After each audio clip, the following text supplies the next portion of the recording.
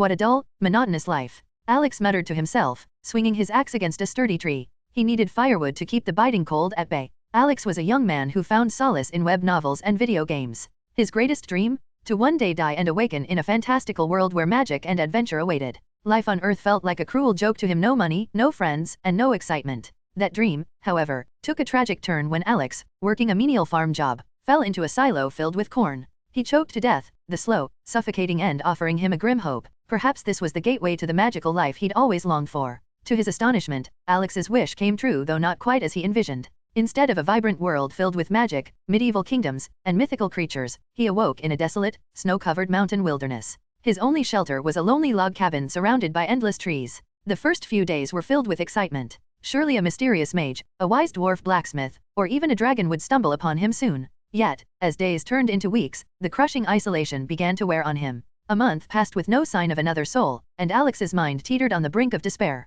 While preparing a meager meal of rabbit meat one evening, a sudden notification jolted him from his gloom. System download completed. Initiating initial operations. Alex froze, his eyes wide with disbelief. Finally, he shouted, leaping to his feet in pure elation. After weeks of waiting, he was blessed with what every transmigrator dreamed of, a system. System started. Introduction. The target has been selected to test a beta system for transmigrated users. The system name is undecided, but the user has full access to its features. The system's features scrolled before his eyes. Gaming points. Create games that attract players. Rewards. Players can earn unique in-game items, convertible to real-world benefits. Customization. Earn more gaming points to unlock advanced game features or trade for personal items, knowledge, or tools. Warning. If the user fails to create successful games, the system will seek a new host. Alex's emotions surged, a mix of exhilaration and disappointment. It wasn't the combat-enhancing, magic-granting system he had envisioned, but the potential to craft anything and gain unlimited knowledge excited him. Spotting a sleek, futuristic-looking computer in the corner of his cabin, Alex wasted no time.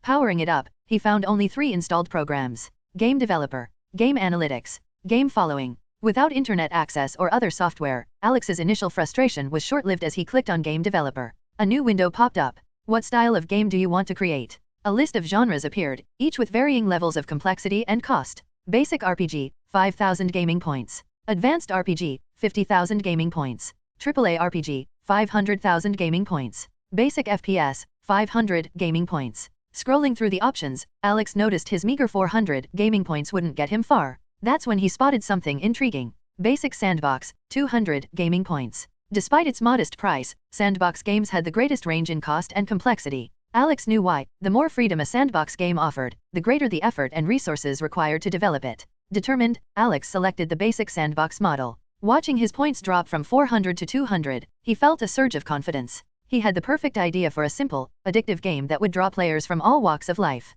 The game? Minecraft. As the system loaded his choice, Alex's cabin was filled with the hum of potential. His journey as a creator had begun, and for the first time in his new life, he felt a glimmer of hope, not just to survive, but to thrive. Using the game development system turned out to be far easier than Alex had anticipated. At first, he was anxious. He'd never studied game development or programming in his life. But as he interacted with the system's computer, everything seemed almost intuitive, as if the system had been designed specifically to eliminate the barriers he feared. Whenever Alex wanted an item or feature to work in a particular way, all he had to do was describe it in simple terms. The system would instantly translate his vision into functionality. For instance, when he wanted sand and gravel blocks to follow the laws of gravity, the system tapped into his thoughts, understood the concept, and implemented it seamlessly. At one point, Alex considered taking a shortcut, imagining the entirety of Minecraft and letting the system replicate it. However, the system promptly issued a notification that made him pause. To replicate the game from the host's memory, a fee of 50,000 gaming points will be required. Additionally, the game must be upgraded to Advanced Sandbox, requiring an extra 200,000 gaming points.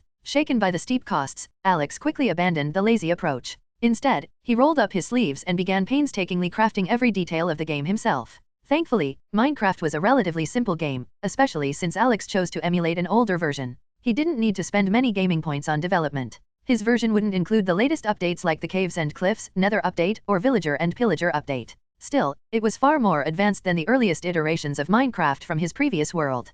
Curious, Alex posed a question to the system. System, can I make the game modifiable for players to create their own mods? It is possible. However, since the game is not built on this world's platforms, a fee of 50 gaming points will be required to develop a mod creation platform. That's reasonable, Alex said, nodding. It's worth the cost. But another question lingered in his mind. System, you mentioned the game isn't made using any platform from this world. What does that mean? The game is developed on an advanced world platform, which reduces development time and costs. Of the 200 gaming points spent on the game's creation, 50% was allocated to converting the game to an acceptable platform for this world. The remaining 50% covered basic game features. An acceptable platform? What kind of platform are we talking about? Alex asked, frowning. The advanced world platform allows players to be teleported into the game world. Without proper modifications, a player's death in the game would result in their real-world death. To prevent this, the system integrates a security feature that ensures only the player's consciousness enters the game. If they die in-game, their consciousness safely returns to their body.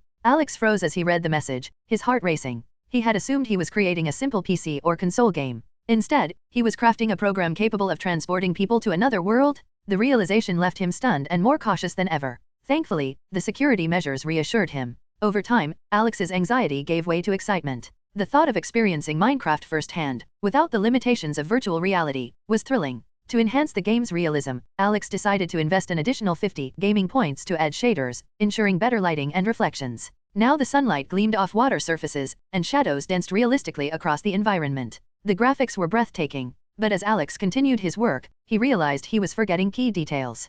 Creating Minecraft wasn't as simple as playing it. He had to remember every block, every mob, and every mechanic. What do I do? Alex muttered, frustrated. His years of playing the game didn't seem enough to recall everything. Then he noticed his remaining 100 gaming points and had an idea. System, is there a way to improve my memory for something specific? User can purchase a memory capsule for 50 gaming points. The capsule will enhance memory retention for 24 hours, allowing the user to recall all details about a specific subject. After 24 hours, the memory will begin to fade unless the user actively revisits the material. Repeated use of memory capsules can make the memory permanent. Alex's face lit up with relief. Without hesitation, he purchased the capsule and swallowed it. Within seconds, a flood of memories surged into his mind. At first, the sudden influx was overwhelming, even painful, but the discomfort soon faded. Now, Alex felt as if every detail of Minecraft had been etched into his brain. Reinvigorated, he returned to his work. With clear recollection and unwavering determination, Alex vowed to finish developing Minecraft by the end of the night. This was only the beginning of his journey. Hey, audiobook collection here. If you enjoy the audiobook, please support the author by visiting the link in the description. If you'd like me to create an audiobook of your choice, kindly get the author's permission and share a screenshot of the approved authorization on Discord. I'll happily create it for you free of charge. It's finally ready, Alex said in a tired voice as he finished reviewing the game thoroughly. He had been awake for 21 hours developing Minecraft and reviewing until he could no longer find any bugs. It would be nice to actually have lots of gaming points to be able to let the system play the game using just my memory. Unfortunately, my remaining 50 points are way off the 50,000 points needed to be able to do that. Alex sighed as he fiddled with the computer. In the game developer program, there was a test button. Alex couldn't think about how the game would be after being submitted. He was really looking forward to testing the game right now, but the fatigue he was feeling was very heavy, to the point that he found it difficult even to go to the bathroom. So, after washing away the dirty cutlery, which he used to eat the rest of the rabbit he had hunted, Alex lay down on his bed and slept very peacefully. The next day, Alex woke up excited to test the game. First he put some wood to burn to warm him up, and enthusiastically pressed the launch button in the program. In the blink of an eye, Alex found himself in a completely different place. Instead of the small cabin he'd lived in for the last month, surrounded by pine trees and lots of snow, this time Alex was finally feeling warm again. This is magic.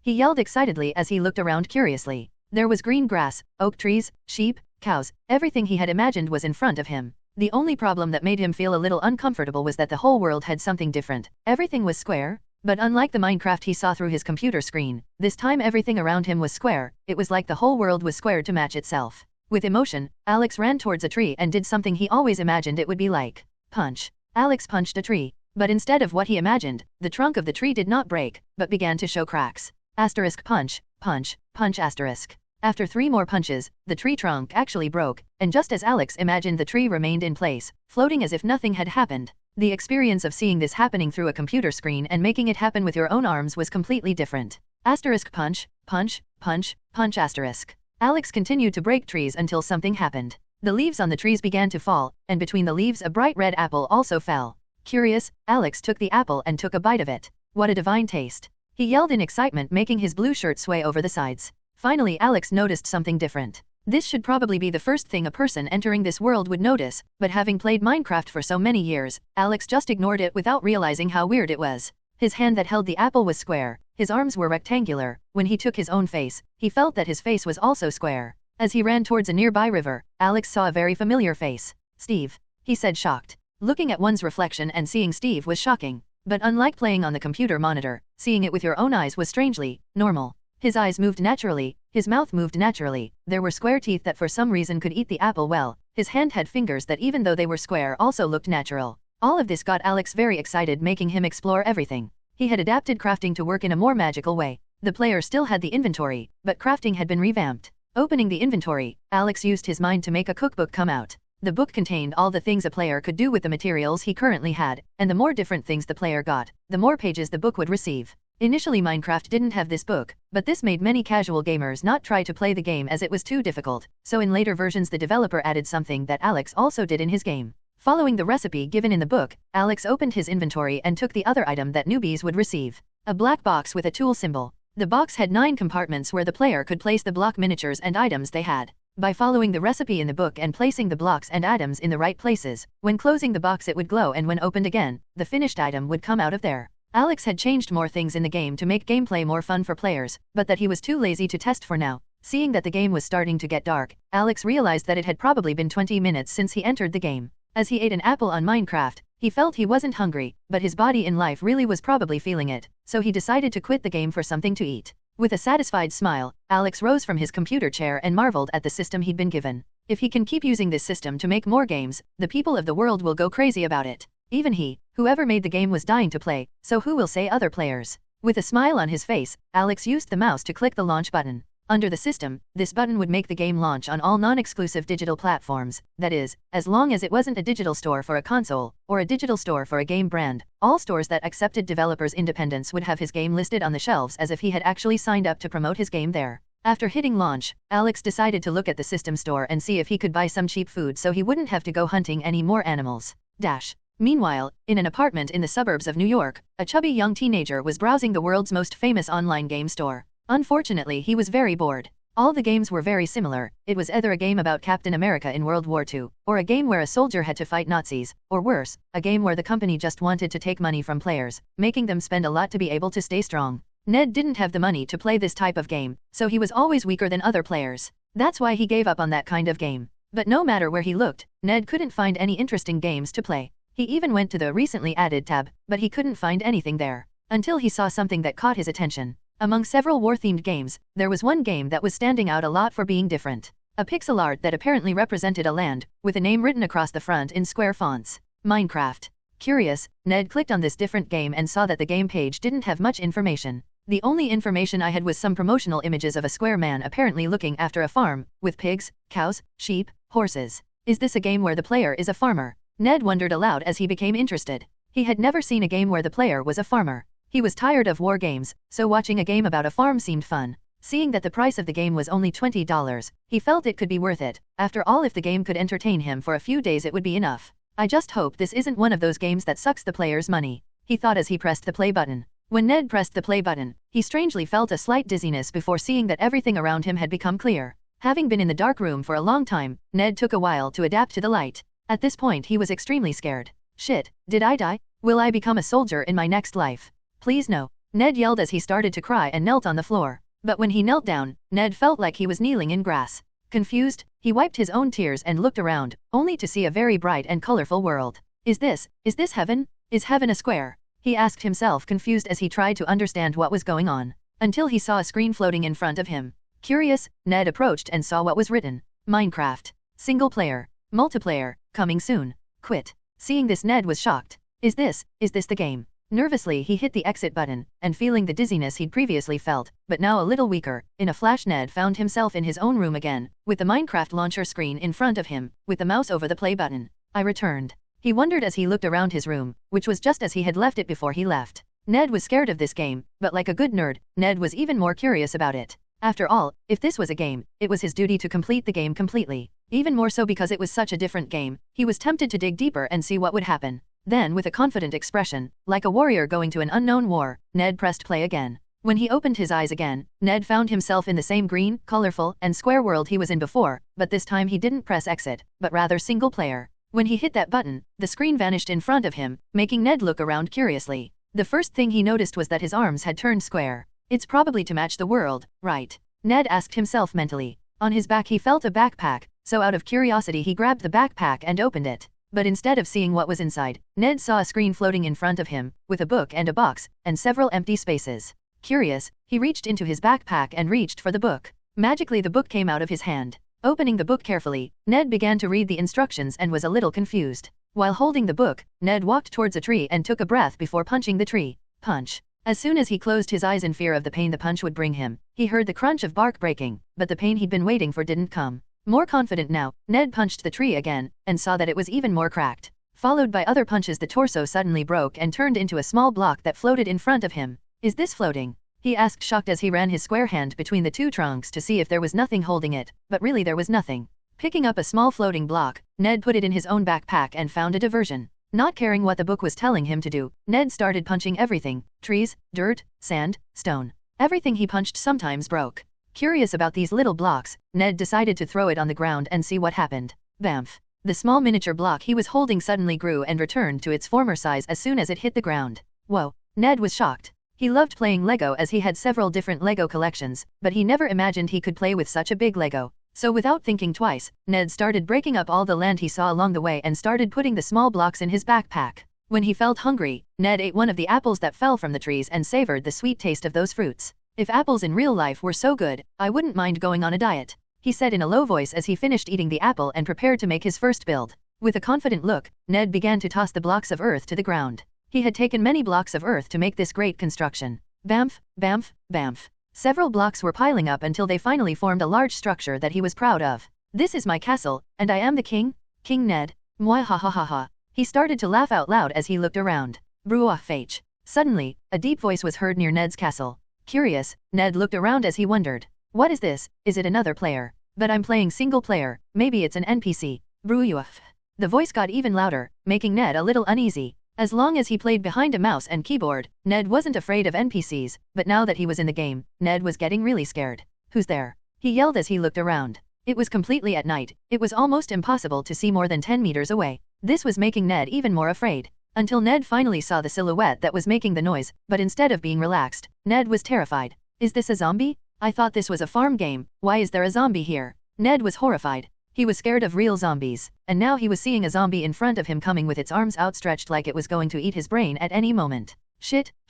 He grabbed his own backpack and pulled out the book to try and see what he was supposed to do, but because it was so dark, Ned couldn't read anything. He had left the entrance to the castle open, thinking it would be easier for him to pass that way, but who would have thought he had opened the henhouse door for the fox to enter? Not knowing what to do, Ned did the only thing he had done so far. Asterisk punch, punch, punch asterisk. Ned began desperately pounding the ground and digging a hole for himself to hide. When he was completely in the hole, Ned took a miniature earth block and not the top part, getting stuck in a 1x1x2 space. Ned didn't know it, but by pure instinct he had used the most famous tactic in Alex's previous world for novice players who were afraid to play Minecraft at night: dig a hole and wait until dawn.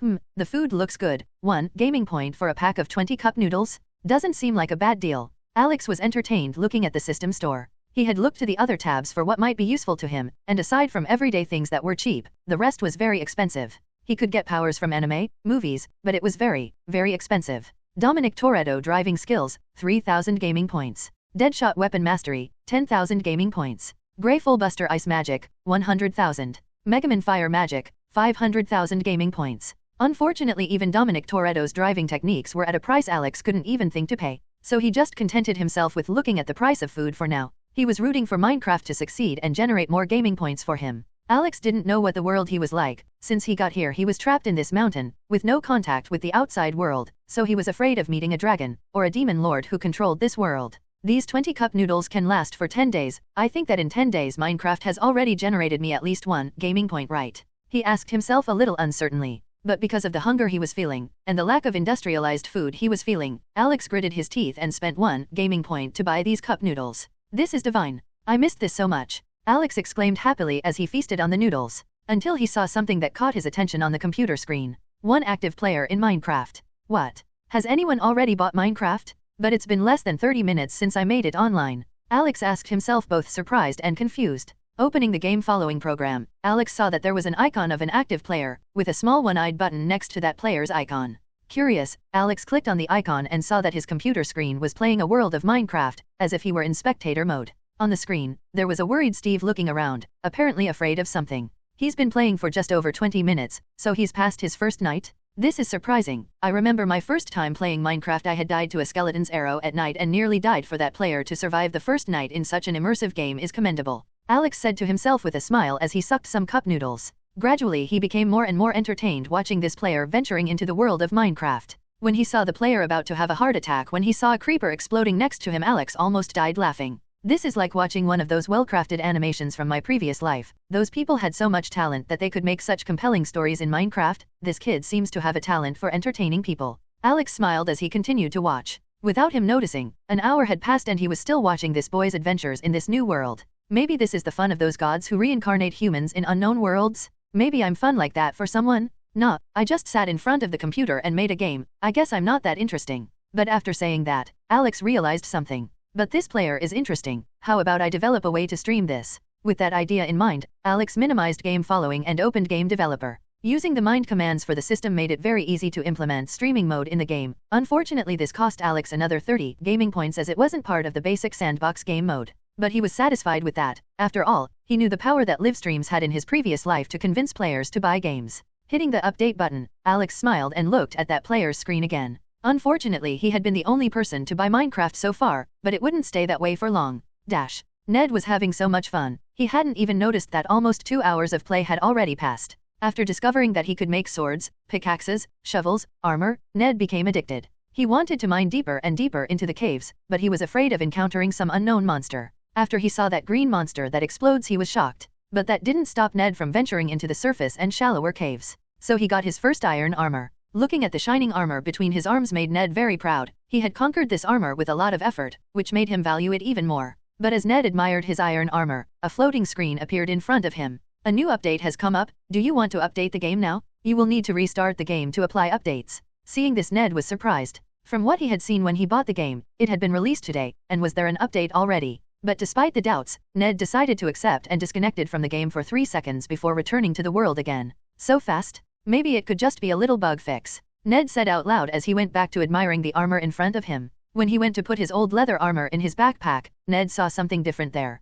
Next to the backpack was something that wasn't there before. A camera? When did I get a camera? I don't remember crafting this, he said to himself a little uncertainly. When he took the camera, he saw a small screen explaining what it was. This is the streaming camera. To start a live broadcast, it is necessary to log into the desired platform account.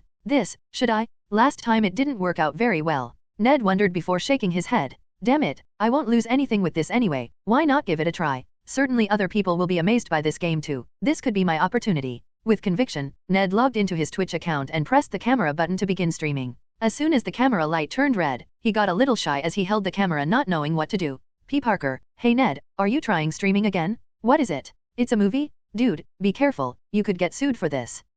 Seeing his best friend's text, Ned smiled and replied, Hi Peter, this isn't a movie, look, it's me. And he started to move his arms as he waved from side to side. P. Parker, what? How are you doing this? Are you using body tracking? How did you get so much money? Ha ha ha, it's not body tracking. Look, this is the house I built. In the beginning it was just an earth castle, but then I took some stone with my pickaxe and managed to exchange the land for stone. Now it's much tougher. Ned said as he started to show with the camera and explain the things he's done in the world since he started playing. P. Parker, whoa, how are you doing this?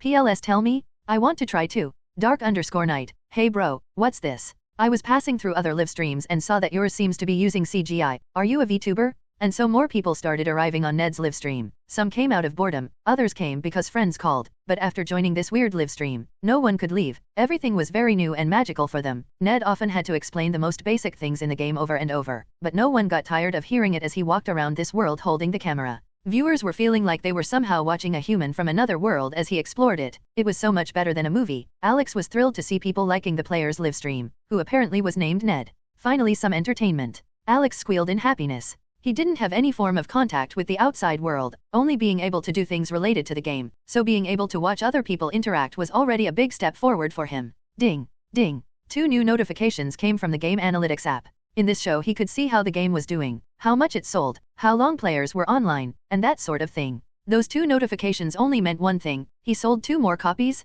Ned's live stream had 40 people watching him, and the number was continuing to grow. For someone like Ned who only had one follower before he started playing, getting 40 people together was awesome. And these people calling more and more friends was becoming a great free publicity for Alex's game. Units sold, 3, $60. My game has already sold $60? This is amazing. Alex was happy as he rushed to open the converter tab to calculate how many points he could earn from these sales of copies of the game. $60 equals 0.3 gaming points. That's not even one gaming point? So I'll need $200 to get one gaming point? To make another 200 gaming points sandbox game would I need $40,000? Damn, that's too expensive. What a conversion? Ridiculous is that? Alex yelled in frustration. I need to calm down. $40,000 is only 2,000 units sold, not a lot, right? Alex wondered uncertainly. Minecraft in his previous world had sold 600 million copies, which was equivalent to $120 billion if it sold at $20 each copy. With such huge potential, Alex didn't have to worry that it wouldn't yield anything for him. The game would probably take a while to start generating more profit, but he shouldn't be in a hurry. With his mind made up, Alex thought about eating another cup noodles to celebrate, but remembering that each cup noodles this one was costing $10, he felt a little guilty for eating this. After all, it was almost 20% of what he had already earned with the game so far. With a source of entertainment, the day went by pretty quickly. Alex used the rest of the day to continue watching Ned's livestream and felt that it was a lot of fun, way better than sitting in the cabin doing nothing like he was being forced to do before. The next day, Alex opened Game Analytics and saw the Minecraft stats. Minecraft. Units sold, 41, $820. Average time played, 5 hours. Peak simultaneous players, 34.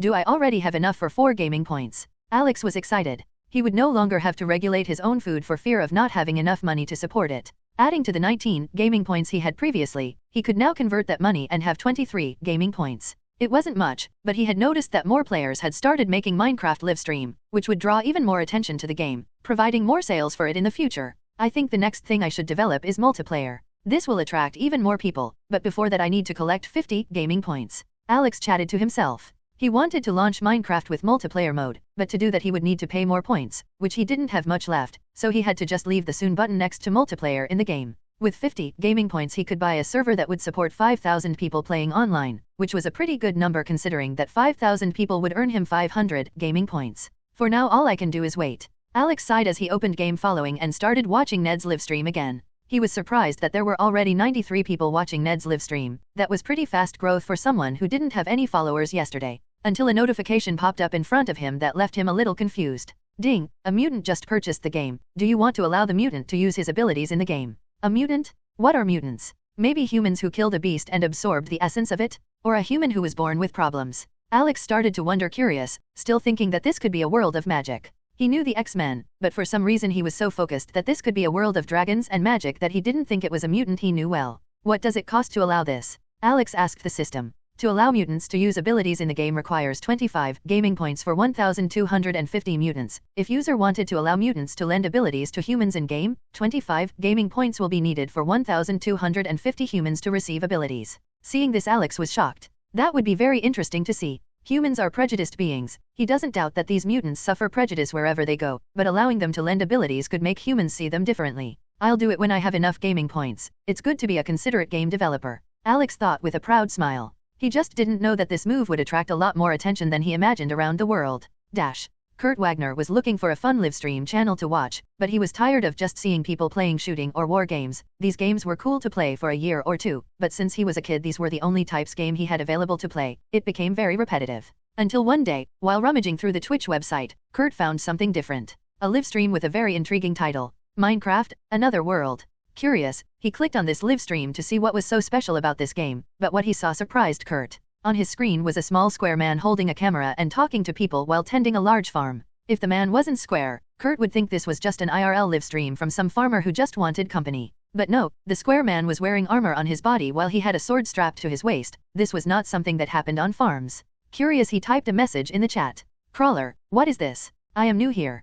Kurt didn't imagine the man's answer would come practically in an instant. Haha, this is your first time friend, Crawler? Don't be surprised, everyone is like that after seeing Minecraft for the first time. This is a virtual reality game where you go to another world and you can have your own adventures. Side of the barn? I was the one who built it with my own hands. Ned said excitedly as he pointed to the house he was so proud to build. Kurt was very surprised to see this, as the man responded almost instantly. Is this really a game? I was thinking it was some kind of movie, or some new technology for VTubers, but the way this man is acting and showing everything around him while interacting with objects, it really feels like a game. Kurt was excited. With excitement he opened the game store and bought the game right away. It had been 3 days since Kurt had purchased Minecraft. He was completely addicted to this game. His friends at the mansion were also curious about why Kurt was always sleeping in his computer chair, but when they found out what game he was playing they were just as excited as he was and started playing it too. Kurt, I found that if you pair blaze powder with an ender pearl you get an ender eye, which shows you the direction of a dragon dungeon.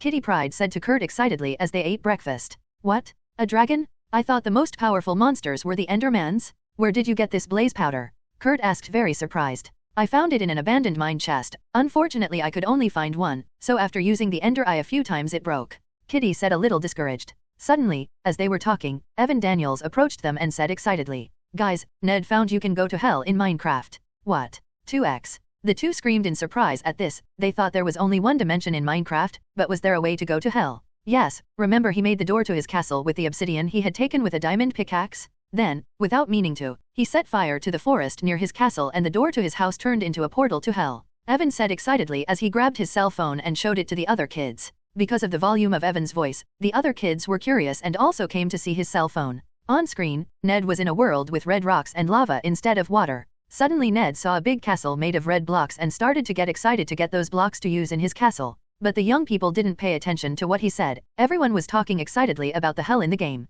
Damn, I didn't know there was a hell. I thought there was only one dimension. A little boy said. Is there more to this hell? Stronger monsters. Another boy said. Look over that castle, there are black skeletons holding swords. They must be very strong. A girl said excitedly as she pointed towards the castle. In the mansion's canteen, all the young men were around Evan as they watched the livestream of Ned venturing through hell, until Ned killed a yellow fire-breathing monster and dropped a strange item he didn't know what to serve. Is that? Kitty Pryde screamed in surprise. What? Kurt asked her confused. That's the blaze powder I told you about. Damn it, so we have to go to hell to get that? I have to go to the bedroom to get diamonds fast. I want to fight the dragon. Kitty said as she ran out of the canteen. But just as she was running through the cafeteria, she bumped into someone and fell to the ground. Are you okay? The person asked worriedly. Don't run inside the mansion, it can be dangerous. Miss Monroe, I'm sorry I'm not running anymore. Kitty said a little embarrassed as she scratched the back of her head. Why is everyone so excited? Aurora Monroe asked in surprise as he saw all the young people excited and arguing about something interesting. This is a new game we started playing. It's a game that takes you to another dimension and has an amazing adventure. I was running because I wanted to go to hell and kill a fire-breathing monster. Kitty said excitedly. Hearing these words from Kitty left Aurora a little confused. If it was just a game it would be hard to get these kids so excited. So, curious, she silently approached the kids and saw her nephew Evan's cell phone. On the screen was a small square man talking to the camera and fighting off some black skeletons, while every now and then he took a pickaxe and started breaking down the castle. She was having a hard time understanding what was going on until Kurt Wagner said something that surprised her. Yes, I already told you, you don't need to be so afraid of dying. It hurts a little, but you can go back to the place you died and retrieve the items. Kurt said as he explained something to the younger boys. But Kurt, last time a zombie ripped my arm off and I was really scared. It's really weird looking at your arm and not seeing anything. A boy said dejectedly. Don't worry about it. After a while you get used to it. The first time I entered that world, I felt very uncomfortable not having my tail, but over time I got used to it, until a zombie ripped my leg off. It hurt a lot the first time, but as time went by I didn't feel it anymore. It's just that you always carry food in your backpack and it will grow again. Kurt explained excitedly, causing the kids to be shocked at how brave he was. Mr. Wagner, what do you mean by pain? Aurora asked intrigued. Seeing that one of the teachers was listening to his conversation made Kurt a little embarrassed, but he quickly responded. Don't you know Minecraft, Mrs. Monroe? It's a game where you are literally teleported to another world. Your body is sleeping in real life, but your consciousness goes to another world. It's magic. Kurt said excitedly. But when he saw Evan's warning expression beside him, and the students around him, he realized he'd screwed up. He shouldn't have told the teacher about Minecraft, as she'll probably say it's dangerous and they shouldn't play this, but it's just a game. Kurt said a little scared. But at this point it was too late. Aurora was worried about the students and instructed everyone to avoid playing this Minecraft game for now as she was going to tell Professor Xavier about it. The students were sad because they wanted to go to the world of Minecraft and invade hell, but they knew they couldn't disobey the teachers at the mansion. Aurora did not stay with the students for long and went directly to Professor Xavier's office. Professor, Aurora said respectfully after entering his office. There was both Professor Xavier and Hank McCoy and Logan. Apparently they were discussing methods for the kids to focus more on training and studies, as lately they weren't focusing much. Yes, Aurora, you arrived at the right time, Xavier said with a warm smile. I'm sorry, Professor, but this time I came to talk about something else, a danger the students are facing. Aurora said with concern. Alex was extremely happy. Minecraft was selling a lot more than he thought it would sell in the first week. Minecraft. Units sold, 321, $6,420. Average time played, 6 hours. Peak of simultaneous players, 241. He had already sold over $6,400, which was equivalent to 32 gaming points. With that he could finally launch the game's multiplayer mode, which would definitely attract more players, as well as making current players even more addicted to the game, as playing alone was fun, but playing with friends was several times more fun. With a smile on his face, Alex sat down at the computer and started setting up Minecraft's multiplayer mode. Using 50 gaming points he bought a server that would support 5,000 people, which would be more than enough for the player base now. First he activated a LAN servers option, which would be free. On this type of server, as long as the two players had the game and were connected to the same internet network, they could connect to the same world together. Secondly, Alex decided to add a mode where the player could buy a world online. The world would cost $1 a month and the player could invite up to 10 people to the world with him. If he wanted more slots he would have to buy separately. That was an idea that Alex had when making the multiplayer mode. As the game was made on a very different platform from his previous world, it would be impossible to get hosts for players to make their own servers. So in order to accommodate these people he decided to make a system to host himself. Players would have no lag at all, and would just pay a cheap price to play with friends. If someone wanted to make a big server with many slots, people would have to pay a lot more money, and then it would be up to the server owner to make the server profitable with the microtransactions they chose. And finally, Alex decided to make some servers for himself, to encourage players to play the multiplayer mode, i.e. he would make some mini-games on a server that players could join. The server name would be the name of one of Alex's favorite servers in his previous world, Hypixel. But he couldn't make many mini-games with the features he currently had available, so he chose only 2 of the simpler but a lot of fun mini-games he liked to play. Build Battle and Hunger Games. Luckily he didn't have to build the lobby manually. The only thing Alex needed to do was imagine what the lobby would look like, or rather, remember what Hypixel's lobby looked like in his previous world and tell the system to build it. With a smile on his face, after a few hours of setting everything up, Alex finally hit the test button. The dizziness he received the first time was gone. After getting used to playing this game it faded with time, so Alex just blinked and in the next second he found himself in the world of Minecraft again. But unlike normal, now he was in a medieval town, with a big purple portal facing him. Around him he could see some stalls with villagers that could sell some useful things to players. With an excited smile on his face, Alex headed for a villager he had programmed. HRMM. The villager made his usual sound as he made a screen appear floating in front of Alex. After changing the settings on the window a bit, Alex finally pressed confirm and felt a light come down on him. With a smile, Alex ran to the nearest mirror and found himself there. Instead of the standard Steve skin that he had previously worn, Alex was now wearing a skin with a worn brown shirt, light gray pants and black shoes. He had made his own skin to match the name he would use in the game. Through the mirror, Alex could see a name floating around. Notch. That was the name he chose for himself, both as a form of admiration and an homage to the true creator of Minecraft. The skin he had been made based on the original Notch skin, the only difference being that instead of a long beard and a bald head, Alex changed to a bald beard and a head with long black hair.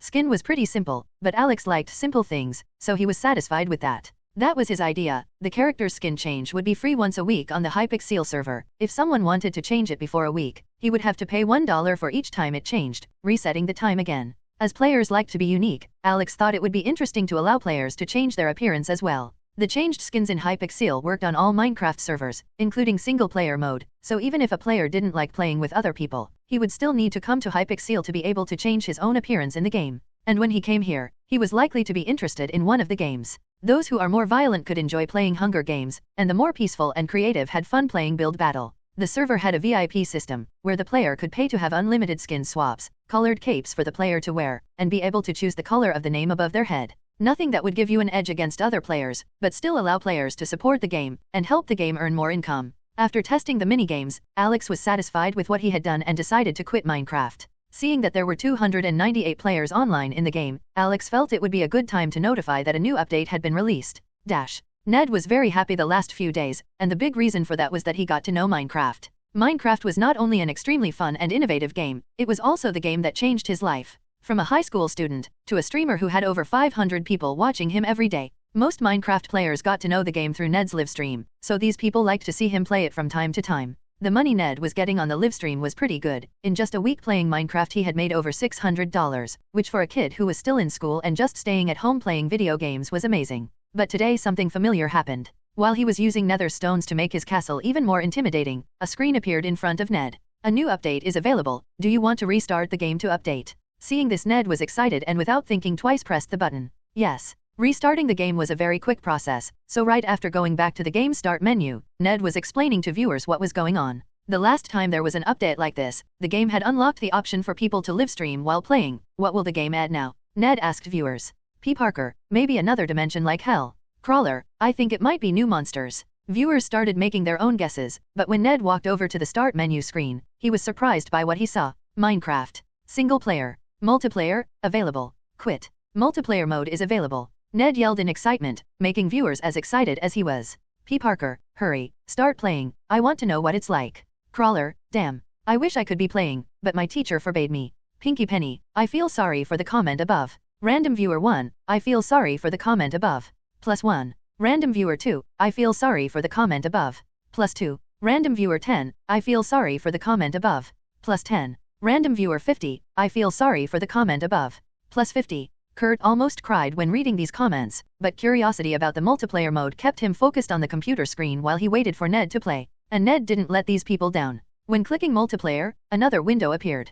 Hypixel, 15/5,000. Create own server. Ned didn't want to create his own server, so without thinking twice he clicked on Hypixel and was teleported to that world. What he saw around him stunned Ned. Unlike the simple castle he was building, the buildings in this world were gigantic and very well made. There were very tall houses with beautiful roofs, small simple houses, stalls with villagers behind them who seemed to be selling something, and most attractive, a large purple portal in front of it. That portal leads to hell. Ned asked himself in surprise. He had never seen such a large portal, he even felt intimidated by it. Around it were 15 more surprised players looking at the big portal. Looking around, Ned saw that they all looked the same as he did, which made him a little uncomfortable. The only difference was 2 players who appeared to be girls, who had a female skin. But before Ned could complain about it, he saw a person different from the others. He was a player with long black hair, a brown shirt and gray pants. On the back of this player was a red cape with the face of a creeper that swayed in the wind. Above that player's head was a name, Notch. This made other players' attention shift from the portal to that player immediately.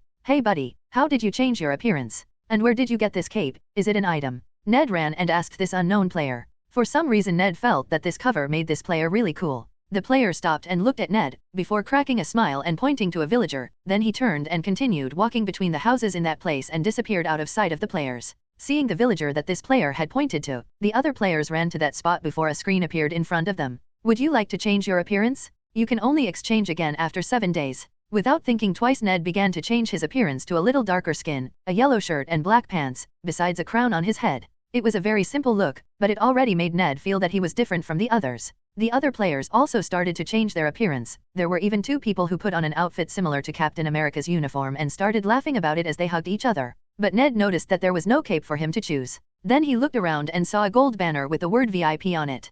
Curious, he approached the flag and saw another screen appearing in front of him. VIP banner. The advantages for VIP players are: would you like to become a VIP? Ned saw that the price was only $5, so he paid immediately. He managed to earn a lot more than that while doing a live stream, so he didn't bother to become a VIP. Soon he chose a golden cape and put it on his back. When walking down the streets, the other players were surprised by this player's cape and also ran into the banner before putting on their own capes to feel special. While they were doing this, the number of players in the lobby increased a lot. Initially there were less than 20 people, but now it was getting pretty busy with apparently more than 100 people walking around the place to explore. Let's play a game. Ned asked the chat excitedly. Without him noticing, his live stream, which previously had only 500 people, now had more than 900 people, probably because of the novelty of this new mode.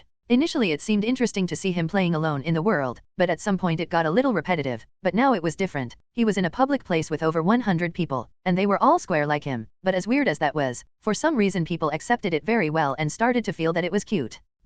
While Ned was trying out multiplayer mode, Kurt was on the verge of tears in his room. Multiplayer mode looked like a lot of fun, but he couldn't play. As he went to the cafeteria for dinner with the other students, he noticed that they all had the same frustrated expression on their faces, probably also wanting to play Minecraft multiplayer mode, but because of the teachers they couldn't. Seeing how depressed the students were, Aurora went to Professor Xavier's office to see if he had discovered anything about this game, whether it was harmful or not, but when she walked into his office, Aurora saw that Xavier was apparently sleeping in his chair. Concerned, she approached him quickly, but before touching Xavier, Aurora saw on his computer screen a square character running back and forth with a smile on his face. Is he having fun walking around again? Aurora was shocked to see that Professor Xavier was apparently playing this game and having a great time. Well, if even Professor Xavier is having fun playing the game, I think I can allow the students to play too. Aurora thought cautiously, but she was curious why this game was so much fun for these people. Maybe I should try too. She asked herself confused. While the students at Mansion X were excited to know they could get back to playing Minecraft, Alex was flying around the Hypixel server and watching the players in spectator mode.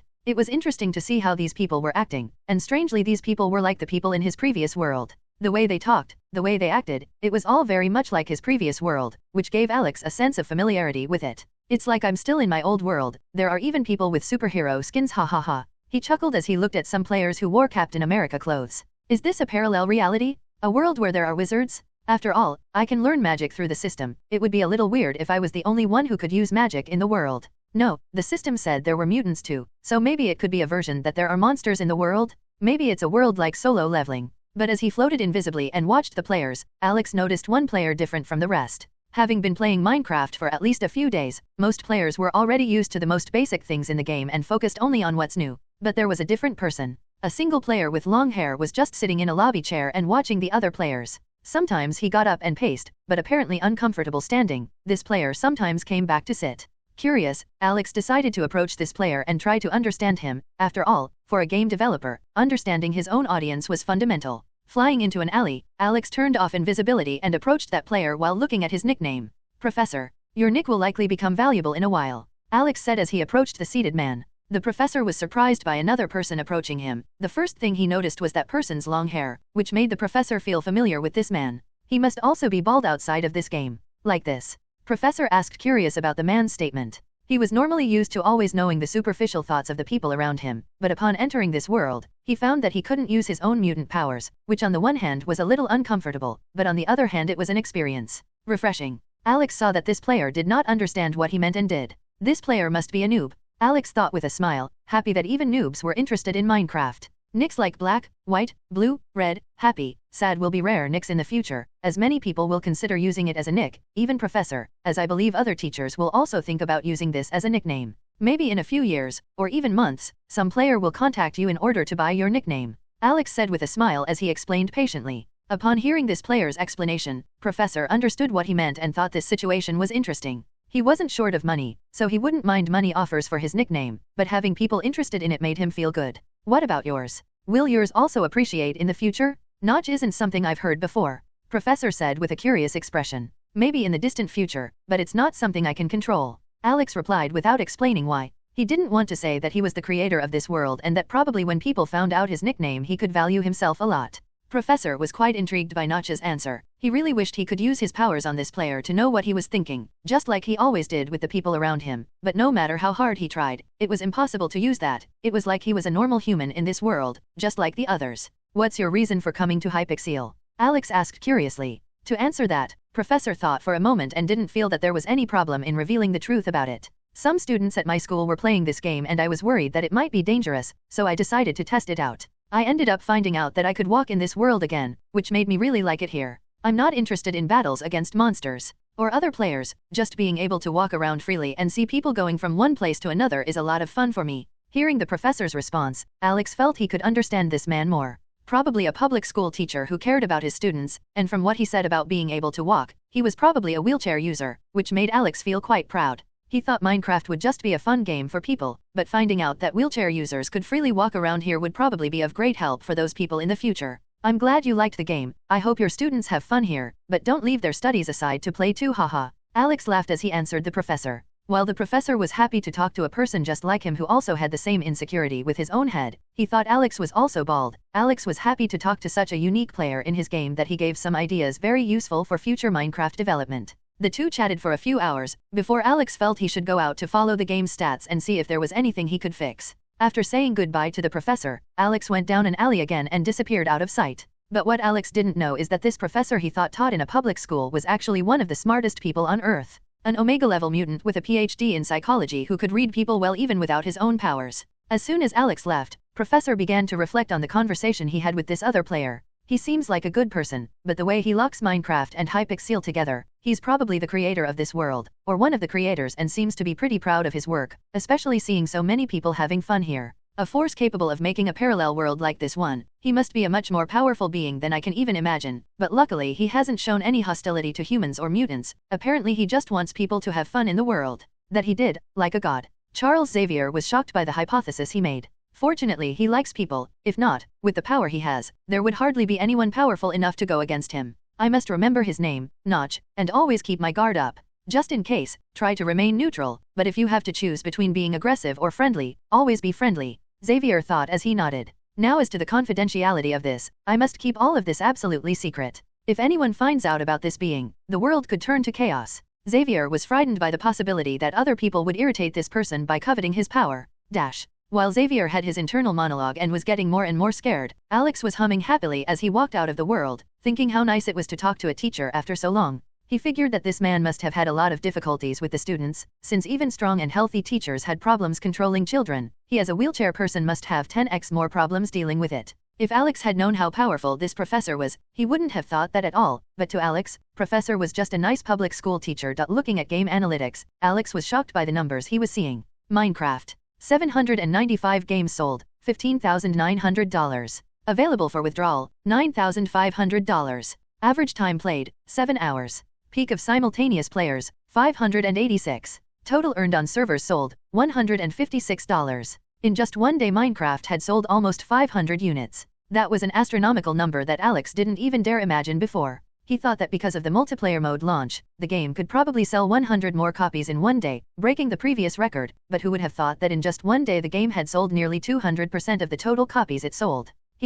These players are apparently very satisfied, as these new sales are likely to have come from players convincing friends to buy, or players making live stream about the game. Alex tried to deduce where so many sales came from. But that's not something completely incomprehensible. After all, I also only decided to play Minecraft the first time because my friends convinced me in my previous world. These players are probably the same too. They may have seen Minecraft videos and live streams, but because they felt it was very different and complex they may have avoided starting to play the game, but when they found they could play with friends who could teach they decided to buy soon. Alex thought. And probably the most basic game modes available from Hypixel can greatly influence these people's choice, as Hunger Games and Build Battle were games that anyone could play. Not to mention that launching Build Battle mode had greatly encouraged these players to enter Hypixel, as I hadn't yet added creative mode in Minecraft Vanilla, so the only place these players could pick up blocks infinite and building things freely was there. For people who liked more creative skills, this seemed perfect, making everyone feel happy with this new update. Alex thought of things he could do with the money from Minecraft sales, but for now he decided to just let it accumulate a few points before he could cash out and do some other update for Minecraft. For now, the hype around the game was enough to make sales remain constant. Probably those sales that happened today were just a peak, and from tomorrow it would start to fall again until it stabilized at a lower value, but Alex already was satisfied with these statistics. In a hidden temple in the Himalayas, several monks practiced stick fighting. These people had given up their earthly life in order to serve the master of this temple, at least for a while before they could go back and satisfy their own desires with the things they learned. Some of these people had pure desires, other people in the future would do terrible things against humanity, but all of this was nothing unknown to the master who guarded this place. This master could be known by many names around the world, but his identity was always a secret, and what he could do was never revealed much either. The only thing that all the disciples knew is that the master was very powerful, to the point that hardly anyone on earth would have enough strength to deal with this master who apparently already knew everything. But while people trained and thought their master was omniscient, their master was actually amazed to come across something that even he didn't know. This master was actually a woman. Because of the magic she controlled, her hair had completely fallen out, leaving a smooth shiny bald spot on her head. As much as she had no hair and had lived for hundreds of years, she was still a very beautiful woman. But this beautiful woman was shocked as she held up a necklace made in the shape of an eye that glowed with a green light. What is this? Why can't I see what's changing the timeline so much? She asked herself scared. For some reason, today as she was doing her routine weekly timeline check, something started to change things a lot. Because she couldn't see the cause of this change very well, she could only see fragments of the result of this timeline shift. Fortunately, the changes that were taking place were positive around humanity. People who would once hate each other were starting to change to colleagues or friends. In this new timeline, people who once fought to the death were now apparently reconciling and starting to have fun together. This was unthinkable to her, as she knew it was their destiny to act this way and even fight to the death this way, but for some reason, there was a hidden force controlling things behind the scenes, correcting the timeline of a way that humanity was becoming even stronger than it could have imagined. Battles that in the future could kill billions of people because of this new timeline were having completely different developments. Is this a good thing or a bad thing? The elder asked herself, scared as she saw the timeline being messed up like this. But for some reason, despite using one of the infinity gems, she still couldn't see anything about the being that controlled this change in the timeline. It was as if this being was not part of this universe, but still continued to interfere in a positive way in everything that was happening. Frustrated, the crone continued to use a lot of magic on the eye of Agamotto to try to uncover at least one clue as to who this being so powerful was, that it was changing everything in the timeline, and after spending 80% of her magic power, the crone finally found out. A clue. Minecraft. It was the only word she could pick out of the jumbled timeline she was seeing. This was the thing she saw that had apparently initiated this break in the timeline, shifting into something she didn't recognize. What is Minecraft? She asked herself, confused to see that the name was too simple. Have humans discovered a way to mine other ores and craft new weapons? No, that doesn't seem to be true. Maybe the humans discovered Wakanda and started mining the vibranium from there? It doesn't seem very possible either. She started to formulate numerous hypotheses about this, but in the end she chose the most obvious answer to her question. Google, what is Minecraft? She typed into her computer curiously. The elder was shocked to see her Google search result. Minecraft is a magical game. It was her first internet search result, and it was a post on a site called Reddit. Minecraft is a magical game. Hi guys, this is my first time posting something on the /games subreddit. Last night I was bored and started looking for some live streams to kill my boredom, but honestly I was pretty tired of just watching people play shooting games, or war games with Captain America. Seriously, do you only play games like this until today? Anyway, while I was looking for something fun to watch, I saw a live stream of someone I had never seen before. There were 1,000 people watching that live stream of a game called Minecraft. This is a game I have never seen before. Initially I thought it was another boring shooting game, but on thinking about it, the name didn't seem to fit with a shooting game, so I decided to give it a try and watched some of that live stream. That was the best thing I did on my night. The live stream was from a player named Ned the King, which at first I thought was just a random egocentric player, but upon entering the game, I saw a square character building a castle with his bare hands. That man had my respect. He always said that his dream was to be a king, so in that game he had the freedom to build a castle and fulfill the little dream he had, something that moved me a little. But what really surprised me is that I initially thought what I was seeing was some kind of CGI, or a game cutscene, but no, during castle construction, that square character was interacting with the chat, sometimes even showing things that other people asked, like an interactive movie.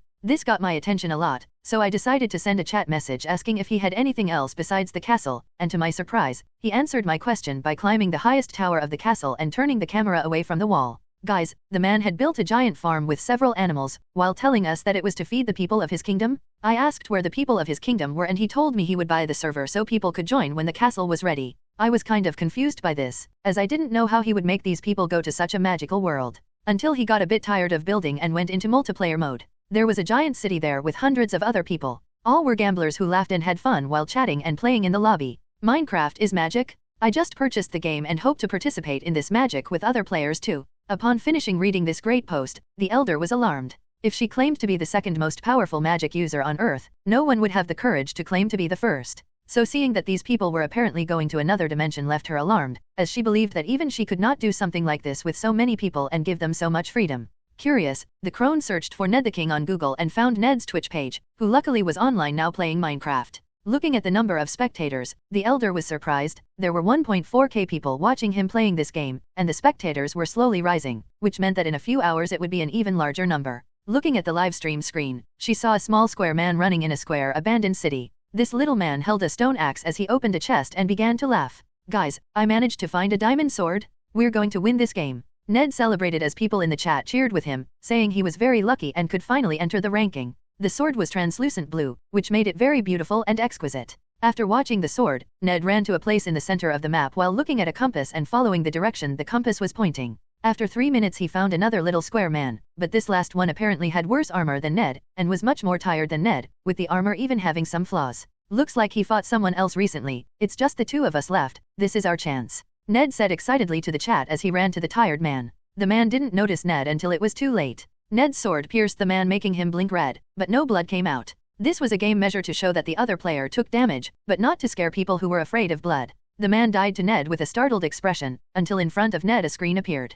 Congratulations, player Ned the King, you completed 37 wins and took 3rd place for most wins on the entire server. Do you want to appear in the ranking? Yes, Ned said excitedly before being teleported back to the lobby. There were hundreds of people there. Some were eating fruit and talking, others were sitting on the floor telling stories, others were advertising their own servers in the lobby. If no one knew what this was about, they would probably think this was a peaceful city from a distant world. But Ned didn't even pay attention to this. He quickly ran to the villager side that sent them to Hunger Games matches and noticed that one of the villagers' bodyguards had changed. It was a player in a yellow jersey with a little skin. Dark, completely wearing very nice bronze armor that wasn't available in the game, and above the player's head was a name. Ned the King. It's me guys. I'm here too. Ned yelled excitedly at his viewers, which attracted the attention of players around who looked at him in confusion, but after realizing that he had the same name as one of the Hunger Games villager bodyguards, they soon understood that he had taken one of the top 3 spots recently and was excited about it, making people come to congratulate him. The crone watched all this with amazement. While watching this live stream, she tried to open a portal to that dimension and try to understand how it worked, but as much as she was seeing the place, she couldn't locate it at all. Not even she, one of the most powerful beings in the universe, couldn't understand or locate this place, as if it didn't exist.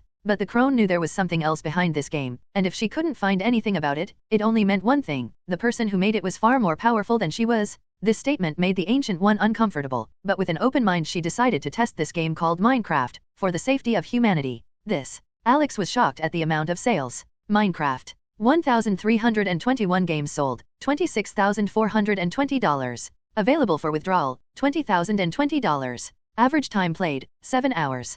Peak simultaneous players, 910. Total earned on servers sold, $456. Total won in VIPs, $3,960. Available gaming points, 1. $20,000, that's a lot of money. If I convert it to GP, it will give a total of 100 GP that I can withdraw at any time. Considering server and VIP earnings, 122 GP. I got rich. Alex was excited as he began to dance back and forth in his little cabin. Finally, I can stop eating cup noodles. Alex really loved the taste of cup noodles, but eating the same thing for 2 weeks was making him a little queasy. It had been a week since Minecraft multiplayer mode had been released, and Alex was avoiding looking at the game's sales stats to feel a surprise, but he didn't think the game's sales amount would more than double this week. Following the amount of players making livestream Minecraft, in addition to word of mouth, the probability that the amount of copies sales will double this week is very high. Alex was excited as he analyzed the game's sales statistics. Today I will feast on celebration, Alex said excitedly as he opened the system store and prepared to choose a good meal. Shokyuji no Suma hamburger,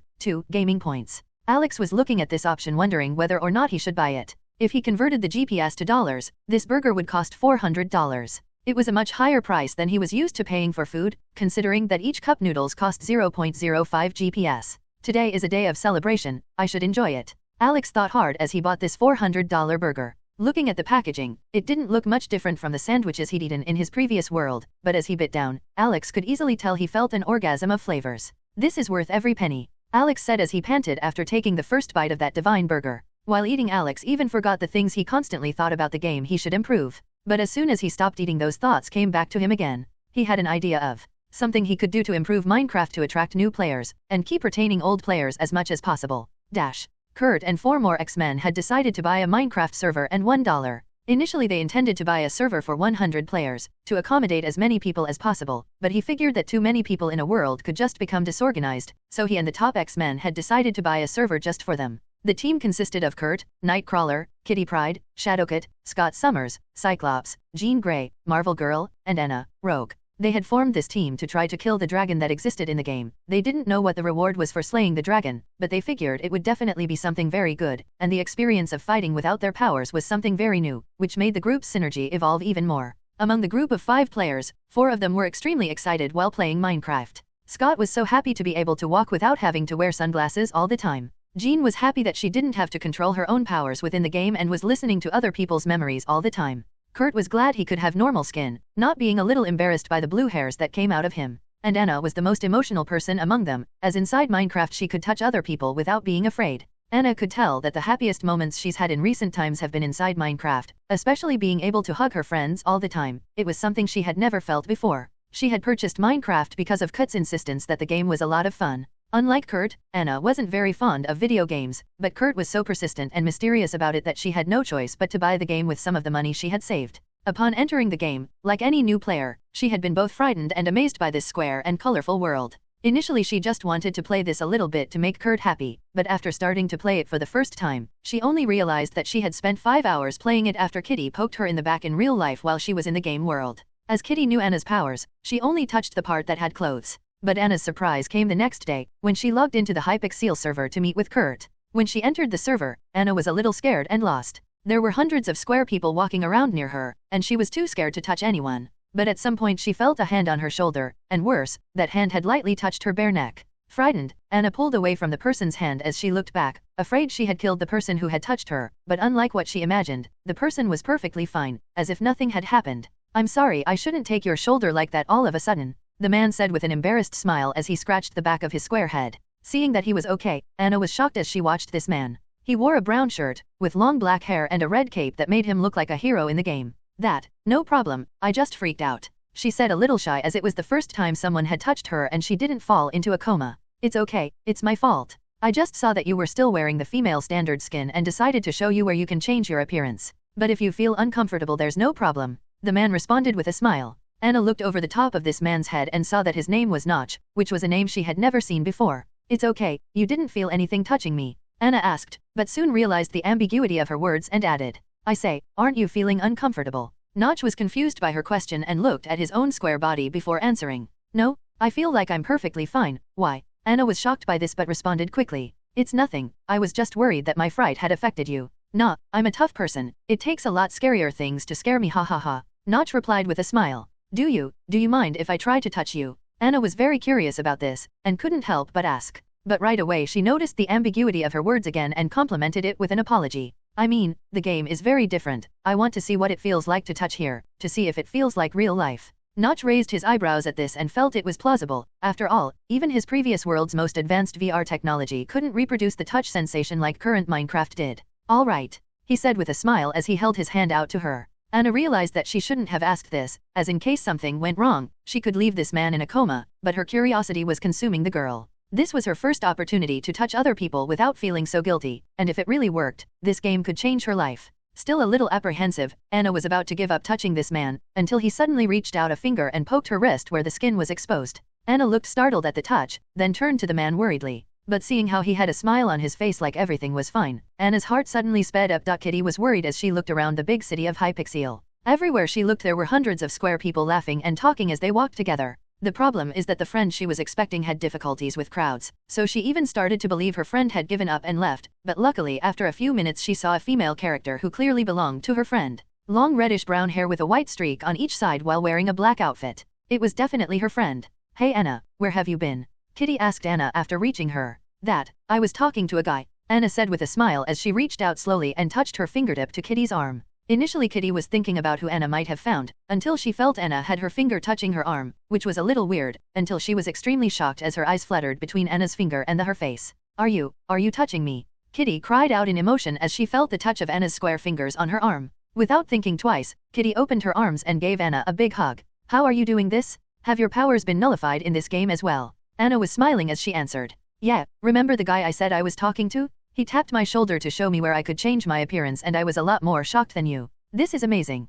People will be very excited about this news. Let's meet them. Kitty said excitedly as she took Anna's hand and led her to where the rest of the group was. Upon arriving where the rest of the group was, Anna was shocked by what she saw. All the other X-Men also had happy smiles just like her. Scott was very happy to be able to play without the glasses. Kurt was happy to have skin like other humans and Jean was happy not to hear the thoughts of anyone near them. After talking about their happiness at having their powers disabled in this world, the X-Men even forgot the main reason they came to this world, which was so they could play together. They didn't even remember it, and spent hours talking and exploring the Hypixel, until something caught their attention. All Minecraft players saw a screen floating in front of them with text they had never seen before. Regardless of whether these players are playing multiplayer or single-player mode, everyone has received this notification. New World Event. Curious, Kurt clicked on this screen and saw an explanatory text appearing in front of him. World Event. Kill the Ender Dragon. The world of Minecraft is known for having beautiful landscapes with monsters of different species and dimensions. Just as in the overworld there are skeletons, in the nether there are the wither skeletons. But have you ever wondered where the Endermans came from? This monster does not originate from the overworld, but from a dimension called the End, which is protected by a powerful void dragon. Now, the villagers ask the humans for help in killing the mighty Ender Dragon. Players who kill Ender Dragon by the end of the event will receive a limited cloak with the dragon's face, plus a key to use the large Hypixel portal for a different game mode. For those who fail to kill the Ender Dragon before the end of the event, they will no longer be able to receive the cape, but the key will still be available. On the altar next to the big portal in Hypixel there is a space for the player to place an egg. Once an egg is laid, the player can choose 4 people to gain access to the new game mode as well. Time remaining, 6 days, 23 hours, 59 minutes, 46 seconds. Kurt was shocked to see this ad. Previously they only had speculation about there actually being a dragon in the game, but now it has been proven that there really was one, and those players who manage to kill the dragon will be able to receive a limited cape from the game's first event. Just thinking about him sporting this cape to other players in the future made Kurt's smile light up. Hey, isn't this dragon the one we wanted to kill? Jean asked confused after finishing reading the game message. Yes, that's exactly it. Let's go to the server I bought. There I'll teach you the basics and we can start our adventure to kill this dragon. Kurt said excitedly. Let's go.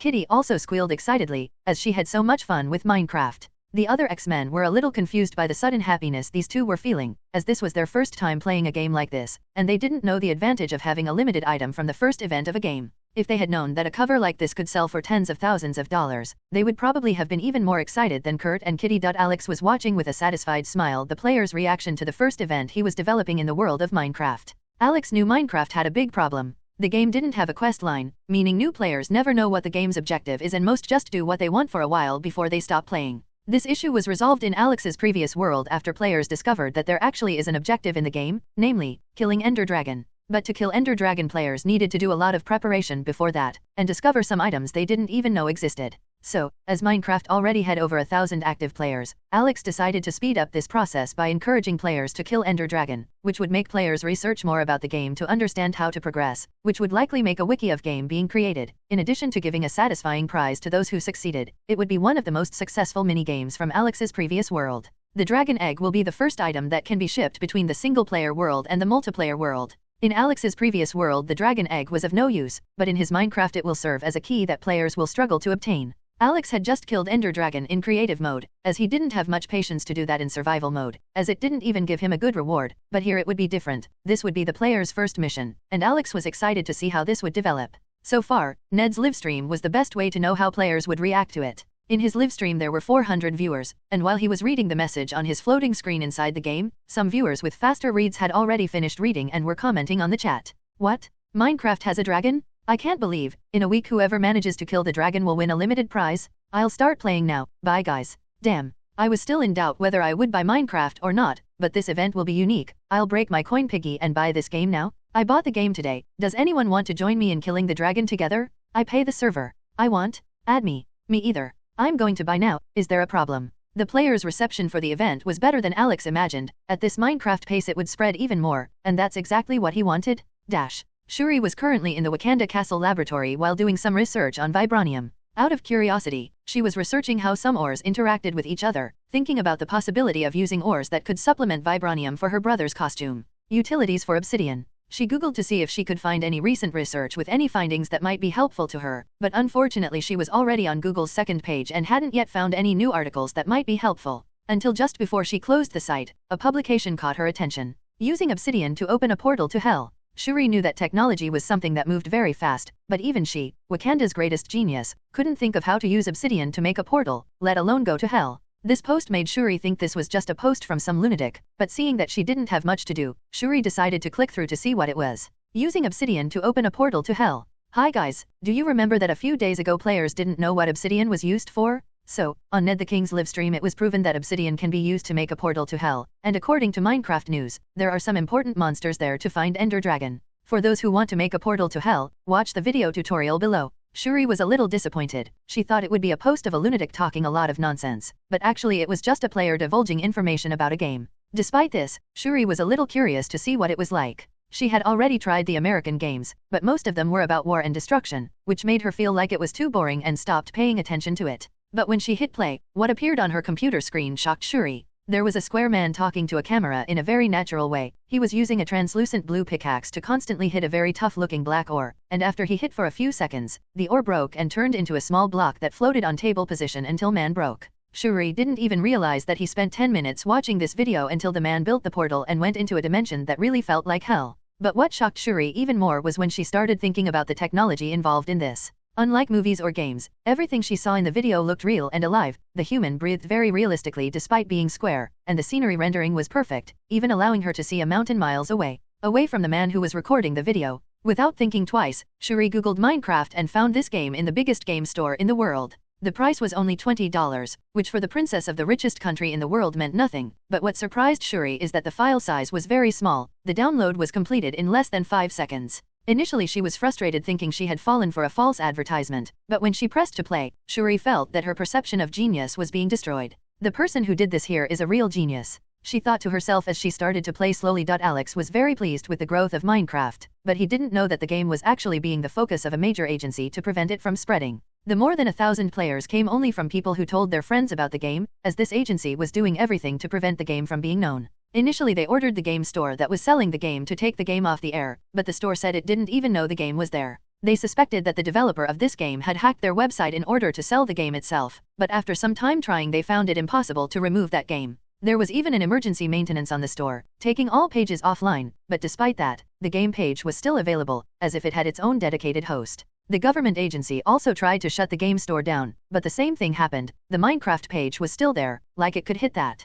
Their only luck was that they were able to control their store's promotion so that the game didn't appear on the home screen or as a recommendation to players. The same was done at Twitch, the place where players could live stream playing. Neither the agency nor the site's developers were able to take down the players' live streams. But just like the game store, they managed to hide the live streams from these players, so no one would know about Minecraft. Unfortunately, in both cases, it was impossible to prevent the game from being known by other people, causing the amount of hits on both sites to increase every day. If this government agency weren't trying to keep Minecraft from making itself known, it's very likely that news programs or internet influencers would have already been talking about the game and getting hundreds of thousands of people to start playing it. Coulson, give me good news. Nick Fury said as he looked at Coulson as he entered his office. Sir, even Stark said he had no idea how to do something like that. In his words, if this had been done by a human genius, I would be the only one who could do it. Coulson said with a tired expression. He had been busy with the Minecraft mission for a week, where he had to find out who the creator of this game was, or at least some hint of it. So Stark thinks this was done by aliens? Fury asked curiously. He didn't say it was made by aliens, he just said he would be the only human who could do something like that. Coulson replied. This is within my suspicions. This technology is very advanced, to the point that I just believe it's alien technology, a mutant power, or magic, but among the three examples, the first two have a higher probability. Fury spoke his thoughts, which made Coulson raise an eyebrow in astonishment. There is a small piece of news, but I still haven't been able to confirm the basis for this. Coulson said in a slightly hesitant voice. Which is? Fury asked. Players say there is a player very different from the others. He was the first player to appear in Hypixel with a different skin, as well as being the first to find out about the skins, but unlike other players, he was treating it with a lot natural, as if it were no surprise, unlike how the other players were acting. His name is Notch. Coulson responded in a professional tone. Notch. Fury repeated this player's name so he could remember it in the future. After hearing Coulson's explanation, the best spy instincts in the world were screaming at Fury that there was something wrong with this person. Romanoff has already finished her mission with Stark, so you'll instruct her about Minecraft and make Notch's information available so she can contact him inside the game. Because he's a man, the chances of her finding something out of it will be higher. Fury gave an order that made Coulson nod his head before leaving the room. Fury was also doing his own investigations into the game. He had played both single-player and multiplayer modes. In the other world he had a black character, with black clothes and long black hair to match the outfit. If Xavier or the Crone saw Fury's character, they would know right away that he was just like them. As Fury explored the single-player world with his character, a transparent screen appeared in front of his face with a message from the game. A new update is available. Fury was curious about what would have changed in this world for such a sudden update to come. When exiting the game, he clicked patch notes to see what had changed. Minecraft version 1.0.4. The Dragon Slayer event has been updated, so a new feature has been added to the game. Item withdraw. Special items can be taken out of the game to the real world for a certain cost. Available items. Ender Dragon Cape, available to Dragon Slayer event winners. Gives whoever uses +1 charm. Strength Potion, available to the 20 players with the most wins in Hunger Games mode at the end of each week. Gives whoever uses +0.1 strength. Cumulative. Lucky Potion, available to the 20 players with the most wins in Build Battle mode at the end of each week. Increases the probability of a little good thing happening during the day. Using more than one potion on the same day amplifies this effect. To make gaming even more fun, Hunger Games and Build Battle have received a duo mode, where players can team up with friends to play against other players. Duo wins will count as one win for each player. With these changes, we hope players will call friends to play our game modes together. We guarantee the rewards are better than you can imagine, and it will be as magical as Minecraft was the first time you decided to play. _jab. Fury was shocked by this news. If what the game said is true, which he doesn't doubt it is after he's experienced the game himself, this will cause word of mouth to increase exponentially. Son of a bitch. Fury yelled inside his office. As a bald man screamed in rage in an office, Alex chuckled with glee as he saw this option the system had made available to him. He could buy the Minecraft cape and potions in exchange for gaming points, but what surprised him even more was finding that he could give these things away to players. He could decide how these items were given away. Of course, the gaming points price of the prizes still existed. But who said Alex needed to pay for these gaming points? The players themselves could pay for it themselves. Alex found he could buy 2 bottles of potion for 1 gaming point, which made him even more surprised when he remembered the price of the sandwich he had paid. So that meant each potion bottle cost $100. Alex was willing to make players pay $50 for the potion bottle while he would pay for the other $50, which he was sure players would pay. Damn, even if I charged $1,000 for each bottle these players would want to pay, Alex said with a frustrated expression as he stared at the reflection of his shirtless body in the mirror. He had drunk a strength potion to test the result, and it was beyond his expectations. Each potion gave the user plus 0.1 points to their strength, and since the system said the average strength of an adult is 10 points, each potion is equivalent to increasing the strength of an average person by 1%. It may not seem like much to increase someone's strength by 1%, but thinking about it in the long run, if someone stays in the top 20 for 4 weeks in 3 months they will have their own strength increased by 12%. Alex knew that the competition for these portions would be fierce, as no one would want to let this opportunity pass. With this players would call their friends to play duo with them, which would make more players coming, more people commenting, and consequently even more people coming to play. As much as Alex would pay $2,000, 10 gaming points per week, which is currently a great value, in a few months this will become negligible considering that more and more players are joining the Minecraft VIP, even just charging the monthly fee. VIPs Alex will be able to pay these gaming points for the potions and earn a significant profit from that. I could charge more for these potions, but I'm an honest game developer who doesn't want to exploit my players. I don't want to become an EA someday. Alex sighed as he stopped watching his own muscles in the mirror. The change the potion brought him after taking just one was not very significant, only slightly increasing the circumference of his arm, but by taking 10 potions, Alex saw that his arm really did grow a lot. If before he was like an ordinary young man, now he looks like a young man who trained for almost a year. Best of all, he didn't have to make any effort, just spend money and drink potions. If I remember correctly, Minecraft was a big hit in my old world, even while I was still in alpha. Why isn't it still selling so much in this world? All the players who played it were delighted with it. Alex sighed uncomprehendingly the reason. He had no way of knowing that the world's largest security agency was desperately trying to cover up his game for the world, since he didn't even know that agency existed. That subject aside, Alex opened Ned's live stream to see what the boy was up to. Peter, beware of the ghasts. If they attack you, use your sword to send their fireball flying back. Ned yelled to another player who was with him on the Nether. Livestream's title was The King Will Become a Dragon Slayer. Alex was amused by how Ned acted, but was surprised to see his friend in the game. As much as this friend of Ned's was wearing iron armor in the game to protect himself, Alex was shocked by the iron armor the boy was wearing underneath. More precisely, Ned's friend's skin was someone Alex liked a lot, Iron Man. When Alex saw that there were some players with Captain America skins, he thought it was a coincidence that players here also liked Marvel movies, and it was even more evident when he saw this player with the Iron Man skin.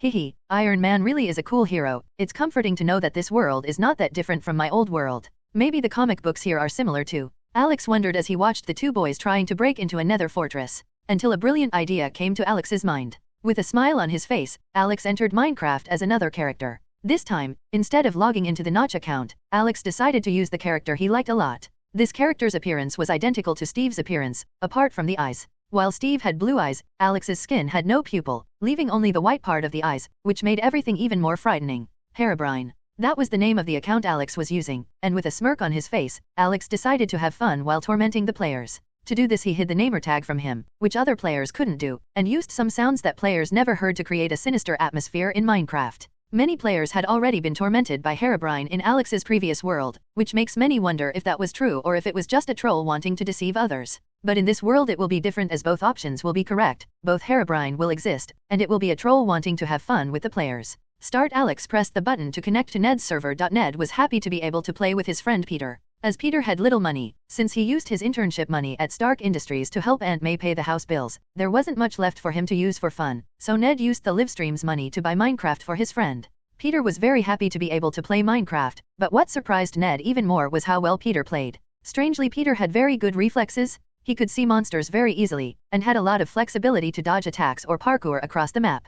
Hey Peter, Blaze's spawns are up front, don't destroy the spawns, let's kill the Blazes to get the items they drop first, as we need it to find the dragon's lair. Ned said excitedly to Peter. He wanted to be one of the players who would finish Minecraft in that short time to get the limited cape. He couldn't quite understand how the cape could be delivered to him in the real world, but he figured the game company would ship it to players via mail. He had just started livestream today, but out of the 300 viewers he got in the first minute, the number was growing fast to get back to his average 1.2k viewers. This was a number that Ned couldn't even dream of, especially since he didn't even get publicity from the site. So all these people came from other people recommending it, or from people who were looking for random live streams around the site. Come on Ned. Let's be the first to kill the dragon. Peter said excitedly as he laughed and ran down the nether fortress. Yes, King Ned and Knight Peter will be first. Mwahahaha. Ned yelled as he pointed his sword up and laughed with Peter. But while they were killing the Blazes, something strange happened. Ned, did you call someone else? Peter asked a little scared. No, why? Ned was confused.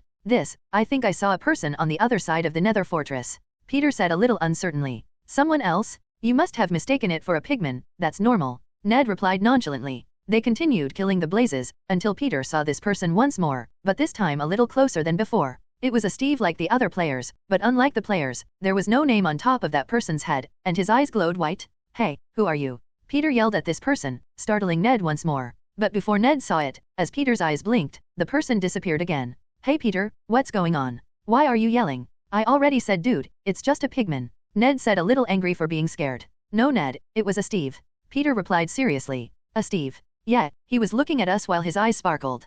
Peter explained. Meanwhile the chat people were also confused. Has anyone logged into the server? There was no message in the chat saying that someone connected. Maybe it's just a bug. But Peter said it appeared twice, it would be weird if it was a 2x bug. Guys, is it a ghost? A ghost? Minecraft is not a horror game. But aren't ghasts ghosts? There are zombies, skeletons, it's not impossible to have a ghost. You are right. The number of people watching started to skyrocket with this mystery emerging. Of the 800 viewers that were before, it has now reached 1,400. Hey Peter, the chat people are thinking it's a ghost, is that it? Ned asked. A ghost? Could be. Peter said a little uncertainly. For the next few minutes that thing didn't show up again, which made Peter, Ned, and chat more relaxed. Until suddenly, as they walked through the nether fortress looking for chests, everything went dark. A horror song with a female voice started playing in the background, which made it all the more frightening. Have you seen the Herobrine? Roams your world in the default skin. Oh. Though he was removed he shall rise again. Watching you from a distant shore. He'll come back stronger than before.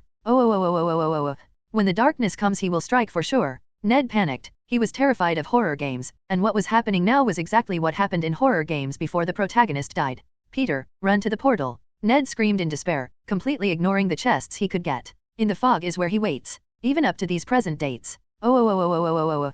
If you go against him you will meet your fate. Watch your back, you know where he hides. He can come at you from all sides. Oh. Miner beware, he will never die. Peter was also very scared and started running with Ned to cross the portal back to the overworld. The portal was in a beautiful green forest, so they knew that once they went through the portal this ghost would not appear anymore. But when they saw their surroundings, Ned and Peter were shocked into place. The forest that used to be green and beautiful, with many leaves on the trees that provided some shade in the place, was now completely dry. The leaves on the trees disappeared, leaving only the square trunks standing. But what scared the two of them most was what they could see from afar. A player with Steve's skin was standing watching them with bright white eyes. Standing like a statue, not moving a muscle as he stood among the trees in the forest. Ned and Peter were also frozen. They've never been so afraid of anything in a game in their life. Mainly because Minecraft doesn't look like a game, so seeing something so scary in person in front of them was terrifying. Suddenly a bolt of lightning fell from the sky. Catcha! And when the lightning hit the ground, the leaves of the trees magically returned to normal, and the player who watched them from afar had disappeared. On Ned's livestream, at that time there were 3,400 people shocked.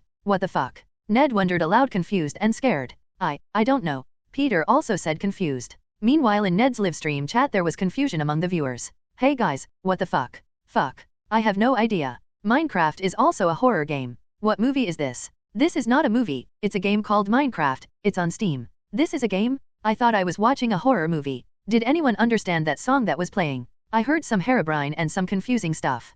Herobrine is the name of this player. Is this a player? I thought it was a monster? Maybe this is a Minecraft monster. It's quite possible, since he had his own music. Various theories were popping up among Ned's viewers. People were stipulating whether this was a hacker or a monster. People even cut that part of the live stream and started posting it on other sites so that other people could also see what they saw. Within hours, this subject became trending.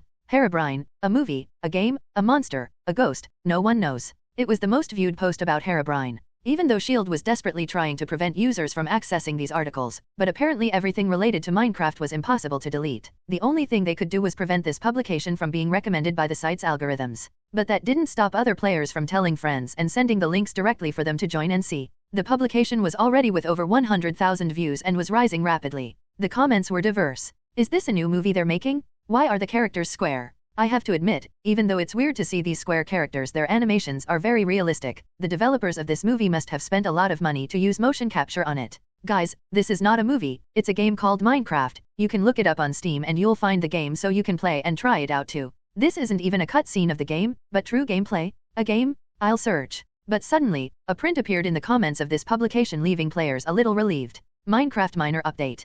Herobrine has been removed. Some players who didn't know about Herobrine were confused and went researching it to see what this removed Herobrine was, but when they saw what it was, they were very happy that it was actually removed. Damn, that was scary. If I had been playing and this happened to me, I would have had a heart attack. I'm glad Herobrine didn't show up to me while I was playing. Damn, I wanted to see this Herobrine with my own eyes, he looked so cool. Me either? It must be fun to play a horror game on Minecraft. Has anyone found a server with this theme? I'm going to change my Minecraft skin to Herobrine skin, hee. When Alex logged on to Hypixel the next day, dozens of players were wearing a Herobrine-like skin. Of course, their eyes were different, as Herobrine's eyes had no pupils and glowed, while players could only make their pupils white. But that was enough for them to enjoy themselves. Several players asked to take pictures with these people with Herobrine skins to post on social media. Alex noticed that the number of Minecraft sales had increased a lot. Of the 1,900 units sold the day before, today it had 7,000 units sold. In order not to make Hypixel chaotic, Alex programmed so that only players with 2 hours of single-player mode could use multiplayer mode, making the number of players in Hypixel not so crowded yet.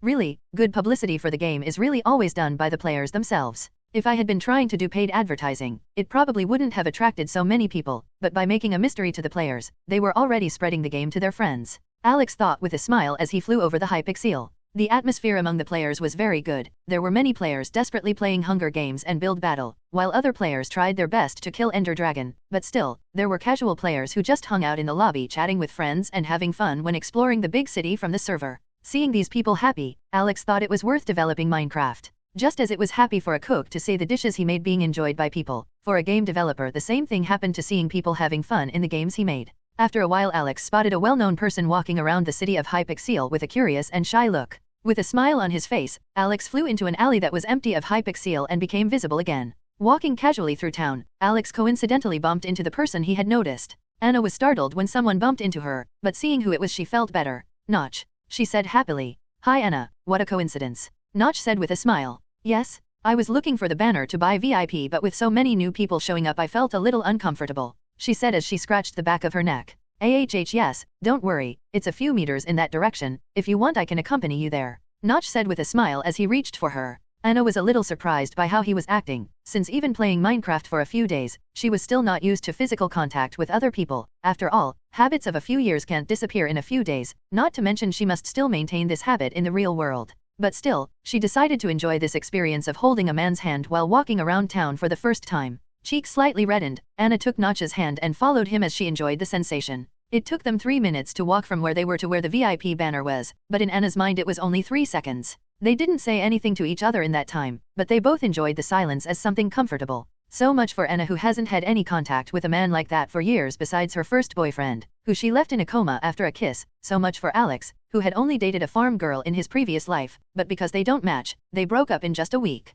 Here we are, Notch said with a smile to Anna. Thanks. She thanked him with a smile that Alex found quite cute. Anna, a voice asked in surprise. You know me? Anna asked, confused as she looked at a man with long hair pacing back and forth. Oh, you're that public school teacher, Notch said with a smile after recognizing the man. Oh, you're that public school teacher, Notch said with a smile after recognizing the man. Hearing Notch say that made Charles confused for a few seconds, until he realized he hadn't told Notch his true identity, which must have made Notch think he was just an ordinary public school teacher. Hello Notch, didn't expect to find you here, Charles said with a smile. Me neither, Notch replied with a calm smile. Charles felt a little worried around this player, as he imagined that this player was actually the creator of this game, that is, someone very powerful. He had already encountered many powerful beings during his journey around the world and the research he did, powerful mutants, powerful humans, he even heard of some beings with powers far above normal, like demons. For someone to be strong enough to make a world like this Notch must have the power comparable to a demon, or similar to it, something people think of as the gods. As much as gods may seem unreal beings, Charles has already researched a lot about Apocalypse, who was also considered a god, so for him this was not something far to imagine. Fortunately Notch apparently didn't have the malice for people like Apocalypse did, so Charles didn't treat him like an enemy just yet. I didn't know you were playing too, Professor. Anna interrupted Charles's internal monologue with a surprised expression. Just as you have your shortcomings nullified here, so do I, Charles responded with a smile as he stretched his legs and pointed at it. When he learned that Anna and Scott had so much freedom in Minecraft, he was also very happy. After all, after looking for so many ways to help his 2 students, he only managed to design the glasses for Scott but nothing for Anna. Oh, is he your teacher? Notch asked in surprise with a raised eyebrow. Yes, Anna replied with a small smile on her face. She was quite happy at school for mutants, but was still afraid to tell normal humans that she was a mutant, for fear of suffering attacks because of it. So Minecraft was approved. Alex asked with a small smile as he looked at the professor. Yes, so far there is nothing dangerous in the game, and as the school I teach is for special children, seeing that they can act normally here in the game was held in high regard. Charles responded with a smile at Notch. That's good, it amuses me to see so many people to play to, Notch said with a smile. Anyway, I have some business to take care of, I hope you have fun. Bye, Notch, Anna said with a smile. Goodbye, Notch. Charles also said goodbye. As soon as Notch left, Anna wore a worried expression as she approached Charles. Teacher, is it okay to tell him we're from a school for special children? He's one of the few normal people who treats me well. Charles smiled at Anna's concern. Don't worry, Anna, from what I've talked to him about, he doesn't seem like a person who cares about that, and from the way he treats me, he apparently believes I'm just a public school teacher. That's nice. Anna smiled once more before heading to the VIP banner. Charles noticed Anna's smile and couldn't help but sigh. He knew that his students were usually happy at the school for mutants he had built, but even so, the students' concerns were always very evident. Seeing Anna smile was already something very rare, but since she started playing Minecraft, she started to smile more and more, to the point of changing some of Charles's beliefs. I worried so much about this game, but it would be cruel to stop students from playing Minecraft. A place where they can act normally, without worrying about finding out they're mutated. When will humans stop seeing us as something bad? He thought a little sadly. Meanwhile, Kurt, Kitty, Scott and Jean had already made a portal to the Nether and were killing blazes there to get enough materials to find the dragon. They all had full diamond armor and had trained the game mechanics a lot to be able to fight relatively safely. Damn, when will Anna come in? Kitty asked a little breathlessly as she tried to breathe in Nether's warm air. She said she was going to buy a cape at Hypixel to look prettier in the photo we're going to take after killing the dragon. Kurt replied as he organized his backpack. What? Kitty and Jean yelled in surprise that they hadn't thought of it. We have to go too. The two girls yelled before disconnecting from Kurt's server to go to Hypixel to buy capes to use in the photo, leaving only Kurt and Scott there. Hey man, don't you think girls are acting a little different these days? Kurt asked Scott confused. You still don't understand. Scott replied as he sighed and sat down in a corner of the Nether fortress. What? Kurt asked confused. You know, you have that watch the professor made for you to disguise your appearance, but we have a lot of limitations out of here. I couldn't even remember what the colors were like before I got into Minecraft, as I always had to wear those ruby glasses. Jean couldn't meet other people without reading their superficial thoughts, and Anna, I don't even need to say much. Scott said as he pointed to his own eyes. Our life here is different, right? Kurt said with a sigh. Yeah, while in the real world we're seen as monsters, here we're just normal people. Seeing girls being able to act like normal girls is also comforting. After all, that's what we fight for, right? Scott said with a smile. Yes, to be seen as normal. Kurt smiled too. He did it. Finally. Cack. If it wasn't for Peter, he would never have done it, ha ha ha. I wish I had a friend like Peter to help me get the cover too. Peter must be a martial arts fighter in real life. Viewers were arguing on Ned's livestream chat as they watched him finish killing Ender Dragon with Peter. Initially no one thought they would be able to kill Ender Dragon as they knew Ned wasn't such a good player. In fact they liked watching Ned's livestream because he was funny and when he died he was very angry. This made most of his viewers think it would be impossible for him to kill Ender Dragon. But nobody expected Peter to be such a good player. Peter had very good reflexes. It seemed he always knew when he was in danger and could dodge monster attacks at the right time. There were over 5,000 people watching Ned's livestream at that time. Many players were curious to know what would happen when the dragon died, and what was the key the game had said. Finally, Ned screamed happily as he watched the dragon die. We did it. Peter was also very excited as he ran to Ned and watched the dragon disintegrate in midair as he screamed. After the dragon died, a lot of experience points fell from the sky like rain, causing both players' level to rise quickly, but they didn't even care about that, as after killing the dragon they thought the game would be over. Hey Peter, I think that's the dragon's egg. Ned yelled excitedly as he ran towards the egg. Wow, that's giant. Will a dragon be born out of it? Can we ride dragons? Peter said excitedly as he looked at the egg with fascination and started to beat the egg to get it. Wait. Ned yelled scared, preventing Peter from continuing to beat the egg. What if the egg breaks and never appears again? Peter was startled to hear this. So what do we do? He asked confused.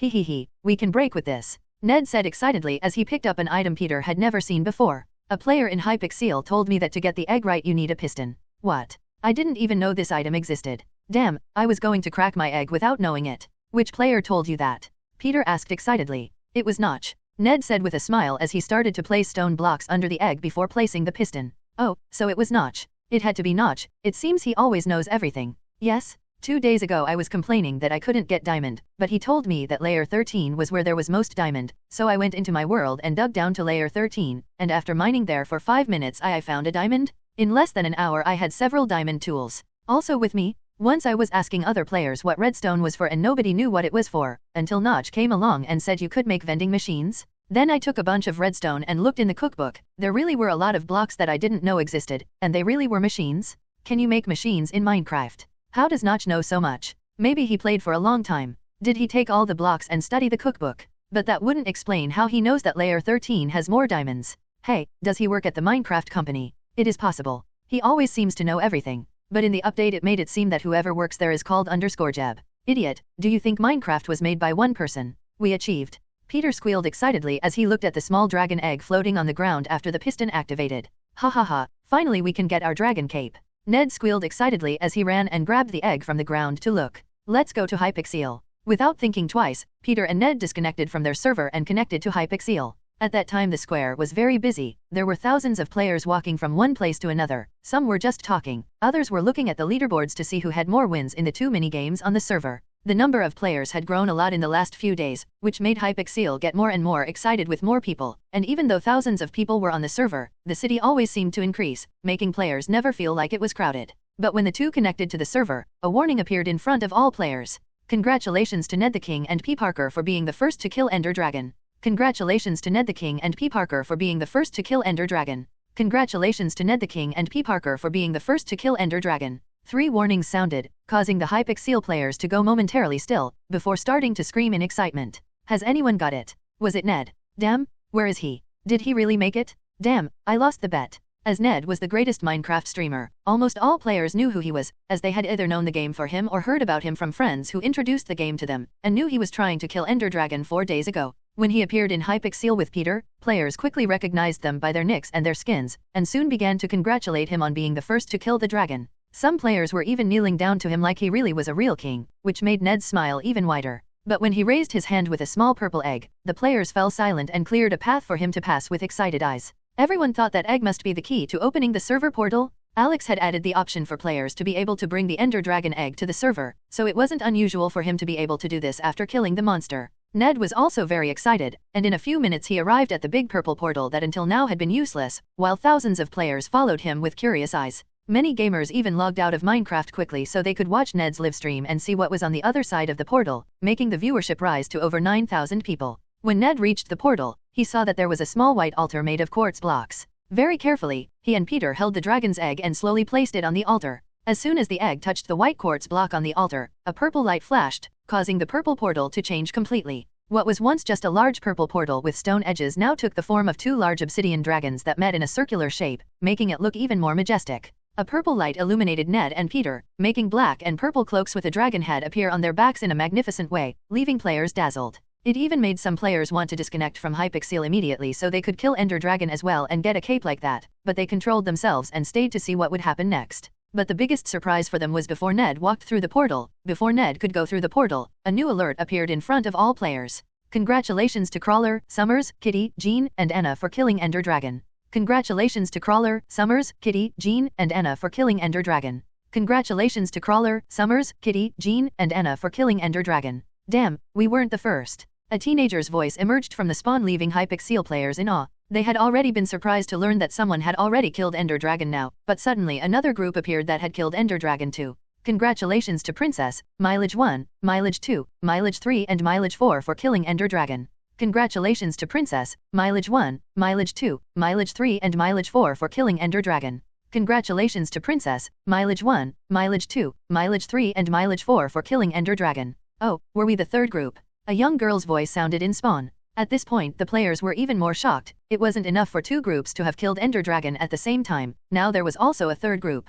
And who were these people named 1, 2, 3, and 4? Did these people even bother choosing a name for themselves? Ned and Peter were shocked as they looked at the 2 groups approaching. The first group wasn't abnormal, just a group with 2 boys and 3 girls, which wasn't too different from normal, but the second group was very strange. 4 women were walking around a girl like they were that girl's bodyguards even in the game. Is this princess actually a real princess? A player asked his friend as they watched the group approach. I think so. Maybe the women around her without the girl's bodyguards. The friend replied. I would do anything to get a princess girlfriend. Would she accept me as her boyfriend? The player said with a goofy smile. At least in Minecraft she's pretty. Look over there. His friend said as he pointed to Princess. Be quiet. I would even accept being her dog if she really is a princess. Another player said with a smile. Ha ha ha, who will want you for a dog? Another player laughed as he heard this. But soon they stopped talking as they looked at the 2 groups that came closer and closer. Come on, come on, come on, I want my cape. Kitty said excitedly as she hopped from place to place towards the altar. Kurt and Scott had a happy and proud smile on their faces. Even though they weren't the first to kill the Ender Dragon, they saw that Ned and Peter, who were wearing the dragon cloaks, had not yet entered the portal, so they could go in together to see what was on the other side. Shuri and the Dora Milaje also walked proudly towards the altar to pick up their cloaks. Shuri had a big smile on his face in anticipation of getting the cover, while the Dora Milaje didn't show any reaction on their faces, as if they were emotionless mannequins. When they reached the portal, Shuri opted to let Kit's group use the altar first, as they killed the dragon before them. Damn, this cover is amazing. Kitty squealed excitedly as she swiveled around to see her cloak swinging. Jean and Anna just stared at the covers with a smile on their faces. The three girls had changed their skin outfits before slaying the dragon to black and purple outfits to match the capes, which made them look even prettier wearing it, while on the other hand, Kurt and Scott, who wore normal clothes, looked like a little out of place next to the three pretty girls. After this group took their capes, Shuri and the Milaje also took their capes, and they were stunning just like the other girls. Mainly Milaje, who while wearing the capes were looking even more intimidating, and Shuri, who for some reason was cuter wearing this cape color. Players around were blown away to see so many beautiful women, by Minecraft's default, wearing these capes in front of them. Both the three girls from the second group, and the 5 girls from the third group, they managed to attract the attention of everyone around them. Shall we go through the portal? Shuri asked with a smile to the other 2 groups. Let's go. Kurt and Peter responded in unison, which made them both face each other and laugh together. With one step they took, their view shifted to something completely unexpected on the other side, leaving both them and Ned's livestream viewers shocked. But if these players were surprised, at that point there was someone who was even more surprised. A person flying in the invisible sky was extremely shocked. Alex hadn't realized what universe he was in until now, but after seeing the names of these people, Ned, Peter, Crawler, Summers, Jean, Kitty, Anna, and most of all, Milaje, he finally understood who they were, and what universe he was in.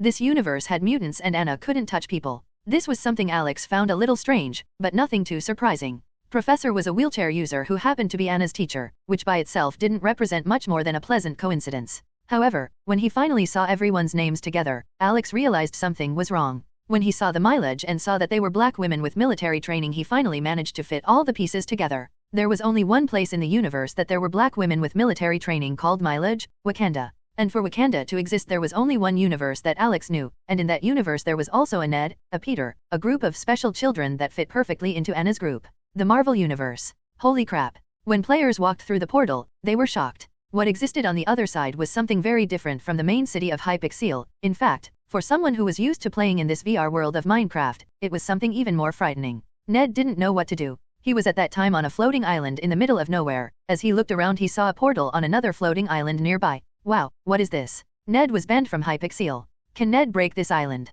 Idiot, if he breaks he will fall and die. No, imbecile, in Hypixel no one can break or place blocks. Is this island a private world for Ned? A place where he can make a house and call friends? That makes sense. Damn, after killing Ender Dragon you get a house in Hypixel? I need to kill Dragon? Maybe I should go to that portal. Ned asked the chat. That portal doesn't look like the portal I came here for. Maybe it will take me somewhere else. Perhaps. It might be. Asterisk punch, punch, punch asterisk. Ned was quick and broke the tree with his hands. Wow, he really managed to break the tree? It really can make a home in Hypixel. Damn, I want a house too. But Ned wasn't even thinking about having a place to break and build in Hypixel, but in that portal. He was very curious where this portal could lead him, so with the wood he got from the tree, Ned built a bridge to the other floating island and crossed through the portal. On the other side of the portal, something even more surprising emerged. Instead of the generic houses in the traditional Hypixel hub, in this place the buildings were much bigger and more detailed. Ned could see a bank, a giant farm, an auction house, several things he had only seen in role-playing games.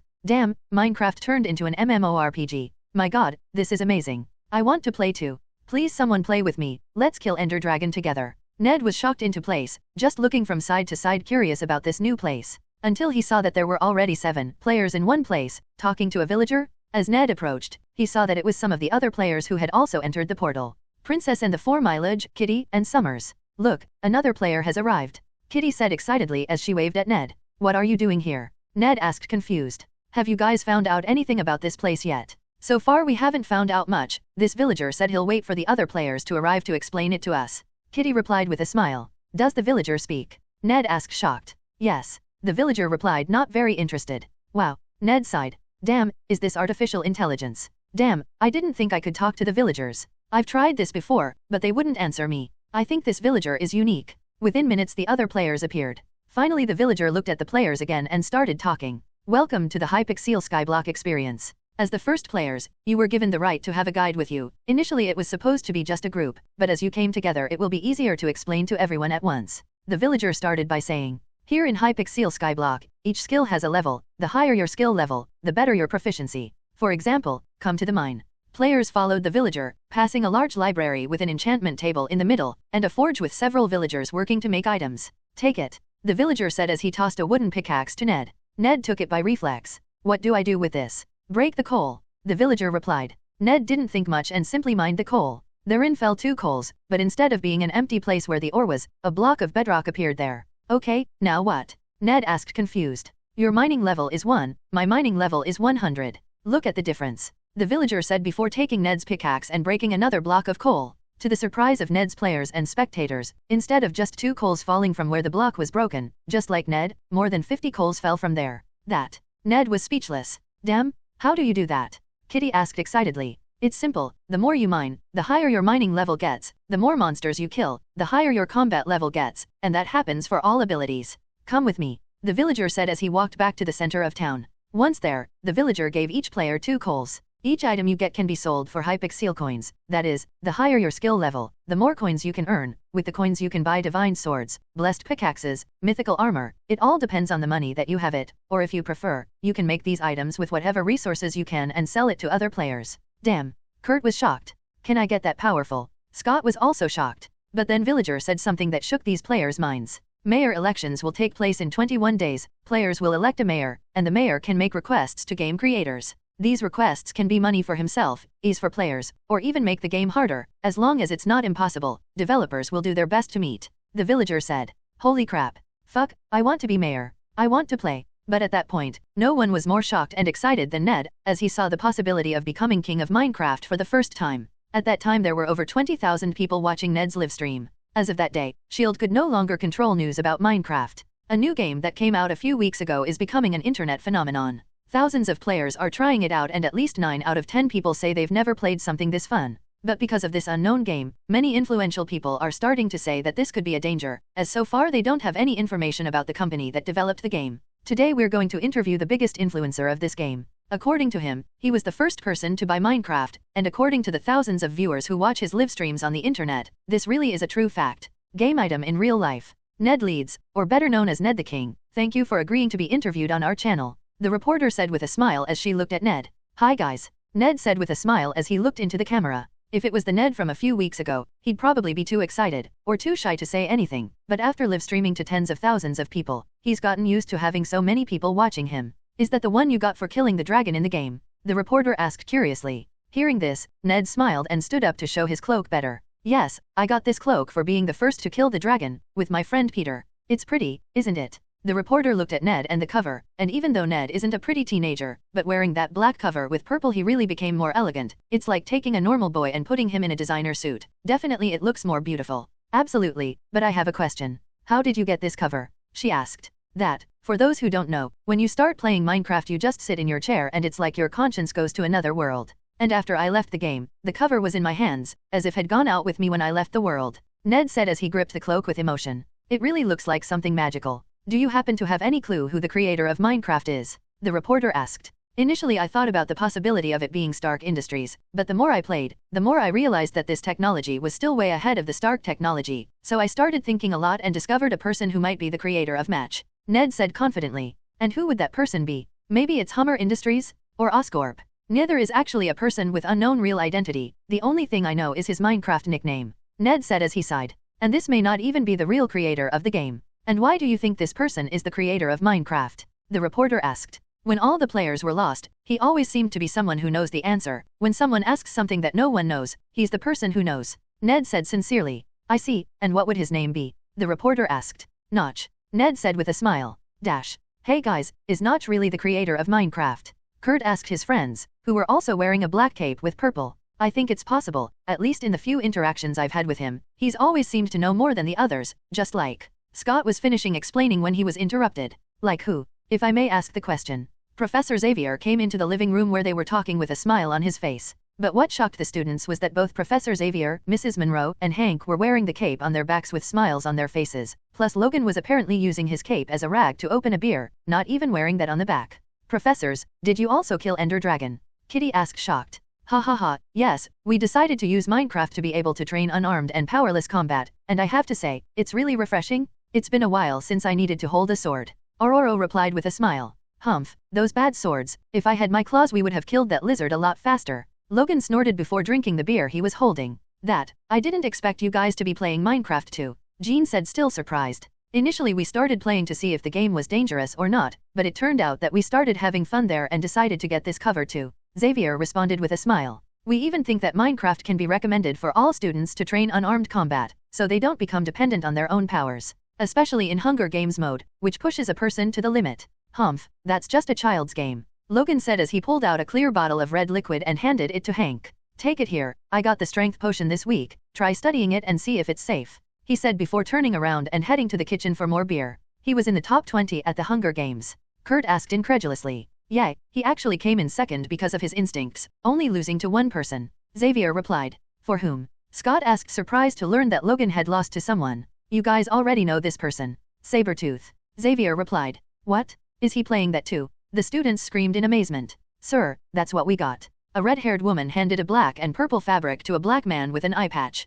Romanoff, what did you find out about this cover? Nick Fury asked as he looked at the cover. We had installed cameras all over the place to see where this cover would come from, especially if someone came personally to put the cover there, but it really was like that kid described in the interview, it's like the cover is always there. We noticed that the cover just popped out of nowhere in our hand as soon as we disconnected from the game. Natasha started to describe what she felt and what it was like. Plus we tried to recreate this cover and noticed something special, she said with a serious expression. Which is? Fury asked as he raised an eyebrow. As much as the same person wears this cape or the cape we've recreated perfectly, the viewer's reaction is different. It's like this cape is enchanted with some kind of magic to make it more beautiful. Natasha reported everything she saw. You mean this cape has something like a charm? And that it really makes people see who wears it as prettier? Fury asked incredulously. Why would someone do something useless like that? But when it comes to potions, we got 4 strength potions and 2 lucky potions. According to our studies, this strength potion for some reason actually manages to stimulate our body to develop more muscles in a few minutes, to the point where it really makes a difference between the punch of a person before and after taking this potion.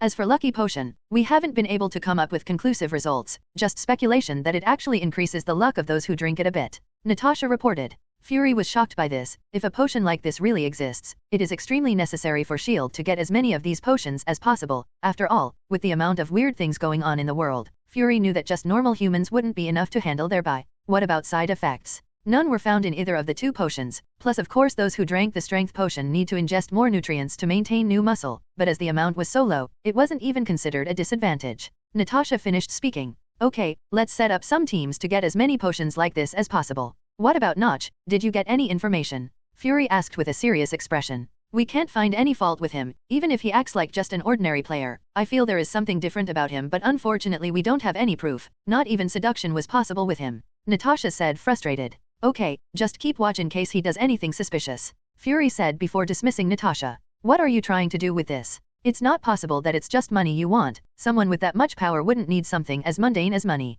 Fury thought, trying to understand Notch's mind.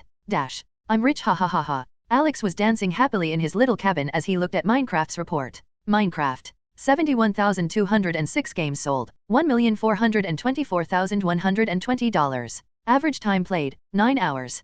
Peak of simultaneous players, 52,110. Total earned on servers sold, $20,643. Total win in VIPs, $194,975. Available gaming points, 1. Alex was shocked when he saw that he had sold over $1 million with Minecraft, and after converting that money to gaming points, he found that adding the servers and VIPs together, he would have over 8,000 points to spend at will. Without thinking twice, Alex opened the system store and bought a large shokugeki pizza at Suma and devoured it without even worrying about the price. Pizza is meant to be eaten when you want to celebrate something? Mwahaha, Alex squealed happily as he stood on the chair and ate the pizza with a hero's stance. He was already tired of eating cup noodles, so being able to eat a pizza as delicious as this one was something amazing for Alex. But right after that he felt a little bad. After all, good news makes you want to spread it to friends to celebrate together, but it was at this point that Alex felt that he didn't have many friends. In fact, the only person he could consider as a friend would be Anna, who in fact he found out was a mutant from the world of Marvel.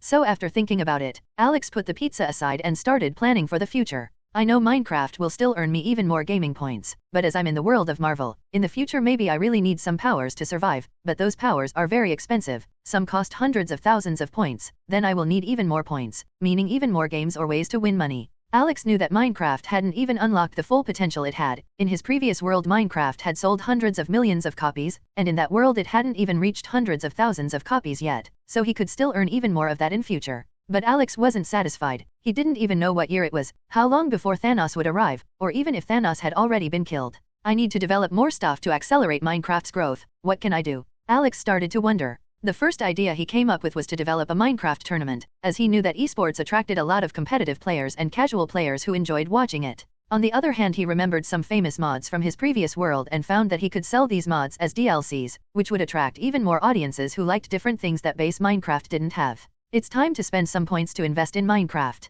Alex said excitedly. Ned was addicted to playing Skyblock. Initially he thought it would just be a fun little mini-game, like Hunger Games or Build Battle, but he was very wrong about that. The grinding and farm system in Skyblock was addictive. The more you played, the more you evolved and the more things you could do in the game. If before he thought Minecraft Vanilla had no limits, he had to admit that Skyblock further broke limits he hadn't even realized existed. It had been a week since he killed Ender Dragon, and after that several other people also killed the dragon and were able to start playing Skyblock.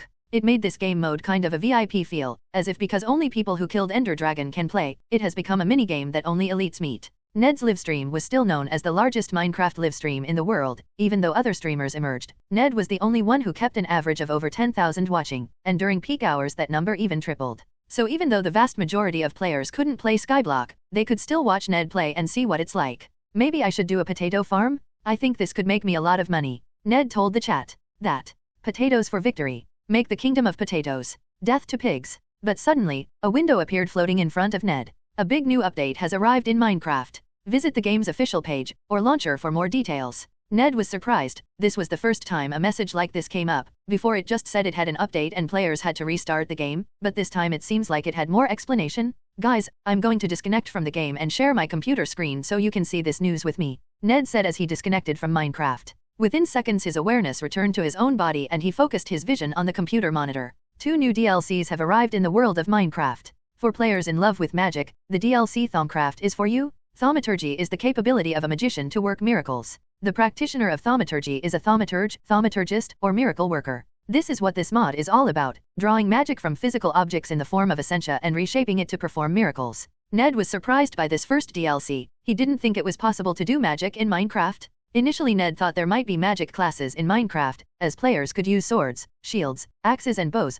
The only thing missing was magic to make a perfect RPG, but unfortunately he never discovered anything related to magic other than potions. But now it was available. That was amazing. Ned was really looking forward to buying this DLC right now to start playing it and experimenting with making magic with your own hands. Playing a game with magic was fun, but playing Minecraft with magic will be a unique experience for each player, as unlike other games, players feel that they are really in another world with another body, meaning magic will also feel extremely real. But as excited as Ned was, he started reading the other DLC.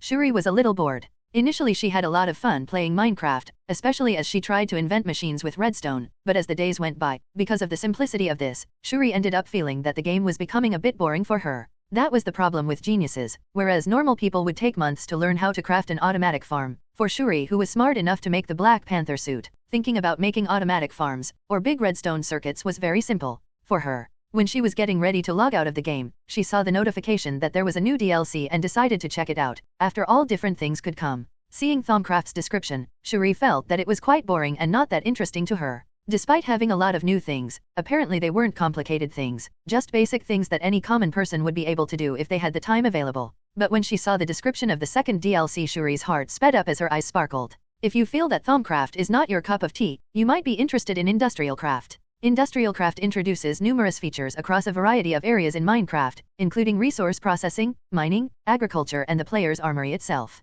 It accomplishes this through the use of a proprietary energy system of energy units, or EU, and includes an array of generators and blocks to provide and store this energy and a much larger stable of machinery and tools to use this energy in their own ways. Shuri was shocked. Curious, she started seeing promotional images of this mod pack and was even more excited to play. From the promotional images she could see that there were different types of machines. She would have to design the best place to build her factory, the best layout to build it, get the resources, use machines to process the resources and use that to do other things. There was so much she would have to do that Shuri's smile kept growing. Without thinking twice, Shuri bought the $10 DLC and after a few seconds of installation she went into Minecraft to build an amazing factory. Not only Shuri, tens of thousands of players around the world were amazed by these Minecraft DLCs, and almost everyone bought at least one of the DLCs to try out. This included the bigwigs from the world of Marvel as well. Unlike players who were surprised by these DLCs, Alex had different feelings. As he had already discovered that he was in the Marvel universe, these DLCs were specially selected to attract the greatest amount of audience to Minecraft, so that he could focus on the next game he wanted to develop.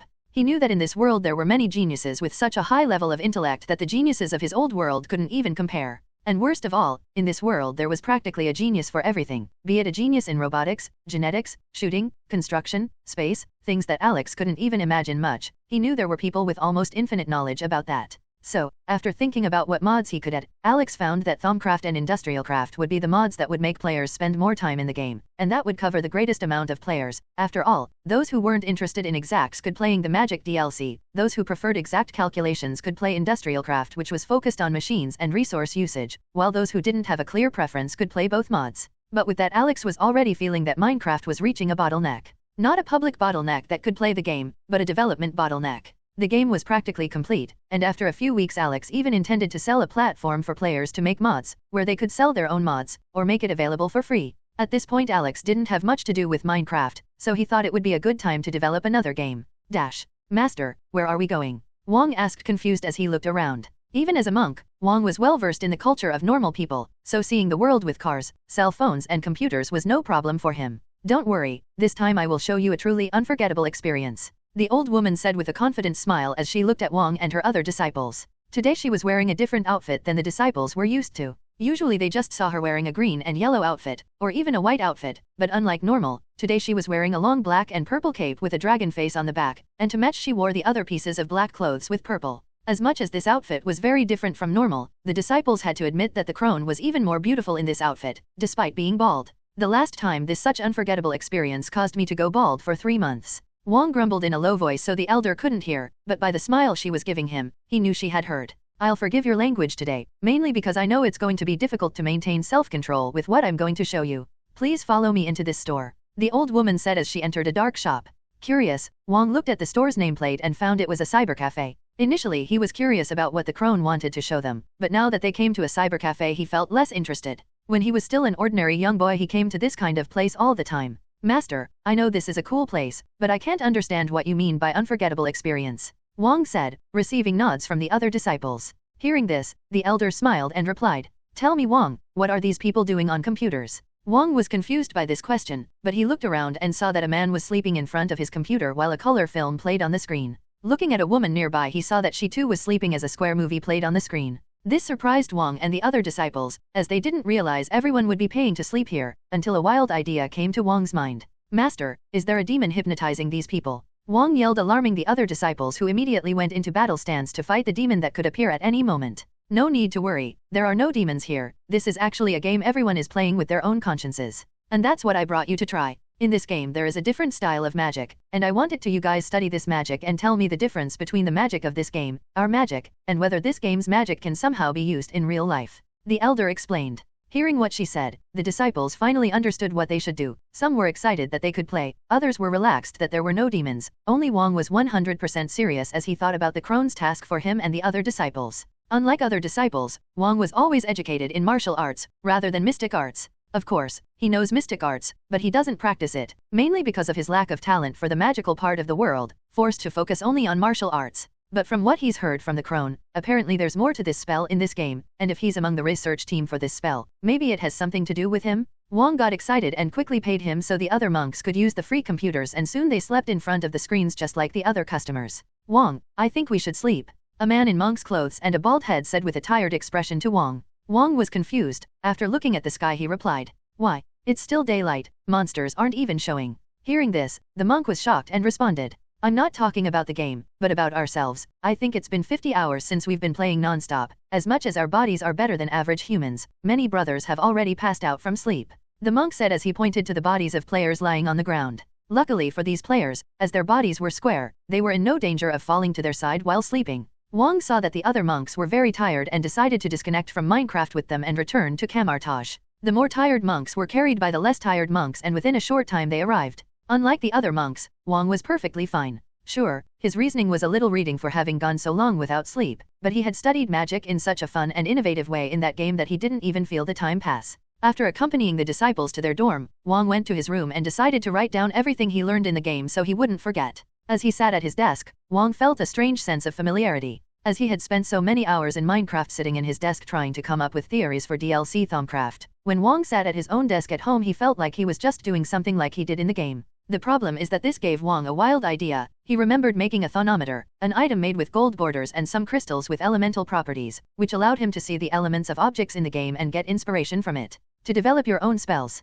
But as he had just done it within the game, Wang felt it was a silly idea. Thinking to rest his head for a bit, Wang turned on the television to watch the news around the world. But what he didn't expect is for the news to talk about Minecraft. So what are the results, doctor? A reporter asked a smiling old man in a white coat. This is a miracle. Besides, there are no side effects. Even old people like me can drink without worrying, the old man said excitedly as he took the microphone from the reporter's hand and started talking to the camera. I'm Dr. Heinstein. I teach at Yale University. If you have potions like this, I'll buy each one for $500. No, $1,000. If you're one of the 20 players who got a Minecraft potion this week, I'll buy this potion for $1,000, even if it's a lucky potion. The doctor was making an announcement before being interrupted by the program staff. But that was enough to shock Wang. Not because there was an old man publicizing himself on television, as he was surprisingly used to seeing this kind of person without shame in it, but what surprised him was that while the old man was publicizing, there was a message on the screen that shocked Wang. University doctors around the world are surprised by the potions brought from Minecraft.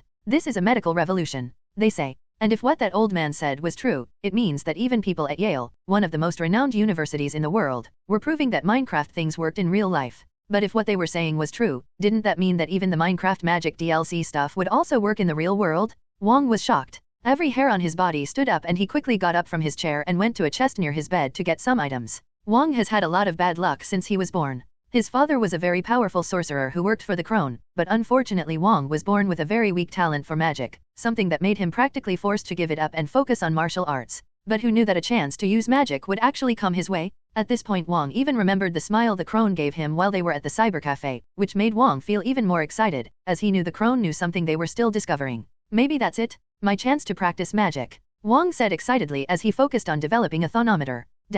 While Wang was marveling at Thaumcraft's magic, there was another person shocked by a Minecraft DLC as well. Shuri, who had started playing Industrial Craft just for fun, was now completely focused on a large pile of books in front of her as she wrote non-stop on a blank sheet. Shuri had thought Minecraft was just a very creative game, but the more she played this game, the more Shuri was shocked, even more when she disconnected from the game and noticed there was a black cape on her lap. But if anyone was even more shocked it was the Dora Milaje, who also had their cloaks in their hands when they left the game, which made the entire palace go on high alert while people thought there was an intruder among them. But when they found nothing, the only explanation for it was magic? Shuri thought Minecraft magic was something that could be very fascinating to study, but she didn't think the technology in this game was also so powerful. Initially, while she only saw it as a game DLC, Shuri found it a lot of fun, but when she found herself thinking about the feasibility of using many of these technologies in real life, Shuri was surprised at how high the probability of success for this was. Maybe I should try this out, she asked herself, shocked as she stared at the paper in front of her. A few weeks passed in the blink of an eye. Meanwhile, the Minecraft audience has become increasingly large, not just people wanting to play and killing monsters, but also people playing Minecraft for other purposes. Are you sure about this? I might as well video call him, an old lady said a little worriedly as she sat down in front of an old laptop.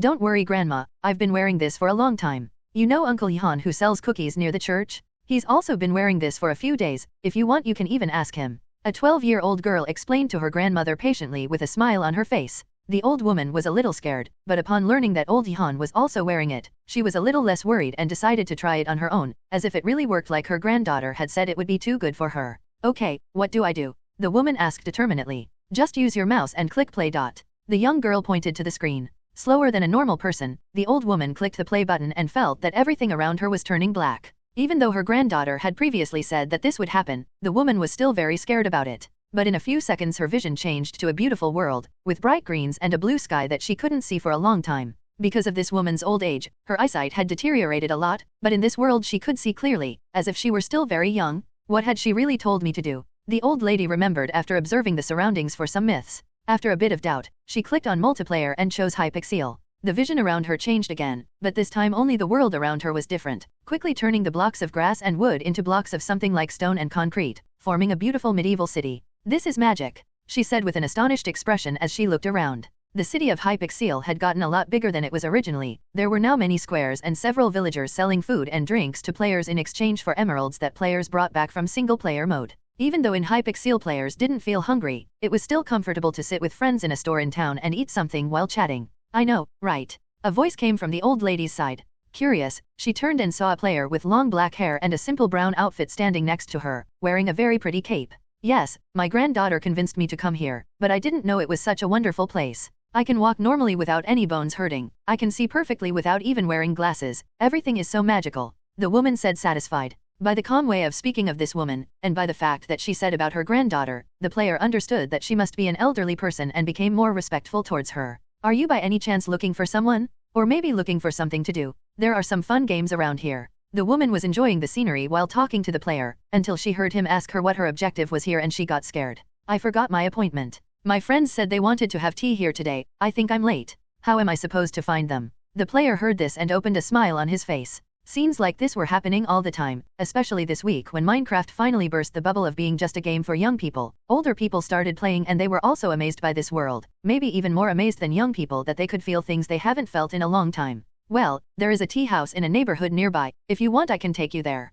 the player said with a smile. The woman was surprised by this, but the happiness was very good. Even if it wasn't the right place, she could just blame her friends for not explaining well how to find them. That would be a great help. Thank you so much, the woman said with a smile. The player accompanied the woman to the most famous tea house in Hypixel and noticed that several groups of women were gathered there drinking tea and talking as if they were noble women from a distant past. But as weird as this might be in the real world, on Hypixel it wasn't surprising. The woman was very happy to be able to meet her friends and turned to thank the player who helped her come here, but when she turned back there was no one else. Hey, where did he go? She asked herself confused. Luckily she had seen his name above his head as they were on their way here. Thanks for that, Notch. Maybe we'll meet one day, the woman said with a smile as she turned and went to her friend's table. This woman may be just an ordinary old woman in Minecraft, but in real life she is extremely powerful. But the player she thought was just an ordinary young man was also someone with a special identity, but neither of them knew that. The woman only knew that the young man's name was Notch, and Notch just thought that this lady was an ordinary old woman and didn't even bother to memorize the woman's name. Natasha was now in the elevator at SHIELD headquarters on her way to meet Director Fury. While some agents got in and out of the elevator, she just remained thoughtful looking at an empty spot. The agents only watched her momentarily before getting back to what they were doing, not wanting to upset this woman, who they knew held one of the highest positions at SHIELD. Natasha didn't even pay attention to the eyes of these people, as she was already used to this kind of thing, and mainly because she had a lot to think about. The mission she was currently in charge of was much more complicated than she had imagined, mainly because it was a completely unfamiliar environment, and of course, because her appearance didn't matter much in that environment, which was something that made previous missions much easier. But luckily she still had many ways to get what she wanted with the years of knowledge and training she received for this type of mission. After a few minutes the elevator was practically empty, if not for Coulson with her. Are you enjoying the game? Coulson asked, trying to start a conversation. Natasha felt that Coulson was a nice person and responded, I wouldn't say enjoying it, but I can see why this is as successful as it is. Yes, it has become a phenomenon. I heard that practically 90% of children in schools are playing nowadays, and even a small part of these children's parents decided to play too because of their children's insistence. Coulson said, yeah, probably if I were a normal person I could be going through that too. It's hard to see something like that and not be amazed if you've never come into contact with things like this before, Natasha commented. It is true, Coulson confirmed. But what about you? Did you like the game? Natasha asked, a little curious. Coulson was a little thoughtful before answering. I felt it was a little fun, especially the part of riding horses and riding around the world, betting horse racing or stuff like that, but it's still not my teaspoon. I prefer games that involve cars, racing and adrenaline. To fight monsters in a game is not something that surprises me so much because of my work. Natasha agreed with what Coulson said. While working at SHIELD they've come into contact with many strange things that ordinary people thought only existed in science fiction movies.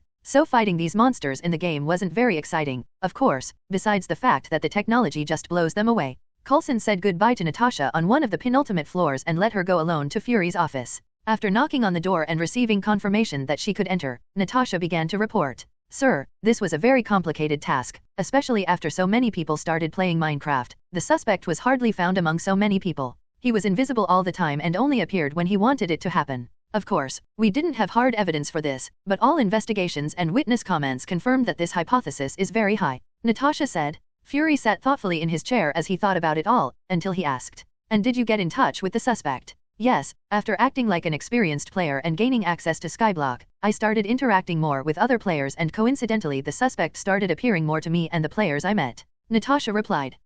It really makes the suspicion about him increase even more. From what the agents have described, the Skyblock really is something of a place for the game's elite in terms of battle. Did you notice anything suspicious about these people? After all, to be there everyone had to kill the dragon, and as this game is in VR, the skill needed to do that is far superior to what ordinary people can do in such a short time. Fury asked. Natasha heard Fury's question and made a slightly angry expression. Unfortunately, yes, I noticed that some people frequenting the Skyblock are actually probably soldiers or ex-soldiers who play Minecraft. Some are quiet people, others act just as idiots as the SHIELD employees after hours. I couldn't draw any conclusions from where they really are, but having managed to kill Ender Dragon in such a short time, I'm guessing they're not normal people. Natasha replied. And that boy? Nick asked. Ned Leeds, student at Midtown High. No very flashy data about him, just an average student who apparently got very lucky to be the first Minecraft player. Being just a student, he has a lot of free time and plays for many hours of Minecraft day, probably even giving up studying school stuff to play. His monthly income has already reached 4 digits and is close to reaching 5 digits.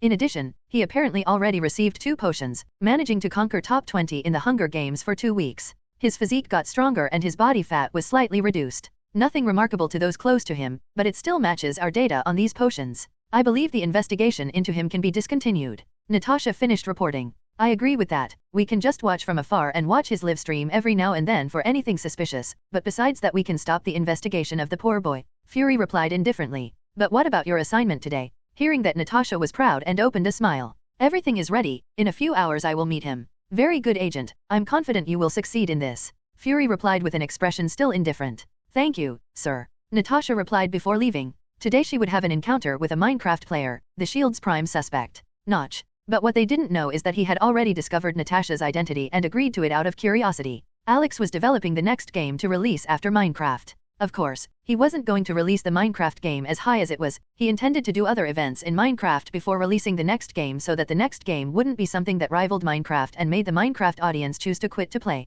Alex's idea was to first let Minecraft reach a large player base, and after the public clamored for more games he would release. But that didn't stop him from developing the next game. The idea he had was something much bigger than Minecraft, mainly in terms of gaming points. A game with a story for the player to get involved and at the same time with a lot of freedom to play and have fun. But to develop this he would need a lot of time. As much as the system could use his memories to develop the games, Alex noted that some things from his previous world could be changed to make it more pleasing to players in that world. Just as he did with Minecraft to make it bigger with world events, rankings, awards, and a virtual society, Alex also intended to do that with the next game. But that matter aside, Alex had a date today. Not as romantic as he didn't care about getting a girlfriend yet. After all, he didn't even know how he was going to get off this mountain, and he had a lot to occupy his mind. But the main reason is that the person he was going to meet was not someone he was romantically comfortable with. After all, the woman was known as Black Widow, and as the name suggests, the number of men who died from being in love with her it wasn't small. This time he would meet with her to see how the SHIELD was reacting to Minecraft and find out what their intentions were, of course, without them knowing that he already knew their identity. It's almost time, Alex told himself as he looked at his watch. Before long, he closed the game development program and joined Minecraft. Hypixel City was much busier than it used to be. Minecraft sales were already close to 200,000 units, so you'd expect at least 30,000 plus players to be in town at busy times. After all, it was the biggest server in the game. A few smaller servers started to pop up, and one that Alex had the most fun watching was a server called 22BT, which made him remember 2B2T from his previous world and think of the coincidence that players from that world also use a name so similar to that he already knew. A server of anarchy that players could do whatever they wanted. Of course, as it was a VR game, nothing related to obscenities or anything too heavy against another player's wishes was allowed in Minecraft, so if anyone did that they would be banned from Minecraft immediately, being forced to buy another copy of the game, and this new one account would be kept under observation by the system to prevent something like this from happening in the future. As the city was busy, Alex expanded this and added entertainment methods for players. Emeralds that were nearly useless in single-player mode had good monetary value in Hypixel, making many players actively seek this ore while playing in order to play with some things in Hypixel with friends.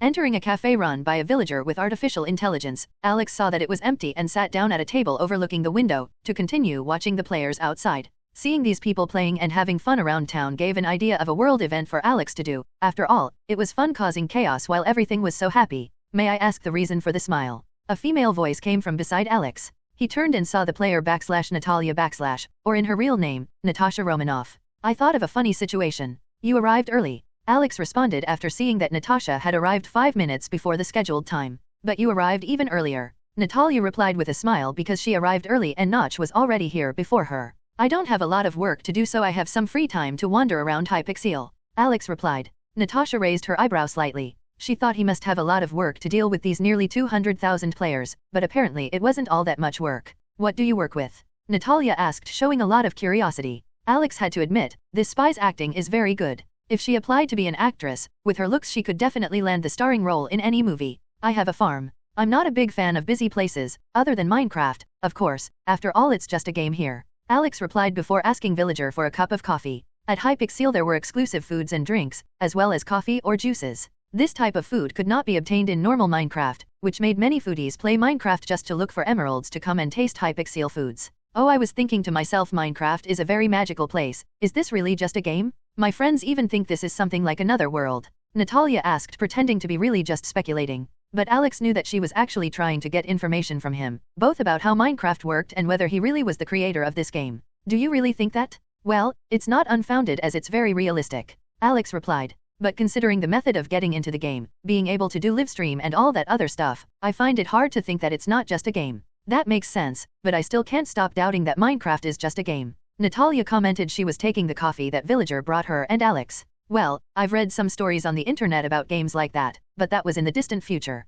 With the technology from Stark Industries, I don't doubt that this game could be something experimental for them and they're just trying to cover it up. Alex said a theory. Maybe, but as Tony Stark likes to show off, I find it hard for him not to say about this game anywhere. If this really was his, he would have already told everyone about it and made a big splash about the game. Natalia gave a counterpoint. But are you afraid of the game? Alex asked Natasha with a smile on her face. But are you afraid of the game? Alex asked Natasha with a smile on her face. Natasha saw Alex look deep into her eyes and felt insecure for the first time. She was used to handling many missions and her disguises were always perfect. It was almost impossible for anyone to distrust her, but seeing the way Notch was looking at her, Natasha really felt that this person knew who she was and what her intentions were. But after a second she composed herself and responded. Fear? Maybe humans fear the unknown, don't they? Maybe this could be something done by an evil person with impure intent. Alex let out a laugh. Yes, who isn't afraid? It's natural for humans to be afraid of things they don't know, that makes sense, but one thing I learned on my farm is that it's better to use the fear of tigers to build a fence so that the foxes don't kill the chickens.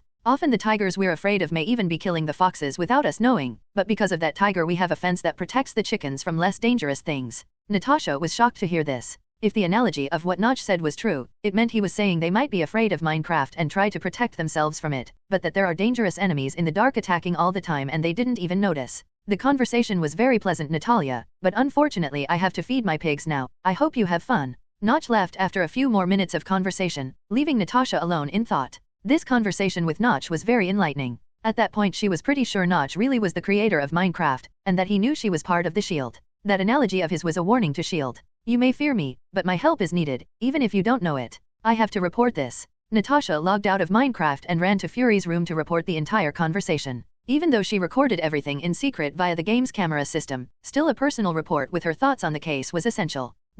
Hey Tony, didn't you really make Minecraft? My superiors keep pestering me to find out the truth. A male voice came from the stairs. Tony Stark, who was currently working on one of his armor, turned angrily and answered. Rhodes, for the umpteenth time, I didn't make this damn Minecraft. James Rhodes came down the stairs with a frustrated expression as he looked at Tony. He knew that Tony hadn't made Minecraft. After all, if Tony had made the game it would probably be called StarkCraft. But still he had to ask again because of his superiors. Fine, I won't ask any more. But have you figured out how this game is made yet? Rhodes asked hopefully. Tony asked out loud. Jarvis, how is the Minecraft decoding process going? Suddenly, a robotic voice rang out from the workshop speakers. Sir, only 1% was able to decode. Tony was shocked by this. He had asked Jarvis to decode Minecraft at Rhodes' request 2 days ago. He thought this would be an easy thing as apparently this was just a simple computer game. But he didn't think Jarvis wouldn't be able to decode just 1% of the game. What was decoded? Tony asked. Just the website, which looks like a simple sales page on the Steam platform but apparently has its own server that can't be analyzed or taken down. Not even my best DDoS attack had any effect, like you Edit sometimes says, it was just a stone in the ocean. Jarvis replied in a robotic voice. Tony was shocked. He is known as the greatest genius of mankind. Jarvis is the best artificial intelligence ever invented. Why this simple computer game cannot be analyzed by him? Ignoring Rhodes, Tony sat down in front of the nearest computer and decided to try decoding this game himself. The game download completed instantly and Tony soon began trying to hack the game file to try and get the information he wanted. But to Tony's surprise, he wasn't even able to access the game files. According to the program he developed for this, not even the software's protection language was understandable, apparently something far above what his program supported. Shit, how did he do that? Tony yelled in shock. Nobody knows, the Pentagon has already hired all the most famous hackers wanted by Interpol and none of them have even managed to decode the game page. It's surprising that Jarvis managed to do that in such a short time. Rhodes commented. Of course Jarvis is better than those nerds who just stay at home cloning rich people cards. Tony said proudly. But right after looking at the computer screen again and seeing that he couldn't decode any of this game, he quickly lost that pride and felt frustrated. Do you think you can figure something out? Rhodes asked worriedly, as this was the first time he had seen Tony this frustrated about something. Tony is a guy who always looks happy, always flaunting the money and intelligence he has at every possible opportunity, even hacking into the courthouse computer where he was tried for possessing the Iron Man armor, but this trusting friend of his at the time was showing such frustration now that it was surprising. Do you have any questions? Of course I can do it. I just need a few more days to develop a better decoding program so it can understand this game's language and I'll tell you the news. Tony said confidently again. There's nothing in this world that I, Tony Stark, can't understand, and it's not going to be a simple computer game that's going to take that title away from me. Alex needed a day to develop the event he was planning. This would be Minecraft's biggest event, as the game now has over 200,000 copies sold. With Minecraft sales alone, Alex had already earned approximately 20,000 gaming points, and considering VIP and DLC sales, that figure rose to approximately 30,000 gaming points. That was an amount Alex couldn't even dream of when he had just received the system, but now 1,000 gaming points could be earned very easily. Alex decided to look into the skill store and see if there was anything useful for him. Skills shop. Dominic Toretto driving skills, 3,000 gaming points. Elf Brath, 5,000 gaming points. Deadshot weapon mastery, 10,000 gaming points. Grey Fullbuster ice magic, 100,000 gaming points. Megaman fire magic, 500,000 gaming points. Natsu Dragneel Dragon Slayer fire magic, 1 million gaming points. What little pride Alex took after seeing that he had 30,000 gaming points was drained after seeing that he didn't even have enough to buy ice magic. But among the things he could buy, there was something that caught Alex's attention. Curious, he asked the system for more details. Elf Brath, 5,000 gaming points. Description, a style of meditation used by elves to absorb good properties from nature. This breathing has no direct effect in combat, but helps the user consume better nutrients from food, rest better during sleep and if used for a long time tends to increase the wearer's longevity. P.S. They say it has a beautifying effect. Alex was shocked by this ability. The price of it was too high considering that after converting it to dollars it would be the equivalent of $1 million. But after seeing the effect it had, Alex bought it without thinking twice. He knew a lot of things he wanted to do during the day, and having to sleep 10 hours every day was very limiting for Alex, so something like that was essential. Not to mention the effect of nourishing the body and increasing longevity. If something like this were put on the market, let alone $1 million, even $1 trillion would be cheap.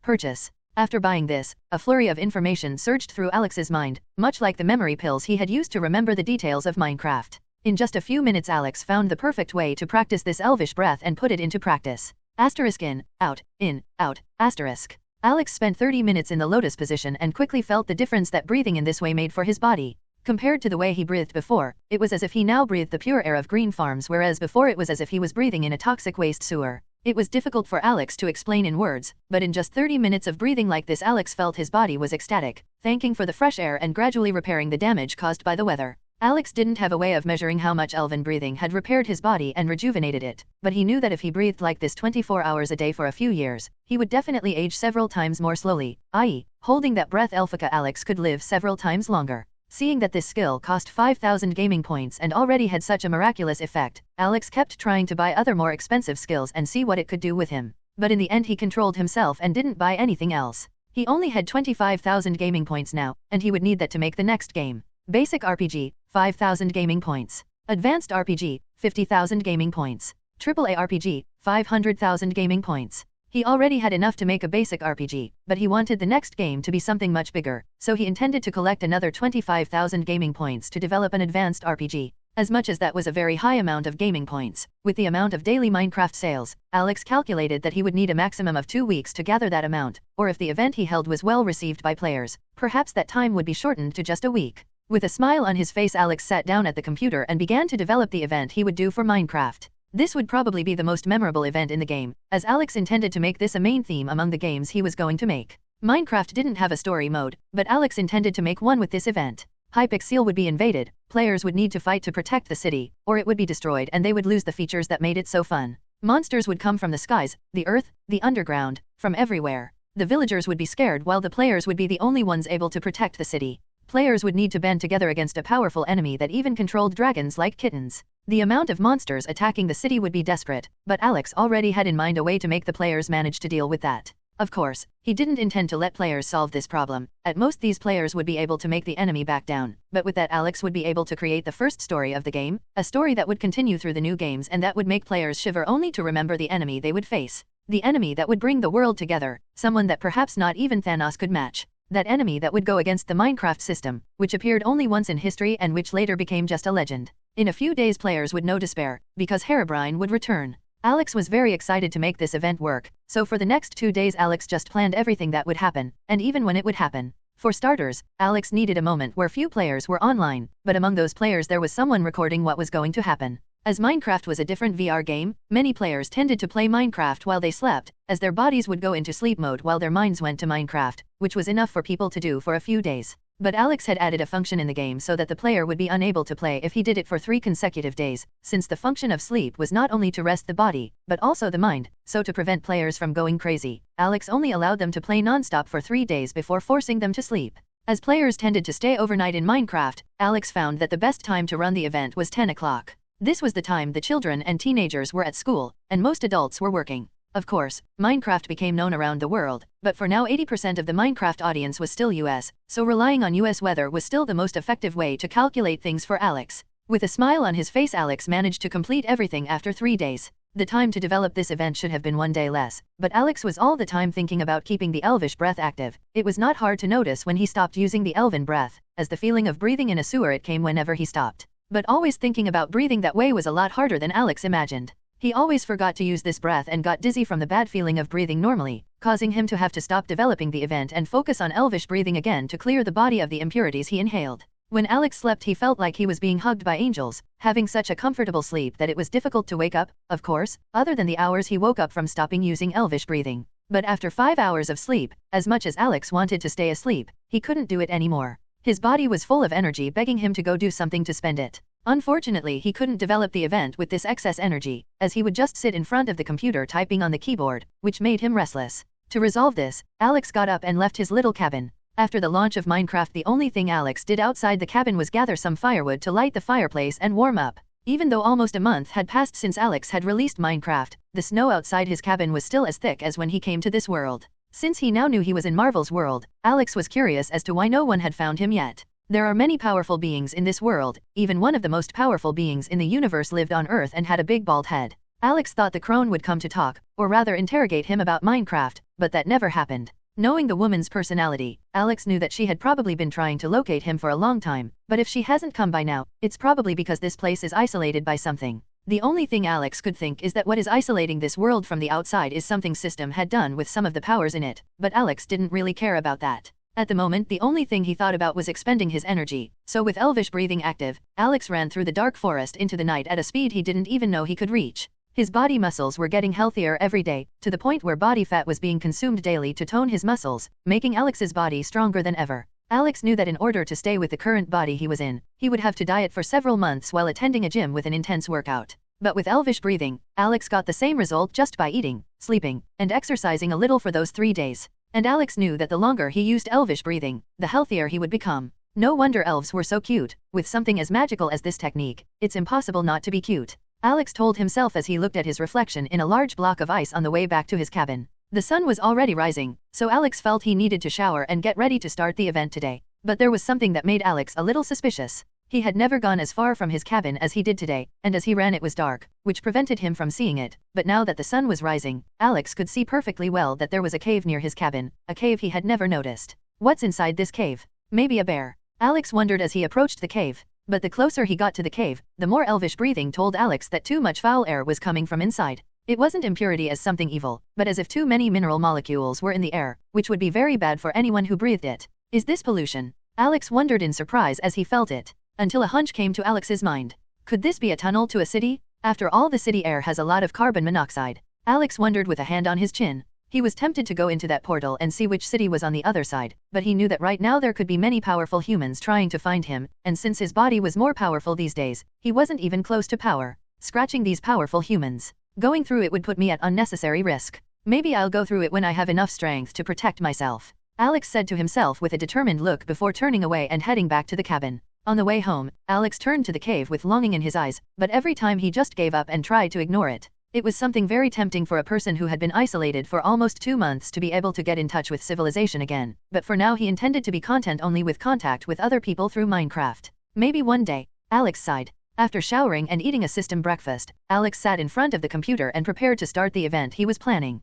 Alex planned this event to last 7 days, and after those 7 days the trailer for the new game would be released to players. Even though Alex still didn't have enough gaming points to start making the game, he had already planned out most of the features the game would have and the things he would need to change to make it work in this world, so the development process would be fast. And with the hype he was planning for this event, Alex was sure that Minecraft sales would take off and before 7 days he would already receive the remaining gaming points to develop the game. It was 9:50 a.m. Of the 200,000 people who bought Minecraft, at that time there were only approximately 27,000 people online in the game. That's considering people playing single-player mode, Hypixel and private servers. Considering that at peak hours the game had over 150,000 people online, it was now one of the times with the fewest players. But that was exactly what Alex wanted. With a smile on his face, Alex used the Herobrine account and logged into Hypixel.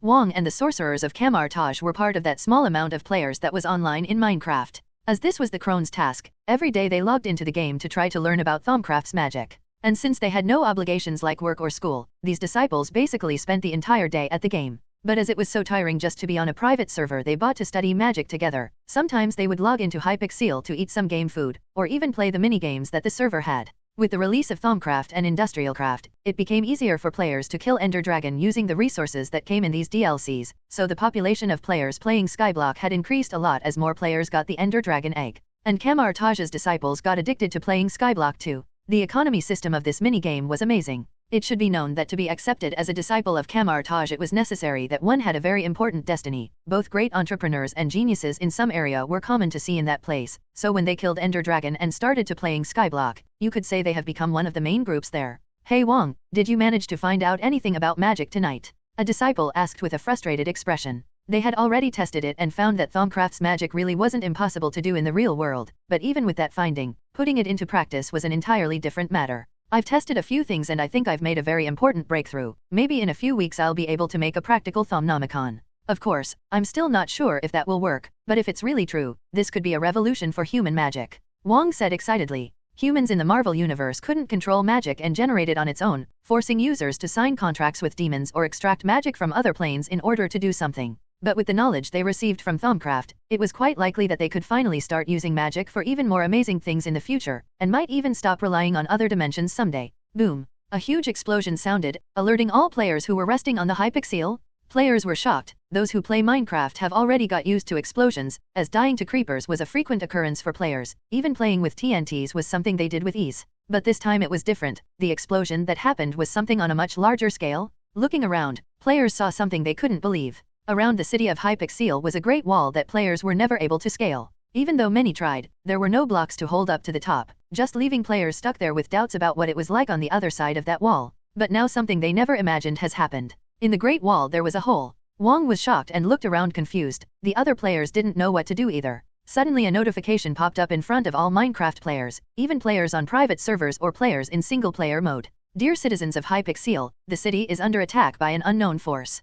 Please help protect Hypixel. What? The city is under attack. The disciple beside Wong screamed in fear. That was the reaction of the thousands of Minecraft players. They thought that Hypixel was a comfortable and cozy place that the Minecraft developers had made for them to rest, but who would have thought that this place could be attacked? The quest Protect Hypixel has been activated. If you want to participate in the quest, enter Hypixel and help protect the city. If players manage to defend the city from the invasion of the unknown enemy, everyone who participates in the defense will receive a gold limited cape, embroidered with Hypixel Defender. If before players were just scared about this invasion, now their mindset has shifted 180 degrees. Especially after reading the word limited referring to the cover. Almost every player had seen one of the players wearing the Ender Dragon cape proudly parading around town, and they were frustrated that they couldn't have a cape as cool as this one, but now the opportunity has arisen. They knew that almost every player would accept the task, so almost everyone would be given a cape like that and it wouldn't be as special as the Ender Dragon cape, but with the speed that Minecraft was growing, soon new players arrived, and then who wouldn't be jealous of their covers? Let's fight! A player shouted excitedly. The X-Men were startled when a summons came from Professor Xavier for everyone to gather in the mansion room. Most students studied at the mansion with private lessons from mutant teachers, only a small minority went to regular school. So when Professor Xavier called everyone together, they were worried. It already had to be something very urgent to call the more than 100 people at the institute. Hey guys, is Magneto taking a hostage town? Evan asked as he approached.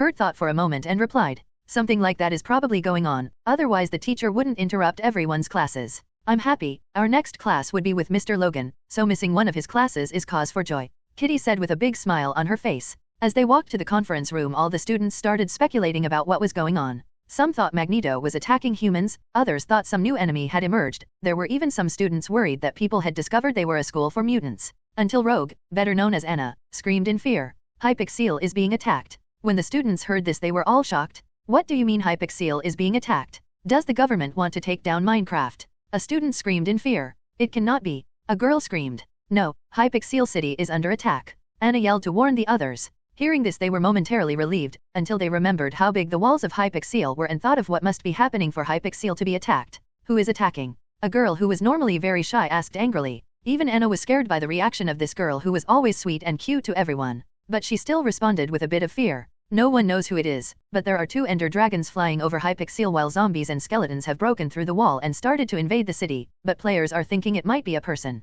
she said as she continued to watch the news on the internet.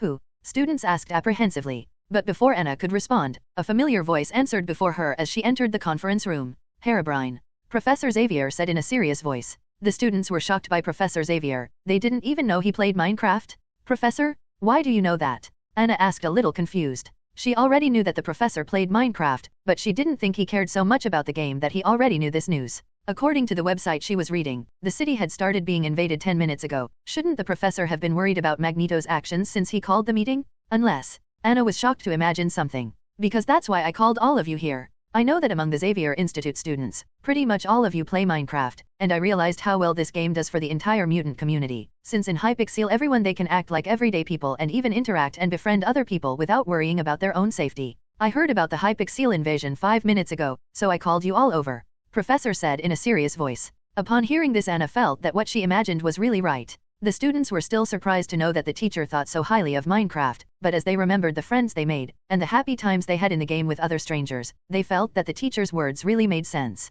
"Professor, you summoned us to..." Not even Scott Summers, who was the leader of the younger X-Men, believed that Professor Xavier had summoned everyone to what he was imagining. But when the teacher responded they finally believed it. "Yes, I called everyone to ask you to join Hypixel and help defend the city. I will also connect so we can fight humanity together and defend that place that has always treated us so well." Professor Xavier had a big smile on his face, and the confidence he displayed inspired the students. Before they just saw Minecraft as a much more fun game than the others, but after hearing the teacher's words they finally understood how important it was, and they didn't want to let Hypixel be destroyed by anyone. "Let's go," Kurt yelled excitedly. "You can count on me." Evan was also excited. "And with me. Also with me." Soon the students ran back to their own rooms to access personal computers to play. Other students went to the library, even to some classrooms to play games, as not everyone had their own computer and all the public computers in the house were busy. At that time more than 100 mutants connected to Minecraft to help defend Hypixel. And it wasn't just at Mansion X that people gathered to help defend Hypixel. In some communities, companies, many industries stopped what they were doing to help in the Hypixel battle.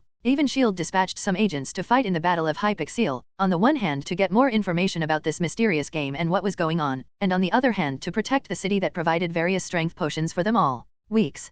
People who didn't know what was going on were confused as they walked around town and saw some stores being hastily closed. Some people even thought that the towns they lived in were being attacked, but when asked why the stores closed they were even more confused. "Hypixel is being attacked? Why is this so important to you? Are you giving employees time off because you have to play? What kind of boss are you? What the hell is Hypixel? The east wall has been invaded, we need people to help defend." A player came running to the town square. Here, in the town square, several famous players were gathered. Most of these players are known through the Hunger Games rankings or the Skyblock rankings. Among these players, all were wearing colored capes. But among these people there were some who had more prestige than others, and these were the people who wore black capes with purple accents, the cape of Ender Dragon. "We're going to send Team 38 there, they just defended the west wall and got a lot of powerful items," Shuri said with a serious expression, as if she really was an experienced general of a large army, which contrasted a lot with her cute appearance. When monsters started to invade, players didn't have equipment to fight these monsters, so they just punched until they killed the monsters. But luckily they found that killing monsters was dropping items like swords and armor, which made it much easier to kill more and more monsters.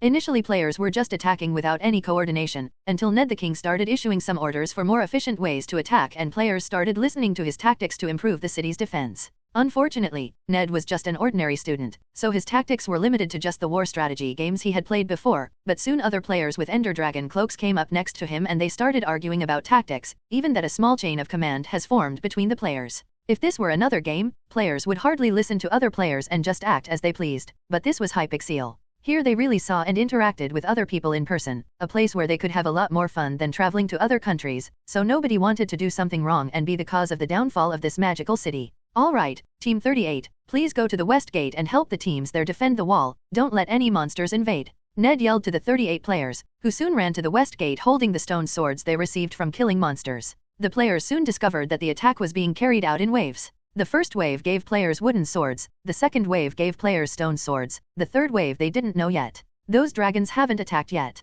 A man with long black hair said with a thoughtful expression. His nickname was Teacher. Yes, as with each attack wave the equipment is improving, maybe these dragons only attack after players have diamond swords. A woman replied. Her nickname was Natalia. Has anyone gotten a bow yet? Dealing with dragons without bows will be a suicidal task. A white-haired black woman commented. Her nickname was McQueen. Not yet, so far the amount of skeletons in the waves was very low, none of them dropped a bow. But maybe in the next waves this could be higher. Ned replied. Reporting to the leaders, 200 more players have connected in the town square and want to help in the battle. A player arrived at the command center with an excited expression. Because of this player's cape, people might think he was also part of the player's command team, as he wore an Ender Dragon cape, but this player only spent a few minutes in the command center and got really bored before he decided to go out and help the fight into their own hands. This player's nickname was P. Parker. Ned and Peter were at school when the Hypixel attack started, but when they found out what was going on, the two ran away because they were sick and managed to escape classes very easily. As both had very high grades, it was not difficult to convince the teacher to release them to go home.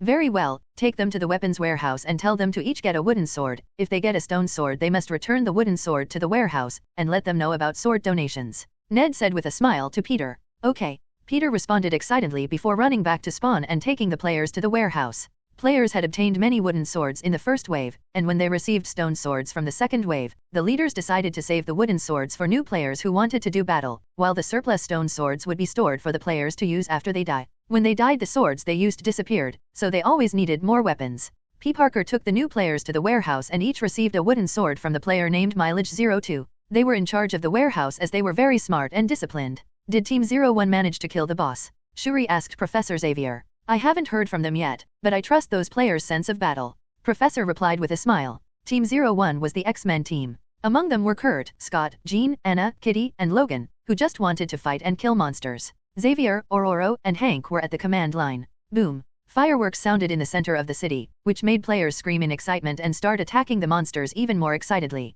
When players killed the first wave boss, fireworks sounded in celebration, so as it happened again this can only mean that Team 01 managed to kill the second boss as well? I think we have our answer, Princess. Professor replied with a smile. Yeah, glad you got it. Shuri aka Princess responded happily. Players soon finished killing the monsters as they regrouped in the center of town to hear their next orders. After each wave the players had 15 minutes to rest and shower in real life if they needed to, so this was also the time they would gather to discuss new ideas. At this point, while the players were talking seriously downtown, Alex was flying invisible through the city with a smile on his face. He was prepared to implement the second part of his plan. While players had 15 minutes of rest, Alex was controlling a new feature he added to Minecraft and no one knew. Until the second round, there were only normal monsters that attacked the walls, and a bigger monster that represented the boss, with more health, more damage, and more speed than normal monsters. But for Alex it was just an entrance to the grand feast. He had planned that today there would only be 3 waves of monsters, so players would spread about what happened in the city and that would bring in even more players to help defend the city the next day.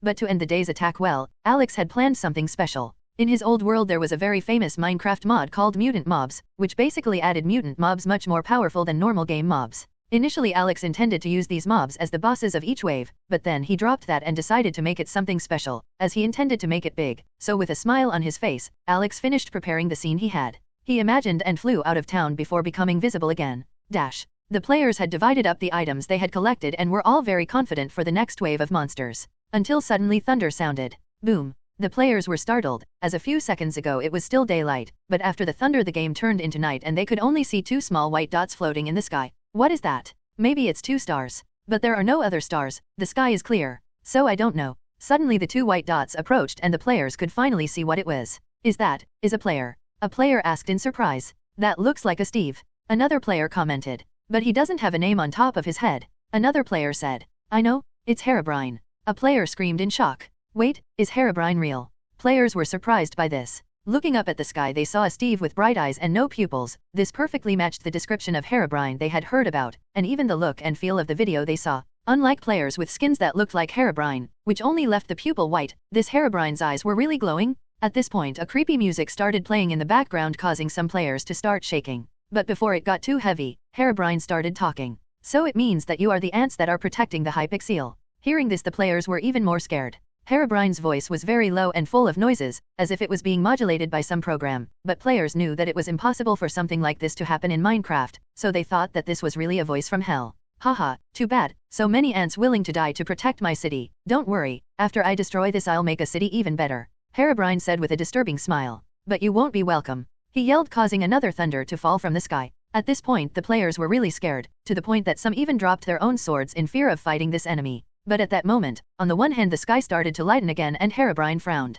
Stop brother, you know you don't have to do this. A familiar voice sounded very sad. Many players were confused because they already knew this voice but couldn't remember who it was. Until they saw another figure flying in the sky and were shocked. Is Notch? A player yelled. Upon hearing this player's scream, players soon realized that it really was Notch who was flying in the sky. Most players knew Notch and liked him a lot, as he always helped others, and even players who never met Notch had heard of this player from their friends. But they were very confused about why Notch could fly. After all, no player could fly in Hypixel other than when playing Build Battle. So he really is the creator of this world. A calm, friendly voice said to himself with a satisfied smile on his face. Teacher. But because of the silence that was in the area, all the other players heard it too and were shocked by this revelation. No one knew who the creator of Minecraft was, and there were even some people who speculated it was Notch, but no one really believed it. But seeing him flying in the sky now was the biggest proof of that they could have. Notch really is the creator of Minecraft.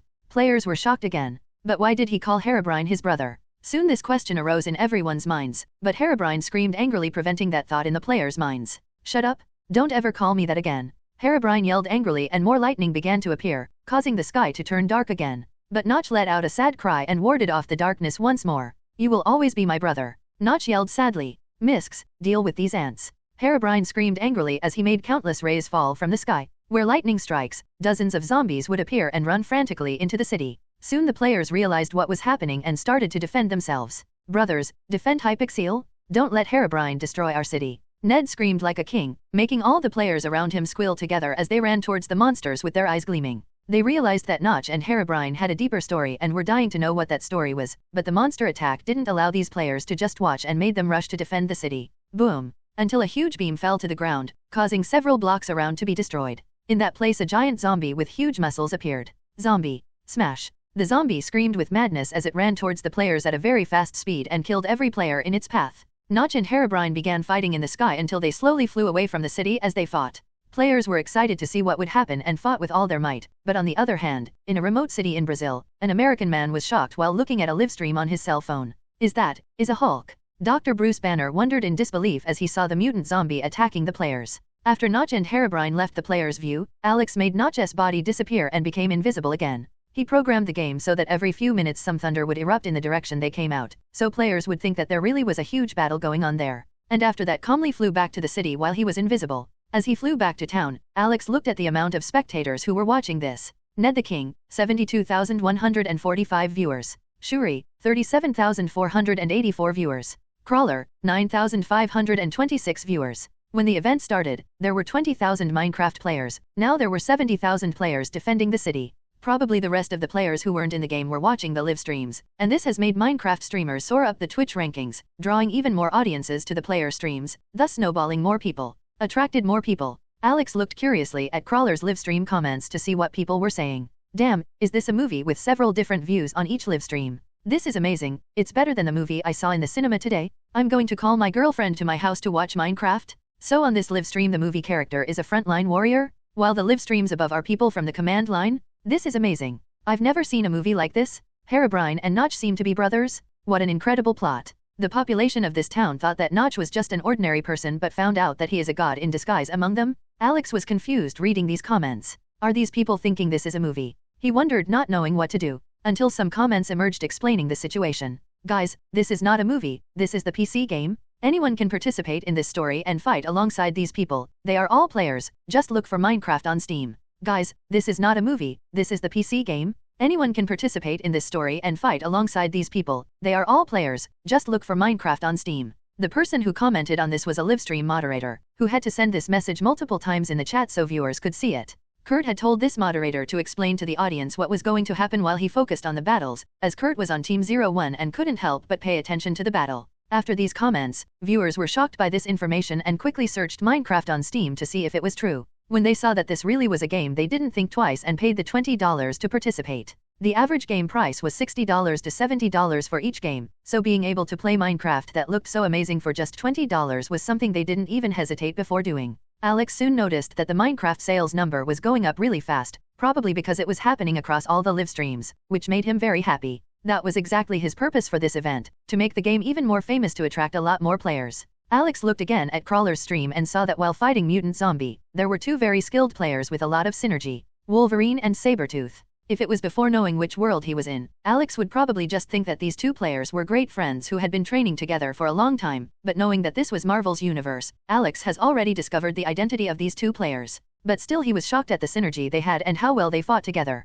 Though he could hear the two of them cursing and mocking each other as they battled the boss, Alex knew they had spent at least 100 years fighting together, so they knew each other well enough to cooperate in battle without even realizing it. Maybe Minecraft brings these two brothers together. Alex wondered with a smile on his face before closing Kit's live stream. The mutant zombie Alex made was much tougher and more powerful than the mod from his previous world, so players had to fight death for almost 2 hours until the zombie was almost dead. But the less life the zombie had, the stronger it got, which made the battle even more difficult. You could say that in this battle, if it weren't for Logan and Victor, the battle would probably take twice as long. But Alex knew it was time for the show to end. It was better to end this battle before the players got tired or bored. After all, this was just a game. So just before Mutant Zombie died, Alex made Notch appear next to him and went back to acting like he was Herobrine. Urgh, Notch, I'll be back and with a much stronger army next time. Herobrine yelled as he held his apparently injured arm, drawing the attention of the players around him, who smiled with great satisfaction when they saw that Notch had won. Soon a great thunder engulfed the mutant zombie and made the monster disappear, just as it did with Herobrine, leaving only the weaker smaller zombies that died after a short time.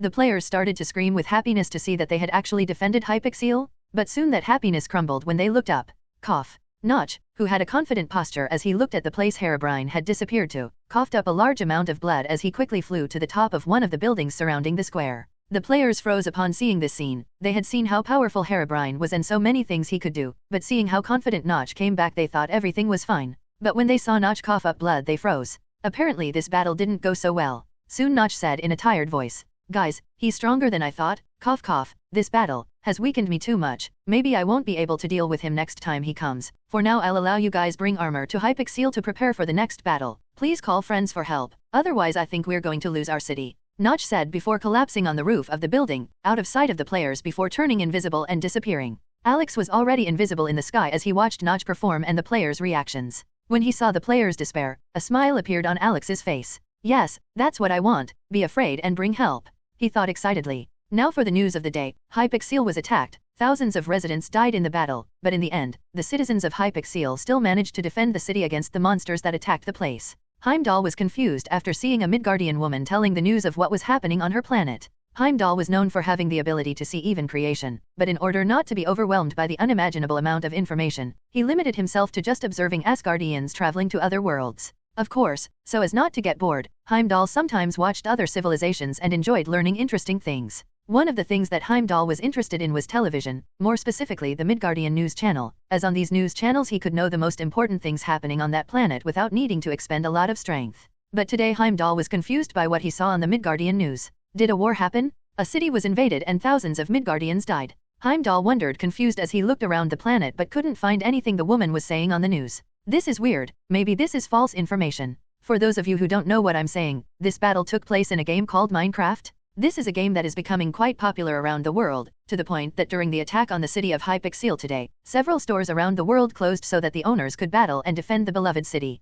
Heimdall raised an eyebrow in astonishment upon seeing this. On television the Midgardian was showing several images of the battle, and despite the odd square appearance of the images, even Heimdall couldn't see much of a difference between these images and reality. From what he heard of this Midgardian's explanation, this was a technology far ahead of time on this planet, which allowed Midgardians to go to another dimension and fight without worrying about death. Heimdall was petrified. The more he listened to this Midgardiana explaining about this game and the effects this game was having on Midgard, the more Heimdall felt this matter was getting more serious and that he should inform All-Father as soon as possible. especially after Heimdall tried to use his vision to try to see this other dimension called Minecraft and found he couldn't see it. It is known that in the thousands of years that Heimdall protected Bifrost, there was never anything Heimdall couldn't see in all 9 realms. And now he knew of the existence of another dimension and found that he couldn't see anything from that dimension? Maybe in this dimension there might be powerful enemies just waiting for the perfect moment to attack Asgard, and until a few minutes ago they didn't even know about the existence of this dimension? Before going to report to All-Father, Heimdall continued watching the news to gather as much information as possible and saw something that left him even more shocked.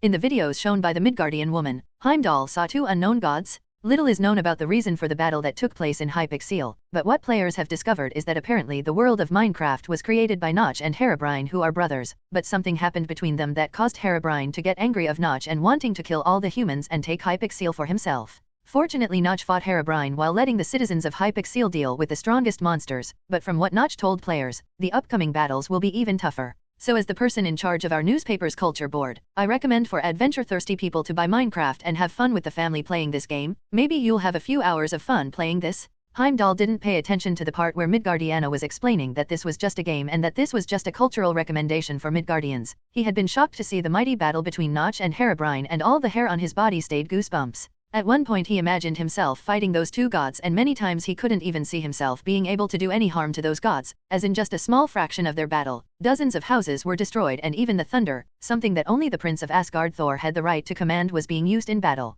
Are they gods with the ability to steal deities? Or maybe just use deities from other gods? It's still extremely important. I should go immediately inform the All-Father of what's going on so he can prepare for a possible battle. Heimdall was determined and quickly left Bifrost after a long time and ran towards Odin's palace.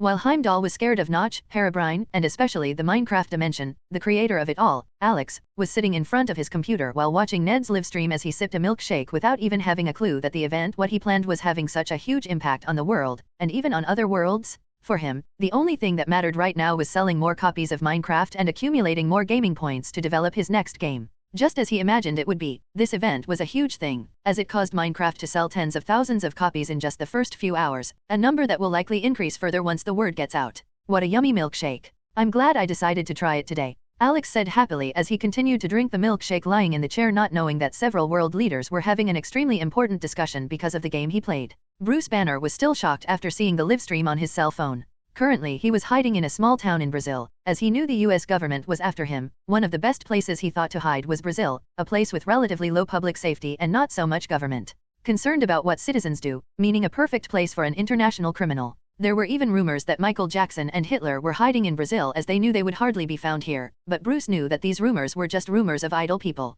Here he worked in a factory that paid minimum wage, as well as accommodation and meals. With the money he received, Bruce didn't have to worry too much about expenses, as he could just buy the essentials and drink with the friends he made in that country. But yesterday he heard something interesting from one of the men who worked at the factory. My son started playing a game called Minecraft. Have you heard about that? Even my wife plays when my son isn't using the computer, Jorge said after taking a sip of the beer. Minecraft? Never heard of it. Lucas responded with a disinterested expression. If I were you, I'd do some research. After my son started playing Minecraft, he stopped still with the bums who live near my house, and he's even messing around less at school. As long as I say if he does something like that wrong, he will go 3 days without playing Minecraft. He has become even more obedient, Jorge said with a smile as he continued to drink his beer. After hearing this, Lucas became interested and asked Jorge to explain more about this game. It's a simple game, any computer can handle it, even if it's an old computer. After you pay our $40, the game is installed on the computer and anyone can play there. It's like magic, you can enter the world with your mind and even eat and drink there, Jorge said with a big smile as he remembered the foods he tasted at Hypixel after his son explained how it worked. Lucas was shocked at first, but after thinking that this game must have been made by some genius in the USA, he calmed down and thought that this was something normal. After all, they say that in the US there is even a man who wears an armor of robot that flies around the city shooting lasers. Making a game like that shouldn't be that hard, right? But while Lucas thought this was normal, Bruce, who was also drinking with these 2 men, was shocked. He was still following some news from the US and knew that this type of technology was still a long way off from their current times. After he got back to the factory, the first thing Bruce did was log on to the employee dorm Wi-Fi and look up this Minecraft guy. As much as he worked in a factory, Bruce was a genius scientist who had an advanced knowledge of nuclear physics, so like any good scientist, Banner was curious to see what this new discovery could bring of innovation to the world, to the point of even wondering if this technology could somehow help him with the problem he had after being affected by a gamma-ray bomb. But what Bruce didn't expect was to see that the livestream looked like something out of a Disney movie. No, even better than Disney movies, it's almost impossible to distinguish between this game and reality other than the shape of people being square and everything around it matches that. But as boring as the square design can be, Bruce felt drawn to this story that was happening and continued to watch the livestream for hours on end. Finally, he saw Notch asking the players for help and asking if there were others who could help. Bruce was already tired of just working during the day and drinking at some bar at night, so he thought, why not? In the dorm there were some old computers for the staff to use, so using some of his savings, Bruce bought this game which cost $40, or in his old country's money, $20, and prepared to go to sleep while the game downloaded to slow internet from the factory. But to Bruce's surprise, the game download was completed in just a few seconds. Initially he thought he had been tricked into buying a pirated version of the game, but after seeing that this really was the game's official Steam page, Bruce got a little worried and hit play to connect to World of Minecraft. But unbeknownst to Bruce, he wasn't the only one who connected to Minecraft. His mind connected to the game, causing Bruce's conscience to go to Minecraft, but inside his mind there was also another conscience. Hulk was asleep until he felt his consciousness was attracted to a bright place, leaving him very scared and angry. But when he saw that his size had decreased and his strength was much smaller than it normally was, Hulk got even angrier and started punching everything in his path.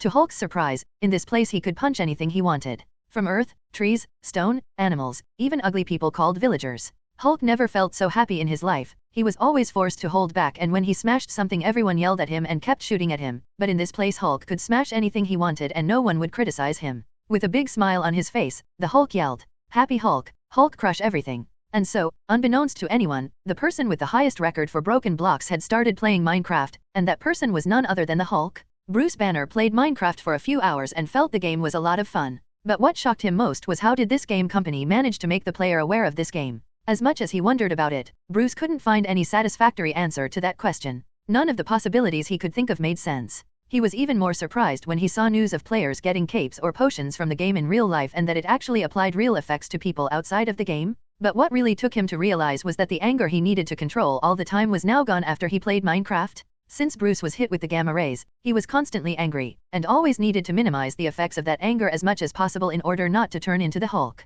But after playing Minecraft, that anger he had been having trouble controlling for so many years had completely disappeared. The Hulk disappeared after I played Minecraft. Bruce wondered in disbelief. But what he didn't know is that while he was in the real world, Hulk hadn't stopped playing Minecraft yet. Hulk at this point was getting a bit angry in Minecraft, but because he had so much fun in that world, he could still think straight as he looked at the rock he had been hitting for 10 minutes. Bedrock. Hulk can't crush this rock, but Hulk wants to crush this rock. Hulk told himself as he looked at Bedrock, feeling confused for the first time in his life.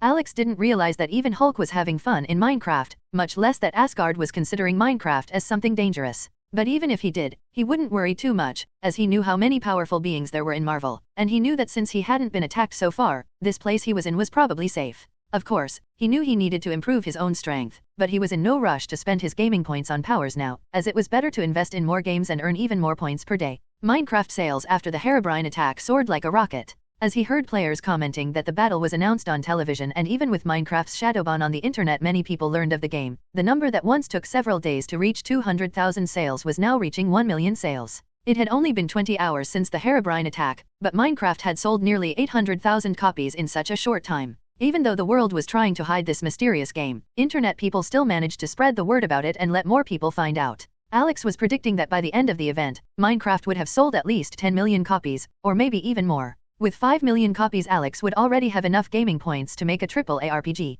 Initially he intended to make an advanced RPG, but with the speed that Minecraft was selling, Alex decided to change his goal to make a AAA RPG. He currently has 140,000 gaming points, which is almost 5 times what he had yesterday. If players are having so much fun with Minecraft, there's no way I can't be excited about how they'll react to the next game, Alex said, laughing as he ate another Shokugeki no Suma sandwich. Have you discovered anything important? Nick Fury asked in an annoyed voice as he glared at his agents. Clinton replied in a serious voice. The physics of that game is different from the physics of our world. I tried shooting some arrows there and I feel like it's much easier there than when I do it with my own bow. Maria Hill also shared what she found. The engineering team at S.H.I.E.L.D. started researching industrial craft and they started testing whether it's really viable in our world or not, but according to the engineers, it really does have a chance to work. The problem is that our current technology is too limited to do those things in a short time. Maybe Tony Stark can help with that? Fury nodded and decided to contact Tony Stark again. He thought he would only need Tony for the Avengers initiative, but he found that he would need Tony's genius mind to try to understand Minecraft before he even accepted to join the Avengers. What about Thaumcraft? Has anyone discovered anything? Fury asked. In this the agents faced each other looking for some answer, but everyone could only shake their heads in denial. They didn't have any solid knowledge of magic, so testing it was unfeasible. That's understandable. Now let's talk about the elephant in the room. Did you guys find out anything about Notch or Herobrine? Fury asked in a heavy voice. My team couldn't find anything on either of them other than public information that Notch is apparently one of the oldest Minecraft players, which infers that he is possibly the creator of that world, while Herobrine just appeared on a livestream scaring 2 players, but neither of them had done anything substantial before that. An agent said in a tired voice. This agent had spent the last 20 hours looking for any kind of information about Notch or Herobrine, but it was as if these 2 people had never existed before. He even searched for similar names of children who were born several years ago, mostly siblings, but nothing was found. Until Natasha got up and reported what she thought. Notch is apparently not a bad person. I'm pretty sure he really is the creator of Minecraft, but no proof that he was the only one, or maybe Minecraft was another world they ruled over, but if I can give my opinion, while Notch is an apparently good guy, Herobrine is the opposite, where I would classify as a cruel and bloodthirsty villain. A cruel and bloodthirsty villain. Nick Fury repeated with a tired expression. He knew they couldn't handle it, especially if one of these 2 such powerful beings came to Earth, so the only thought on his mind was to speed up the Avengers initiative and let superhumans handle it.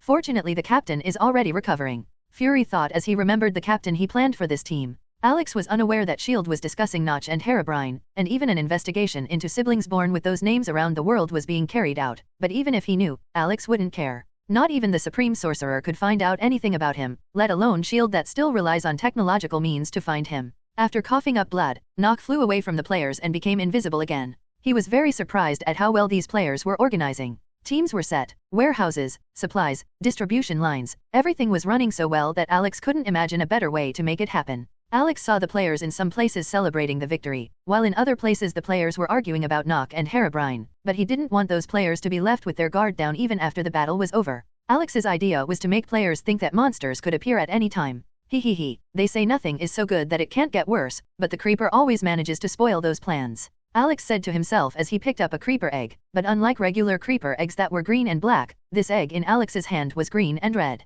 Several rookie players were heading to the warehouse to get a wooden or stone sword wanting to join the battle. Some players had even just bought Minecraft and have already come to battle after watching live streams on the internet and not even playing single player. Among these rookie players was Bruce Banner. This was his first time getting into Minecraft multiplayer, so he just acted like the other players and was guided to the warehouse to get a weapon and join the battle. Players who have never played Minecraft, please stay on this side, while experienced players stay on the other side. We need to differentiate you to increase efficiency. A player named Mileage04 yelled at the players. Upon hearing this, 90% of players went to the novice player side, while only 10% went to the experienced player side. This surprised Mileage04 as each time she asked this question to players coming to the depot, the number of newbies compared to veterans increased. Minecraft is getting more and more popular, she thought in shock. But before she could say anything, a rookie player pointed away and asked confused, "Hey, what's that green monster with 4 legs?" Hearing this, the veteran players just ignored it, thinking it was a random creeper while paying attention to Mileage04 who was handing out weapons to them first.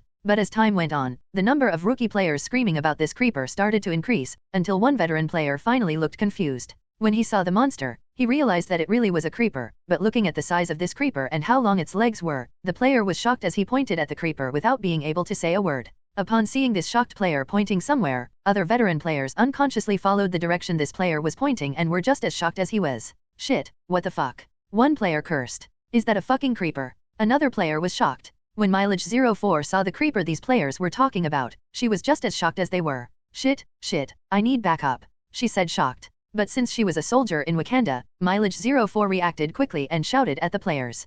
Quickly, enter the warehouse and get swords by yourself. Remember, get only one sword. We need to kill this mutant creeper and protect the warehouse. Hearing Mileage04's scream, players were shocked and excited. Soon the warehouse was filled with players opening chests while taking swords and leather armor to fight this giant monster. Veteran players who had already picked up equipment had already run to the mutant creeper and were trying to use kiting strategy on this monster, but unlike normal creepers that just exploded, this giant creeper also attacked. This creeper's range was greater than that of players, so to attack the creeper at least one player had to be attacked first. Back off! A player screamed after hitting the creeper. Hearing this, the players retreated before coming back and attacking the creeper after a while. In between, low health players moved away from the creeper to eat and recover health, while full health players returned to the monster to try and hit it. Even with players taking precautions, newbie players who didn't understand strategies for dealing with monsters in Minecraft were still dying very fast, but the death of newbies was also creating a lot of opportunities for veteran players to do a lot of damage on the creeper. Unlike regular creepers, this mutant creeper had a lot of health, so players had to hit him hundreds of times for him to die. If all players were skilled, it would be easy to kill the creeper without anyone dying, but since 90% of the players in combat were rookies,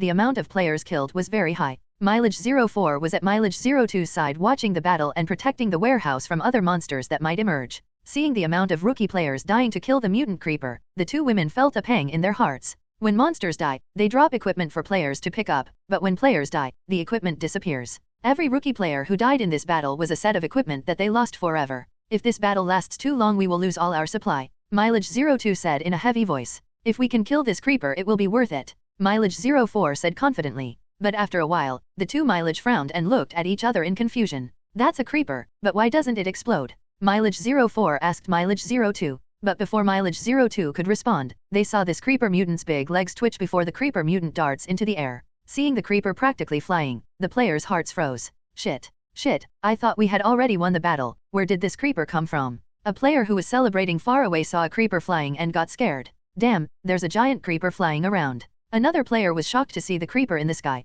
Wait, that's the warehouse over there. Another player screamed in fear as he started to run. Players knew that this was the warehouse where they kept their spare weapons and armor for the players who were joining the battle. If the warehouse was destroyed, these new players could only use their bare hands to hit the monsters, and seeing how powerful the monsters were becoming, that would be a suicidal task. We need to protect the warehouse. Another player screamed in fright as he also ran towards the creeper. Those players who thought the battle was already won suddenly got scared and ran towards the mutated creeper. Alex, who was flying over Hypixel, had a smile on his face when he saw this. That's what he wanted. If players got used to peace they wouldn't be ready for war in Minecraft. Of course, Alex was exaggerating a bit, but his original intention was to play with the feelings of these players so that when these people left Minecraft, they would tell their friends how amazing this experience was and that would bring even more players. After the creeper jumped, as soon as he hit the ground everything around him exploded, including some chests that players were using to store items. But to help in the battle, the players who were protecting the wall also came back and started fighting the creeper. Alex didn't want players to have the satisfaction of killing a mutant monster on the first day, and wanted to save that experience for later days, so with a smile on his face he flew away. Suddenly, in the sky of Hypixel, Notch appeared again. This time he looked even weaker than when he disappeared earlier. Probably his wound was getting worse, but he still came back and flew to the creeper. Get away from him. Notch said it in a calm way, but I could see how weak his voice was getting. Seeing a pale-faced Notch flying towards them, the players soon began to persuade Notch. Don't come Notch, you need to rest. One player yelled worriedly. Yes, rest, we can handle it. Another player said scared. Yes, don't come. The players were worried about Notch, but Alex, who was controlling Notch, was frustrated. Even though he was going to help players get rid of this creeper, he also didn't want to give the satisfaction of killing the creeper so soon. But soon he had an idea to deal with it. We're running out of time. Notch yelled worriedly. Soon thunder fell from the sky and hit the mutant creeper. When struck by thunder, the mutant creeper was left with blue lightning bolts floating around him. Players who were close to the creeper were hit by small lightning bolts that leaked from the creeper and took some damage. Because of the equipment they were using, players could actually defeat the creeper, but it would take hours and a lot of destruction to the city. Upon understanding this, the players quickly walked away from the creeper and let Notch do what he wanted to do.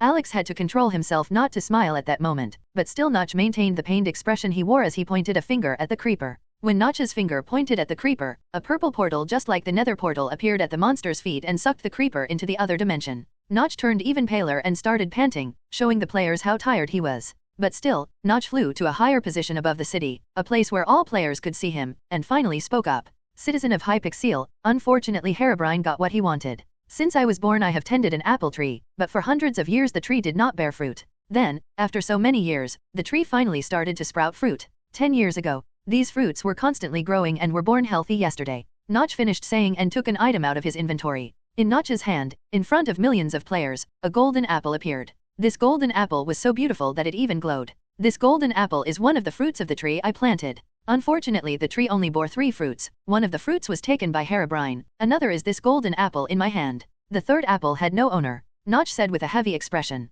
In front of the millions of players and tens of millions of viewers at home watching the players' live streams, Notch ate the golden apple. Immediately Notch's body began to heal at a sharp speed. Notch's pale face returned to a healthy color while his hair, which was a little dry at this point, returned to a lot of shine.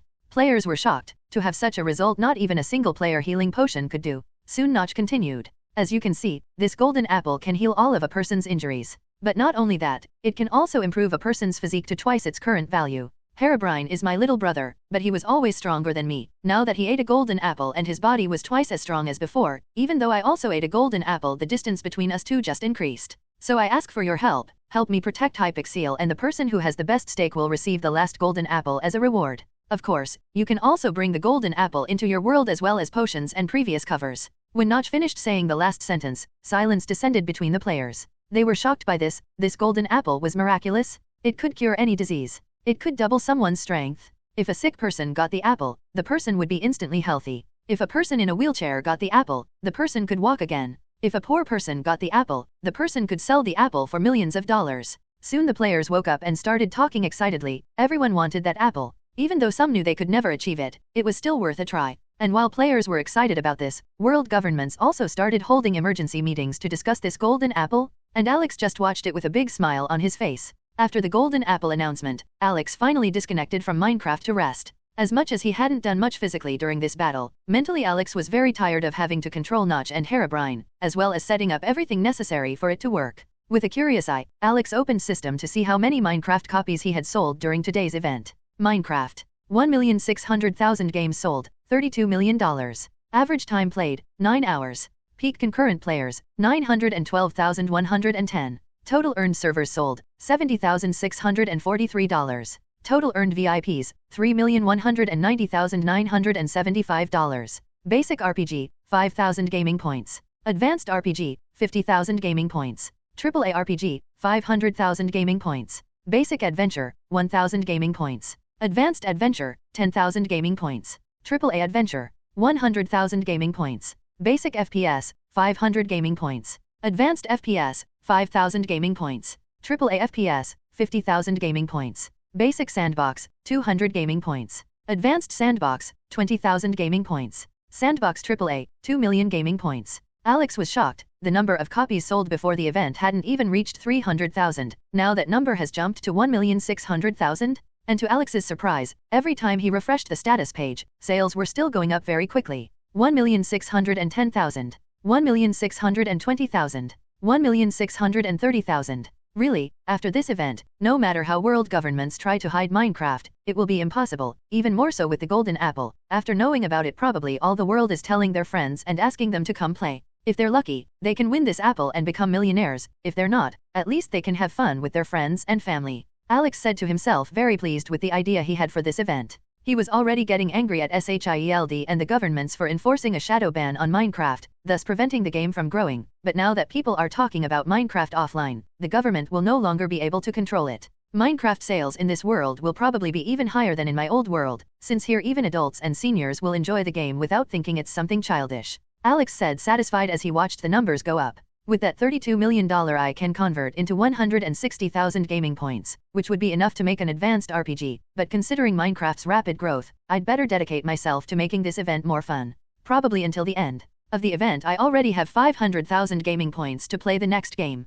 Alex made up his mind before buying something to eat and rest his mind a little. After resting he intended to try harder to improve the event the next day. Around the world something no one imagined happened. A computer game has conquered people of all ages and all social classes. Good evening Fox News viewers. I believe that during the afternoon of this day, many viewers around the country must have encountered a very unusual situation. No, a man wearing a smart suit said on television at an American family's home. See love? I said it's true. It wasn't just my boss who gave me the day off, but this happened to several people. I didn't get fired. A man said, frustrated as he looked at his wife who was mad at him. He had come home earlier because his boss said he had to go home, buy Minecraft, and help defend Hypixel. Even the $20 expense to buy Minecraft the company would pay for the employees. According to the boss, this would be part of the work as a home office. The man was very happy to be given time off to play a computer game, even though he had never played a computer game before, but as his son always played it, he saw that it was something easy, much better than staying at work carrying boxes. But as soon as he got home, his wife started hitting him asking why he wasn't at work.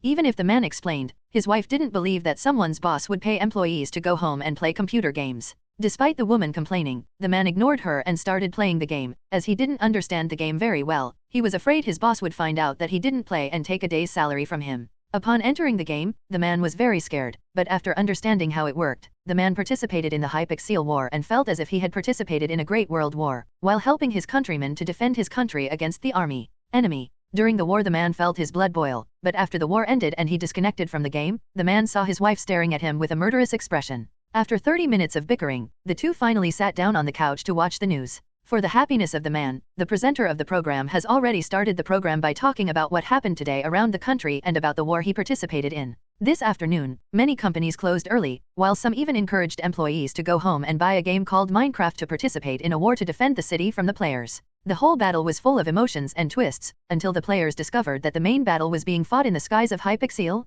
Two brothers were fighting over the city. One of the brothers, known as Notch, was helping the players and also being helped by them, while the other brother, Herobrine, was controlling the monsters and wanting to defeat the players. In the end, it was discovered that this battle was being fought mainly to get a golden apple, a fruit with miraculous powers that can cure any disease and bend a person's strength. And this fruit apparently can be brought to the real world. Many hospitals are now buying old laptops for patients who want to play games and have trying to get a chance to receive the golden apple have the opportunity to play, while friends and co-workers are forming groups around the world to organize and be able to affect the war in a positive way to get the apple. According to the game's official website, tomorrow at 10 a.m. Herobrine will attack again, so in case anyone wants to buy something tomorrow, I recommend leaving early or leaving to buy later, since the chance of the market you want to go to is closed as too loud. Hearing this, the man's wife was shocked and looked at him, not knowing what to say. See? I told you I wasn't lying, the man said as he scratched the injured arm his wife hit. As Minecraft sales skyrocketed and people around the world were going crazy over this new game, Alex, who was at home eating bacon and pepperoni noodles, was surprised to receive a notification.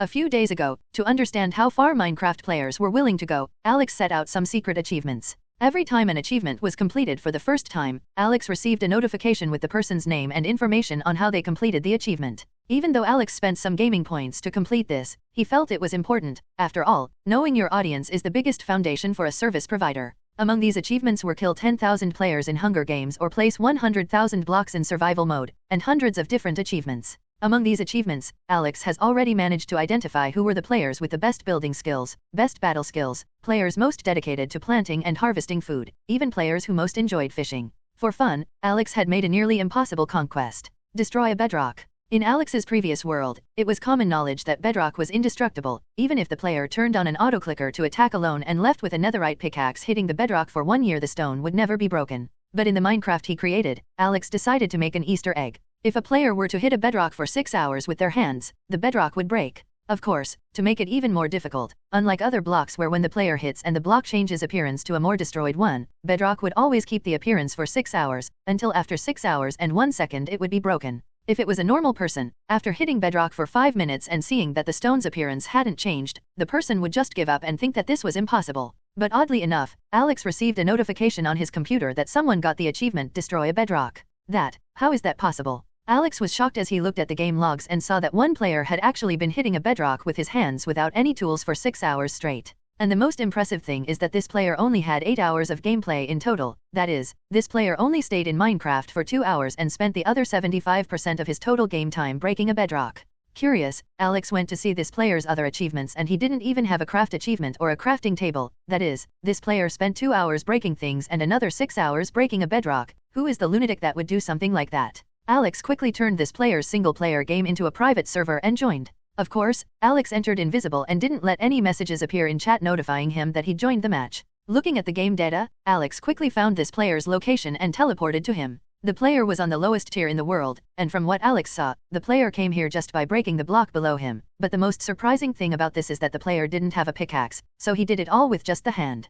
Curious, Alex looked at the player and saw that he was throwing punches with both hands in both directions while yelling, "Anger Hulk!" Hulk was a long time breaking black stone, and under the black stone was another black stone. The player with Steve's skin was screaming to himself while punching his hands in all directions. Initially Alex found this player's reaction funny, but upon hearing what this player was saying, Alex stopped laughing and was shocked. Did that player just say Hulk? Alex thought, trying to understand. With a mental command, Alex tried to find out what this player looked like in real life, but he couldn't find any bodies. With another idea, Alex searched the records for a player named Bruce Banner. A total of 7 players with that name were found. After looking through the IP of these players, Alex saw that there was a player with that name who was playing from Brazil, and coincidentally or not, it was the same IP as that player who was yelling Hulk. He really is the Hulk. They were finally convinced of the truth and were shocked. With an amusing thought, Alex decided to change the Hulk's skin on his own. In a snap of his fingers, the Hulk, who previously had Steve's standard appearance, changed into a muscular green-skinned man, shirtless and wearing purple shorts. Hulk was so angry that he didn't even notice his hands had changed color and kept breaking things.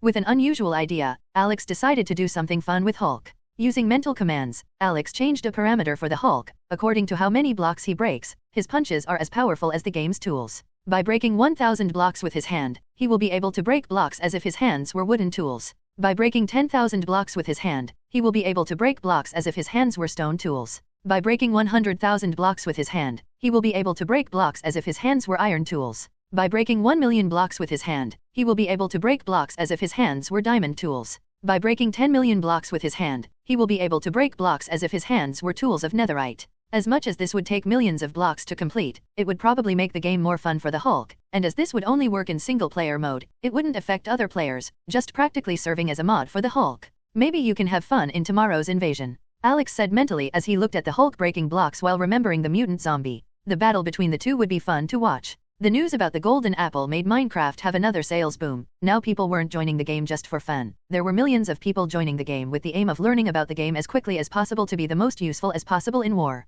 Alex was looking at the stats quite satisfied after waking up. Minecraft. 4 million games sold, $80 million.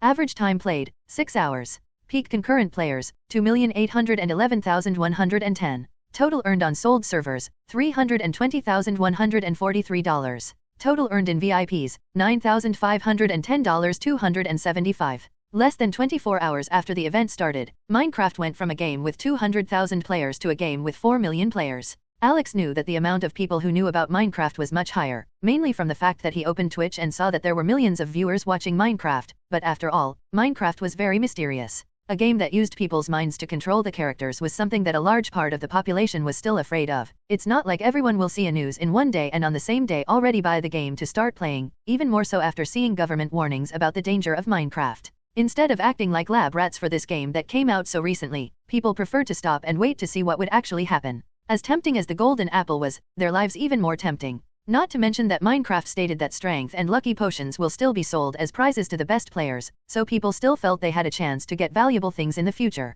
Of course, Alex was already expecting this. In fact, Alex was more pessimistic than optimistic about it. In Alex's mind, Minecraft would need at least 4 to 5 days after the event to reach 10 million players, but after looking at the current data, Alex has already realized that probably even today Minecraft would reach 10 million players. Acting like Herobrine is very tiring. I think I can finish this attack today and start preparing the new game starting tomorrow, Alex said to himself as he ate an English breakfast before entering Minecraft. Inside Minecraft, players in Hypixel were already getting ready for Herobrine's next attack. Fortunately, the city of Hypixel was very big, to the point that even with almost 3 million people connected, the city was still quite spacious and no one was squeezed. Of course, to fit in the 3 million people had to spawn far away from each other, and if friends wanted to meet up, they would have to send each other's location through the friends list and use jump points to jump from one place to another faster. During the time between yesterday's attack and now, the players' command center has been greatly expanded. As much as players with Ender Dragon capes wanted to monopolize decision-making power, they knew it would be impossible to do so with an army of 3 million people.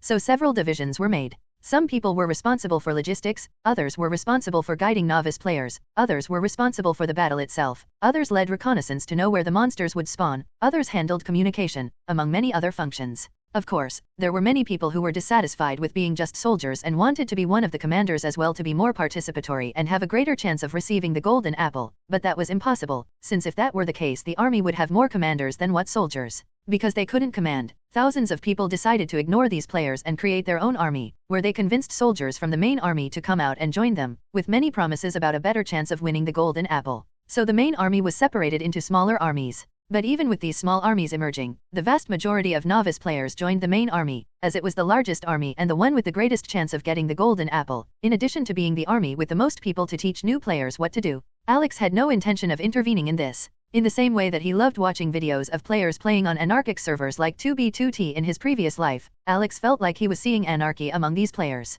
Alex even thought that if Herobrine accepted players for his faction, probably half of those players would follow Herobrine, turning this into a big faction vs faction battle. But for now that's not what Alex wanted to do with Minecraft. Alex wanted to make Minecraft more of a relaxing game than a game of wars and battles. To make players battle, Alex intended to introduce other games specializing in this. Alex's mind was full of role-playing game ideas that he could make to make this player's desire to war more and more frantic. Too bad he only had enough gaming points to make a single game. In the future I will have a lot of gaming points, so I can put my ideas into practice much faster, Alex thought as he flew invisible and watched these players. In the end, as Alex flew around invisible, he found something that shocked him. A group of 4 players was praying around a pentagram drawn on the ground with dropped items. Alex was confused. But when he got close he almost died laughing. Mr. Herobrine, we are your most faithful believers, please give us a chance to demonstrate our loyalty, we are willing to give our lives to you. Mr. Herobrine, we are your most faithful believers, please give us a chance to demonstrate our loyalty, we are willing to give our lives to you. Mr. Herobrine. Mr. Herobrine. Seeing this, Alex flashed a playful smile and switched from Notch's account to Herobrine's account. Let's make this more fun, Alex thought. The 4 players were wearing skins with black clothes as if they were believers in some evil cult. The pentagram on the floor made with red items made everything even weirder, but Alex felt it would be fun to play with these people. Using the Herobrine character, Alex stood in the center of the pentagram making the items disappear. Seeing the pentagram disappear, players were frustrated.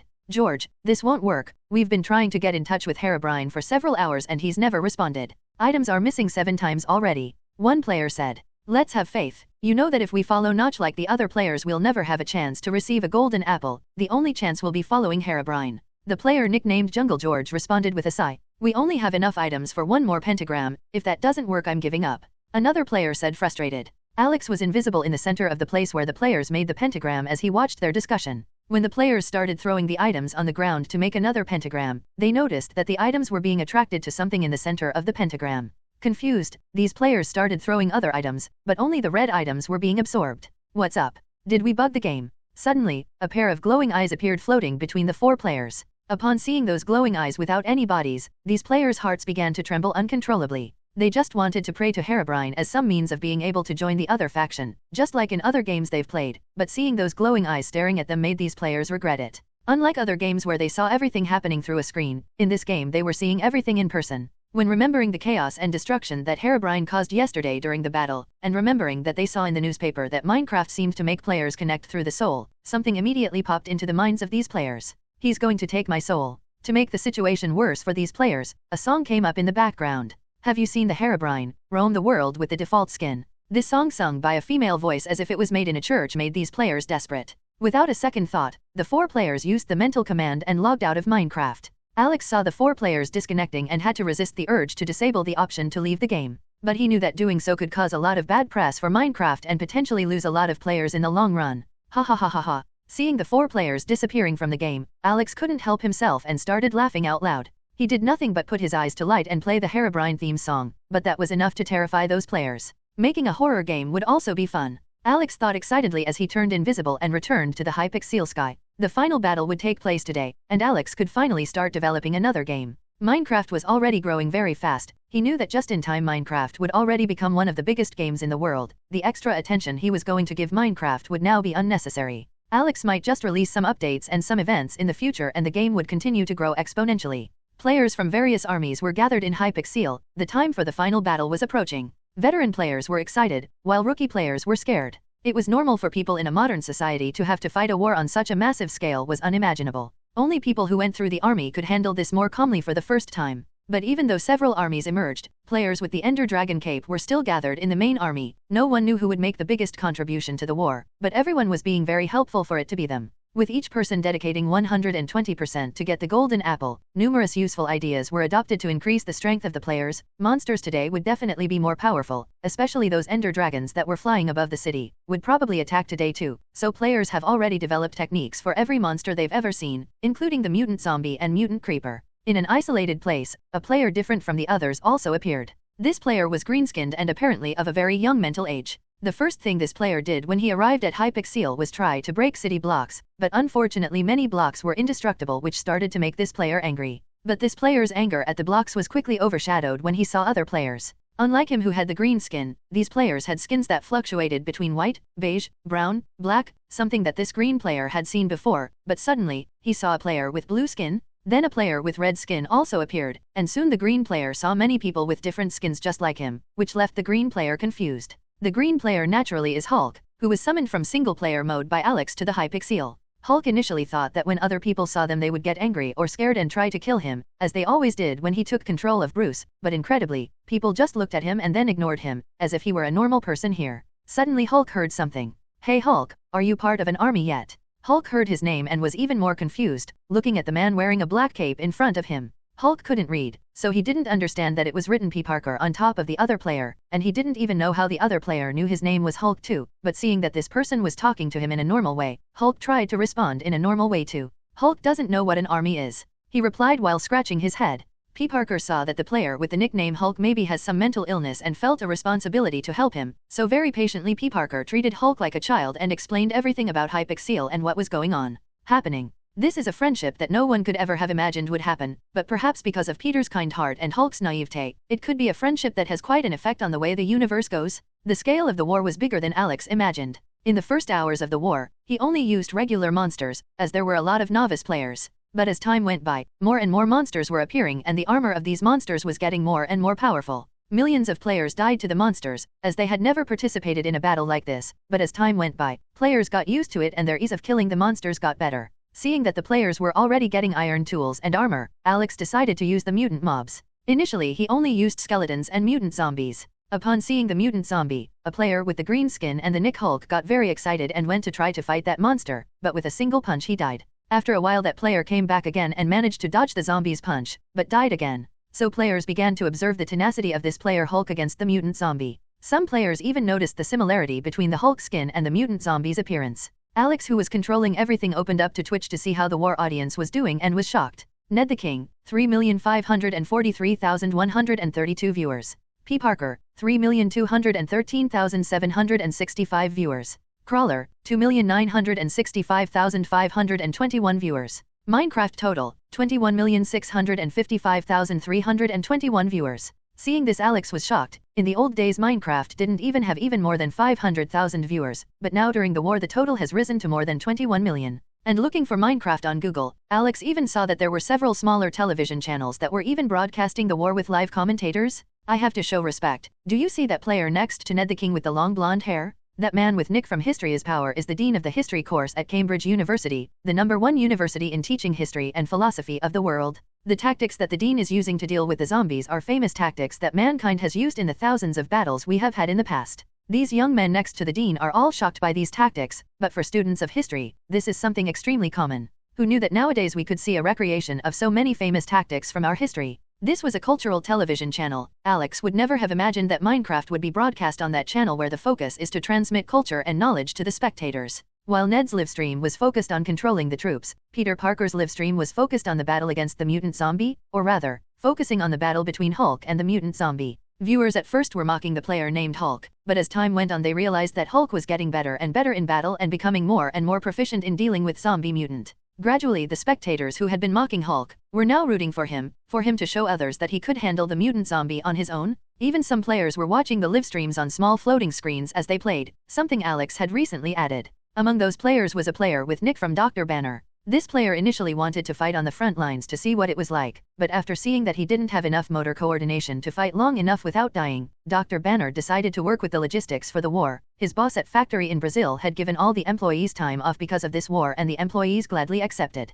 Since Dr. Banner was in the logistics, he had more free time than the frontline players, so he could put some live stream on to watch while he played. Before he was watching Ned the King's live stream, but after getting tired of the boring strategies, he went to watch Parker's live stream. But what shocked him was that on Parker's livestream there was a player desperately struggling. Viewers sent messages in the chat madly motivating that player, treating him like a real warrior, but Dr. Banner felt that player was very familiar. The green skin, no shirt, no armor, no weapons, just fighting with fists while screaming, was very familiar to Dr. Banner, but as the player was too far away from P. Parker, he couldn't read his name right. But seeing the messages in the chat, Dr. Banner froze. Hulk, you can do it. Hulk is representing me. I wish I could fight the Hulk. Lots of supportive comments were normal, but the name people were praising that made Dr. Banner go stunned. Hulk, the player's name is Hulk. Bruce yelled, not knowing what to say. In his mind a number of things went through at the same time, most notably the anger problem he had before playing Minecraft, which suddenly disappeared after he played the first time. Initially Bruce thought it was just a coincidence, but after a while he felt like the Hulk had disappeared.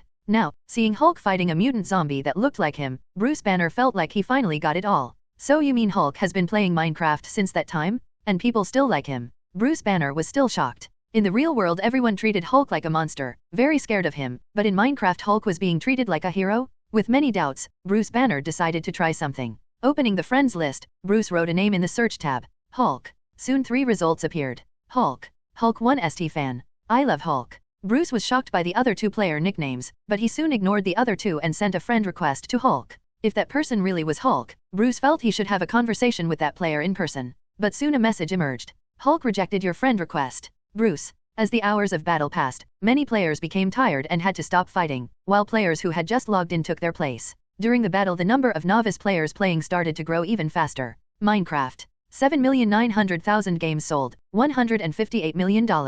Alex knew that Minecraft at this point had already gotten out of control, even though the government of every country in the world said that players' minds would be controlled when they played Minecraft, still millions of people would buy the game. Not because people weren't afraid anymore, but because at that point people's friends were already playing Minecraft, and seeing their friend having fun in this innovative game while they were just watching was something that made people very frustrated. So to not just watch friends play, people started buying Minecraft to play too, so a snowball was emerging, to the point that even Alex, who had estimated Minecraft sales to be 10 million by the end of the war, was still a conservative estimate. During the battle, Notch and Herobrine appeared in the sky and fought several times. Because of the golden apple, Notch managed to recover, but Herobrine was even stronger than him, so in most battles Notch lost. With players surviving, Herobrine began using increasingly powerful monsters, to the point where even the Whiter boss was released. Players had never seen this three-headed skeleton before. They had already seen that the white skeleton in the Nether dropped its head, but they didn't know that you could make a monster like that with 3 heads. Many players even wanted to go back to single-player mode to test this out and see if they could create this monster too, but seeing that the battle was getting even more difficult now that this boss came along, players gave up on that idea and took bows to shoot this monster. The Whiter boss was throwing exploding heads at players, which initially killed a lot of people, but as time went on, players who were always very adaptable were able to deal with it and kill the Whiter boss. Unfortunately, when White died, Herobrine was furious and released the 2 ender dragons that were flying over the city. Seeing the 2 dragons descending from the high heavens to attack them, players became desperate, especially those players who have never fought the ender dragon. Seeing those dragons flying in the city and destroying all the blocks they passed, the players became more and more desperate. The players' command line started to get chaotic and everything was falling apart. Until players with the ender dragon cape who were once commanding the army joined the battle. Both Team 01, which is the X-Men team, Ned and Peter, as well as Shuri and the Mileage, ran towards the dragons and started attacking the monsters while leading the players to the front lines. On the other hand, 2 players were on the roof of a tall building in Hypixel. Natalia and Hawk, or better known as Natasha Romanoff and Clint Barton, 2 SHIELD agents. On direct orders from Nick Fury, the 2 were ordered to get this golden apple at all costs, so despite working with the players, Clint and Natasha had prepared a plan to deal with the dragons.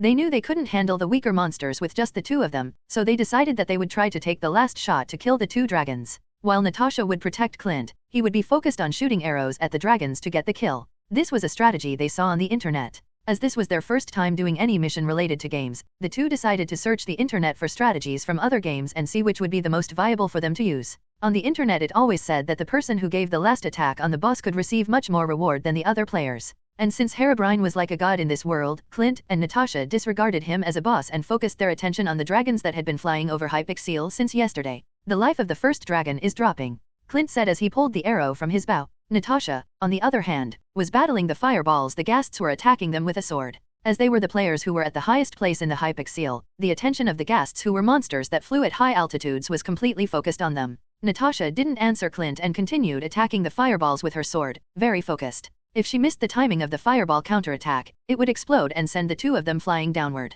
Even if they didn't die from the explosion, they would likely die from the fall damage since they didn't have a bucket of water to do MLG. But Clint didn't need an answer from Natasha. The 2 already knew each other so well that he knew her silence was confirmation of the trust she had in him. Since archery in Minecraft was even easier than in real life, Clint calculated the amount of arrows in the air and the damage those arrows would do to the Ender Dragon and finally fired. Swoosh. The Ender Dragon's health was dropping fast because of the amount of arrows from the players, but as a Herobrine monster, the Ender Dragon's health was several times higher than the life of an ordinary Ender Dragon. But still, because of the constant rain of arrows all the time, the monster finally died. Players were excited about this and focused their attack on the remaining dragon. Millions of players had already died to these dragons, but no one gave up. Everyone wanted the golden apple. After a few minutes of attacking, the dragon's health was finally at a critical level. Clint once again shot an arrow after much calculation and watched as his arrow killed the second dragon. After killing the dragons, players with bows pointed their arrows at Herobrine and started shooting. Herobrine saw that his most powerful monsters had died and he screamed in anger. "Filthy bugs, don't think you've won this battle, because it's not over." Herobrine screamed before running away and disappearing in front of everyone. Players were shocked by this. "We won." They started to wonder. Until Notch flew downtown and screamed, "We won." The players were exhausted. They had been battling for over 4 hours straight. During the battle many players received notifications of exhaustion and that they should leave the game to rest for at least 20 minutes before returning. When gamers saw these notifications, at first they were frustrated with the game that was practically kicking them out of the fun, but when they came out and saw how sweaty they were in real life, gamers were happy with Minecraft for even taking the well-being. of them into account. While other games just wanted players to spend as much time online as possible, Minecraft demonstrated that it would rather have players stay healthy than spend several hours online. When Herobrine disappeared, the players saw Notch flying towards the main square of Hypixel and they also went there. After all, they wanted to know who would receive the golden apple. Notch was watching the players coming towards the square with a smile. As big as the square was, it would be impossible to fit millions of players at the same time, so the players started climbing the buildings around the city to get the best view of the city. Notch, and also so that Notch could see them and they would have a better chance of receiving the apple. The players were quite noisy as they chatted about who would have contributed the most. Some believed it was the players who led, others believed it was the players who fought on the front lines, some even thought the logistics people were the people who contributed the most. When most of the players got close to Notch, he raised his hand and the players fell silent. Citizens of Hypixel, first of all, thank you very much to everyone who participated in this battle. Unfortunately, I am unable to give a gift as valuable as the golden apple to each of you, but know that if I could, I would definitely give one to each of you. Notch began by thanking the players. As I can't give a golden apple, I'll give you another gift, so that at least in Hypixel you will be recognized as the brave warriors who risked their own lives to protect the city. This cape will be given for free to everyone who participated in the battle of yesterday and today. Notch said as he held out his hand and a white cape with a big golden H appeared in front of all the players. This H could either be interpreted as a hero or as a Hypixel. As soon as players saw the white cape appearing in front of Notch, a request appeared in front of their eyes. Do you want to accept the Hypixel hero cape? This cape is limited. This question was just a formality, as soon as this message appeared, all players accepted the cape and started equipping it. In an instant, in Notch's vision as he was flying, players who had previously had several different colors were now more uniformed with virtually everyone wearing this white cape. Although this white cape is prettier than regular capes, as all players received this cape it was not uncommon. But the smartest players knew that in a few years, when Minecraft had hundreds of millions of players, only they would have this cape. This cape would demonstrate how rare it was. Finally, the last gift will go to the player who contributed the most to today's battle. First I will ask him, do you want your name to be revealed to the other players? Notch asked. At that moment a floating screen appeared in front of Clint. As the other players were fiddling with the game's menu to fix the cape, Clint also pretended he was changing the cape and refused. Notch saw Clint's response and continued. Unfortunately, the player refused to have his identity revealed, but know that this player was the one who killed the most monsters in this battle, in addition to getting the elimination in both Ender Dragons. Players were surprised to hear this. In the next few minutes Notch just thanked the players and said that the Hypixel would go into maintenance for 24 hours to fix what was destroyed by the battle. Minecraft would still work normally, but Hypixel would be offline for a day. Of course, Notch said it would bring some fun news after the update. Hearing this the players were frustrated, but after spending so many hours at war, not even they were too excited to play the server minigames and just wanted to disconnect to rest. As the players exited Minecraft, Clint and Natasha also logged out, but instead of playing at their house, they were in a special room set up by S.H.I.E.L.D. Once the battle at Hypixel began, hundreds of agents were dispatched to participate, mainly to gather more information.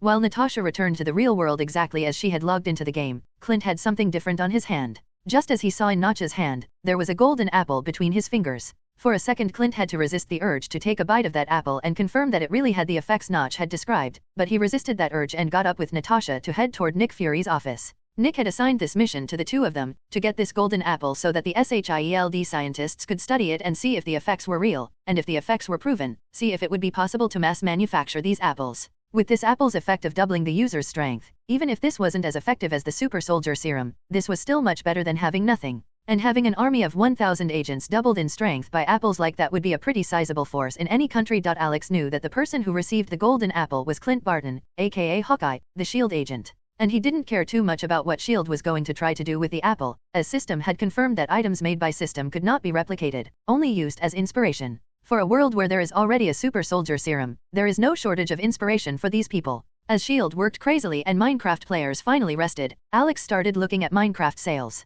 Minecraft. 19,200,000 games sold, $384 million. Average time played, 6 hours. Peak concurrent players, 14,051,165. Total earned on sold servers, $1,120,143. Total earned in VIPs, $61,510,275. The smile on Alex's face was huge. I'm rich. He squealed happily while bouncing in the same spot. With a quick account made in his head, Alex saw that with the sales of Minecraft alone he already had 1.92 million gaming points, and with VIPs this figure rises to more than 2 million gaming points. With this amount of GP I can finally make a AAA game without worrying about the quality. I can even add several features that didn't exist in the original games to surprise the audience even more. Alex said as he thought through the possibilities. Although to make a game as great as I am imagining, I will need a lot of time. Even with systems help to speed up the process, to implement more practical and innovative things for users I will need a lot of research and a lot of testing. Alex realized it wouldn't be that simple. His goal was to make an open-world MMORPG game. And not just a game like that, but also making this world so complete that players could treat this other world like a second life. The main factor that encouraged Alex to do this was something he had seen a few days ago. Time dilation, 10% equals 1 million GP. Initially Alex was confused to see this feature, but when he saw the description of it he was shocked. 10% time dilation means that while in the real world 100 minutes pass, in the game world 110 minutes pass. That's 10% more time? If he bought 1000% time dilation, 1 hour in the real world would be 10 hours in the game world? As long as a person played 12 hours a day while sleeping, the game would take 5 full days. This would practically be an amplification of the lives of people on Earth, as they would have a total of 132 hours a day. Even if the person was not interested in the game, that person would want to enter the world to study, rest or do various other activities. For people who had to work every day, this would be the equivalent of working for a day and resting for 5 days in the game, a dream life for anyone. Alex was very excited about this idea. Of course, he didn't have enough money for a 1000% time dilation. At most he could start with 10 or 20% as time dilation was very expensive, but in the future he was confident of increase that time dilation and virtually provide eternal life for players. For now I need to study this game better, but as Minecraft has already reached a peak in sales, I can use part of my free time to develop a simpler game. After all, since Minecraft can already be independent, I can use these GP to invest in another game that will bring me more profit. Alex said thoughtfully. The MMORPG idea was very ambitious. This was something he wouldn't be able to do in a few days, so to have another game in his portfolio Alex opened the game development program and started developing the next game. Alex saw that many players liked Hunger Games on Hypixel, but as the chests were always in the same position and the only thing players could do was grab chests and hit each other, the graphics showed that this was the first minigame that 90% of Hypixel players played when they joined the server, but 70% of those players stopped playing this minigame after 3 rounds. From this data, Alex deduced that the Battle Royale mode was a very popular idea among gamers, but since Hunger Games didn't have a lot of variety, people were disappointed and stopped playing after a few rounds. With this demand for Battle Royale I have some game options I can make to supply these people, Alex said with his hand on his chin. In his previous world there were 4 games that dominated this mode. The first game was Fortnite, which was very successful in first world countries, as it was a game with a heavier graphics and you needed a good computer to be able to build faster. Fortnite's buildings are a great differentiator of the game that add a lot to the variation of gameplay, as it's something that players need to learn to become more competitive. The second game was PUBG, which was very famous among people who had difficulty building, in addition to having very realistic physics for shots and for the characters, which gave the game a more serious tone for the players. The third game was Apex Legends, which had a big difference because each character had different abilities that made the gameplay unique. Finally, there is Free Fire, which was a Chinese game for cell phones with a weaker graphic that was very successful among underdeveloped countries where the population did not have the money to buy powerful computers to play other games. Looking at the 4 alternatives, Alex had no doubt what game he would make for this world. After all, disregarding the limitations players had in his previous world, there was only one game that provided exactly what Alex wanted. His players feel. With a Battle Royale game I can earn money by selling skins and Battle Pass, hehe, this can even be more profitable than Minecraft. Alex chuckled at the thought of how much money players would spend on the game he was going to make. Having decided which game he was going to make, Alex wasted no time and started development on that game. Unlike when he was making Minecraft, this time Alex didn't have to worry about not having enough GP. When he made Minecraft, Alex only had enough GP for him to put in some shaders and other simpler settings, and then with the game's sales increasing he added more stuff to the point that Minecraft reached the state it is today. But this time it would be different. Alex wasn't going to spend all the GP he had making this game, at least he didn't intend to spend all the GP he had at once. Battle Royale Basic, 2000 gaming points. Advanced Battle Royale, 20,000 gaming points. Battle Royale AAA, 200,000 gaming points. Without a second thought Alex chose to do a Battle Royale AAA for 200,000 gaming points. As soon as he spent that money, in the game development program a lot of features were unlocked for him to use. Weapons, vests, helmets, scenery elements, countless different things appeared for Alex. Now that he had experience in game development, it was much easier for Alex to start developing this new game. First he started developing the game's map. One thing Alex knew was very important for the game was that there were landmarks on the map, like a school, a few small towns scattered around, a chair, a factory, forests, rivers, and many other things.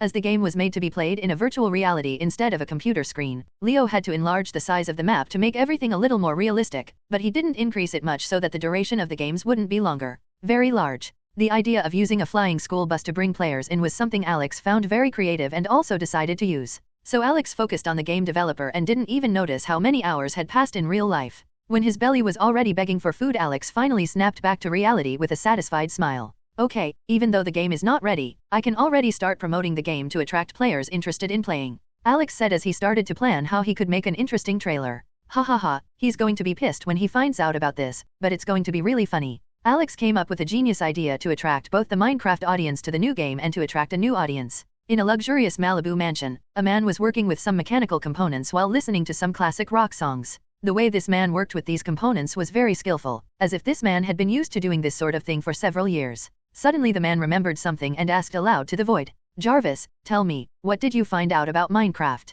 Then a voice came from the speakers where the music was being played. "Unfortunately, I couldn't crack the Minecraft source code, Mr. Stark, not even their website could be hacked." Hearing this, the man finally stopped what he was doing and asked once more, "What's the latest Minecraft news?" According to reports around the world, the amount of people paying to play Minecraft is growing exponentially. It is estimated that in the near future the game could reach a volume of at least $1 billion in sales. Jarvis replied respectfully. Hearing this, the man, Tony Stark, raised an eyebrow in surprise. He never imagined that a game company could grow so much in such a short time, especially with technology that not even Jarvis could decipher. Doesn't that mean that this game company's technology is even better than that of Stark Industries? "Jarvis, what's the name of the company that produced Minecraft?" Tony asked. "The company is called Mojang, Mr. Stark," Jarvis replied. Hearing the company name, Tony thought aloud. "Mojang, if I'm not mistaken this is Swedish. What does Mojang, Jarvis, mean?" "Mojang means gadget in English, Mr. Stark." "Is the company Swedish?" Tony asked. The location of the company has not yet been confirmed.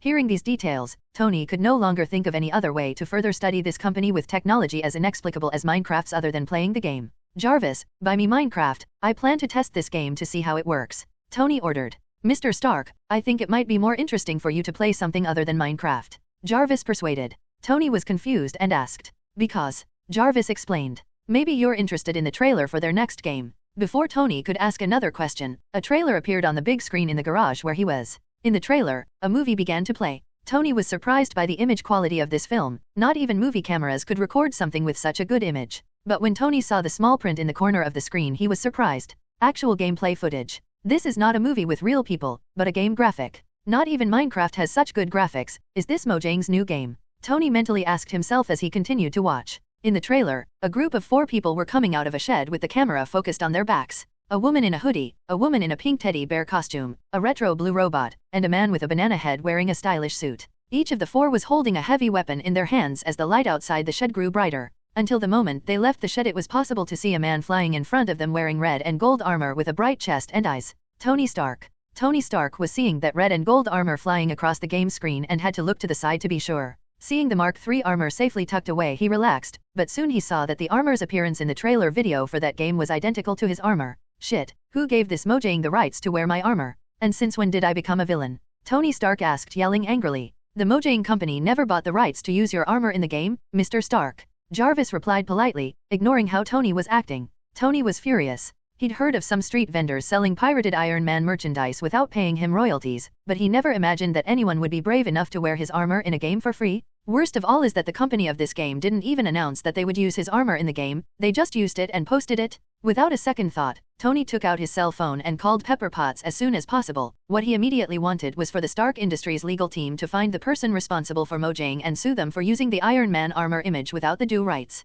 But of course, this task for Tony would be impossible since the Mojang company didn't even have a headquarters in this world, let alone have someone responsible for a legal part where he could be sued. Alex was practically in a tortoiseshell, a place where not even the supreme sorcerer could find him with little searching time, a place where neither Heimdall nor Odin could see with their magical eyes, let alone ordinary humans could find him for some kind of process. But while Tony Stark was furious at how unashamed Mojang was to copy his armor in this game, players around the world were shocked. Most people had known Minecraft just a few days ago and were still marveling at how amazing this game was, how magical the technology was to be able to see distant friends and relatives in this other world, and suddenly a floating screen appeared in front of them. There. Notch invites you to see a trailer for a game he developed. At this point, the name Notch was as famous as Minecraft, perhaps in some places Notch might even be more famous than Minecraft, as around the world, as Minecraft was becoming successful, small vendors started developing simple plush or plastic Notch and Herobrine toys, and many children enjoyed playing Minecraft at school using their dolls. Unfortunately, system did not yet have an option to sell toys to maximize its profit. But Alex already had an idea to do that when he went to Earth in the future. But with so many sellers making Minecraft toys, the name of Notch and Herobrine was already very famous in the world, so when players saw that the legendary Notch sent them a request, many people didn't even read the message and accepted. While people who weren't in Minecraft had to watch the trailer via YouTube, those inside the game had a different experience. Ned was live now. There were over 100k viewers watching him play Skyblock. As most people hadn't killed the Ender Dragon yet, they had a lot of fun watching Ned play Skyblock and learning things from them as he got stronger. The progression part of Skyblock was much more addictive than regular Minecraft, as in Skyblock players could improve everything from the size of the island, like how much money they would get by planting things on the island and selling them, to how fast they could be. They broke blocks that would earn them more money. Everything could be improved, which made people who played completely addicted to this mode. Suddenly a message appeared on Ned's screen, surprising both him and the viewers who followed him. Notch invites you to see a trailer for a game he's developed. Notch has developed a new game. Ned was shocked after reading the notification. Damn, I haven't even played Minecraft and Notch has ever made another game. Is this new game also in another world like Minecraft? I don't think so. It must be so hard to make Minecraft this way. Make another one game like Minecraft would probably take more than 10 years. Maybe it really could be another game like Minecraft. After all, no one knows how Notch made Minecraft. It's possible he really is a god who makes worlds. Viewers' comments were divided between people who believed the new game was like Minecraft, like it was another world, while others thought the new game was perhaps a regular computer game. As one of Notch's most hardcore fans, Ned didn't even think twice before clicking through to see the trailer Notch uploaded. When he confirmed that he wanted to see the trailer, Ned, who was on his island in Skyblock, suddenly felt his vision go black. Everything around disappeared. He couldn't see anything. Suddenly, a sound came from in front of him and a garage door opened from the bottom up. As the door started to open, the light outside began to pour in and Ned saw that there were 4 people in front of him. From left to right there was a blue robot, a man in a suit with a banana head, a woman in a pink teddy bear costume, and a girl with a hoodie covering her head. The 4 people were holding firearms in their hands, which made Ned quite scared, as he had never seen a gun in his life. But suddenly he felt a weight in his hand and saw that he was also holding a machine gun. When the garage door finally opened, a man wearing red and gold armor was flying in front of him. The 4 people in front of Ned suddenly pointed their guns at the flying man in the armor and the man in the armor aimed his glowing hands at the people as if to fire an energy beam. Ned also subconsciously pointed his gun at the man in the armor before his vision went black and he returned to his island in the Skyblock. Both Ned and his livestream chat were shocked. They were used to Minecraft, which as much as it had monsters, it was still a medieval-themed sword game, but personally getting into a shooter made Ned's blood boil as his legs went weak. Finally the chat reacted. Damn, that was Iron Man. Ned wanted to kill Iron Man. Was Iron Man going to kill Ned and his teammates? What the hell kind of awesome game is that? At this point there were approximately 8 million players online in Minecraft, and at least 6 million watched the trailer. Considering people watching the live streams of people playing Minecraft, there were at least 10 million people who watched the trailer for this new game within the first minute of launch. The video Alex posted for players to watch was linked to a YouTube link, meaning the Fortnite trailer reached 10 million views in less than 1 minute. The next minute a bomb exploded on the internet. The new game from Minecraft's creator. The Fortnite trailer launched and in 1 minute it reached over 10 million views. The trailer was less than 60 seconds long, so as most people watched 100% of the video, YouTube's algorithm began to promote the video intensely, causing the video to have already reached 70 million views in 30 minutes. People who didn't already know about Minecraft became aware of the game because of the Fortnite trailer, and Minecraft sales that were already skyrocketing have now taken off for good. Hundreds of thousands of copies of Minecraft were sold every minute. Millions of new users downloaded this strange game and began to discover this new world to try to understand why it was so famous. This groundbreaking technology finally burst the bubble Shield tried to create and became known to the masses. Shit, order YouTube to delete this video now. Nick Fury screamed in rage, but Maria Hill knew it would do no good. Tony Stark was frustrated, as Pepper Potts said that Stark Industries lawyers were unable to locate anything related to Mojang, Minecraft, or Fortnite. And while those people were having a lot of different impressions, old Minecraft players were going wild with the announcement of this new game. The Fortnite trailer could be played multiple times, so many players started watching the trailer inside Minecraft's virtual reality to feel what it feels like to hold a gun. Most people were very scared when they saw Iron Man pointing the laser guns at them, but despite being scared, the emotion they felt was unparalleled. This is amazing. As a gun collector I say with propriety that the gun we hold during the Fortnite trailer is a Colt Model 933. I don't mean to say that it's based on a Colt Model 933, but rather that it's a representation perfect weapon. Both the weight, even the temperature was perfect. If you have a passion for weapons like I do, you can test and confirm my point. Shortly after the trailer was released, several people started shooting video about various topics related to the trailer. People analyzing the weapons, analyzing Iron Man's armor, analyzing the environment, analyzing the background music, it's all been analyzed by these fanatical gamers. And while those players were spreading Minecraft even further, Alex was at home watching the aftermath of that trailer with a big smile on his face. Okay, the result is as good as I imagined. As most players are still discovering and getting to know Minecraft, I don't need to rush to launch Fortnite right away. Ideally I release a few more teasers and develop a satisfying battle pass, plus some cool skins to make the game's launch event really good. Alex continued his planning while looking at the data. The Fortnite trailer reached 400 million views in the first 24 hours, while Minecraft, which had almost 20 million copies sold when the trailer was released, due to the bursting of the shield bubble, doubled the amount of sales, reaching 40 million. Alex was watching his gaming points rise at a frightening rate. Despite having already spent 500k gaming points on the development of Fortnite, Alex looked at the system and was shocked at how many gaming points he had. 4.200.000 gaming points. 4 million. Alex said, scared as he looked at that number. A few months ago he was still a poor guy who had to eat cup noodles to survive without spending too many gaming points. Now he already has 4 million. I know that 4 million isn't even a drop in the bucket to develop the metaverse I want in the future, but with so many extra points, I can refine Fortnite to a quality I couldn't even imagine. Alex said, what will it cost to do something like a virtual hub for my games? This idea came to Alex when he thought of a movie he watched in his previous life, Ready Player One, where players entered another world, and within that world they could teleport to other worlds, like a virtual hub. Just as Steam made the hub available for Steam VR, where the player entered a virtual mansion to choose which game he could play, Alex had the idea of doing that too, but making people's social interaction available through the hub, leaving everything online. When this idea first came up, Alex was quick to look into how much it would cost to develop this. But when finishing the simulation, Alex was shocked by the price of 10 million gaming points. This was not for the development of this hub, but to allow the integration of other games to the same hub. Okay, maybe I'm not as rich as I thought, but thinking about the speed I'm earning gaming points, it won't be impossible in the future, even more so when I have two games generating gaming points simultaneously. Alex got excited thinking about it. As he saw that he had so many gaming points, Alex returned to Fortnite development, but now with a much more wasteful mindset. While before he just chose a slightly simpler shaders to avoid so much expense, now Alex has made a variation of shaders available for the players to decide how they would want to see the game. As for the Battle Pass, Alex thought it would be interesting to use his favorite Battle Pass from Fortnite in his previous life, the Chapter 2 Season 2 Battle Pass, with the level 100 skin being Midas. The most interesting thing about this skin is that Midas has golden fingers, that is, every weapon that this skin holds is golden, and even if Midas throws the weapon away, the weapon remains golden for other players to take it, which was a very creative implementation. After finishing what he had to develop for the day, Alex saw that he still had over 4 million gaming points and decided to check out the skills shop again, to see some power or something else for him to buy, as he now had more confidence than go to a human city. Alex opened the system store and went back to looking at the things he could buy with gaming points.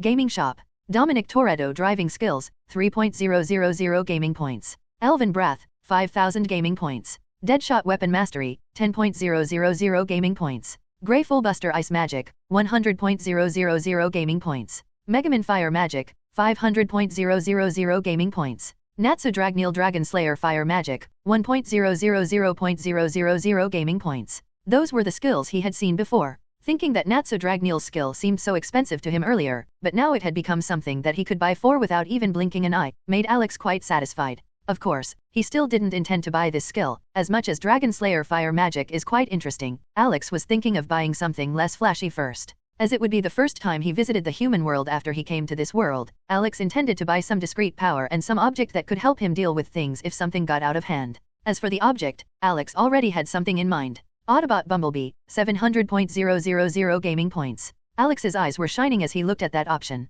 Bumblebee perfectly fit what Alex needed for protection in the human world. Both Bumblebee's car form was extremely discreet, just looking like a sports car, and he could use weapons while still in car form to protect him, just looking like being a technologically modified car. And in very extreme situations, Bumblebee could still transform into his robot form, where he would have a plasma cannon on his wrist that caused a lot of destruction. In addition to Bumblebee, to feel safe without exposing too much, Alex also bought Dominic Toretto driving skills, 3,000 gaming points, Deadshot weapon mastery, 10,000 gaming points, Glock G19, 1,000 gaming points, Ammo .9 mmx60, 200 gaming points. With Toretto driving skills, Alex felt he could control a car to do things he never thought possible before. With Deadshot weapon mastery and the Glock pistol, Alex felt safe dealing with ordinary humans without ever missing a shot, thus being able to deal with threats without killing the aggressor if it was not really necessary, further reducing the attention he would attract in the world. Now I'm just missing something to protect me from mental attacks, Alex thought as he looked at System's store of what he could buy. Snape's Occlumency Magic,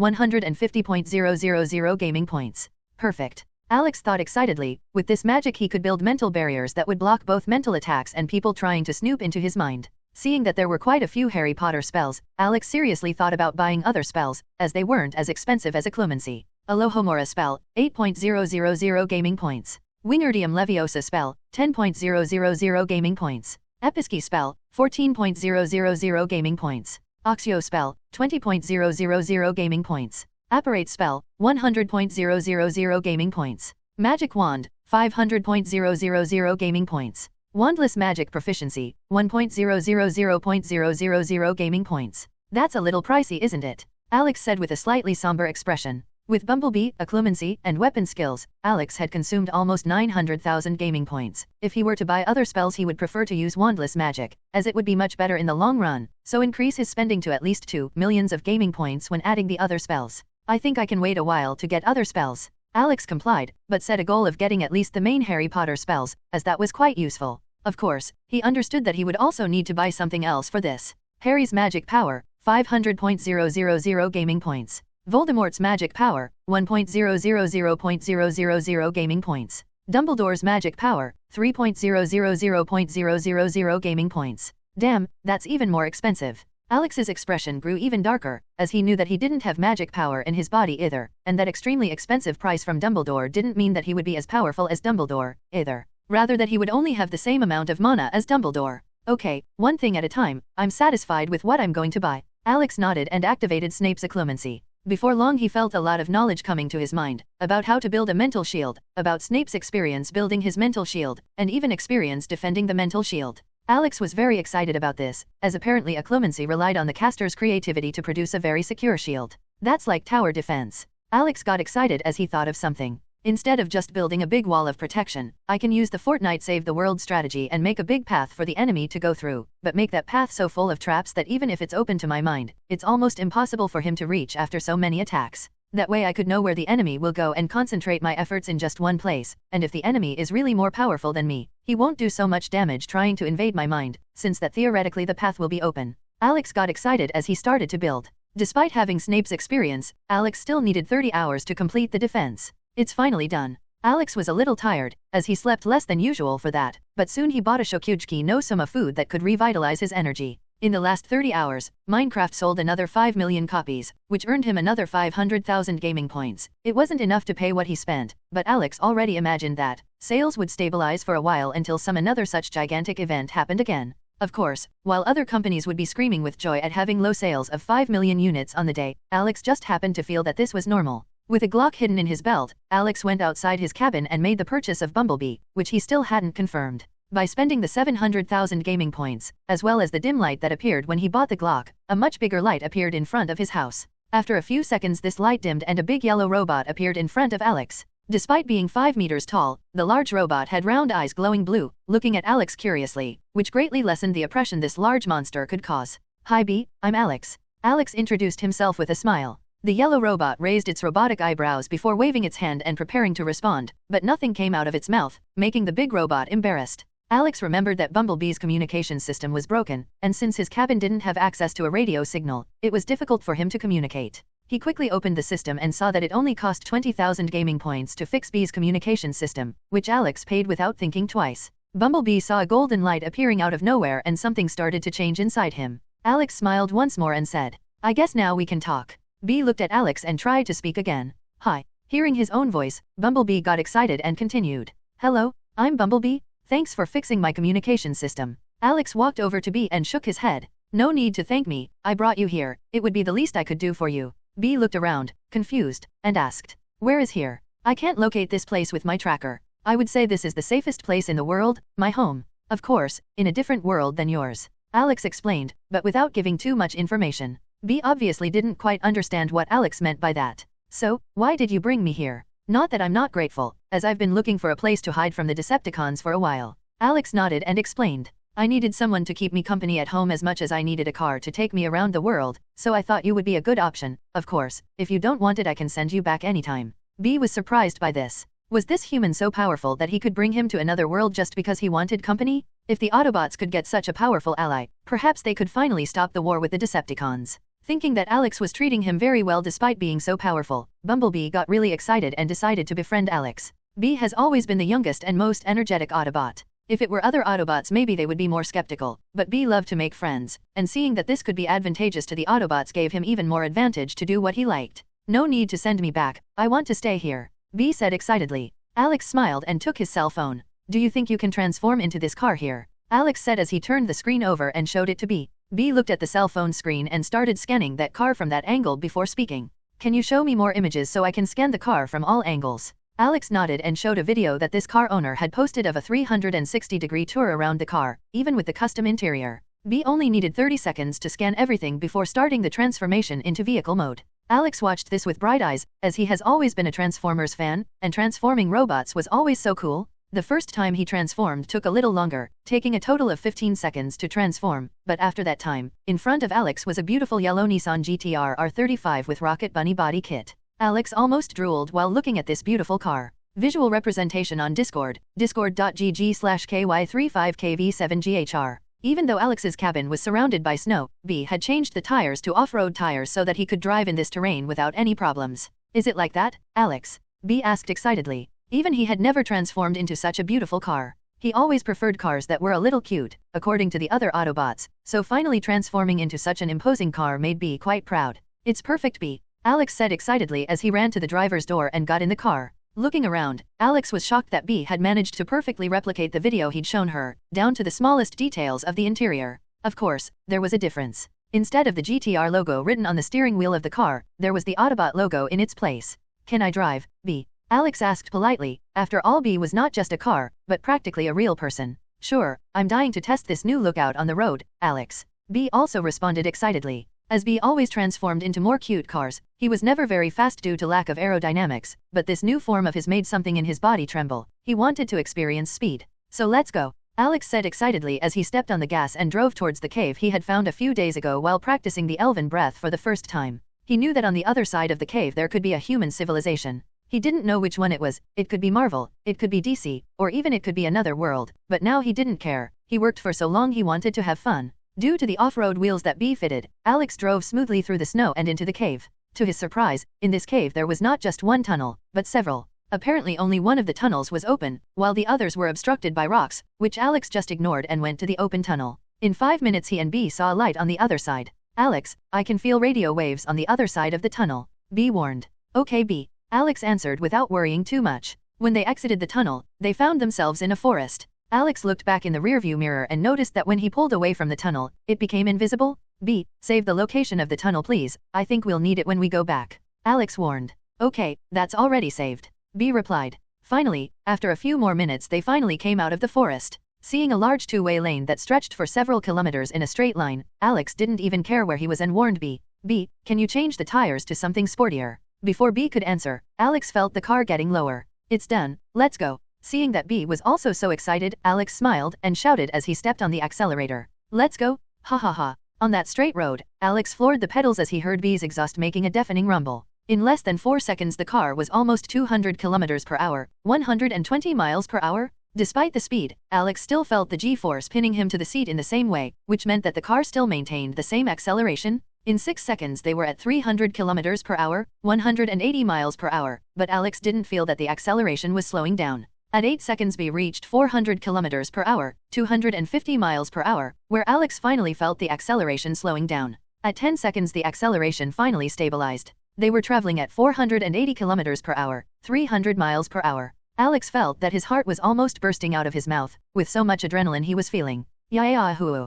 Alex squealed excitedly as B blasted Murder in My Mind to full blast on the radio. Of course, a normal GTR couldn't reach that speed, and even if it could, the probability that the tires wouldn't hold up or the car would lose stability due to a small mistake would be huge. But B wasn't a normal car, he was an Autobot with technology thousands more developed than the car makers on Earth. If it weren't for Alex stopping accelerating so much, even though the acceleration has slowed down, reaching 600 kilometers per hour, 370 miles per hour, would be no problem. The two were extremely excited. Alex was seeing a red 1962 Corvette in the distance in front of him, but in a few seconds he passed it without being able to see any features of the driver. On the side of the Corvette was a sign reading "Welcome to Salem Center." Swoosh. The two people who were in the Corvette only saw a yellow flash passing by at a frightening speed. Just the wind caused by the car's rear vacuum was enough to make the Corvette destabilize. Looking at the speedometer, the driver of the Corvette was shocked to realize he was going 160 kilometers per hour, 100 miles per hour, and when this yellow car passed them it was as if they were standing still. Fuck Scott, what the fuck was that? A boy with blue hair said in shock as he looked at the yellow car disappearing into the distance. Scott, who was sitting in the driver's seat, was still shocked. He was always proud of his 1962 Corvette, even though it was an old car. Scott had already taken that car to the track reaching 230 kilometers per hour, 140 miles per hour a few times. But this was the first time he was so shocked to be overtaken by someone. I think it was a Nissan GTR, but that sure wasn't pure, Scott said to Kurt beside him. Do you have any doubts? We're doing 100 miles per hour and that GTR passed us like we were standing still, at least it was doing 220 miles per hour. Damn. Kurt was excited to remember. They say in LA these cars are pretty common, but I don't think even LA cars could keep up with this crazy guy, Scott commented. After a few minutes of talking about it, Scott and Kurt officially entered the city. Hey Scott, look over there. Kurt pointed in one direction. Scott was curious, but when he looked, the heart of a car enthusiast like him began to race. Parked on the side of the road was a beautiful Nissan GTR R35. Not only was the original car beautiful, but this model had a Rocket Bunny body kit as well as some decals which added to the car's attractiveness even further. Next to the car was a boy with messy grayish-white hair. Strangely his eyes were red and his teeth were a bit elongated, like a small animal's. Like the cover of the book. As much as these characteristics were strange individually, in the boy it seemed quite harmonic. Despite having such a distinguished appearance, the boy was just leaning against the car while holding a glass of Coke in one hand and biting into a large slice of pizza in the other hand, with a very happy expression. Due to the boy's appearance, he looked to be no older than 20, which was pretty close to Kurt and Scott's age, and added to the fact that the boy was driving that beautiful Nissan GTR, Scott didn't think twice about pulling into the spot. Next to the boy's car, seeing the red Corvette pull up beside him, the boy glanced at it with a raised eyebrow and looked curiously at the driver. Scott smiled as he got out of the car and greeted the boy. Hey bro, what a monster you driving, huh? Scott said excitedly as he pointed to the GTR. Normally Scott was a very serious and reserved person, but when it came to cars, Scott's heart was back to being like a child's. The boy who was eating next to the car smiled, with the small fangs of animals, and replied, B is really a little monster, even I am surprised by him. Beep, beep. After the boy said that, the car beeped the alarm twice as if it had responded, which made Scott even more excited. He also wanted to be able to install this in his car. How many horses does the bee have? Scott asked excitedly, remembering the name the boy said. He knew that car lovers like to name their cars, just as Scott called his Corvette Scarlet because it was red. The kid calling his GTR B made sense because it was yellow. He knew that the most powerful GTR in the world had 2,500 horsepower, and by the speed that this boy passed him, the difference between them maybe wasn't too big. After all, Scott couldn't accurately measure the speed of the GTR when it was overtaken. Hearing Scott's question, the boy stopped to think for a while and answered. I didn't get to pass him on the dyno, but I'd say maybe 4-5k horsepower as he hit 300 miles per hour on the road here. Hearing this, both Scott and Kurt felt their legs go wobbly. The most powerful GTR in the world only reached 317 km per hour 197 miles per hour, and to hear that the B in front of them achieved almost 50% more than that shocked them. Dude, what did you put on that hood? An airplane engine? Kurt asked. The boy just chuckled and nodded.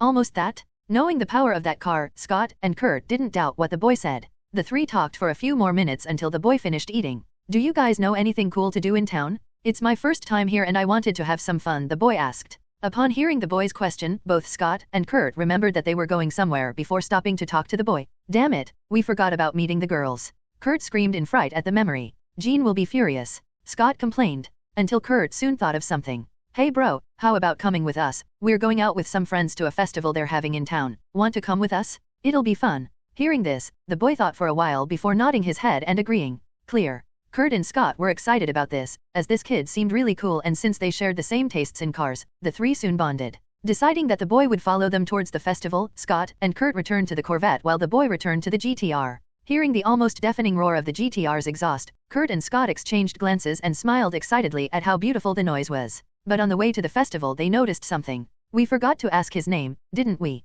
Kurt laughed at the situation while Scott was a little embarrassed about it too. Meanwhile, in the Nissan GTR, Alex was belting out a song that was playing on the radio as he followed Scott's Corvette excitedly to this festival, hoping it would be fun. Alex was quite surprised at the coincidence of meeting two of the X-Men while taking a walk while driving B. He passed by Scott's Corvette so fast that he hadn't recognized that he was driving it, but when he saw Scott wearing the red ruby glasses and Kurt beside him with slightly blue shoulder-length hair, it was easy to recognize the duo. As he saw that there were some shops selling New York-style pizza around, Alex had decided to stop by to try the flavor, as he had never tasted it. Unfortunately his expectation was not met, as he was only eating meals from the world of Shokyuji no Suma, where they managed to enhance the taste of food to the maximum. This pizza was not as delicious as he imagined. But that wasn't bad either, to the point where Alex ate it all. Remembering the name of the city, Alex realized that he had entered the city where the Xavier Institute was located, that is, the home of the X-Men. Knowing that the two boys he was talking to lived in this town, Alex decided to ask them if there was anything interesting he could do, as he wanted to take advantage of the day off. But he didn't imagine that Scott and Kurt would ask him to go to a festival with the other girls. Will Anna be there? Alex wondered as he drove B behind Scott's Corvette. As the city is not a large metropolis, Scott's Corvette is already well known in the region, so despite being a very beautiful and eye-catching car, people passing by had already seen this car a few times, which lost some of its novelty. But the yellow GTR with that sporty look quickly attracted attention. Where they passed there were people pointing and picking up their cell phones to record.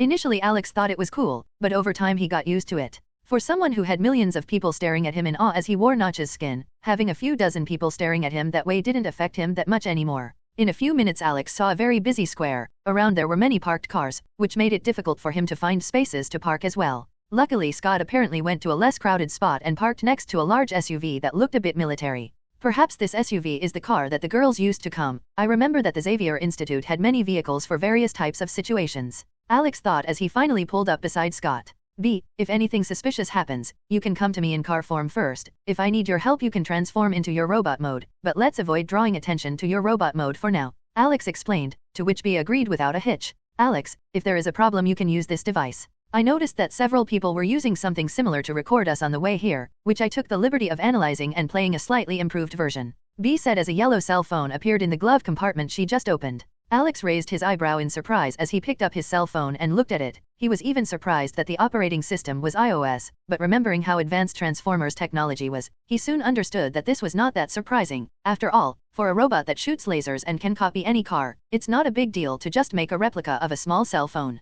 Looking at the phone, Alex thought it was cool that the skin also had some stickers from car equipment brands like HKS and Voltax, making the phone look like it was made exactly to match the car. Okay B, Alex said smiling as he opened the door and got out of the car. What's up with Scott? I thought he'd get there before us. Kitty complained as she looked around the place they agreed to park. I thought so too, since he drives like a maniac. Jean Grey also complained looking around. Only Anna stayed quiet as she leaned against the wall and fiddled with her cell phone without worrying too much. To be honest, she didn't even want to leave the house, but since she knew that the theme of this festival was interesting, she decided to come with the girls. The biggest reason she doesn't want to come is that Scott will probably be trying to get Jean's attention, even though she doesn't care much about him, while Kurt and Kitty will probably go off to play by themselves since they like more childish things. So, like most times she hung out with these four, she was likely to be left feeling isolated. Of course, Jean still paid attention to her, but she knew that Jean also liked Scott a little bit, so it was hard to feel good about it. Bruabababo. Soon a very loud noise attracted the attention of the three girls. Jean and Kitty stopped talking, while Anna stopped looking at her cell phone and the three looked in the direction of the noise. They knew that Scott's car engine was quite powerful and his car's exhaust made a lot of noise, but compared to the noise they were hearing it wasn't even close. All of a sudden they saw Scott's red Corvette coming around the corner in the distance and they thought he had done some modification to the car to make that noise, but a few seconds later a beautiful yellow sports car appeared following slowly behind Scott's car. What car is that? Kitty asked excitedly, as she had never seen that car before. Jean was also confused as she looked at that beautiful yellow car. Even she, who was not very fond of cars and previously felt that they were just means of transportation, now had to admit that this car looked very stylish. Only Anna recognized what car it was slightly. I think the name of that car is GTR. She had seen a video where a YouTuber had recently bought such a car, so the name of the car was still fresh in her memory. But this yellow GTR she was seeing was much prettier than what she saw in the video. Maybe this car will be modified, she soon deduced, when she heard the car rumble again. Thinking about how different this yellow GTR was compared to what she saw in the video, Anna was surprised to imagine how much time and effort this person put into the car. What surprised the girls even more was that when Scott pulled up next to them, the yellow GTR pulled up next to Scott. Maybe it's some friend of Scott's? Kitty asked confused. Since Scott's Corvette was a convertible, it was possible to see him and Kurt before they opened the door and got out of the car, but the GTR's windows were completely blacked out, making it impossible to see who was driving. It took the person inside the car a few seconds from the time he turned off the car until he opened the door, but when the boy left the room, the three girls had different reactions. Kitty thought it was really cute that the boy had teeth like a little animal. Jean was surprised that she wasn't hearing this boy's thoughts like she heard other people's. And Anna was surprised that the boy who got out of the car was exactly the kind of boy she liked. Although Anna dressed in a goth style, she didn't like goth boys very much, since while she dressed like that, she was very vain, taking very good care of her hair, always treating her skin well, but the boys of this style were very careless, with long dry hair, almost always wearing old clothes, and some didn't even use perfume. The boy who left the GTR, who seemed to be a little older than her, had white hair and red eyes that resembled a vampire. If it weren't for the fact that his teeth looked like a little animal when he smiled, she would have thought she'd met a vampire.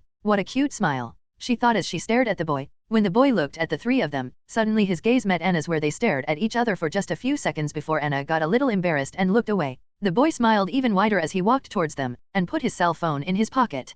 Kitty was surprised when she saw that the boy's cell phone matched his car, which she thought was really cute. Hi girls, this is a friend we made on the way. We stopped to talk to him near that bubble tea shop that Kitty likes, so we were a little late. Kurt explained as he pointed at Alex. Scott also explained. He just arrived in town and asked if there was anything fun to do while he was here, so we asked him. Alex was quite relaxed and waved to the girls as he introduced himself with a smile. Hi girls, I'm Alex. Hi Alex, I'm Kitty. Kitty introduced herself with her lively personality. Oh, your name is like kitten. Alex teased her, making the little girl smile excitedly. Yeah, she agreed. Hearing Kitty introduce herself, Jean snapped out of her surprise at not being able to read Alex's mind and politely introduced herself. Hi Alex, I'm Jean. Hello Jean. Alex responded politely as well, as she seemed like a more mature and serious girl. Glancing at the last girl, Alex saw that she was a little shy and waited. Hi, I'm Anna. Anna also introduced herself. Hi Anna, I like your hair, he said as he pointed to the white streaks in her hair, which made her smile.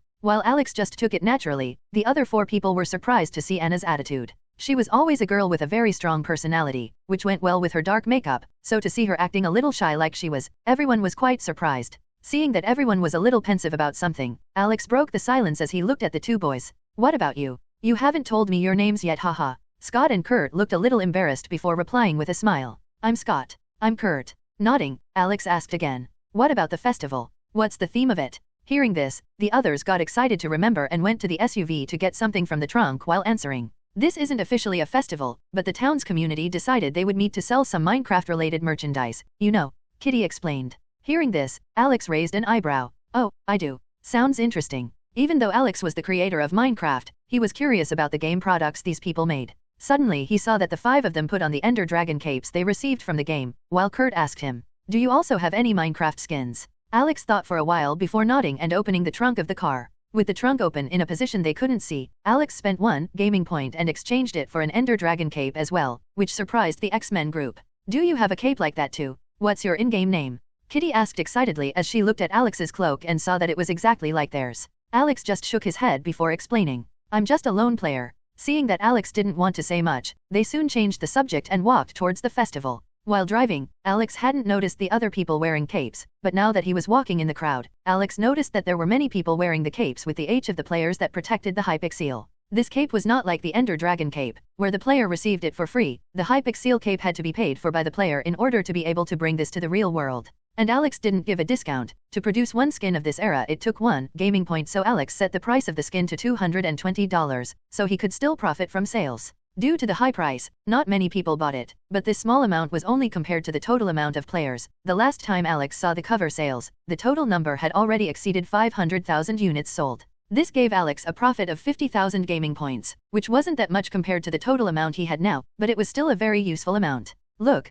that store is selling golden apples. Kurt was excited as he headed toward the store. The others were also curious and went to see this apple. When they passed among the people, everyone looked at them in amazement due to the Ender Dragon cloaks they were wearing. As much as there were some stores selling counterfeit covers, no store could imitate the quality of the original covers, which was seen at a glance. I mean, for this group of people, seeing this group of 6 people with Ender Dragon capes, it could only mean that it was 6 people who actually killed the Ender Dragon in the early days of Minecraft. Is that yummy? Kitty asked curiously as she looked at Kurt eating the golden apple. Kurt just put on an ordinary expression and took another bite before answering. It's a love apple with a golden color. Hearing this, the other people were a little disappointed, but they still decided to buy a golden apple. Even Alex bought one and started to eat while looking around. Looking to the side, Alex saw that Anna was a little uncomfortable and asked her. Everything is fine. Anna saw Alex's concern and just sighed. I just don't feel very good in crowds. Alex nodded and started talking to her to see if she could distract. Surrounding them were various Minecraft-themed things, but nothing that Alex found particularly interesting.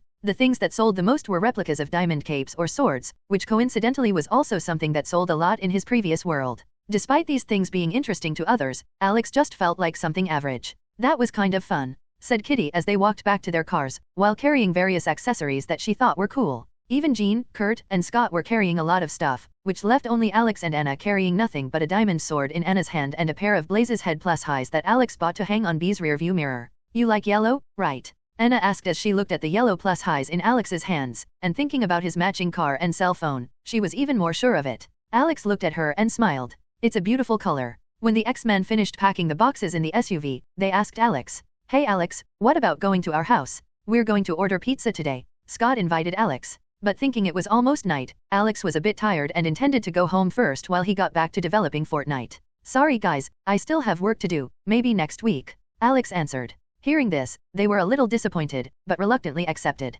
Okay, anything, I'll message you. Kurt waved his cell phone. Alex had exchanged phone numbers with everyone, which would make it easier to contact him the next time he went out to rest. When Alex left in his GTR, Jean commented something that made the others startle. I think he's also a mutant. Alex had a lot of fun with the X-Men, but he knew he had a lot of work to do at home. A pleasant surprise he got was that he didn't need to use any of his protective measures. I got lucky, hee. Alex hummed in the car as he stepped on the gas. If Alex only had his normal driving skills, he might not even have the guts to go faster than 160 miles per hour, 257 kilometers per hour. But with Dominic Toretto's driving skills, Alex was over 250 miles per hour, 402 kilometers per hour. /H, without much concern, even an urge to talk about family was appearing in him, but he soon shook his head thinking that this was some meaningless nonsense. As B had memorized the way back to the cave they came out of, Alex just followed the path B marked on the GPS and accelerated without much concern. So you think you've found a mutant, Jean? Professor Xavier asked with a surprised expression. Jean was a little embarrassed to answer.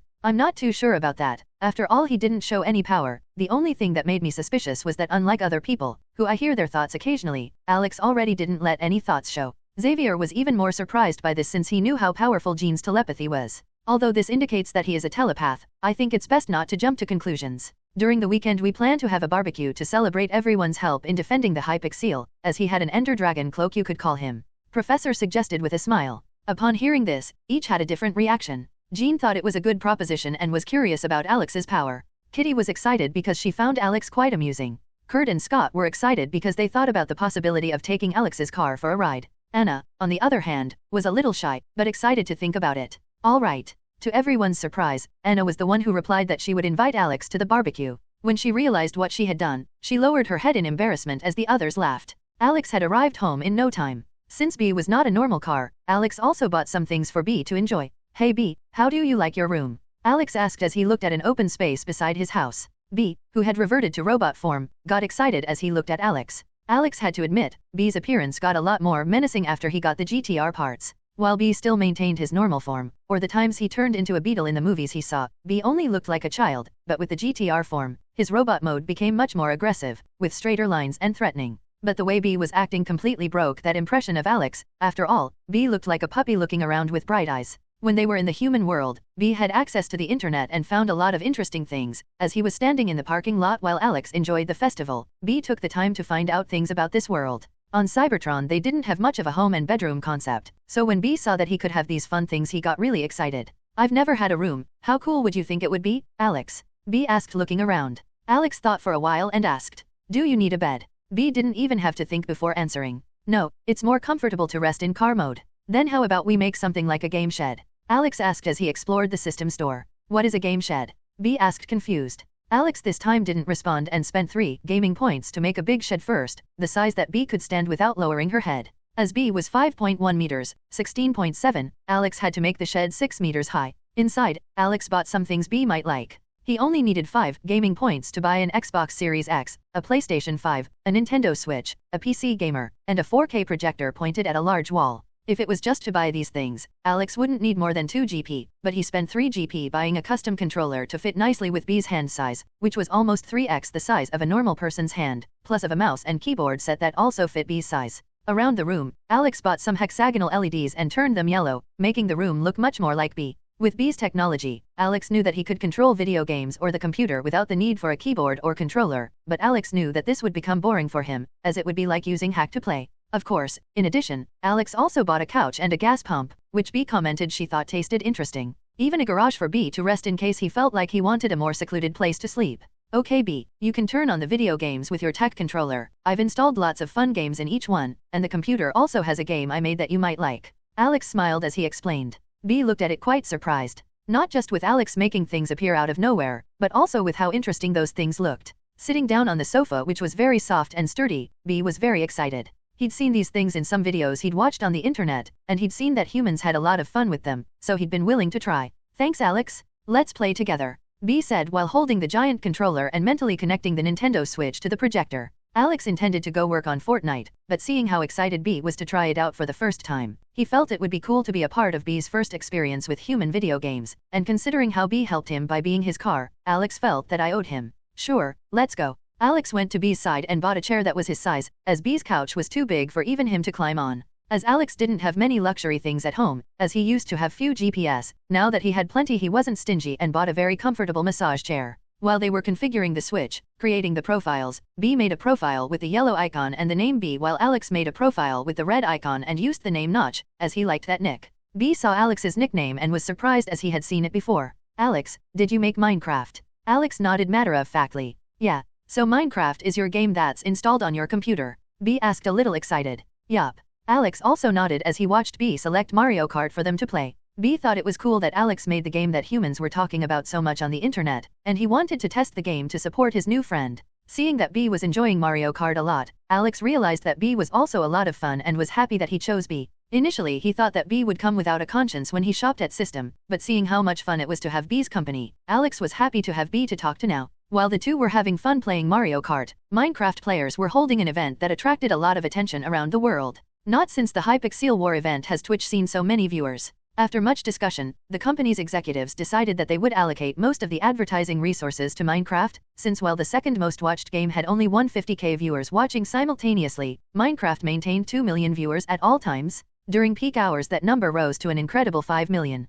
And among Minecraft streamers, the biggest was Ned the King, who currently had 1.3 million viewers watching his live stream. Many would think that Ned the King was doing some championship, or a raffle for viewers, or maybe even a live stream with some famous person, but no, what Ned was doing was a political campaign. On the live stream screen, Ned was standing on top of a makeshift stage that players had made in the Skyblock lobby as he looked down at the thousands of players looking down at him. Dear citizens of Hypixel Skyblock, the mayoral elections are approaching and as you know, I, Ned the King, have always been very sincere with all of you about my goal. Unlike other candidates who promise lower fees for using farm points, I don't intend to promise any of that. Ned said with a serious expression on stage, as his Ender Dragon cape fluttered in the wind. Upon hearing this, the players watching this speech were furious, but Ned continued. We know that farm zone usage fees are low. If we lower them even further, the government won't be able to pay for everything, which will slow down the speed at which items spawn, further reducing the gain for all of us. What I intend is to allocate the fees in a more efficient way, thus increasing the spawn speed for the resources in low-level zones, so that newbies can earn money faster, while I will use the higher amount of income from newbies to increase the rarity of ores in high-level zones.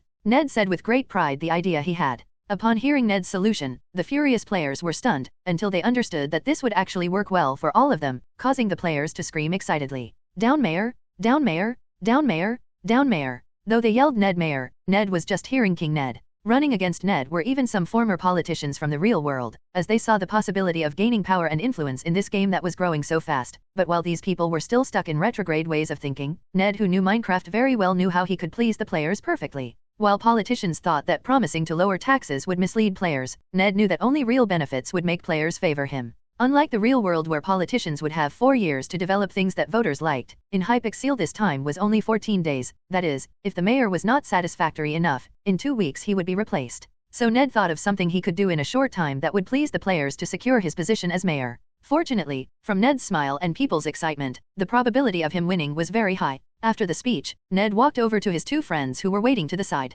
One of his friends was someone he treated like a brother in reality, P. Parker, while the other was someone they met in the Hypixel War, Hulk. Seeing that Hulk was getting stressed from standing here so long, Ned suggested that they go fight a boss in the Skyblock's combat zone. After Peter befriended Hulk, he discovered that this big guy really liked fighting monsters and breaking things, so he suggested to Hulk that they go to Skyblock, since there were many powerful bosses. Hulk wasn't very interested, until Peter said in a simpler way that there were strong monsters there, and so Hulk got really excited. Ned and Peter helped Hulk to kill the Ender Dragon the first time, thus managing to take Hulk to the Skyblock, where Hulk spent practically the entire day fighting. As Hulk did nothing but fight, his mining and carpentry were very low, which made Peter and Ned have to help him get armor, but over time they saw something strange. Despite still wearing level 20 armor, Hulk was fighting level 80 monsters. It seemed that the more Hulk screamed, the more damage he dealt increased. But Ned and Peter didn't worry about that. Seeing how simple the Hulk's mind was, they saw Hulk as a child, they felt they had to take care of like their little brother.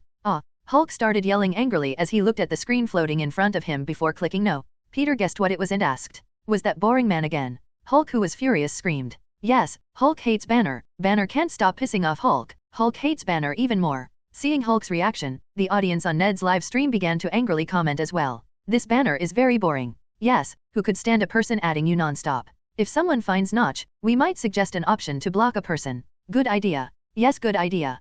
Peter and Ned looked at each other for a few seconds before Peter sighed and opened his friends list. He didn't like doing that, but seeing how annoying this Banner was with Hulk, Peter decided to send Banner a message. Seeing that the friend request he sent to Hulk had been declined again, Banner was frustrated again. Initially he was overjoyed as he was feeling that he was back to being a normal person again. He could go out and have fun with other colleagues at work, he could even watch soccer and cheer for a team, he could get mad that his team lost, all without worrying about getting mad and Hulk destroying everything. But after a few days, Banner felt something was missing from him. As much fun as it was to go back to being a normal person, seeing the Hulk news in the Hypixel, Banner started to feel lonely. When he saw that Hulk had a personality, and even participated in Ned's live streams with a childish and simple persona, Banner started to have a guilty conscience. Maybe Hulk was just a kid this whole time. Banner said guiltily. If Hulk really was just a kid, Banner started to think about how he had treated Hulk like a disease, thought about the army trying to kill him all the time, everyone just treating him like a monster, while Hulk was just a kid who didn't control well his feelings. I guess I should try to meet Hulk in person.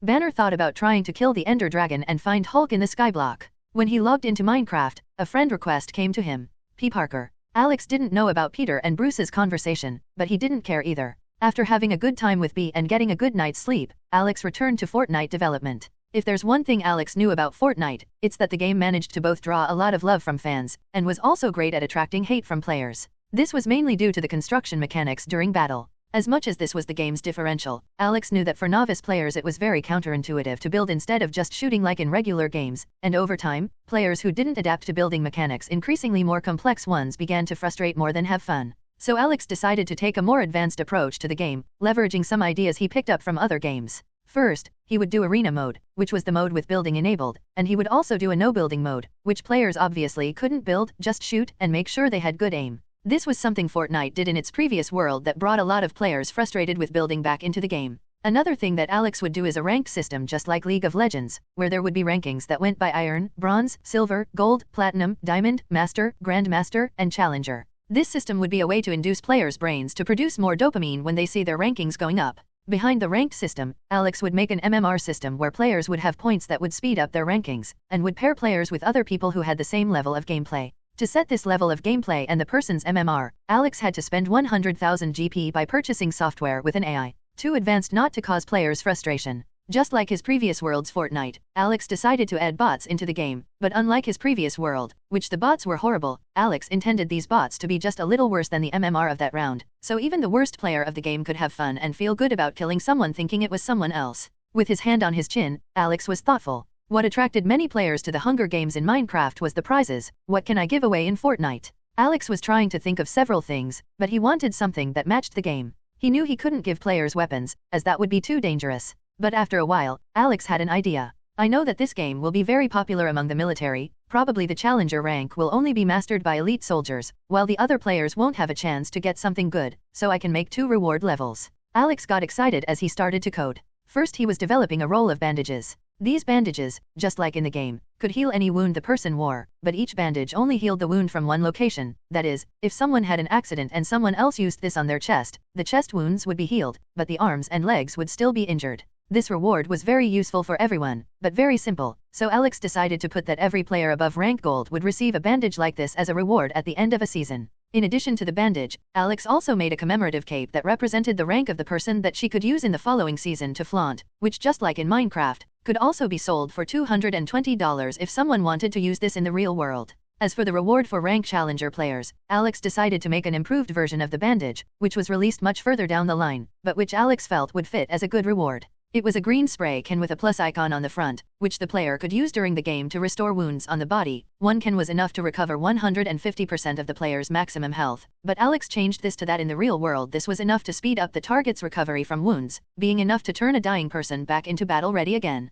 Alex knew he couldn't block military personnel from playing Fortnite, so he decided to make something that would be useful to them, but also not be used as a weapon to kill. With the rewards set up, Alex shifted his focus to setting up the build mode, what items could be collected, vehicles, vehicle mechanics, and other things he felt were important. Fortunately, Alex didn't have to configure each skin individually, as the system could use his memories to make skins much faster, since most skins didn't change game mechanics. Only reactive skins had to be configured more carefully by him, but Alex didn't care. In addition to the skins he planned to make, Alex also made the most attractive point of the trailer, the Iron Man skin. Obviously Alex wouldn't give this skin as a reward for people to redeem for the real world, he just made the skin for an NPC he set to travel around the map. Different from what the players thought, Iron Man would not be a villain in the game, but a hero, that is, if someone killed another person, Iron Man would go towards her, and if he saw that person he would shoot. The NPC wasn't invincible, but it would take a lot of effort to defeat. If the players managed to destroy him, the armor would be destroyed and people would discover that it was empty and Tony was not wearing the armor.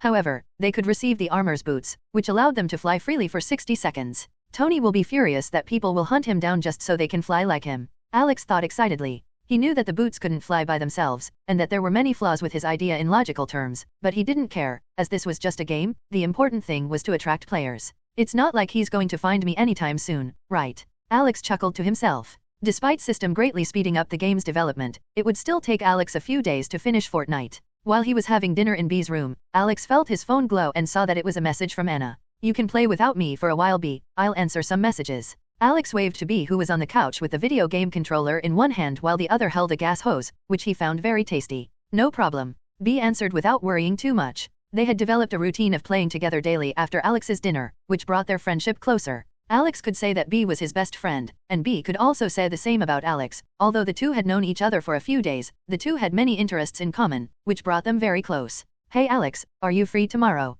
Anna sent a message. Yes, why? Alex replied after thinking that Fortnite was almost ready, but he wanted to take a rest before the game's debut, as when that was released he would be very busy. We're having a barbecue tomorrow, do you want to come? Anna asked a little nervously. She had said that she was going to invite Alex to the mansion when the professor asked a few days ago, but she was too embarrassed to send him a message after that, which delayed her message a lot. Since the barbecue was the next day, she felt she needed to send it in today or she wouldn't get another opportunity. Sure, send me the location and I'll go. What time will that be? Alex asked, interested. You can come around 11 a.m. if you want to bring some swimwear. We have a pool here. Anna replied right after sending the location. Cool, but I think I'll avoid the pool, maybe enjoy some sun? Hehe. Alex denied the pool because he knew Anna couldn't get in due to her mutation. During the festival he felt quite comfortable with her, and knew it was a lie if he said he wasn't interested in this girl. So much so that after returning from the festival he decided to dedicate himself to his occlumency. This was an idea he had when thinking about dealing with her, as he knew that her power used touch to invade the person's mind and steal some memories and the person's powers. But this invasion was so powerful that the person's mental defenses were destroyed, causing the person's brain to immediately induce a coma for protection and repair. But he figured that with well-developed occlumency he could guard against it, so perhaps he could have more intimate contact with her. The level of occlumency he bought was only Snape's level, which was already quite high, but considering how potent her ability was, he proceeded to use the knowledge he received to further increase his mental defense. Anna was happy to see that Alex didn't intend to go into the pool, as that way they could spend more time together. I don't want to go to the pool either, so I can keep you company with the sun. She replied excitedly, before getting a little embarrassed as she realized that maybe she's shown too much happiness. Does he think I'm hitting on him? She thought worriedly. Excellent, then we can be together. Alex also responded positively, which calmed Anna's heart a lot. What clothes should I wear? She wondered as she looked at her wardrobe. As she liked the gothic style, she had few clothes to wear in the sun. She didn't want to stick with a long-sleeved shirt, as that would make her look like an outsider around everyone else in lighter clothes. Not knowing what to do, Anna ran to Jean and said with a scared expression, Jean, help me. Seeing Anna like this, Jean got worried and stopped what she was doing. What's up, Anna? Is everything okay? Anna shook her head. I don't have anything to wear to the barbecue tomorrow. Jean was surprised to hear this, as Anna always wore the dark, long-sleeved clothes to their barbecues. Why are you worried about that? Maybe it's because of Alex. Jean thought excitedly. Anna got a little shy and just nodded. She knew she couldn't hide it, especially since it was Jean, who from time to time heard the thoughts of others. Seeing Anna shy, Jean had a big smile on her face and went to her wardrobe. Look at my clothes, maybe there's something you like. Jean said as she started sorting out clothes that would fit well with the occasion. Anna came to Jean since the two had similar body proportions. Although Kitty was very helpful, Anna knew that Kitty's breasts were much smaller than hers. If she wore one of Kitty's clothes she might not even be able to breathe.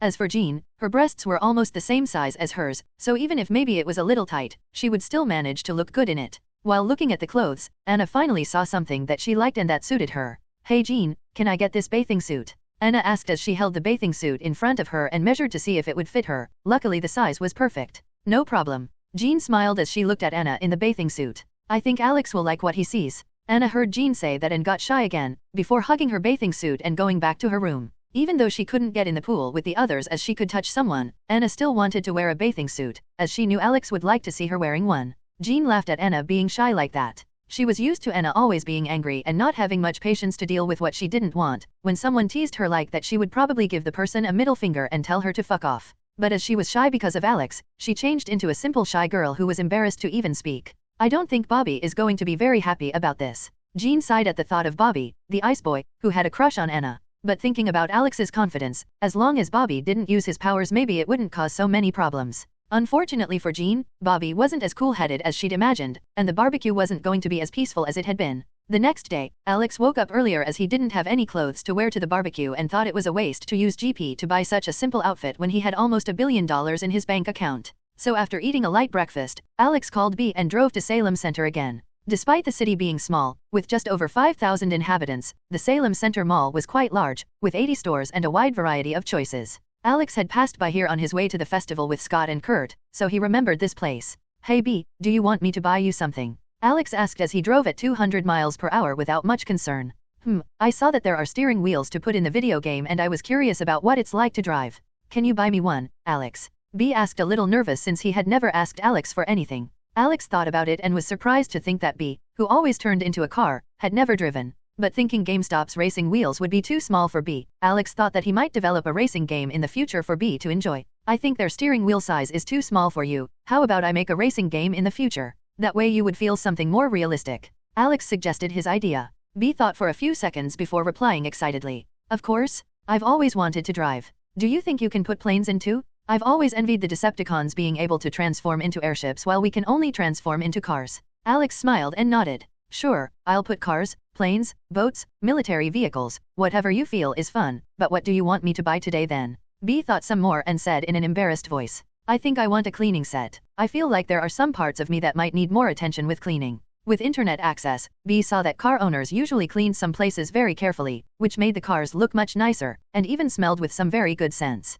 Cybertronians like him aren't very fond of washing themselves, as they have a technology that cleans their bodies sporadically, but thinking about the videos he's seen of owners taking care of cars, B felt it looked like fun to let Alex clean him like that. Seeing B's request, Alex agreed and didn't expose B's thinking even though he knew that B could clear himself. Even though B could show a lot of maturity, Alex noticed that B normally just acted like a child who liked affection and attention, mainly because in his race this is not common. Perhaps this was why B became attached to Alex so quickly, something Alex would not complain about, as he also enjoys B's company very much, and feels that B asking for this is like a kitten asking for a comb to brush its fur. As much as it's something the owner has to do, the kitten feels great having its fur brushed. Driving the yellow GTR, Alex once again attracted a lot of attention in the small town of Salem Center, mainly with the echo of B's exhaust, which was very loud. He just ignored these people's reaction and went to the stores to buy the things he needed. Taking advantage of the fact that he was already here, Alex visited some stores with good quality clothes and bought several different sets of clothes for him to wear, in addition to the ones he would wear to the barbecue today. For today's barbecue, Alex had bought a set of a white Hawaiian-style t-shirt printed with a few flowers and the buttons undone halfway up his chest, while wearing red shorts that were short to just mid-thigh, with white flip-flops and a black with gold glasses that he liked. The combination of the color of the shirt and sandals with his white hair, and the shorts with his red eyes made the outfit leave several store attendants speechless. Although the outfit looked simple, but as the store was quite luxurious, Alex had spent $1,300 on this set alone. Considering the other clothes he bought, the total spent was almost $30,000. Seeing Alex swipe the credit card without worrying about the amount, the store attendants were even more shocked, and even handed Alex their phone number before he left. Unfortunately, Alex had no interest in these women and just threw it in a garbage can in the parking lot. After putting things in B's trunk, Alex finally drove following the location Anna sent him. Despite the city being small and things being quite close, the location Anna sent was quite far, as the school was a few miles away from the city. Since Alex's average speed outside the city was 200 miles per hour, it didn't take him long to reach the Xavier Institute. From a distance he saw that the gate was closed, but as soon as his car approached the gate began to open automatically. I wonder if the gate is automatic and opens for anyone. Alex wondered, confused. But what he didn't know is that even 1 mile away, the X-Men already knew he was coming, not because he was under surveillance, but because the noise of B while Alex accelerated was loud enough for them to hear by far. Especially Anna, who was sitting under an umbrella while having a non-alcoholic drink made by Professor Ororo. Beside her was Bobby, trying to strike up a conversation with her but failing miserably as he didn't know what to talk about, and Anna didn't pay as much attention to him. When she heard the loud noise of Alex's GTR, she got up quickly and started to get ready, to make sure there was nothing wrong with her. Seeing Anna like that, Jean and Kitty started to smile, knowing the reason for her getting dressed like that, while the other X-Men were confused by the noise that was getting louder. "It's Alex. 2X. Scott and Kurt said excitedly as they got up and were going to take control of the gate to open it as soon as Alex appeared. As they imagined, just 15 seconds later, a yellow GTR appeared in front of the mansion's gate. Kurt didn't even wait for Alex to ring the bell and pressed the button on the remote for Alex to enter. Seeing such a beautiful and different car coming in, not only did Scott, Kurt, Jean, Kitty, and Anna notice, but the other young X-Men also noticed and looked on with curiosity. Some girls looked at the car with a bit of excitement, while most of the boys were shocked as they looked at the car almost drooling. Before anyone could do anything, Anna walked in the direction the car parked and saw the door opening. When Alex got out of the car and saw Anna, he was a little lost. The only thing he managed to say was, "Wow, wow," Alex said when he saw how attractive Anna was. Anna was wearing a very exotic bathing suit. Despite having long sleeves that went to her wrist, when the fabric reached her shoulder this ended and it began to go down the side of her body in a V shape until it closed just above the groin. At that point it formed into shorts that only covered the top of her thighs. Alex looked at those long white legs and was delighted. Not just the legs, seeing her belly sticking out, and the breasts that were only covered by a simple bikini top was enough to make Alex's mind imagine many things. Visual representation on Patreon and Discord, discord.gg/ky35kv7ghr. When Anna saw that Alex was looking at her that way, she couldn't help but be overjoyed, since that's why she borrowed this swimsuit from Jean. But after a second of happiness she got a little shy and looked down. Unfortunately, when she looked down, Anna saw that Alex's shirt was half open, which let her see his defined chest and a bit of muscle in his abdomen, which made her mind work even faster, trying to imagine what the rest of it was covered like. Is he that strong? Anna wondered mentally in shock. Alex didn't have such defined muscles, but for so long practicing elven breath his body underwent great changes. Not only were his muscles sharper, his hair was silkier, his skin was smoother, and his facial features were more delicate, further enhancing his appearance compared to how he originally looked. Cough. Kurt coughed a little awkwardly to interrupt these two, who stared at each other for 2 minutes without saying anything. Hearing Kurt's cough, Alex and Anna woke up from their stupor and both became shy. Luckily Alex had thicker skin and after breathing for 2 seconds he reverted to a smile showing his teeth like his fangs and greeted Kurt. "Usup Kurt? How are you doing?" Kurt was happy that Alex was able to act normally again and smiled. "Hey Alex, how was the road here?" he asked as he looked at B. "This time it was quiet, I came a little slower," Alex replied as he opened B's trunk to get some premium meat he bought from Shokyuji no Suma for 15 GP. "Slow? I can't believe you managed to drive the B slowly," Scott, who just arrived, said incredulously. Alex looked at him and smiled even wider. "Yes Scott, I only came at 200 miles per hour. Scott and Kurt were shocked as they exchanged glances. While 200 miles per hour was the maximum speed Scott's Corvette could reach, Alex considered that speed to be slow while driving B. Hearing this, Scott's and Kurt's heart quickened as they stared at B even more intently. Seeing that Alex was walking away, Scott couldn't take it anymore and shouted in a slightly uncertain voice. "Alex, can I take the bee for a ride? I'll let you drive Scarlet." Alex turned and saw Scott's expression, which looked like a puppy asking for something from its owner. But instead of answering directly, Alex took the yellow cell phone out of his pocket and turned to B to ask, "B, what do you think?" Scott and Kurt were quite confused by Alex's reaction, but suddenly they heard a bang coming from B's exhaust and saw the 2 doors opening, practically inviting them to enter, leaving both shocked. "I think B already answered you, right? The keys are in there, no need to look," Alex responded with a smile as he turned to Anna after putting the yellow cell phone in his pocket, calling her to go with him since the two were going out with B. Alex did this to make it clear that he was the one who controlled B's doors and engine with an app on his cell phone. If B refused, he just pretended that he was jealous of the car, but as B accepted, there was no problem. Apparently B was a little bored and didn't feel like he got enough sightseeing, so he agreed to go for a walk with Scott and Kurt, who were Alex's friends. Despite B being his car, Alex already considered B as a friend, so he wouldn't make B do anything he didn't want to. "I'll introduce you to the people." Anna responded to Alex's look, but didn't have the courage to look him in the eye, still a little embarrassed. "These are..." Anna started introducing the students who were at the pool and walked with Alex towards the barbecue, where the older X-Men were.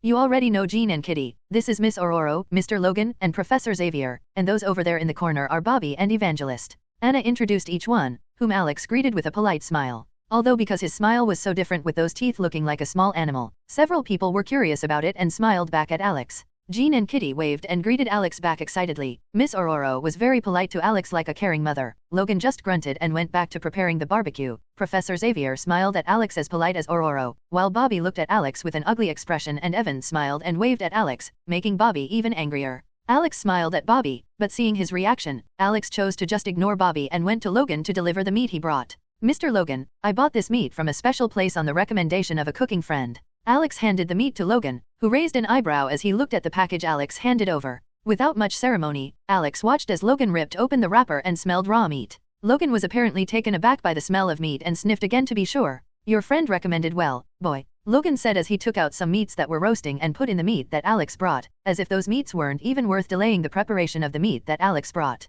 Alex just laughed at that as he understood that this meat came from the Mito family, the biggest meat supplier in the anime, with the highest degree of quality one could expect from a piece like this. Compared to that, the other meats were just trash. After handing the meat to Logan, Alex walked over to Anna, who was walking towards him with 2 glasses in her hands. "This is yours." Anna said as she extended a hand towards Alex. Alex also smiled and reached out to take the glass from Anna's hand. She was holding the glass right at the edge, to prevent her and Alex's fingers from accidentally brushing against each other. When Alex noticed this, he purposely avoided her fingers and safely picked up the glass. Although he had confidence in his occlumency, it was best that he left it to do it when they were alone, as it would be too flashy to do it in the middle of so many people.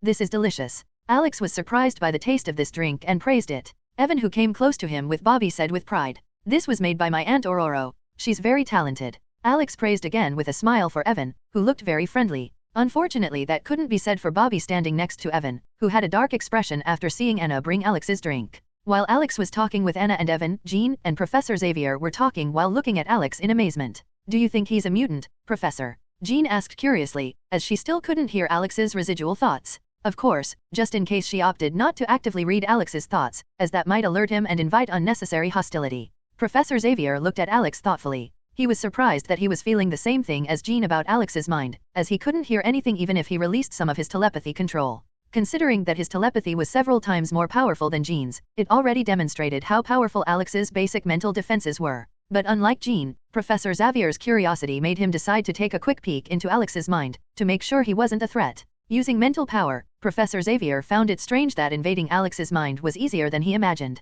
But contrary to what he imagined, he still couldn't see Alex's thoughts, and he was in a dark corridor. Confident in the strength of his telepathy, Professor Xavier started to follow the corridor, wondering what could happen, until he felt that a large truck tire was falling towards him. Looking around, Professor realized that he was surrounded by these truck tires. Without thinking twice, he turned around and tried to run away to take as little damage as possible, but still a big tire hit the professor in the back. As he was floating, the tire made him fall to the ground, which happened to be full of pieces of wood with iron nails pointed upwards, which caused great injuries to the professor when they trapped the rubber of the tire, holding his back to the ground. Despite the pain, with a little mental power, the professor pushed the tire that pinned him to the ground and went back the way he entered Alex's mind. With his power, the professor was confident he could pass through this tunnel fast enough to be barely hit by those tires, but he knew that the more mental power he used, the easier it would be for Alex to detect that he was in his mind, so the professor preferred to get out of Alex's mind and keep things as they were. Upon returning to the real world, the professor felt his mind a little tired. Despite being hit by 2 weak traps, it still caused some mental stress for the professor. These traps were copied by Alex from Fortnite Save the World, the Fortnite tower defense mode that Alex played in his previous world. Using the knowledge of occlumency, he created the trap corridor, which worked exactly as he planned. If the professor saw a big wall in front of him, the probability of the professor trying to break that wall bit by bit was very high, but seeing an open corridor to the inside of Alex's mind, he decided to follow the corridor, which was overloaded with traps. The tire traps in the ceiling and the nailed boards were just the most basic traps Alex placed at the beginning of the hallway, as they wouldn't take as much work to repair and would be enough to kick out weaker mentalists. The deeper the opponent went, the more powerful the traps. Jean saw the professor's tired expression and understood what he had just done. Worried, she looked at Alex and saw that he was talking to the other mutants as if nothing had happened, which made her sigh in relief. Mutants were already very discriminated against. Although he didn't know they were mutants, Alex was one of their few normal friends. If he was offended by the professor's intrusion, she would be very angry. In fact, Alex noticed the professor's invasion, but he chose to ignore it and let the professor be the first test subject for his occlumency defenses, and as he imagined, that was perfect. He made these defenses to deal with Anna's powers, which were as raw as a point-blank cannon shot, while the professor's invasion was more subtle, like multiple shots from a silenced pistol with infinite ammo. As much as the 2 attacks represented danger, the damage Alex was preparing to deal with Anna was much greater than the professor's. "One day I will teach you," Evan said excitedly to Alex. "Of course, I'll think that's cool." Alex responded by smiling positively to Evan's offer to teach him to skate someday, after Alex said he had never ridden one. "How about, want to come with us, Anna?" Alex turned towards her and said with a smile. Anna didn't think twice and nodded, happy with the invitation. "I want." The one who wasn't happy was Bobby, who was getting more and more furious with Alex, who even managed to arrange a date with Anna in front of him, something he never managed. "Hey guys, let's play darts." Kitty squealed excitedly as she brought out a large target and a box of darts. Hearing this, the young people got excited and approached. Anna looked at Alex and asked worriedly, "Do you want to play?" Alex didn't understand why she was worried and was about to accept it, but Bobby spoke first. "Or are you scared?" Bobby said with a cocky smile.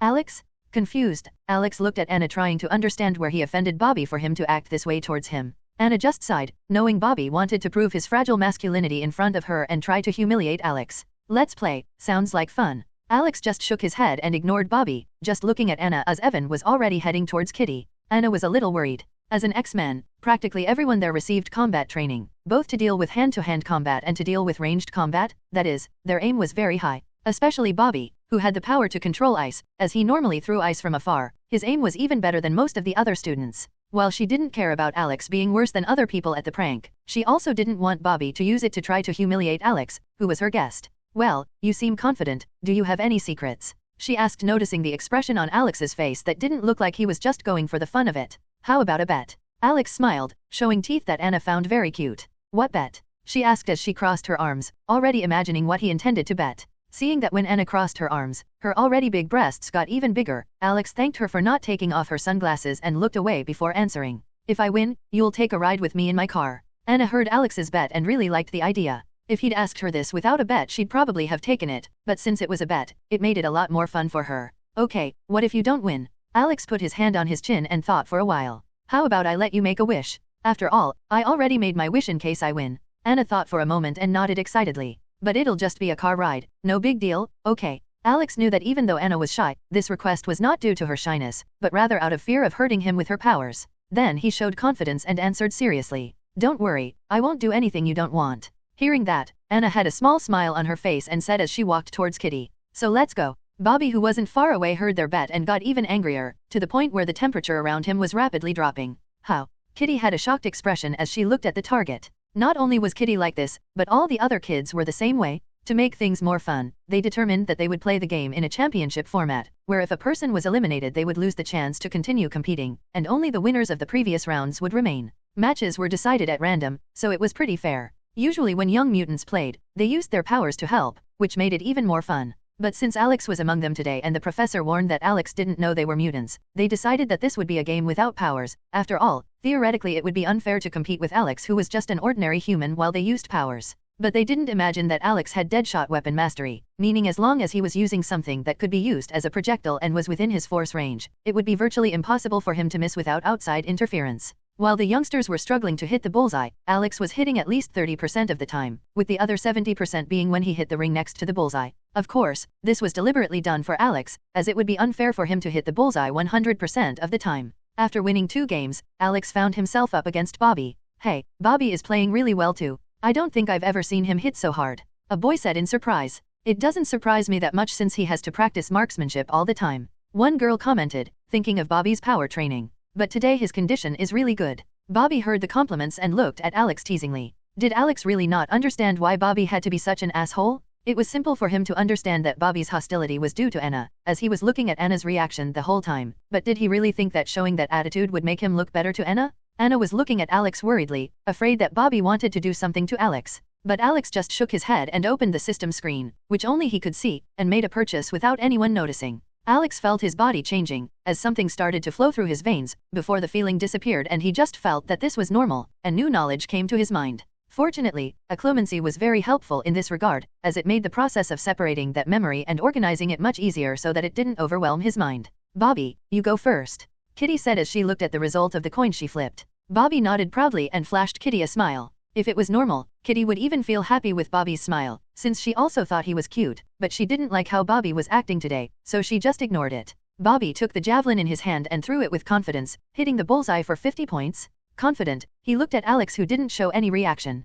And since Alex was wearing sunglasses because of the sun, Bobby didn't even know if Alex was looking at him, which made the temperature around him drop even more. Snorting, Bobby ignored Alex and threw the next 2 darts, hitting bullseye and the center ring, earning him 125 points. Damn, Bobby is playing great. The boys commented excitedly. Go Alex, you can do it. Anna couldn't stand it and said an encouraging phrase to Alex. Hearing this, Alex looked at her and smiled. Bobby was even more furious when he saw this, since although it felt good to be praised by others, the one he wanted to praise himself was Anna, making the temperature drop even lower. Taking the 3 darts, Alex didn't think too much and threw it, hitting the inner red part of the 20-point zone. That is, the 20 points were tripled to 60 points. Whoa, viewers were excited. Damn, how lucky. He managed to hit the spot worth the most points. A girl said excitedly. Kitty saw this and was surprised, as she realized that Alex had always targeted bullseye. Did he get mad at Bobby and lose control? She wondered, confused. But to everyone's surprise, not only did Alex hit that spot once, but all 3 darts hit the same spot, making Alex hit 180 points.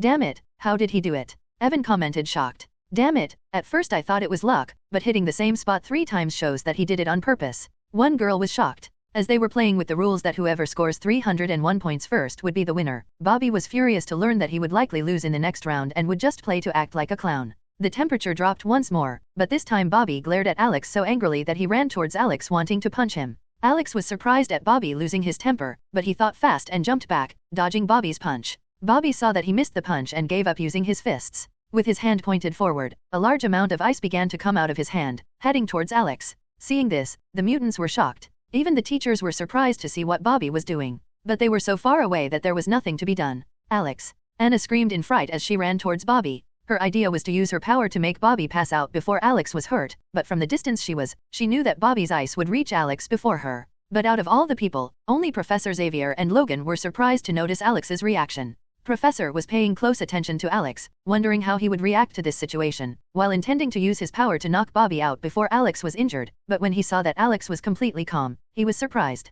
Already Logan, who had very refined instincts, could not feel any fear of Alex, as if he had even expected that, which made him just stay beside the barbecue taking care of the meat that Alex gave him, without much concern. Seeing the ice getting so close, Alex, who was already waiting for it, opened a small smile, and just like Bobby, he also stretched his hand forward. With his left hand extended forward, in a split second a blue magic circle appeared in front of Alex. This circle had the appearance of a large snowflake, very shiny and attractive. Visual representation on Patreon and Discord, discord.gg/ky35kv7ghr. Through the magic circle, Alex controlled the mana he just acquired to make a large wall of ice appear between him and Bobby, to protect him from the attack. But Alex didn't intend to stay still while receiving this attack, so Alex made a small pillar below his feet and climbed this pillar up to the height of the wall, giving Bobby vision, who was still confused where this other wall of ice came from. On Alex's right hand, another blue magic circle appeared as he pointed at Bobby. From this magic circle a large dragon emerged and started flying towards Bobby while letting out a loud roar through its mouth, making the temperature even lower to the point that even the pool began to freeze for being close and some closer students felt shivers.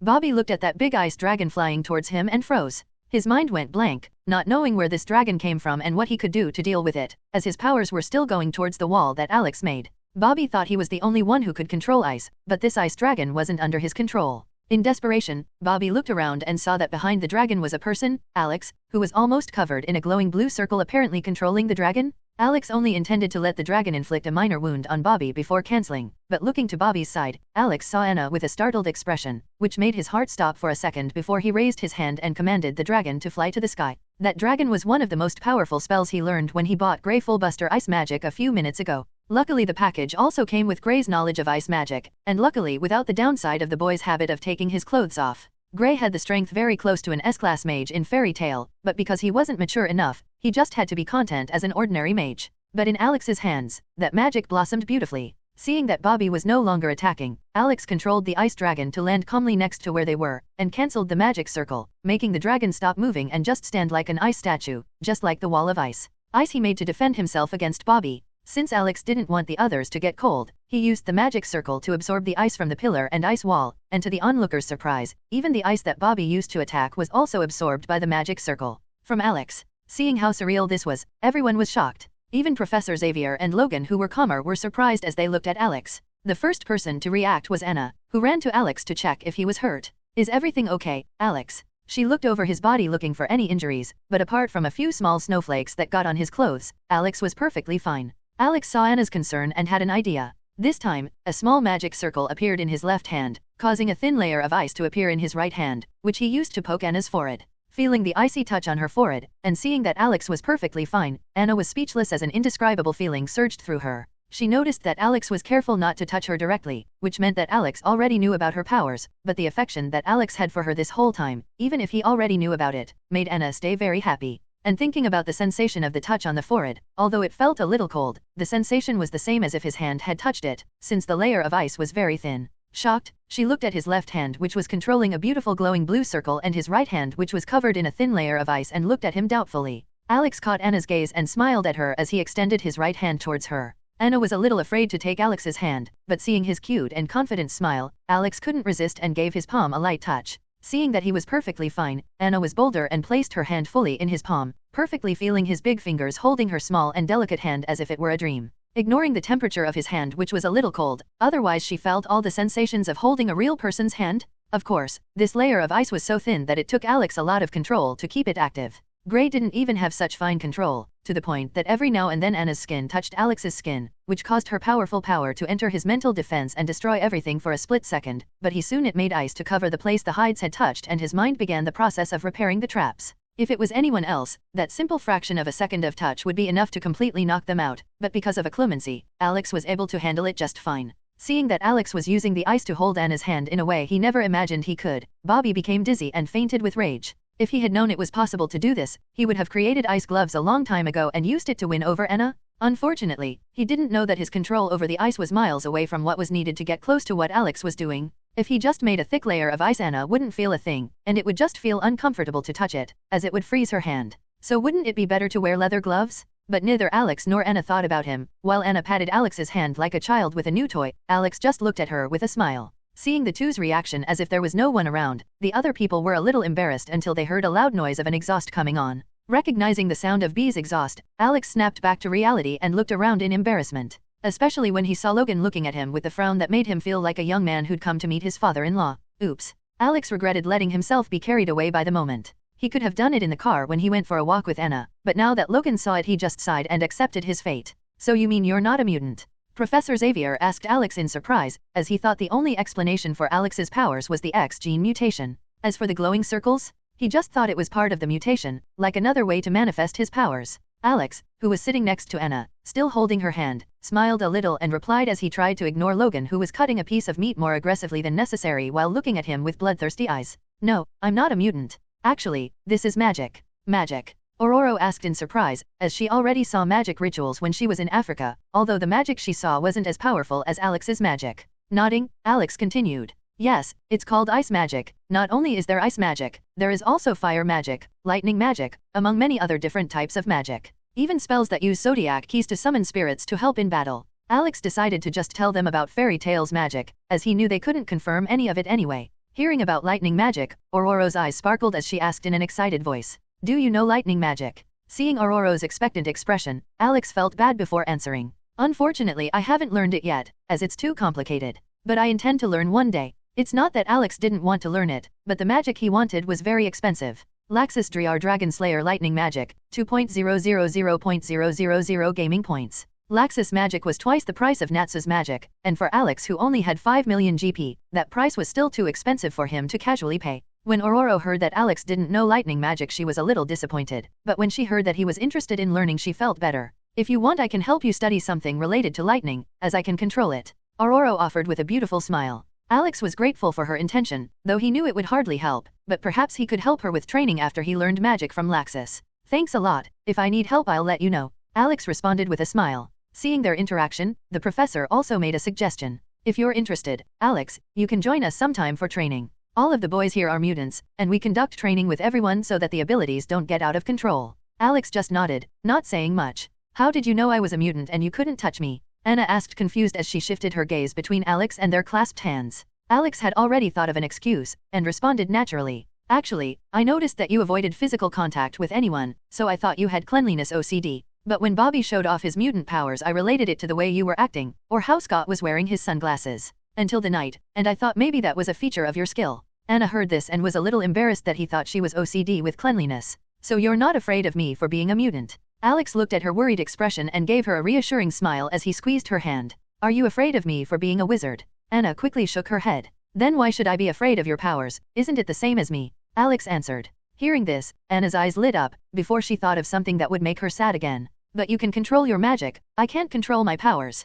I can control my magic now, but when I learned it, it was also quite difficult to control, and it took a lot of training to deal with it. I believe your powers are the same way. Alex held her hand tighter, wanting to reassure her. Seeing Anna's expression improve, he understood that it worked. I agree with your words, Alex. I believe that with training everyone will be able to do unimaginable things. Professor added with a smile, making Anna more confident. I'll let you talk. See you later, Alex. Professor said before controlling the chair to move away from Alex and Anna. Alex waved to the professor with the hand that controlled the magic circle and answered. Until later. When Anna saw the magic circle in Alex's hand, she realized something and let go of his hand quickly. You must be tired, right? I'm sorry, I missed holding someone's hand so much without having to wear a glove. Alex had to admit, it was quite tiring to keep the thin layer of ice in his hand while focusing to rebuild occlumency's defenses, but he found that his progress in ice magic and occlumency was very fast at that. With practice, Alex felt he could use ice magic to cover the hand without a glitch, or with a little more time he could hold her hand without the ice and let occlumency deal with her powers without damage.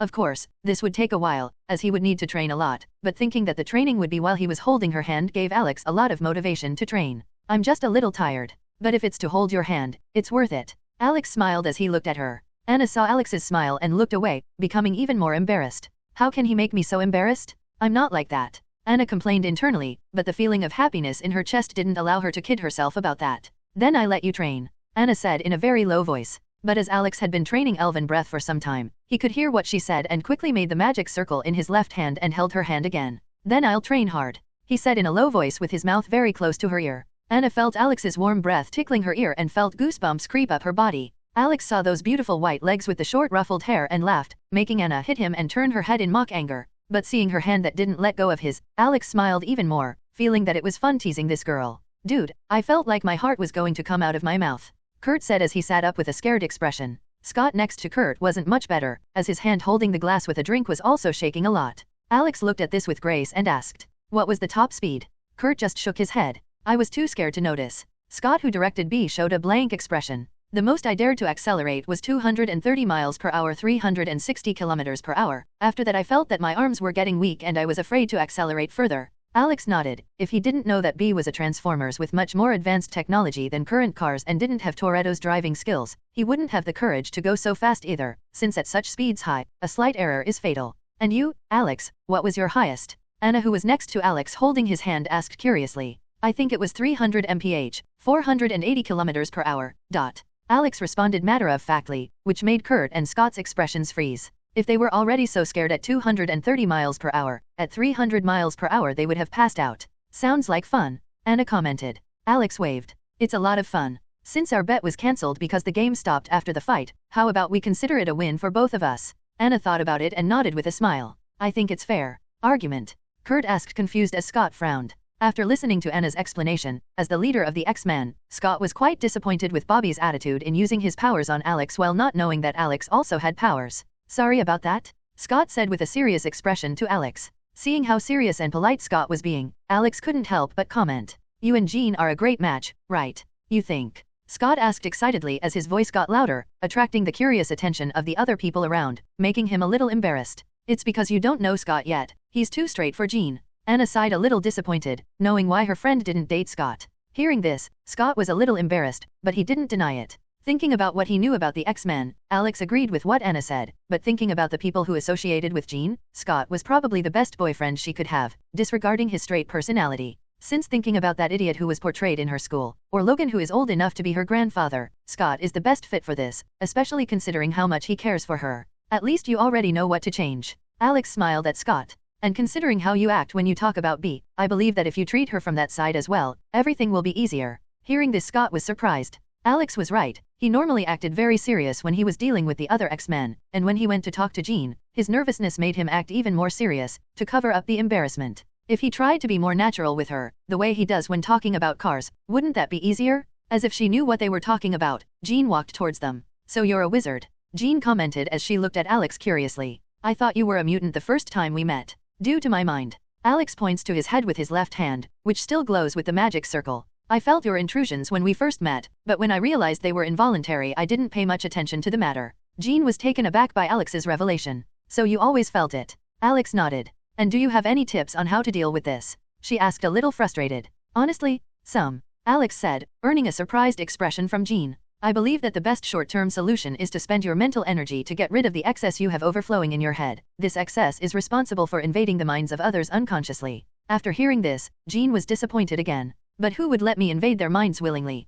Everyone has secrets they want to keep. I wouldn't even want to know anyone else's secret." "Someone with good mental defenses who could protect their memories while you expend your energy," Alex responds with a smile. Seeing Alex's smile, Jean quickly understood. "You can." Nodding, Alex agreed. Despite knowing how powerful Jean was due to the Phoenix Force in her body, it was currently in a dormant state, or perhaps sealed away by Professor Xavier, so Alex had confidence in his occlumency to deal with it. "But that will be a little painful," Alex commented. "My defenses are for offense, so they fight back a little bit." "How long do you think this will last?" Jean asks. "I think a week," Alex deduces with his knowledge of occlumency. "It is worth it," Jean thought excitedly. She was so tired of having to listen to others' thoughts for so long that she really felt it was worth it. Nodding, Alex let go of Anna's hand, much to her chagrin, for him to recover some mana before Jean attacked, just in case. Upon learning what Jean was going to do, Professor Xavier also came to keep an eye on her. Aware of the power of Alex's defenses, he also thought that this could be useful. To everyone's surprise, after 5 minutes with her brow furrowed trying to invade Alex's mind,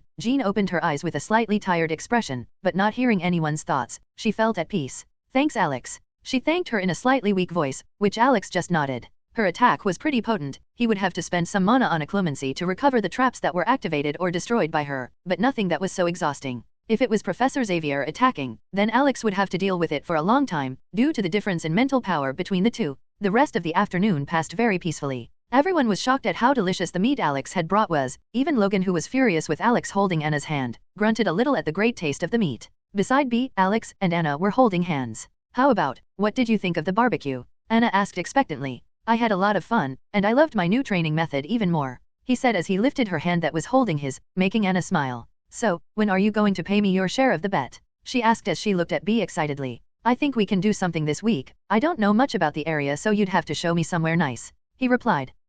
Okay, I'll think of something then. She got excited, trying to think of what they could do together. Without her noticing, Alex lifted their clasped hand and used his fingers to tuck her hair behind her ear as he closed the distance between them. Looking forward, Anna was shocked to see Alex approaching her. Suddenly, her heart started to race a lot, but the anticipation grew more and more when looking at his mouth. Realizing that very close there was a thin layer of ice appearing on his lips, Anna didn't hesitate anymore and approached him too, making their lips meet. Despite Alex's icy lips, Anna felt Alex's skin perfectly, really giving her the feeling of a kiss, which was always a great trauma in her heart. Anna has only kissed her life, and that's when her powers awaken, sending the boy she kisses into a coma. When that happened, Anna was traumatized, never again having the courage to get that close to someone of the opposite sex, much less the thought of kissing someone. But Alex broke down her defenses from other guys a little bit, and when she saw that he managed to hold her hand, the great walls she'd made came crashing down as well. Feeling Alex's kiss, Anna wanted to cry, but she held back so as not to spoil the mood. Although the kiss was just a peck, since if their tongue touched her powers would activate in Alex, he still put his hand around her waist and pulled her body closer to him, being careful not to touch her legs.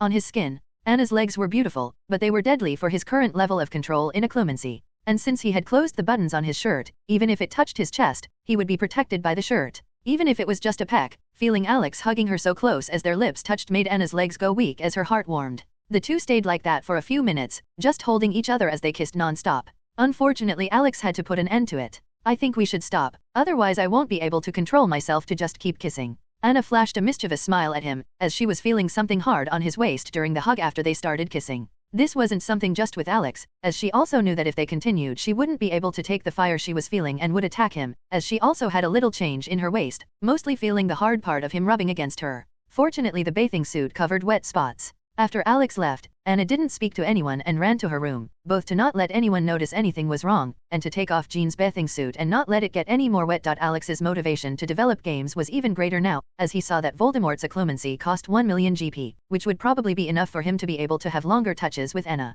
It probably wouldn't be enough for them to have sex, since he doesn't know if that level of occlumency would be enough for him to last for more than a few minutes, but for more intense kisses and bolder touches that would be enough. After all, he didn't want to touching certain parts of it with an ice-covered hand, as ice is quite numbing, which would probably get in the way a lot. Curious, Alex glanced at his dashboard. Minecraft. 65 million games sold, $1,300,000,000. Average time played, 6 hours. Available gaming points, 5.000.000. Looking at the $1 billion earned from Minecraft sales alone, Alex already started losing the sense of seeing the money number going up, but seeing the 5 million GP got Alex excited. It took a lot of restraint not to spend 1 million GP to buy Voldemort's occlumency while kissing Anna, but he knew better than to save that for just in case there was ever a need. While he ate, he and Anna exchanged many messages. Alex felt that after today's barbecue, their relationship had risen to another level, so he intended to prepare a present for the next time they went to see each other, as he intended to ask her to date. Taking advantage of some of the early hours to develop more Fortnite, Alex saw that the game was practically ready, so he had an idea. I think releasing some beta keys can help hype the game. Alex thought interested. Curious, he went to the Twitch website and saw that Minecraft had 4 million viewers while over 3,000 people were streaming the game, due to how easy it was to live stream while playing it. Observing the top 50 streamers with the most viewers, Alex decided that these would be the lucky ones to participate in the beta game that would take place tomorrow, with each one having an invitation to a friend, since the tournament would be in pairs. I think a prize for the winner might be nice, right? Alex thought interested and decided to make a custom backpack for the first place. Ned had managed to become the mayor of Hypixel, and with the ideas he had, players really felt that the game had become even better, which gave him a lot of satisfaction. Beside him was Petter, looking at the items listed on the auction and looking for something that might interest him, but unfortunately he had already bought everything he wanted. Hulk was fighting monsters in the dungeons, since that was what he enjoyed the most there. Then I guess we can. Ned was talking to the livestream audience, when suddenly a screen appeared floating in front of him. You have been invited to participate in the Fortnite closed beta. Do you want to accept? Ned was shocked to see this and didn't think twice before saying yes. You have received 01 invites to Fortnite. Your access to Fortnite has been released. Suddenly, 2 paper invitations with the Fortnite symbol appeared in Ned's hand. On the paper was written "Tier here to start download." Upon seeing the invitations in Ned's hand, the audience took a while to react, but soon they were very excited. Whoa, now you can play Fortnite. So jealous? I also want to be able to play Fortnite. TT. Hey Ned, I buy your other invite. I buy too, just name a price. Seeing that more and more people wanted to buy his invitation, Ned apologized to the audience and handed the other invitation to Petter. Since Petter didn't receive the notice of the Fortnite beta, he didn't know what the invite was. Just tear it down the middle, Ned said to Petter as he did the same thing. Petter didn't ask much and tore up the invitation in confusion. Unbeknownst to them, a small file downloaded onto their computer shortly after they ripped up the invitation. Do you want to go to Fortnite? Seeing this message, Petter was confused before he understood exactly what was going on. Will we be able to play Fortnite? Petter asked excitedly. Yes. Ned also got excited and said, come on quick Pet, I'm really curious to see what it's like over there. Without waiting for Petter's response, Ned soon clicked on accept and saw his vision change. From the square world of Fortnite, he was now in a place like a military firing range with a small open field behind. Looking around, Ned soon saw a tall, blonde man appear beside him, with a confused expression as he tried to understand what was going on. Hi, the man said a little shyly, as he looked at Ned, but to Ned's surprise, the voice that came out of the man was Petter's voice. Peter? Ned asked confused. When Petter heard Ned's voice, his shy expression quickly faded, making him even more uncomfortable as he stared at Ned in disbelief. Ned, why are you like this? Petter asked shocked. Like this? Like what? Ned didn't understand what was happening until he looked down. Unlike Minecraft, here in Fortnite his body is not square, but very realistic. The problem is that Ned didn't imagine that when he looked down, what he would find would be a female body, down. Meanwhile, in a large Malibu mansion, Tony Stark lay in bed while hugging 2 models. After a night of very active activities, Tony was sleeping very comfortably, until Jarvis sounded an alarm, waking up Tony and the 2 models. Jarvis, stop, what is this? Tony asked confused. Jarvis answered in a robotic voice. You asked me to let you know if there was any news about Fortnite, sir. According to news on the internet, 50 streamers were selected to test the game and received an invite a friend ticket. Of these 50 streamers, 3 of them decided to hold online auctions to sell the ticket they received. What do you want to do? Hearing it was about Fortnite, Tony soon lost sleep and got up, much to the dismay of the 2 models lying on his bed. Secure me a ticket, Jarvis. Tony ordered as he headed to the lab. He had lost sleep, and now he intended to research Fortnite, both for the virtual reality technology and to find out if this company Mojang was crazy enough to actually use his armor in the game. So, what should we do here? Petter asked Ned, confused as he looked around. Ned was also quite confused, not knowing very well what he would have to do. Fortunately, a few seconds later a screen appeared floating in front of them. Welcome to Fortnite. This location is the hub where you can invite up to 3 friends to form a team. With the team formed, you will be able to join the queue to play with other players. Since you are participating in the beta version of the game, online game functions will be temporarily disabled. We won't be able to play. Ned was confused as he wondered what was the point of inviting him to the game if he couldn't even play. But imagining this doubt, another screen appeared next. Here the player can participate in training on Fortnite features and game mechanics. In 13 hours, 57 minutes, and 21 seconds the tournament will start between the 100 participants of the closed beta. Take your time to learn about the game, limited prizes will be awarded. So there's going to be a tournament. Peter was excited. But Ned noticed something else. Apparently the tournament prize will be a limited item, meaning this will probably be as rare for Fortnite as the Ender Dragon skin is for Minecraft. Hearing this, not only was Petter shocked, but the millions of people watching the livestream were stunned as well. They knew how important the Ender Dragon skin was in Minecraft, so seeing that they missed out on getting that award in Fortnite left a lot of people a little disappointed. Do you want to start the tutorial? A window appeared for Ned and Petter. With nothing much to do, the 2 accepted. After a second, the 2 found themselves on a school bus. What is this? Are we going to the battlefield by bus? Ned asked confused. But soon Petter replied shocked. Ned, look out the window.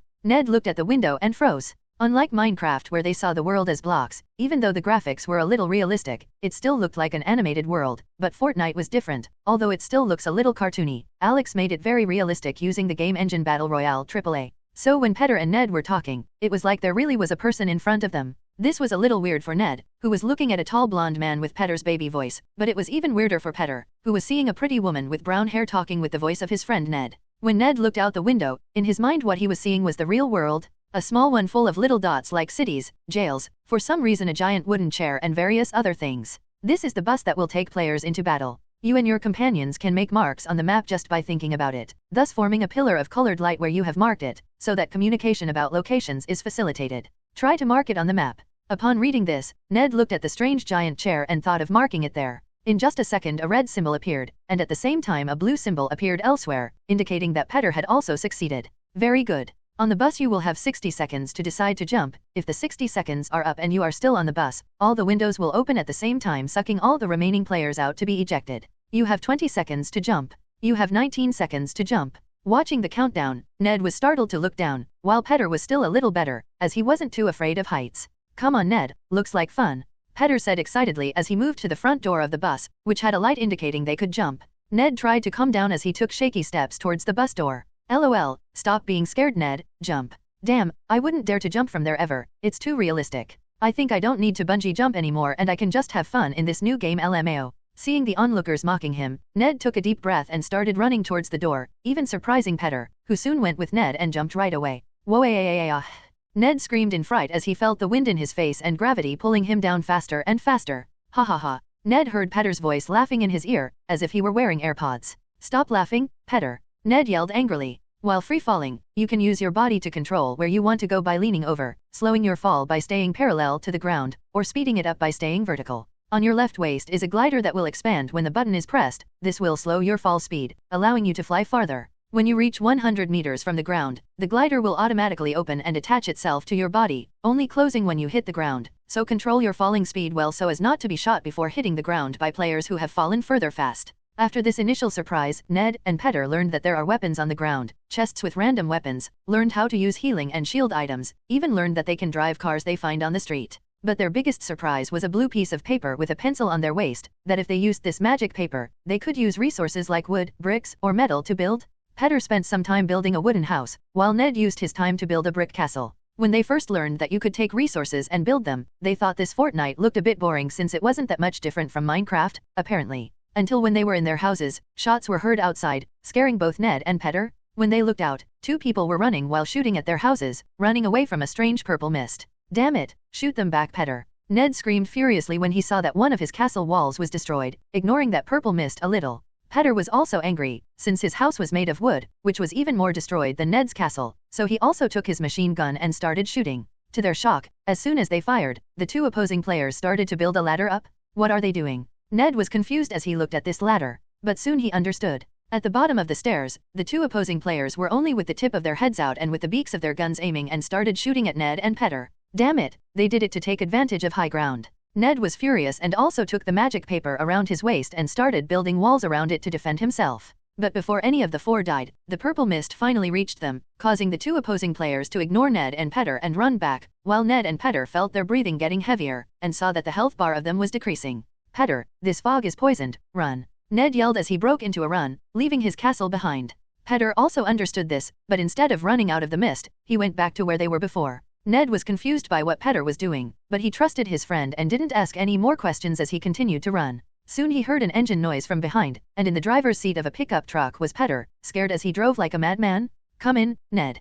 Petter greeted. Ned didn't think twice and jumped into the truck bed, while holding a machine gun and looking for those two opponents. His heart was beating so fast that he remembered the Hypixel War. The last time I felt so much adrenaline was when I saw Notch and Herobrine battle. Damn, this is so much fun. Ha ha ha ha. Ned started laughing like a maniac in the back of the truck. This actually looks like a lot of fun. I also want to play. Ned looks like the protagonist of an action movie. The livestream's comments were also shocked by what they were seeing. The amount of viewers on Ned's live rose from 1.2 million to 2.6 million in a short time. Not only on Ned's livestream, but on the other 50 livestreams of the participants invited by Alex, the amount of viewers was also rising in an abnormal way. Minecraft in total has doubled the amount of viewers within minutes of launching the Fortnite beta. News sites were reporting on Fortnite while pundits were analyzing this new game, trying to make sense of all the new things they were seeing. The most excited watching the livestreams were Hypixel's Hunger Games players, as they saw that Fortnite looked like an improved version of the Hunger Games, with weapons, cars, construction, and many new features. I want to play Fortnite.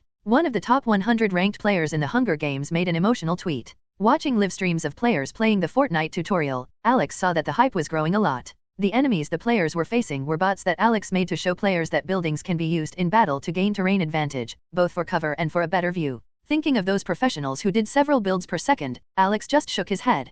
Fortunately, most of the players were having fun trying out Fortnite. Only a few players got too scared and managed to die to the bots Alex made. Even though he set the aim of these bots to be terrible, the players managed to be worse. Reminding Alex of a famous quote from his previous world. Don't doubt a player's ability to do shit. Words that Alex considers very wise nowadays. He also found out about the Fortnite invite auction, but he didn't worry about that, as it didn't matter to him who was playing tomorrow. But while that didn't matter to him, Tony Stark managed to corner the auction on one of the tickets, while there was someone very important looking at one of the 2 tickets left over. Hill, keep an eye on the auction for this ticket and make sure you get one for us. As for the other one, just try your luck. If possible, get both, but we only need one. Nick Fury said seriously to Maria Hill, in front of him. Yes sir. Maria confirmed before leaving the office. Fury intended to give the ticket to Clint Barton or Natasha Romanoff, as they were both great marksmen and were his best agents, who could guarantee the prize of the tournament tomorrow. Seeing how this game worked, Fury had to admit that it looked pretty good for more than just fun. If I put my agents to train playing Fortnite every day for 2 hours, wouldn't that be the same thing as them participating in life and death battles every day? The improvement in each one's strength would be amazing. Nick started to think on this and felt that his idea was increasingly plausible. Unfortunately, the golden apple studies were useless. Whenever a scientist removed a part of the apple, after 5 seconds that part would dissolve and go back to the apple as if nothing had happened. Even if a guinea pig ate the apple, within seconds it would reappear intact. What made them realize that the apple had a connection with Clint was that he could summon the apple back, that is, everything indicated that only he could eat this golden apple and receive the benefits that it provided. After some time of fruitless testing, S.H.I.E.L.D. finally gave up on trying to replicate or clone this golden apple and decided to just study the results of eating it into Clint's body. Luckily nothing went wrong, and the results proved that apple actually doubled his power. Unfortunately for Nick, they failed to learn anything from studying Clint, making all that effort futile. Maybe with the rewards from these games we can make another super soldier. Nick was surprised to think about it and remember Clint's strength. Clint was unaware of his boss's idea of turning him into a super soldier like Captain America, but if he had known he wouldn't have been so affected by it, as the shock he received from eating the golden apple has already completely changed his cognition from the start. What should be possible or impossible in the world? Despite training a lot, Clint's body was still a little thin, but after eating the golden apple, his body received a lot of muscle, making his appearance much more intimidating. Surprisingly, this didn't affect his flexibility, which meant that his arrows remained as agile as ever, but also received a huge boost in the maximum force they could achieve, doubling his attack power. If this golden apple was given to an agent who uses firearms, perhaps the improvement in his combat power would be great, but not as noticeable as Clint, who used his muscles to pull the bowstring. Maybe I should order another bow. Clint gave an embarrassed smile as he looked down at the bow in his hand. This bow was developed by S.H.I.E.L.D. scientists using very advanced engineering concepts, so that with the same amount of force as an Olympic athlete, it could produce 2x more output. All the bow material was expensive and resistant, but in Clint's hand, the line he used to shoot the arrow had burst, causing the rest of the pieces to also suffer the impact and destroy themselves. Whoosh! Suddenly Clint heard the sound of the metal door opening, and he stood up, knowing that to enter his training environment without asking permission it would have to be someone of equal or higher status than him.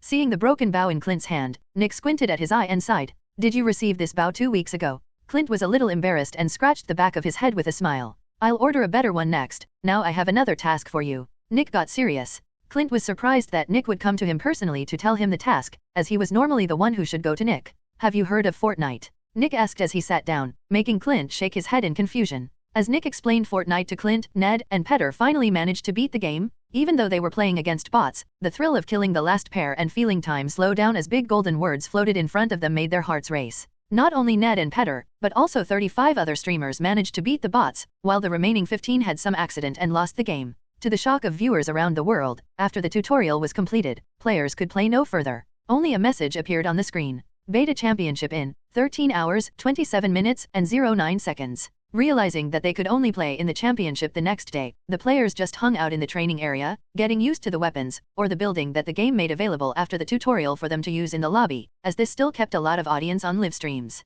In a short time the 3 auctions ended and the winners were decided. Even though their identity was secret, Alex still knew who he was after they used the invitations for the first time. Tony Stark obviously got one of the invites, as few in the world could compete with him for that. Clint Barton also got an invite with government help. While the latter was a bit surprising for Alex, T'Challa, or better known as the Black Panther, Shuri's older brother. Alex thought that maybe Shuri was the third person to get the ticket, since she played a lot of Minecraft, but she probably wasn't very interested in the gun battles so overdue while she had access to so many weapons in Wakanda that it seemed like child's play. Her brother, on the other hand, probably came just to test with political interest. A great weapons developer, a secret agent and a king of a country. That was a combination that didn't even give Alex any doubt that any of them would fail the tutorial, so Alex thought he'd have a little fun, especially when he saw that Tony Stark's narcissist opened a Fortnite livestream while in the tutorial lobby game and said it would sue the game's developers. With a mischievous smile on his face, Alex also logged into Fortnite and soon found Tony's IP, while watching Tony's livestream waiting for him to start the tutorial.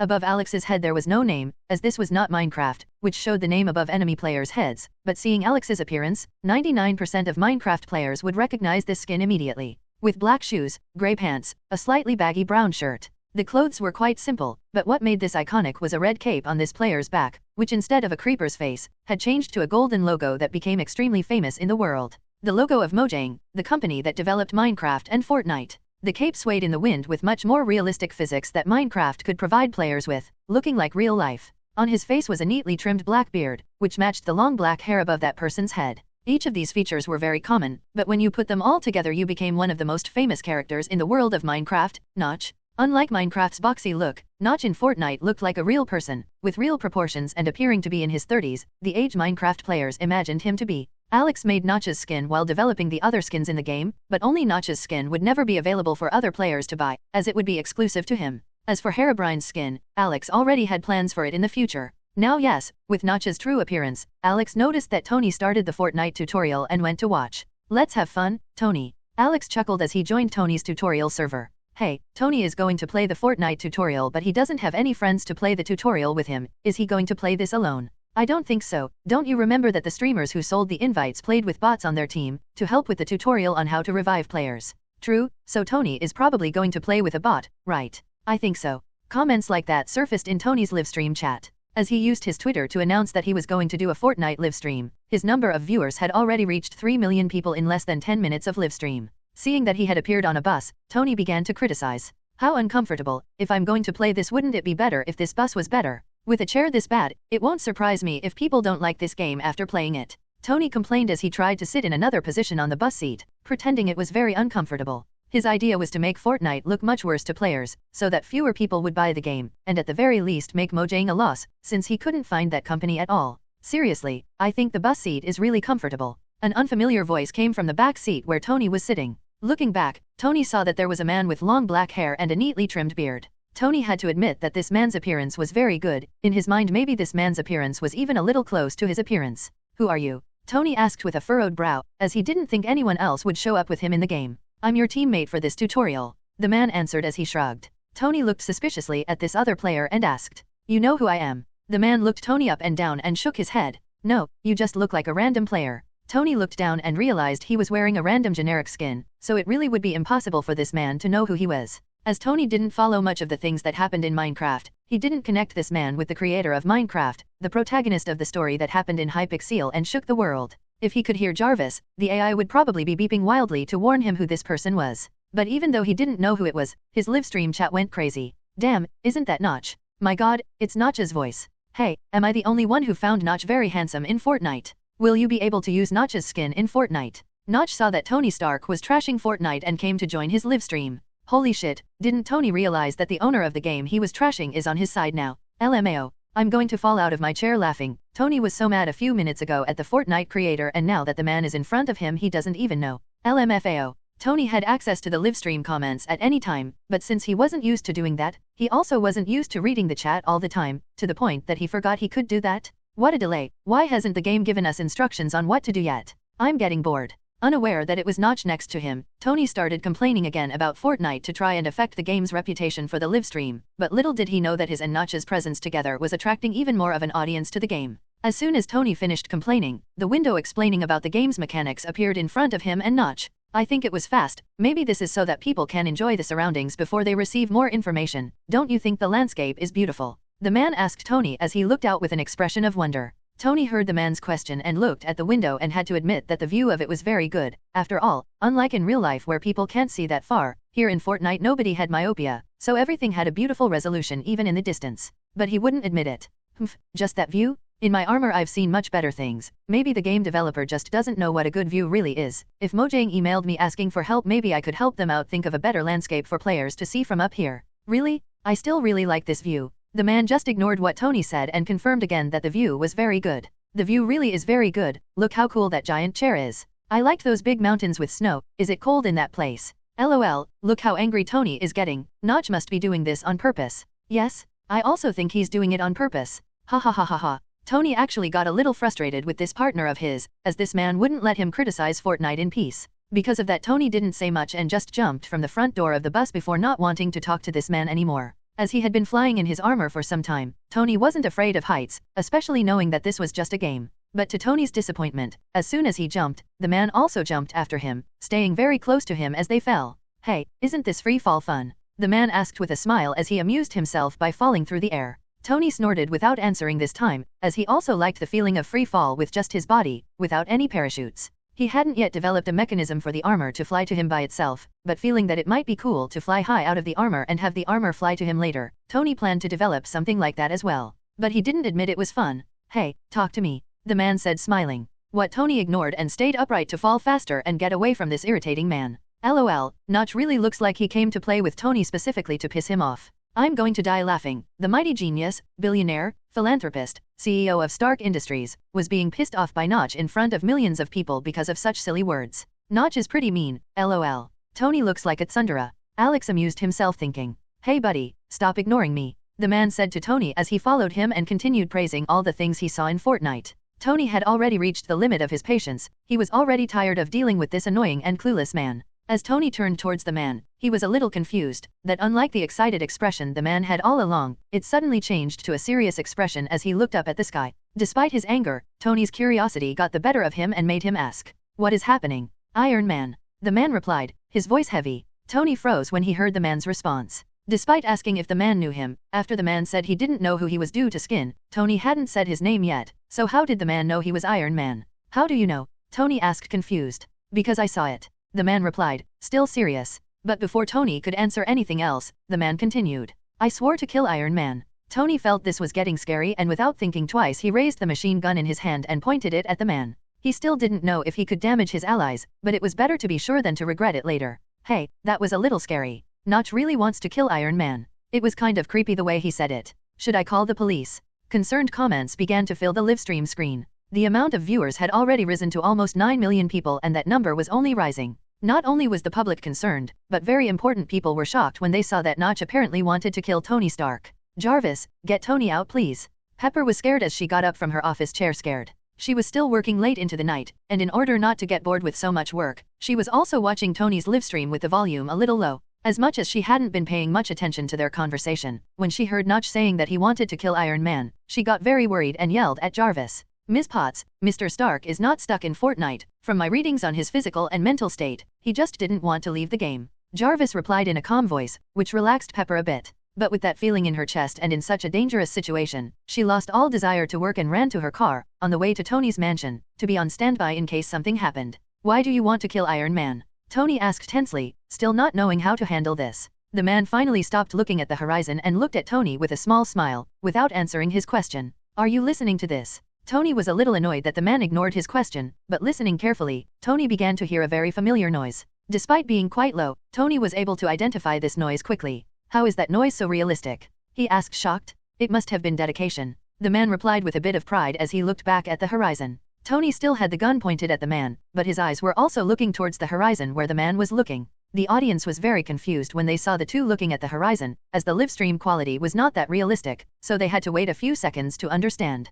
But soon after they too saw and heard, in the sky on the horizon there was a figure flying, and of the nearly 10 million people watching the livestream, only a few didn't know what it was, but everyone else soon understood. Flying in the sky of Fortnite, just like in the trailer they watched for the game, there was a red and gold armor flying. It was Iron Man. The noise they were talking about was the noise of the thrusters that Iron Man had in his hands and feet. Tony was shocked because the noise was exactly the same as in real life. To Tony's surprise, the man next to him looked at him excitedly and said, I saw someone saying on the Hypixel that if you killed Iron Man you might get some special item? When I heard that, I swore I was going to kill that one Iron Man and get the special item for me. How about it? Let's kill Iron Man. This time, unlike the usual where the man said things and stayed close to see Tony's reaction, the man went to get a motorbike and quickly stopped beside Tony as he spoke. Come on, hop on the back, today we're going to kill Iron Man. Tony was still having trouble understanding what was going on and by involuntary reflexes he just climbed onto the back of the motorcycle the man was driving and watched as the man drove like a maniac through the trees. Despite driving at top speed, this man's control of the bike was so high that they didn't hit anything once. Some people even noticed that the man didn't even brake once, showing how precise the man's control was when riding that bike. Unbeknownst to people, Alex, who was riding the bike for the first time, felt that it was also a lot of fun. Hey, what if in the future I buy a motorcycle too? Maybe B likes me to summon Arky too. Alex smiled as he rode the motorcycle and thought of the female Autobot who had the ability to transform into a motorcycle. As Alex thought about the bike, both Tony and the current 10 million viewers were shocked by the turn of events. Notch really was serious about wanting to kill Iron Man, but apparently it was just the Fortnite NPC he did, which made onlookers burst out laughing. Even Pepper breathed a sigh of relief and felt that the situation was a little funny, mainly seeing that the confused Tony really was on the back of that man's motorcycle on his way to kill Iron Man. Who would be crazy to send Iron Man himself to go kill Iron Man? Tony's confusion was very strong, not believing that he was really going to kill Iron Man. Tony Stark, WTF.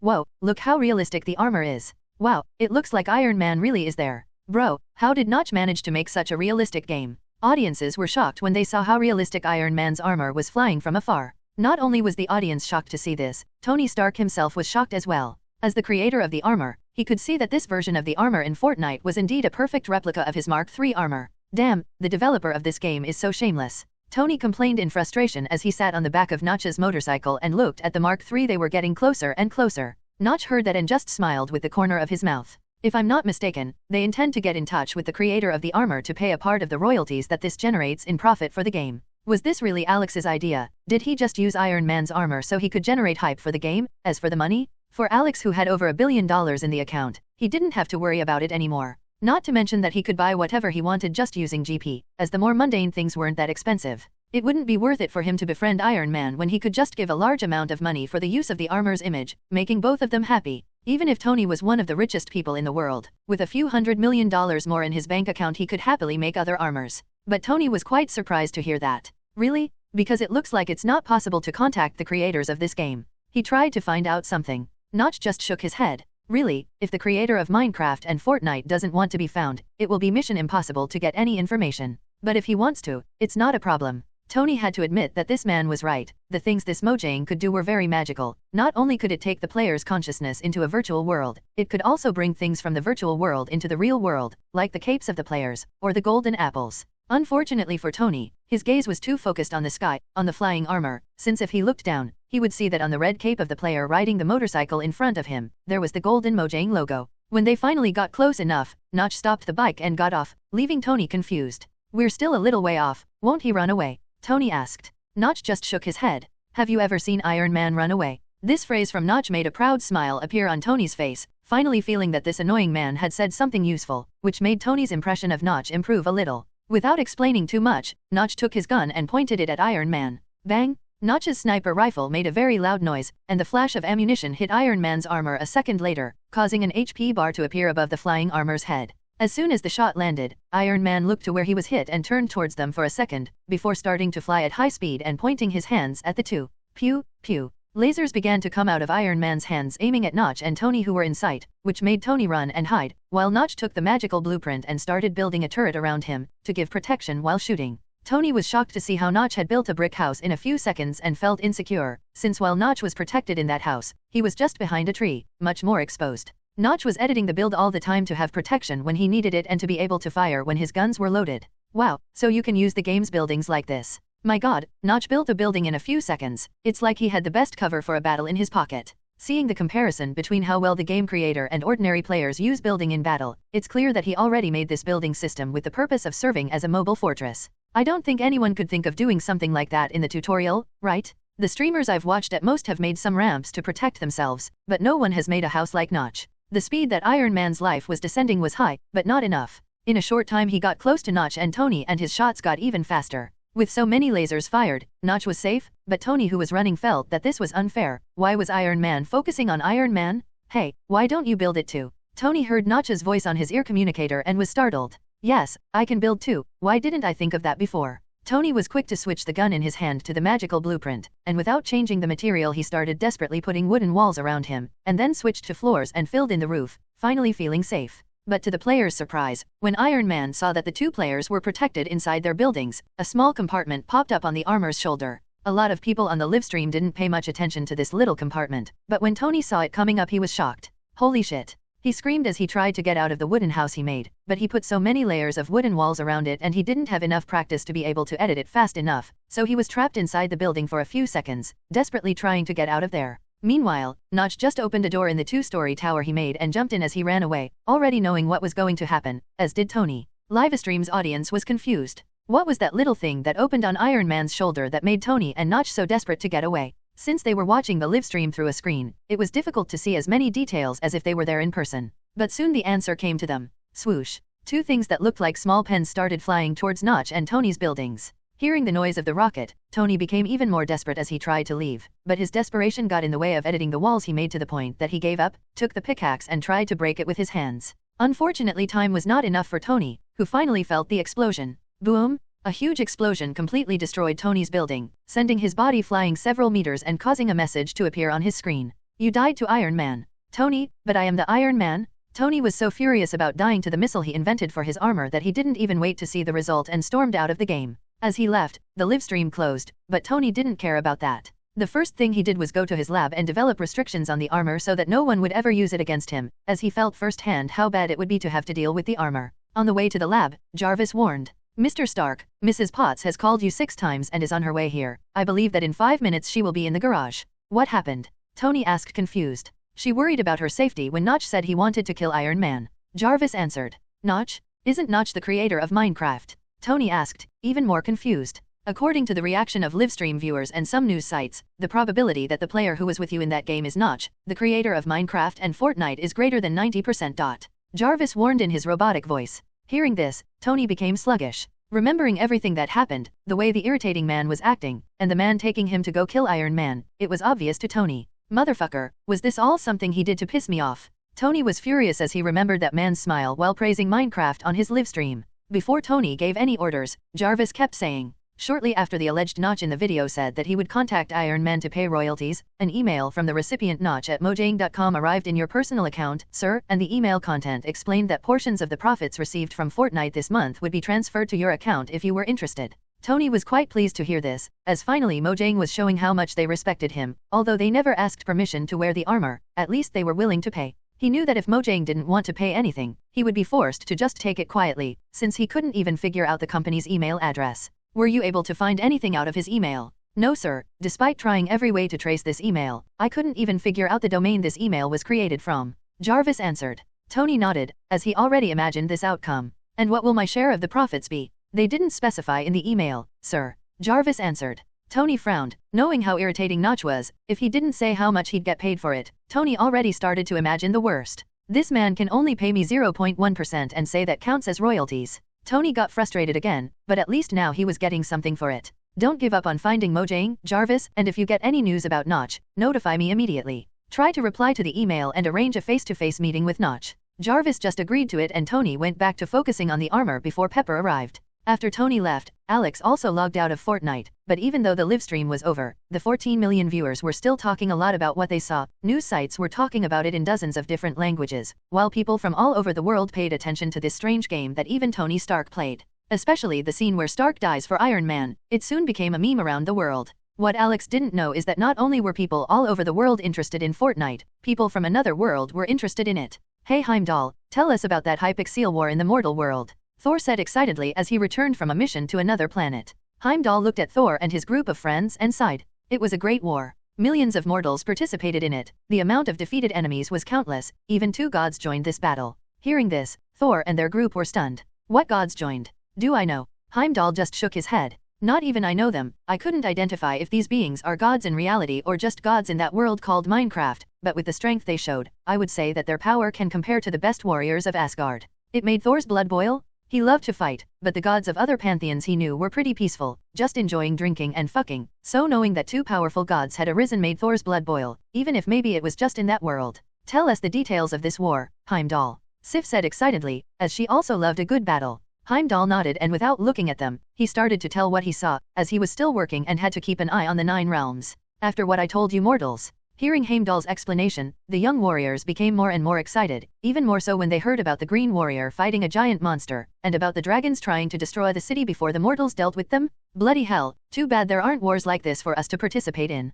Thor sighed in disappointment. But Heimdall said something that got the warriors excited. Apparently, the god who created that world is now developing a world like a mortal battlefield. A place where 100 mortals will compete for resources and only the last one standing will emerge as the great champion. Heimdall talked about Fortnite, and how it worked. Thor and the warriors were shocked to hear this. A place where you can go without worrying about death, where only the most powerful out of 100 fights will emerge victorious, even with a ranking system of the most powerful among all competitors in history. Facing his friends, Thor said in a serious manner, "We must participate in this," which was met by the rather excited nods of his companions, who despite returning from a mission where they had to deal with some enemies, it wasn't even enough to make them sweat. Unbeknownst to Alex, Asgard's most inconsequential warriors had their destiny changed, as they now wanted to go to Midgard and fight other mortals for the title of champion. Especially Thor, who once had a plan to cause some trouble in Jotunheim, now just wanted to go to Midgard and have some fun. Only one person noticed this change, Earth's Sorcerer Supreme, who noticed that the timeline was shifting into something else entirely. Alex didn't know that the Asgardians intended to come to Earth, but even if he did, he wasn't too worried about it.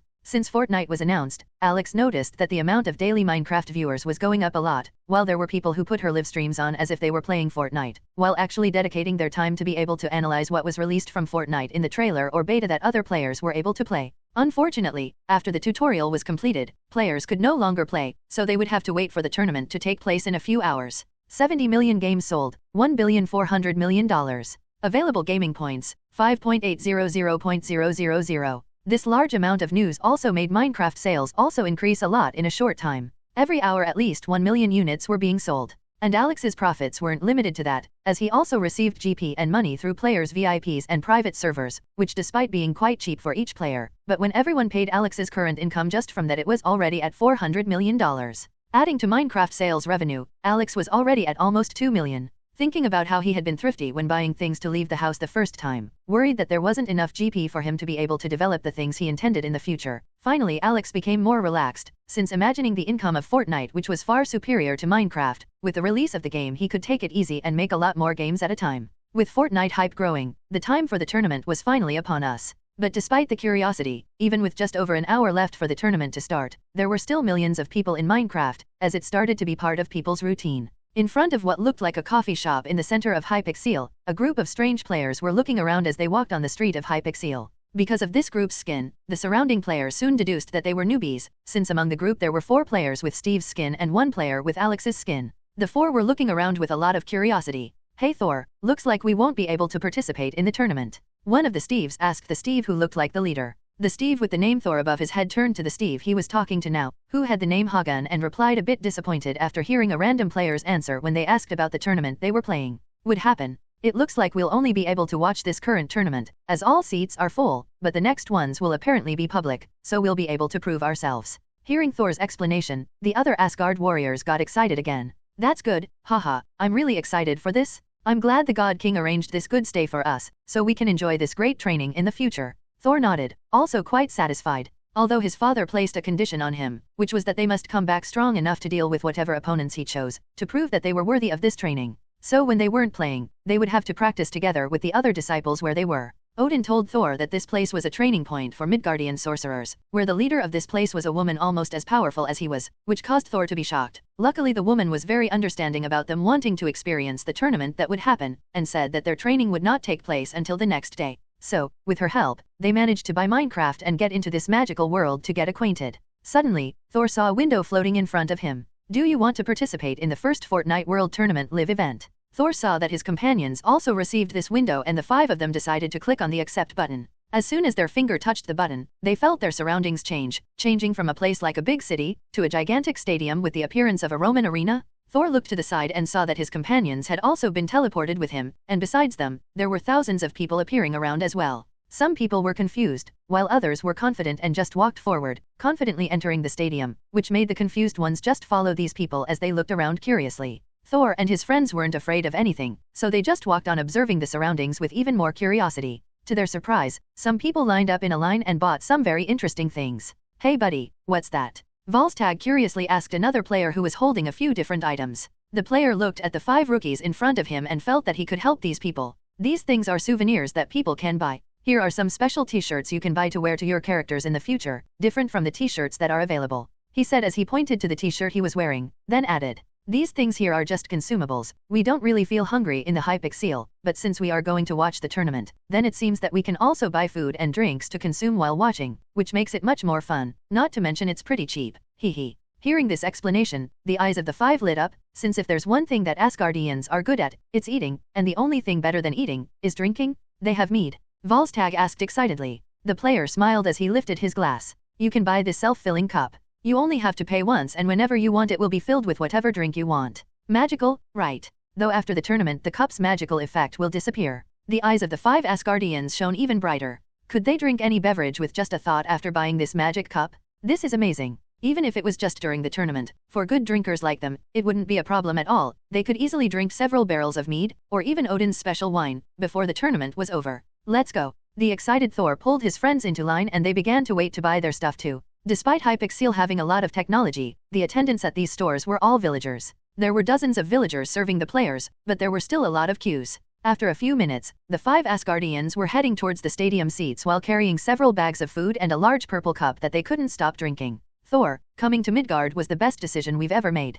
Sif said excitedly with a big foam mustache above her mouth, after drinking a delicious drink that she had tasted once from her father's hidden collection. Even though that was over 500 years ago, it tasted just as good as she imagined, which made the Asgardians' admiration for the god who created this world even greater. Yes, haha, Volstagg said laughing as he popped 2 hot dogs in his mouth at the same time. When they had to pay for these things, the villager just asked if they wanted to use the credit card on the account to buy this, which they didn't even think about and said yes, despite not knowing what a credit card was. Choosing a seat towards the middle of the stadium, the 5 Asgardians looked around and were in awe of how beautiful this Midgardian arena was. Despite being made using the square shapes just like Minecraft, somehow the builder of this managed to represent incredible beauty, with ender dragons intertwining all around the stadium, while the seats were separated by biomes, and the Asgardians were currently sitting in the end biome, where all the decoration was made with white marble, making everything look quite luxurious and with some purple plants that glowed from time to time as decoration. Very beautiful. Other places had different atmospheres, like the jungle biome was much greener, with the benches made from trees and all the wood and leaf decorations, which was also beautiful, just with a different aesthetic. Each player managed to find a spot he was enchanted with, and every seat had good enough views to see the center of the arena well. In the center of the arena, there was a large clock with a countdown to when the tournament would start, indicating that there were still 40 minutes left. As the Asgardians were so welcoming as they ate and drank, other players around Thor and his party gathered to chat, sampling drinks from each other's glasses as they talked about where each drink came from. When the players heard the Asgardians' stories of where they got their drinks, they initially thought it was a lie, but on second thought, they felt that it was much more fun to come up with a magical story for their favorite drink since they thought that's what it was they were making, so they also started to invent everything, which made the atmosphere much livelier. The Asgardians didn't know that the players were making up stories, and they really believed that a very sweet and tasty black drink was made by a great alchemist who mixed the acid of a powerful serpent with the poison of one of the most addictive plants in the world, creating this drink that despite being dangerous and deadly, was a favorite of the Midgardians. When they tasted this drink, the Asgardians had to admit that this snake's acid was so powerful that they even felt their tongues tingling, although the sweet taste was also very good. As people laughed and played in the stands, the last people finished getting into their seats. When the players looked around, they felt that there were at least 100,000 people in this stadium, and when they received messages from their friends, they found that there were yet several other stadiums. For now, only Alex knew that there were currently 48 million divided into 500 stadiums. If Alex only charged $1 per ticket, he could earn $50 million in a few seconds, but he preferred to adopt a different monetization choice. Admission to participate was free, but consumables at the stadium were paid. The infinite drink cup cost $1, the tray with infinite food also cost $1, while the championship exclusive t-shirt also cost $1. All in all, in order to have the best experience and walk away with the goodies they wanted, players would only need to shell out $3, which players felt was very fair, causing approximately 95% of players to purchase all 3 items. Altogether, with these 3 items Alex received $136 million, or 684,000 GP, all in less than an hour. That's why so many companies invest in esports, it's very lucrative. Alex got excited as he looked at the numbers going up. There were still millions of people watching the livestream he opened on Twitch, which filmed everything around him with a drone controlled by an AI he developed for 40 GP to provide the best experience also for people who didn't have Minecraft or who couldn't join in the game. When these people saw the Minecraft players at the stadium, Minecraft sales soared even more as even more people wanted to be a part of it in person. The moment the timer showed that there were only 10 seconds left, the players in the stadium started counting along with the timer. When the countdown finally reached 0, players in the stadium soon saw the beginning of the first Fortnite tournament. In the center of the arena that players were sitting in Minecraft, an extremely realistic projection of a purple bus appeared. On this purple bus, there were 100 people sitting while looking at a map projected in front of them. Spectators could see the names of all the players on the bus, but the players could not name anyone who was there with them. Even though there were players' names above their heads, many viewers didn't know most of the participants in this championship, as only 50 of the competitors were famous streamers, and it was impossible for those millions of people to know exactly who everyone was. So to help with that, a voice has emerged for both viewers who were watching this in the arena and those watching this on Twitch. Welcome everyone to the world's first Fortnite tournament. A very familiar voice came to the players' surprise. For those watching in person, they saw a person sitting on a bench while being projected in the corner of the arena, while for Twitch viewers, they saw a small screen appear in the corner of the stream. The person there was known to everyone, Notch. To the surprise of many, today we have an incredible 200 million viewers for this incredible tournament. With over 48 million people watching in person in our fabulous Minecraft arena, and another 150 million more viewers on Twitch around the world. Notch's words were shocking to viewers, who never imagined there were so many people watching this. What made it a lot easier for Notch was that he could spend a small amount of GP to translate everything that would be said simultaneously to the viewers, so no matter what language the person spoke in the broadcast, the viewers would hear it with the same voice as the person, but in the language of the country the person was watching. Thanks everyone for your support. Now let's see our teams of players in a frenetic battle for the world's first victory royal. Notch started to cheer people up as he slowly explained how Fortnite worked, as he knew that most viewers were just curious and had never seen anything about it. With Notch's explanation, people started to understand why players were jumping off that bus, and they got excited when they saw that some players got weapons and were already looking for other players. Even groups of favorites have already been created, whether it's Ned and Peter fans, or Tony Stark fans. Everyone was screaming in the stadium when they saw their favorites appearing. Alex could configure it so that each viewer only saw the players they were interested in, but he thought it best that only the scenes where there was a confrontation were shown, to make the broadcast less boring, since he knew that many people would spend minutes walking from one place to another without doing anything. Thus, viewers finally got to see the first confrontation taking place between the participants. Come on Tony. Thor heard one of the friends he'd made in the stands rooting for a warrior named Tony. Not having any favorites, Thor thought it would be interesting to also cheer for his new friend's favorite, and he also cheered along, which made the other Asgardian warriors cheer along and look at the projection in the center of the stadium. Tony Stark and Stag Dragon are getting closer and closer to the group of Usher and Adam Lopez. Observing the weapons of the two groups, their chances of victory are pretty even. Notch narrated what made the audience excited for what the first confrontation would be like. New note, Stag Dragon, Usher, and Adam Lopez are Patreons that help make this story possible. I will use the names of other Patreons in events that happen in the future as a way of saying thank you. Laughing face. P.S. The higher the Patreon tier, the greater the chance of the person's nick being used in a more relevant character. Thor was one of the people excited about the impending showdown. In the projection he saw that Tony and Stag were riding a motorcycle. While Tony was driving, Stag was pointing the gun around very concentrated trying to find enemies. Usher and Adam had already heard the noise of Tony's motorcycle and started to point their guns at where it was coming from. Bang! The first shot was fired by Usher when Tony's motorbike came into view. Unfortunately Usher was a little nervous as it was practically his first confrontation with other players and he shot too early, without managing to hit the players on the bike. Tony was quick to get off the bike and point the gun at where the gunshot came from, while Stag, who was pointing the gun around and hadn't seen anyone yet, thought of something that could be more useful. Thor, who was watching the battle excitedly, was surprised that next to Tony, his companion was doing construction.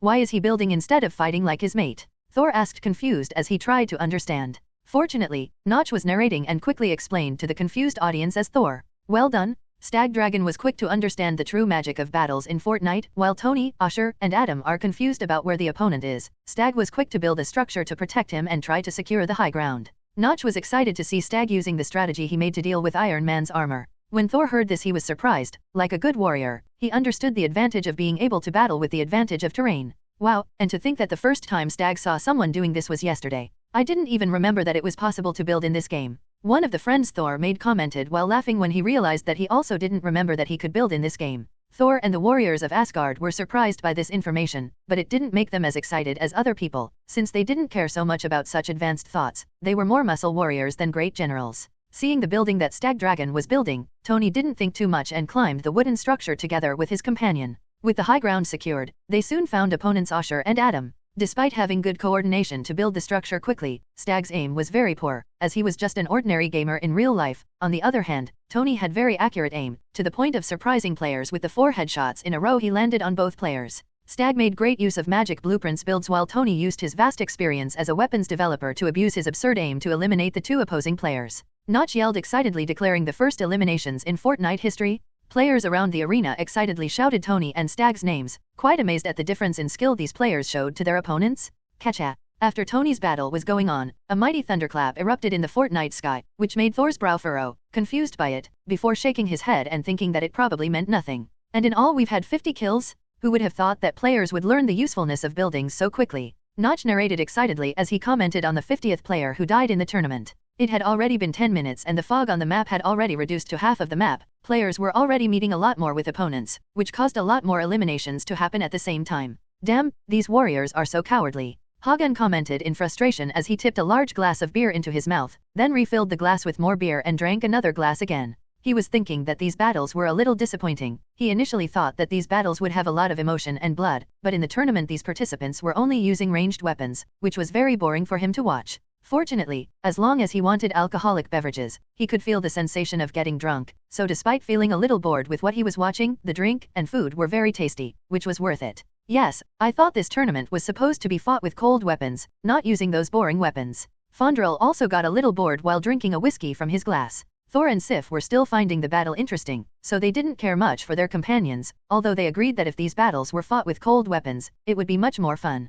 Katchaa. Another thunderclap lit up the Fortnite sky, which made Thor frown again, confused as to why he felt something weird about that again. He was feeling that these thunders were appearing more and more frequently, which made him feel that there was something hidden going on without the onlookers knowing. Look, Iron Man has appeared. One of the spectators commented excitedly when he saw red and gold armor flying in the sky heading towards a player. Look, Mood just eliminated a pair of players, but kicked Elmo. His duo just got eliminated with both opponents. Fortunately, Mood took Elmo's dog tag to revive his teammate in the respawn van next to where they are, Notch said excitedly, but soon his voice became tense. But since Mood just killed a player, Iron Man has realized this and is treating him like a villain, ready to go kill that player to save the day. Iron Man! Iron Man! Iron Man! The audience was screaming with excitement as they looked at the armor flying towards Mood, who became desperate when he realized that he was Iron Man's target. When they saw Iron Man killing Tony Stark, they were shocked at how strong this armor was, but soon Notch's words came. They say you can receive a powerful reward if you defeat Iron Man, Notch said while smiling at the scared Tony the day before.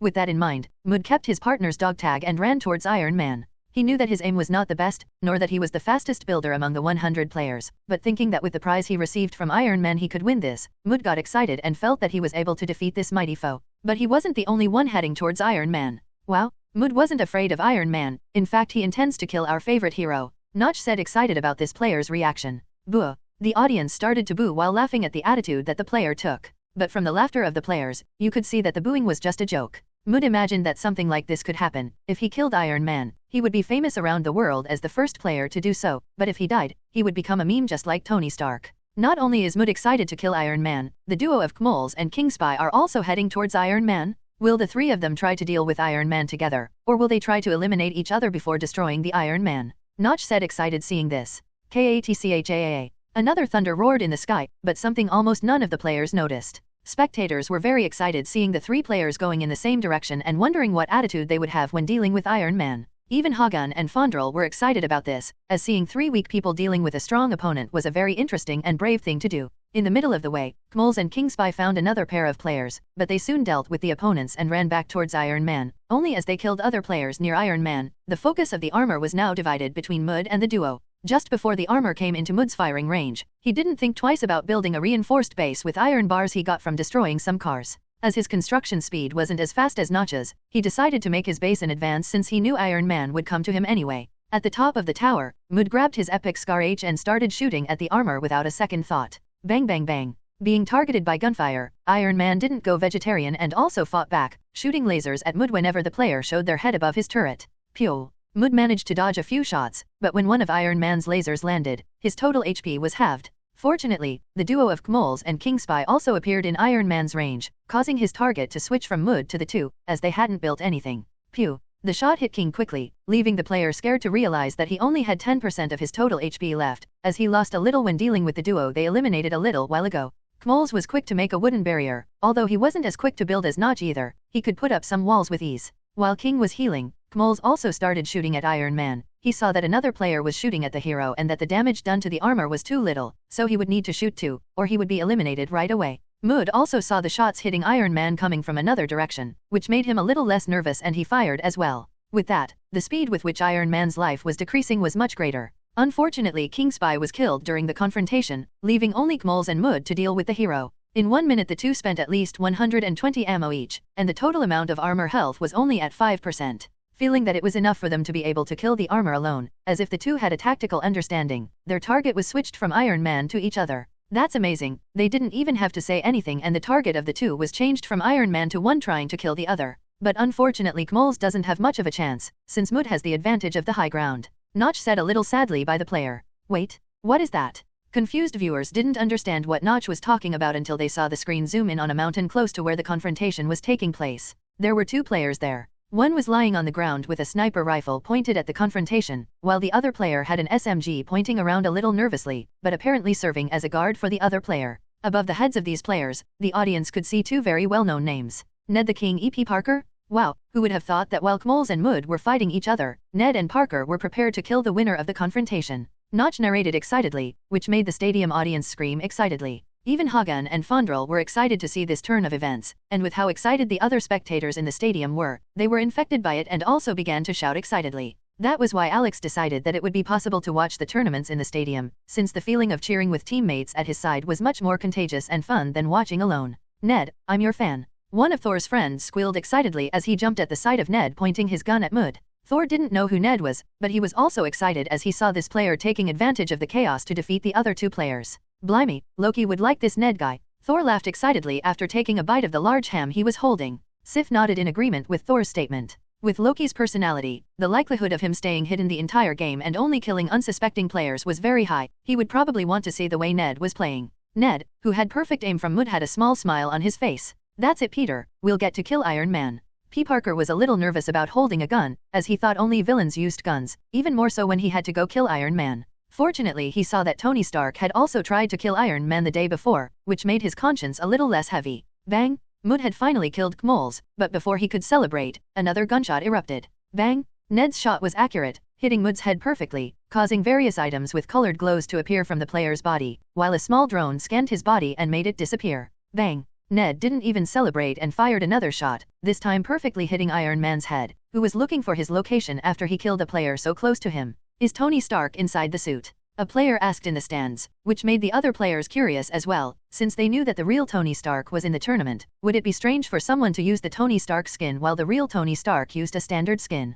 But much to the frustration of some players, the armor started to fall apart after HP reached 0, but the inside was empty. Ned, look, 2 shiny items. Peter squealed excitedly as he pointed at the items that fell from the armor. Ned's eyes widened as he mounted the bike beside them and started riding towards the items the armor dropped. You can see that these items that dropped from the armor are not even golden, but rainbow-colored, as they are one level above legendary items. These are mythical items. Notch explained to the confused onlookers. Mythic items only appear in special events, and can only be obtained through special methods, like killing Iron Man. Let's see what these items can do. Katchaa. Another thunder rumbled, but this time Thor apparently understood something by that thunder and was a little shocked by its assumption. That's not possible, he said in a low voice only he could hear as he looked in the direction the thunder fell, which was perfectly in the center of the map. Apparently no one else noticed it, but as the gas mist was closing in that direction, it was only a matter of time before someone found this abnormality. It's a boot and a glove. Ned squealed excitedly as he looked at the items. But you can only equip one at a time. It's not possible to fly and shoot with the gloves at the same time like Iron Man. Peter sighed as he imagined himself flying and shooting lasers like Iron Man. How cool would that be? Which one do you want? Ned asked as he looked at Peter. Peter thought for a while, before finally choosing the gloves that fired lasers, since he felt that holding a gun made him look too much like a bandit. Shooting lasers was something more heroic. Ned nodded and grabbed the boots, not thinking twice before equipping them and starting to fly around Peter with a smile on his face. I can fly. Ha ha ha. Peter was looking at the gloves on his hand and tried to shoot a nearby tree. Pew. The shot was as powerful as it looked, making Peter's smile grow very wide as well. Damn, this is really cool. A player in the stands said in frustration as he looked at the two boys playing with Iron Man's armor, something most people around the world have dreamed of doing but never could. I want to fly with Iron Man's boot too. Another player complained, also frustrated that he couldn't shoot lasers out of his hands like Peter. Seeing the reaction of the players, Alex had an idea. What if I release a pre-order? Maybe we can raise a few million GP before the game launches. Alex was excited by the idea and considered announcing it at the end of the tournament. With the new equipment, Ned and Peter went out looking for other players to kill, now that they felt powerful enough to kill everyone. The two were divided into different functions. As Ned could fly, he would be in charge of reaching a high ground and using his sniper to cover Peter, while Peter, who had little range because of the laser, had to go to the ground. He would listen to Ned's information and move according to his friend's commands. This tactic was enough to make their team's kill count go up from 4 kills to 9 kills in just a few minutes. Around the map there were other promising players who also had at least 10 kills, being the team with the player Hawkeye and the team with the player Bee Panther. Meanwhile, in the center of the map were two players who found something unusual. Hey, is that a hammer? Tony asked confused as he looked at a large crater in the center of the map. In the middle of this crater there was a strange hammer that released some electrical discharges from time to time. Tony's partner Stag Dragon was looking at the hammer in confusion and replied, "How about we try to get this?" Tony felt that the idea made sense and went down into the crater to try to get the hammer, while Stag kept looking around to protect Tony from other players that might appear. When the arena camera showed what was happening to Tony, Thor, and the warriors of Asgard were shocked to recognize the appearance of that hammer. "Damn, isn't that Mjolnir?" Thor was shocked to see the familiar hammer in the crat. "Damn, that hammer is too heavy," Tony complained as he tried to pull the hammer with all the strength he had available. Stag was looking at Tony trying to pull the hammer out confused as he tried to understand how difficult it was, but he just stayed quiet as he paid attention to his surroundings. Catcha! Finally, after 10 seconds of straining, Tony managed to lift the hammer off the ground, causing a mighty thunderclap to hit him. When the thunder hit Tony, his eyes started to glow and he felt a great power surge in his body, which made him quite surprised. "Hey, with that hammer I feel like I can kill anyone." Tony got excited as he swung the hammer back and forth. "But apparently I can only do one attack with it." This was a limitation that Alex placed on Mjolnir, as he defined that the hammer could be used to instantly kill an opponent, so this would at least have a limitation that it could only be used once during the entire game, and only a single Mjolnir would drop from heaven by game. Tony managed to get Mjolnir. Notch excitedly narrated as he made the camera zoom in on Tony looking powerful and lightning swirling around him. "This is the hammer of the legendary Thor, the god of thunder from Norse mythology." Whoa! The audience was shocked at how cool it looked while screaming excitedly, "Holy shit Thor, is that your Mjolnir?" Volstagg asked in shock as he flicked his gaze between Thor and the hammer in Tony's hand. Even Hagun and Fandral felt that this battle was much more interesting now, as they saw that Mortal was controlling the power of thunder just like their friend. Sif also looked at Thor not knowing what to say. Thor looked at the Mjolnir on the screen and was confused too. He knew that the thunder that was happening on the screen a few minutes ago was culminating in the appearance of this Mjolnir, but he didn't imagine that a mortal could lift that. Is this mortal worthy? Damn, I want to play Fortnite too so I can use that badass hammer. One of Thor's new friends said excitedly as he raised his glass already a little drunk. Yes, did you hear? Notch just said that in every game one player will be lucky enough to pick up that hammer and act like a god. Another slightly drunk player laughed with happiness upon hearing this news from Notch. When Thor heard this, he finally calmed down, as this was probably just a replica this Notch made so mortals could experience the power of a god, but still, it was very surprising. Even more so when he saw how excited his friends from Asgard were at the thought that they could use the power of thunder just like him just by holding that hammer in the game, as they couldn't do that in real life. Then Thor began to pay attention to Tony, focused on what this mortal would do with this replica of his hammer. Pay attention, a couple of players also heard the sound of Mjolnir falling from the sky and are coming towards Tony and Stag to try to get the loot. Notch was surprised as he commented and controlled the camera to show the two players approaching. Above the players' heads were the names Cameron and Quiller, and looking at how Cameron was driving that truck like a madman while Quiller was in the truck bed laughing out loud without bothering to look around looking for enemies. Doesn't this pair of warriors look very reliable? Hagun asked a little uncertainly as he looked at the difference in seriousness between Tony and Stag and the new duo that emerged. Perhaps they are too confident of their abilities. Sif also asked helplessly. Not only were they a little unsure of the attitude of these players, many of the spectators were also confused to see how these people were acting in such an important tournament. But soon the answer to their question emerged. Bang, bang, bang, bang. Stag needed only 4 shots to kill Quiller who was laughing in the truck bed, while Tony got out of the hole after keeping the Mjolnir and also taking his machine gun and killing Cameron with just 3 more shots. Viewers? Looking at the data on the amount of gas in this duo's truck and considering that neither of them had any eliminations, apparently they were just driving around the map and survived by running away from all the enemies.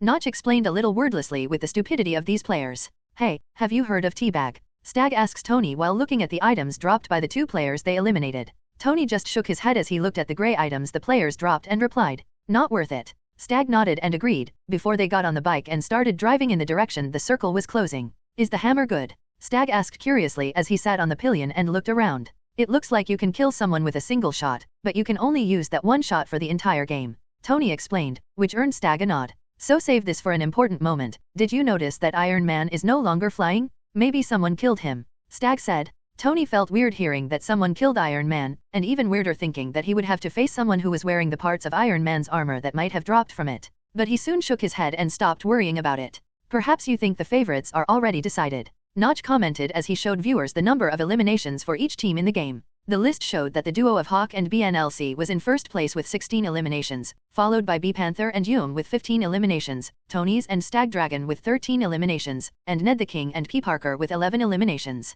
Among the initial 50 duos, there were only 10 duos left, and these 4 duos were the only ones with more than 10 eliminations. That is, of the 80 players eliminated, these 8 players were responsible for eliminating 55. But you might be wrong, as Fortnite is a very unpredictable game. Notch said excitedly as he switched the camera to the duo of Hawk and BNLC and showed the moment that a player holding a bazooka shot their car and got a double kill, thus eliminating the duo with the most eliminations in the game without any thriller. Damn it, the problem with having 100 players competing is that it means you can have enemies around you all the time. If you don't pay attention, even if you've killed a lot of people and have powerful items, you can also die from inattention. The player who introduced Coke to Thor and his friends said excitedly as he drank another glass of Coke. Meanwhile, at SHIELD headquarters, despite being eliminated by another player, Clint Barton did not log out of Fortnite and just teleported to one of the Minecraft arenas to watch the tournament with other players. What will the prize be? Clint wondered a little frustrated as he bit into a hot dog and sat in the bleachers in frustration. He still hadn't accepted that he died to an idiot player using a bazooka. There are only 10 players left. The size of the arena is shrinking. Who do you think will win? Notch commented as he shifted the camera to show the small area of fog that was closing in on the city. To his pride, the players were doing something he was used to seeing in his previous world. Everyone was building and trying to get the high ground. Even Peter and Ned, since they knew it would be better if they stayed in the high ground even while Ned had Iron Man's boots, and Tony was still hiding Mjolnir. So they're the ones who killed Iron Man. Tony commented as he stayed hidden inside a wooden box he made on the ground, while looking at the players climbing towers as fast as possible. Unfortunately for him, Stag Dragon died when they had to deal with a couple of players a few minutes ago, which left him alone to finish the game. What gave him the confidence to stay on the ground was something players didn't take into account when building the towers. The bases were exposed. As the players were novices, they didn't realize that if the base of the tower was destroyed, everything would collapse like dominoes, and since Tony had such a powerful hammer in his hand, he felt that it would be too risky to climb such a dangerous tower if he had such a strong weapon in his hand. Seeing Ned use Iron Man's boots to build tower fortifications at high speed while dodging another player's shots, Tony knew that perhaps this was the target he would have to save his hammer to deal with. T'Challa was surprised. He didn't imagine that a game made by the US would be this much fun. Of course, he didn't know if the game was actually made by the US or Sweden, but since the game was focused on US sales and apparently the game's creator had an American English accent, T'Challa deduced that this game was American. Initially he just came to play this because he was curious what his sister was doing with the guards he organized for her, but with the Hypixel War he understood that this game was opening up a new world where countries could compete without involving the lives of human beings, and he was even more surprised to realize that there was even politics in Hypixel elections, which made the importance of this game even greater. He even remembers hearing Shuri comment that in the elections for the mayor of Hypixel he had more votes than the election for the president of several small countries around the world, which shocked even his mother. But now, T'Challa is really enjoying the game. Despite his partner not being very good, like the current Black Panther of Wakanda, the military training he received since he was a little boy came in handy in this tournament. Mainly the option that he could quickly build structures using the magic blueprint he received from the game, which added a mechanic that was very different from the combat he had in real life. Unfortunately he didn't meet Iron Man, as like other players, he was also willing to test if he could kill Iron Man in this game. After all, like Black Panther, he was proud of him. Pew! T'Challa saw a laser beam flying towards him from another tower on the other side of the poison mist area, which caused him to quickly take cover behind the wooden wall. Damn, where did they get those laser guns? Yum asked angrily as she looked at the players in the other tower while hiding with T'Challa. T'Challa also sighed and commented, "I don't know either, seems a bit unfair that they can shoot lasers," he said with a bit of a joke. The two began to look around as they took aim at the other turret. Through his gun sights, T'Challa saw 2 kids on the other tower. One of them was pointing a red glove with a white circle in their direction. Damn it, they killed Iron Man. That laser came from the glove one of them got in the loot. T'Challa commented to his partner as he fled to the other side of the tower. Careful, Iron Man's laser can destroy a wooden wall with just one shot. Hearing T'Challa's warning, Yum was quick to understand and also fled to the other side, abandoning the cover he was wearing made with the wooden wall, while quickly taking the magic blueprint to make metal walls, as he remembered that Notch was using this material to protect himself from Iron Man's lasers. T'Challa wasn't very good at building, so he relied on his partner to do it while taking aim with his sniper to shoot opponents. Bang! A shot was fired from his gun as he aimed at the other player, who was jumping at the same pace, but the opposing player equipped Iron Man's boots as soon as the gunshot noise was heard to float while jumping and dodged the shot. Damn, they have 2 Iron Man outfits. Yum complained as she saw Ned floating with Iron Man's boot. Hey, what is he doing? T'Challa asked a little confused as he noticed how fast Ned was gaining altitude in those red boots. The speed was so high and his flight so erratic that even T'Challa felt a little uneasy shooting the sniper at this moving target. On the other side, Ned, who was close to the maximum height limit allowed by Fortnite, quickly shouted to Peter on the communicator. Peter, try to destroy the wall that's covering them. Pew! Peter didn't think twice before shooting, making T'Challa and Yum look at him in fright, diverting Ned's attention. This was enough for Ned to substitute the equipped item from Iron Man's boots for the epic sniper he got, and attempt to target opponents while falling through the air. What play is this? If that shot hits, it could go down in Fortnite history, Notch said excitedly as the spectators in the stadium screamed excitedly to see such an amazing scene. This looks like a movie, Kurt said excitedly to the other X-Men who were around him in the stadium, not believing that something like this could work. Beside him, even Professor Xavier was amazed at Ned the King's ingenuity to think of such a crazy and risky strategy as this. At this point even Hagun, Fondrel and Volstagg gaped at the skill this mortal had to perform such a risky attack. Bang! Ned's epic sniper shot fired, which startled T'Challa on the other side. Thinking about the shot and the wide angle that Ned had in the air, he soon understood the opponent's objective, but now it was too late, he wouldn't have time to do anything to deal with it. Suddenly, he saw that the metal ladder he had built and was currently standing on shook, which meant that the ladder had received damage. Wait, if the ladder received damage, then he missed the shot. T'Challa was confused by what happened. In the air, Ned saw that his shot missed T'Challa and Yum, which made him a little embarrassed. Damn, I forgot I can't shoot well, that shot would look so good on the internet. He sighed as his cheeks turned red with embarrassment. Even Notch was a little embarrassed to think that he held out hope that Ned could land that shot and pull off such an epic play. Viewers, Ned's luck was that even though he missed the shot, T'Challa and Yum couldn't shoot him because of the lasers Peter was shooting at them at the same time.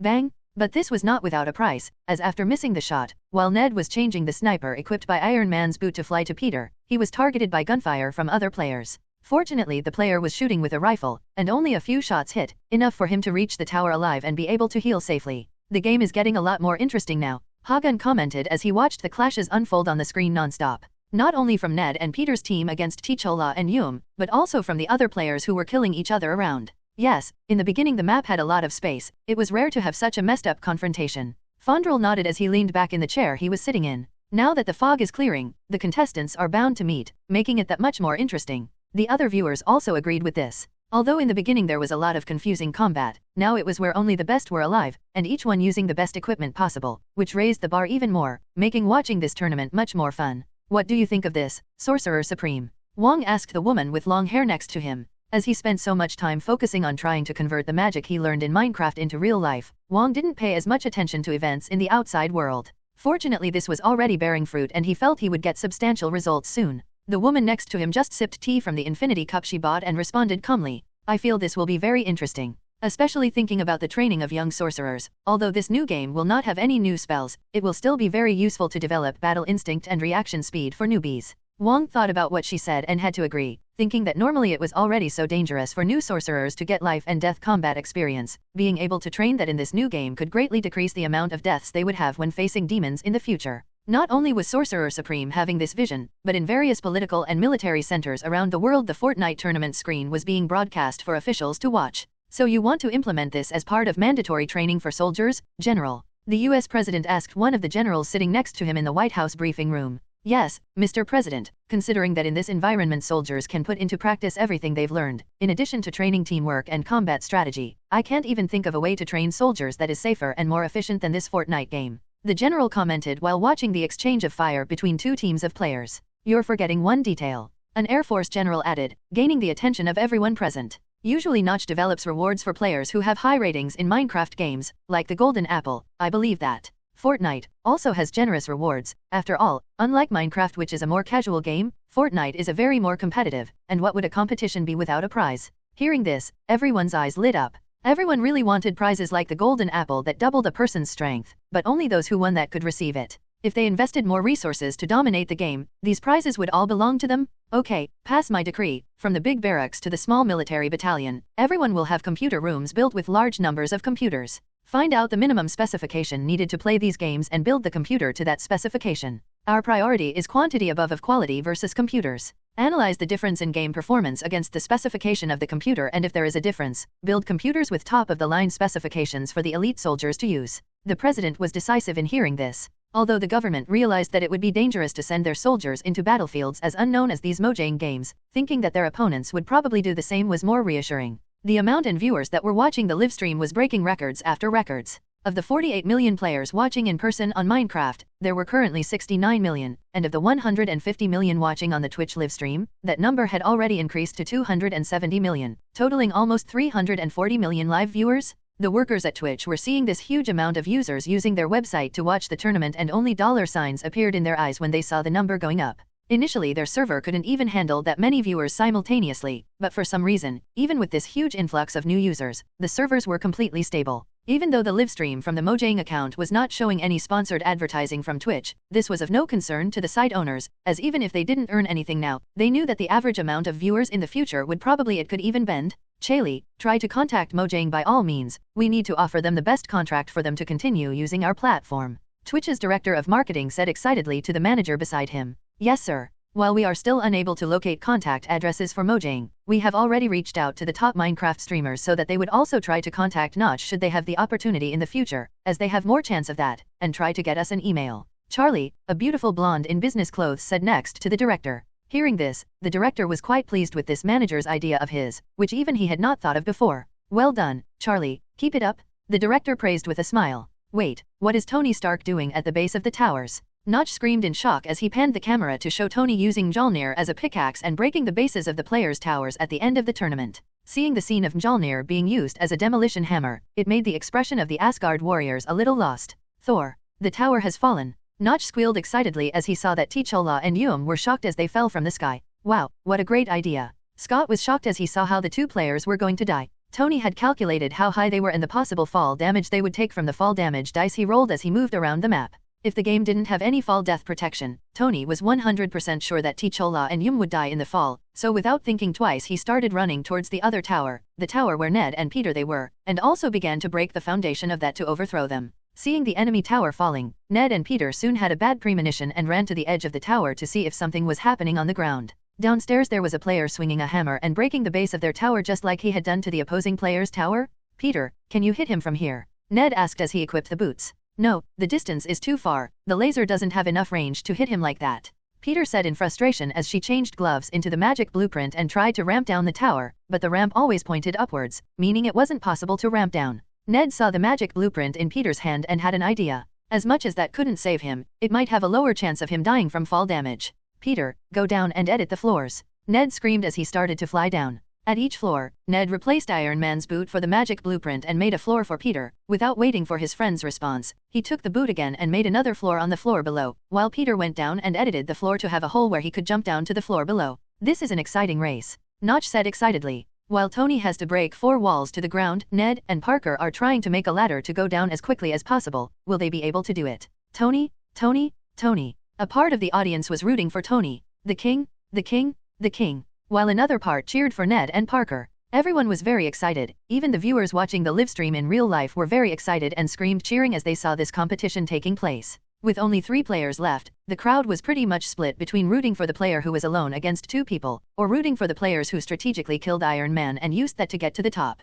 Come on Peter. In a simple apartment, a beautiful 30-year-old woman was watching the broadcast on her laptop screen, quite nervous as she cheered for her nephew. As much as she never got a chance to root for Peter at sporting events during his childhood, now that he was participating in such an important tournament, she finally felt fulfilled as a mother. You have to win, Peter. May's heart was almost out of her mouth with nervousness. On the small screen of her notebook it was possible to see that Tony finally broke the 4th wall that supported the tower of Ned and Peter, causing everything to begin to fall apart. Currently Peter's height was a bit confusing for viewers. This wasn't high enough for them to be sure Peter would die from the fall, or low enough for them to be sure he would survive, which made everything even more tense. When the tower broke, the floor that Peter was standing on also broke, causing him to free fall. As a last-ditch effort, May saw that P. Parker switched the magic blueprint from his hand to Iron Man's gloves and started charging it towards the ground. What is he going to do? She wondered, startled. When Peter was just a few feet off the ground, his gloves finally went off, sending a powerful laser straight to the ground. Just as Iron Man did to land wherever he went, Peter tried to replicate in order to survive, which made May's hopes rise once more.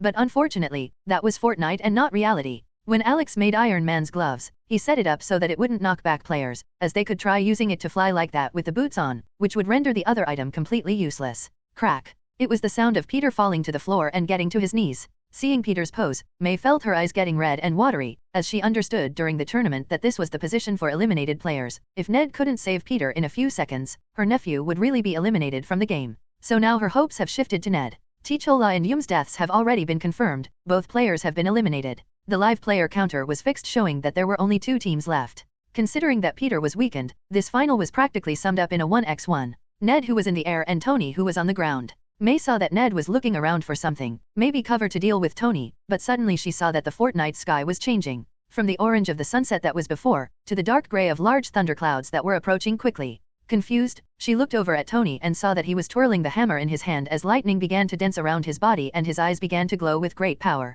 Oh no! May was desperate to see that scene. It was as if the world was ending for her. Seeing how powerful that hammer controlling those beams seemed to be, and how intimidated Tony was with his eyes shining like that, May had to sigh and accept that Ned and Peter lost. In the Minecraft stadium, out of 100,000 players, virtually everyone was silent now, watching this frightening scene. As the game was very realistic, seeing Tony's projection in such a powerful way, even viewers were intimidated by this scene. Hey Thor, he looks more powerful than you when he uses Mjolnir. Valstag said a little confused comparing the way Tony was and how Thor acted when they went to war. Thor nearly spat blood in rage after hearing that comment. Seeing how intimidating Tony was being controlling those rays towards him, Ned was scared and his mind went blank for a second, not knowing very well what to do. The only thing he tried to do was run away using Iron Man's boots. Even if he had to walk into the poisonous mist, he figured it was safer there than around Tony while he was swinging that hammer. Catch But to Ned's dismay, a mighty sound of thunder roared in the sky towards him, where he could hear every fraction of a second the noise getting louder. The only thing he had time to do was look back and see that thick pillar of lightning coming towards him, before it hit him and knocked him to the ground. Unlike Peter, who was still kneeling on the ground waiting to be resurrected or finished, Ned didn't even have that opportunity and died directly, making the drone appear to take his body, and time was much slower. In the center of the arena, the projection of Tony holding Mjolnir with his eyes glowing surrounded by lightning was in slow motion, while on Tony's face a smile appeared. In front of him a large banner appeared with the words Victory Royale, and a red cushion carried a glittering golden crown towards him, with the number #1 glowing in white emblazoned in the center. The crown was beautiful, despite having a golden llama's head in the center. The number 1 glowing in the center made it even more beautiful. Looking closely, it was even possible to see a golden aura around the crown. In front of nearly 400 million spectators, Tony took the crown and slowly placed it on his own head, causing a golden aura to appear around him, which, combined with the number 1 on the crown and the glowing eyes in white, made Tony seem like a true god among men. Let's say congratulations to the champion of the first Fortnite tournament, Notch said excitedly into the microphone as he made Tony's projection in the center of the arena change to the real Tony. This left Tony confused for a second, as he was teleported from the quiet world of Fortnite to Minecraft's square arena with hundreds of thousands of players. But when he heard the roar of the spectators in the arena, an even bigger smile broke out on his face. Tony, Tony, Tony, Tony, Tony, Tony. The audience roared with excitement as they even threw drinks in the air in celebration. This tournament final was epic. Viewers felt that not even the NFL final came close to the battle they just watched, and what an amazing experience it was to watch this in this virtual arena. And it all culminated in Tony being worshipped as the winner of the tournament, bringing him so much glory and honor that he was always only praised as a genius or criticized because of his lifestyle. Seeing so many people happily rooting for something he did that had nothing to do with his father for the first time even made Tony's nose turn a little sour, but he soon shook his head and brushed that feeling away when he saw Notch floating towards him. Tony still had the golden aura around him, in addition to his eyes shining with blue-white rays as he floated in the center of the arena. And seeing Notch flying towards Tony with his long hair flowing in the wind, caused several viewers to take screenshot of this moment and use it as a wallpaper on their devices. Even news sites used this moment to also take pictures and use them in the articles they were going to write about this tournament, since in their view it looked like there were two gods flying in the center of the arena. Even Thor and the other Asgardians were a little intimidated by the sight they were seeing, as they didn't have access to their divinity at the moment. It was as if they were just mere mortals in the presence of mighty gods. Surprisingly, something as simple as that made Thor, the proud crown prince of Asgard's humility, rise a notch, a surprise that Odin never imagined would happen so quickly, but one that he would be incredibly grateful to discover. Something that would serve to appease his anger after starting to receive the Ancient One's credit card bill after Thor started buying everything available in front of him in the future. Our first Fortnite tournament champion, Tony Stark, how does the Victory Royale feel? Notch asked as he made a microphone appear in Tony's hand. Obviously they wouldn't need a microphone here, but Alex thought it would be more interesting that way. Tony even ignored the anger he had towards Notch earlier because of the thrill of winning this tournament and gave an honest answer without a hint of sarcasm, something he hadn't done in many years. It was amazing, Tony replied while taking a deep breath. And what did you think of the prizes? Notch asked as he made a mirror appear in front of Tony. Looking at how badass he was with his eyes shining like that and the golden aura surrounding him because of the crown, Tony was excited and confused at the same time. Those are the prizes, that's pretty badass, but if that's all it is, I have to admit it's a little too simple for something I paid so many millions to participate in. Tony responded with sarcasm, returning to his tone, something anyone who follows Tony Stark is quite used to. Notch just smiled and replied, "This thing you're wearing isn't just a skin within Fortnite, these items can also be used in Minecraft," he said as he snapped his fingers and changed Tony's skin to Steve's default skin, but Steve had his eyes shining with lightning, in addition to the golden crown that emitted the golden aura around his body. Spectators in the arena freaked out when they saw this, as until now it was unheard of to be able to use a skin from one game in another game, not to mention these eyes were even more amazing than Herobrine's eyes. Not to mention the golden aura emitted by the crown, which made even players with the Ender Dragon cape a little envious. Of course, to reassure these players, Notch also showed that the Ender Dragon's cape effects were updated to emit some purple particles from the dragon's eyes on the cape, which made the cape even cooler. That's all still cool, but I'd say it still wasn't worth my money. Tony, who had Steve's skin, said with a small smile on his face, with even more sarcasm as he finally took revenge on Notch in front of millions of people. But much to Tony's frustration, Notch's smile widened even more as he turned to look at Tony again, making him have a bad feeling. That's all still cool, but I'd say it still wasn't worth my money. Tony, who had Steve's skin, said with a small smile on his face, with even more sarcasm as he finally took revenge on Notch in front of millions of people. But much to Tony's frustration, Notch's smile widened even more as he turned to look at Tony again, making him have a bad feeling. Oh, really? Notch asked as he raised his hand and snapped his fingers again, making Tony's skin change again. I would keep this a secret to respect the tournament winner's privacy, as the prize is a little too valuable, but since you insist on showing it to the public, let's show it to everyone. With the snap of Notch's fingers, Tony felt his body changing, from the Minecraft skin, now he was here with his real body. Even the arc reactor on his chest was glowing just like in real life. Startled, Tony looked at his hands confused and asked, "What did you do to me?" Notch just smiled and pointed at the mirror as he answered, "Don't worry, your body is still safe and sound in your home, as safety is our highest priority at Mojang. This is currently just a virtual representation of your real body, and as you can see in the mirror, both eyes sparks of thunder and the crown with the golden aura are still on his body. Can anyone tell me why?" Seeing that Notch was talking to them, some people in the audience were quick to reason and responded, "Why did he get this in real life just like Minecraft skins?" Hearing the answer, Notch smiled and nodded as he sent a small healing potion to that person who gave the right answer. People around that player started to look at him with envy, knowing that this potion could probably be used in real life as well. Exactly, currently your real-life body is also wearing the crown and thunder lens. Of course, as the first Fortnite tournament prize, this is not just a cosmetic thing, so I also put functions like the thunder lens, he said as he extended his hand in front of Tony's eyes, making the thunder lens float out of his eyes and land in Notch's hand. The thunder lens can be turned on and off at any time, corrects vision problems and can zoom in on objects up to 10x with just a thought. Whoa! Players were shocked to hear this. For most ordinary people, being able to zoom in on an object 10x with their cell phone was commonplace, but no one ever made lenses that could do that. For researchers it was extremely useful, not to mention being able to correct vision problems. For people with color blindness this was magical. Seeing the crowd's reaction, Notch extended his hand back to Tony, sending the lens flying back into his eyes before the thunder effects kicked in again.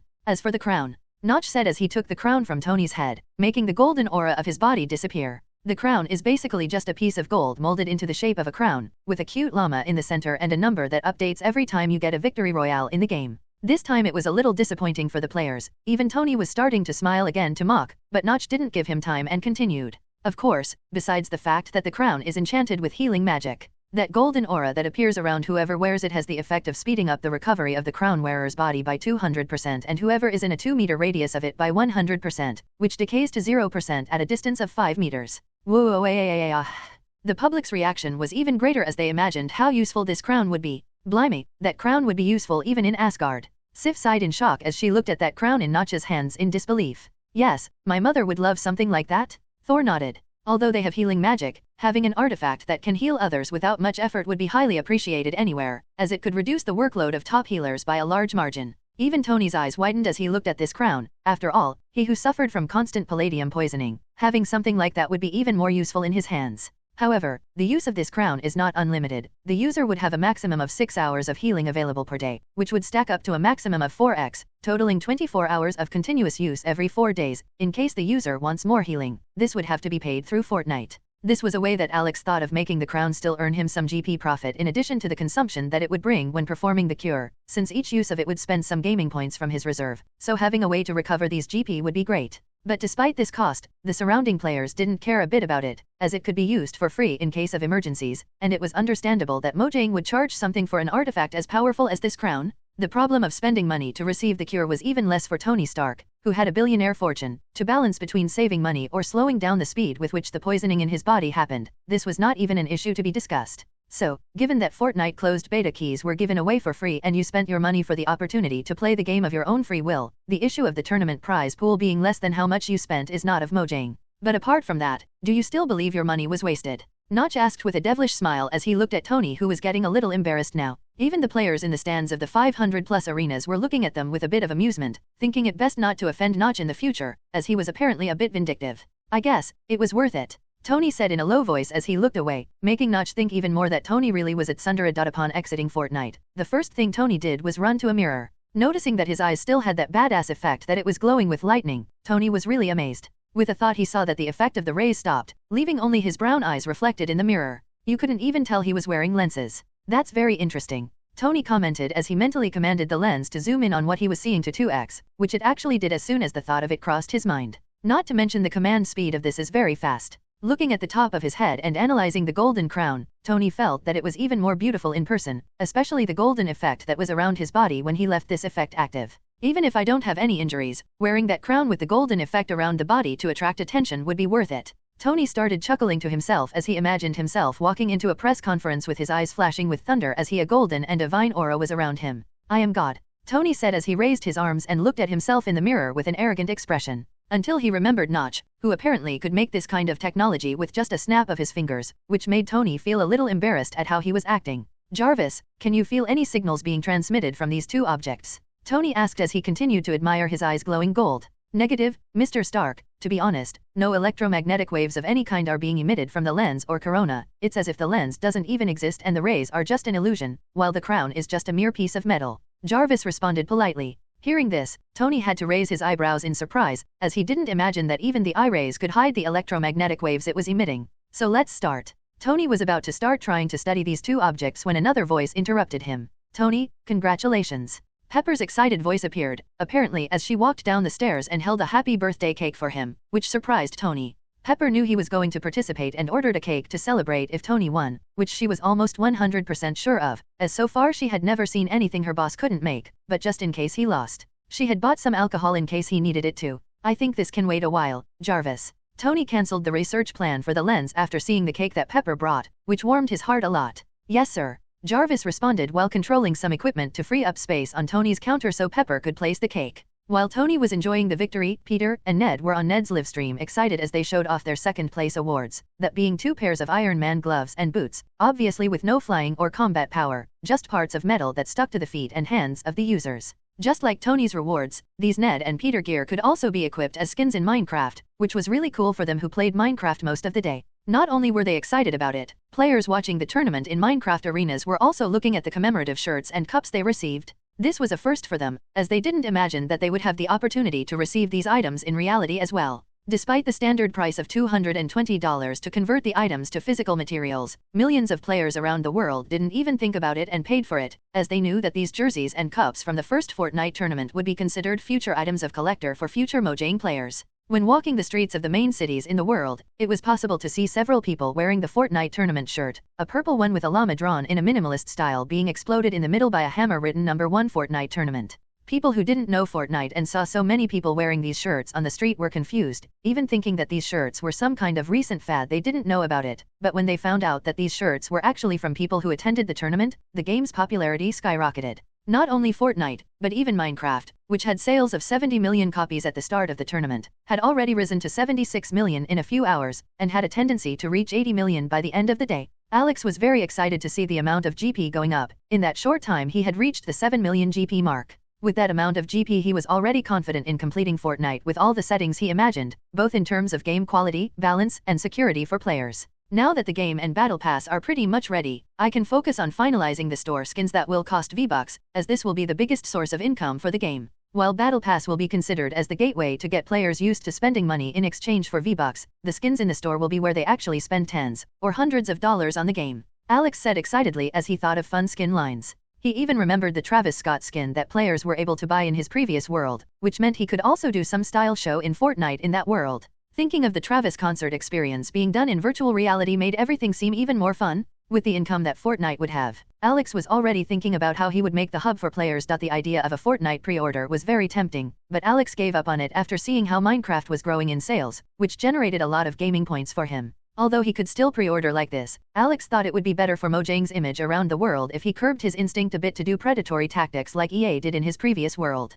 After all, with games as invasive as Mojang's, where players practically had their minds ripped out to another world, the ideal was to have the best possible public image. So Alex just spent a few more days finishing up Fortnite setup while enjoying his free time playing video games with B. Hey B, I plan to launch Fortnite today, would you play with me? Alex asked B while they were playing It Takes Two on PlayStation 5. Really? Hell yeah, I've been dying to play Fortnite for a long time. Although Minecraft is really cool too, B admitted. He had also tried Minecraft, and having his skin feel organic instead of metallic as it actually was very strange, let alone interacting with humans who were the same height as him. It was initially a slightly strange experience, but that he soon got used to it. Ironically or not, the first group of friends B made was the X-Men group, who saw that his nick was Bumblebee, and combined with the yellow outfit he was wearing, they made Scott and Kurt bond. Remember Alex's car? B obviously pretended that he hadn't even heard of a yellow Nissan GTR when Scott and Kurt commented on it, and that the color of his outfit with the nickname was just because of the color of the bees, which he liked a lot. But despite Minecraft being quite interesting, B still didn't feel the game was made for him, so much so that he still preferred playing some of the games Alex bought for otherworldly GP on the PS5 than playing Minecraft for most of the day. Only Fortnite was different. Fortnite was much more interesting to him. As a robot that has been at war for so long, B was much more interested in that than breaking blocks, and in Fortnite he could finally fulfill his dream of driving a car himself. Okay, I start launching the game in a few minutes. When I finish everything I'll call you so we can play together, Alex said, smiling as he saved the game they were playing and went back to his hut. The hut was already very different from how it originally was. When Alex first came to this world, this hut was very simple, being just made of wood with very simple furniture made from the cheapest materials, but now Alex had updated it to have much more comfortable furniture. For someone who previously had to rationalize spending 10 GP to eat, he now had no qualms about spending 1000 GP to furnish his entire hut with the most comfortable and beautiful furniture he could find in the system store. There were still more expensive furniture, but Alex felt that it was a bit over the top, as he was already quite satisfied with his current comfort. In the future he still intended to improve the hut even more, adding a swimming pool, a sauna, and everything he could buy with GP, even if everything spent more than 100k GP, as the rate he would gain GP in the future would only increase, so he wasn't in such a hurry these days.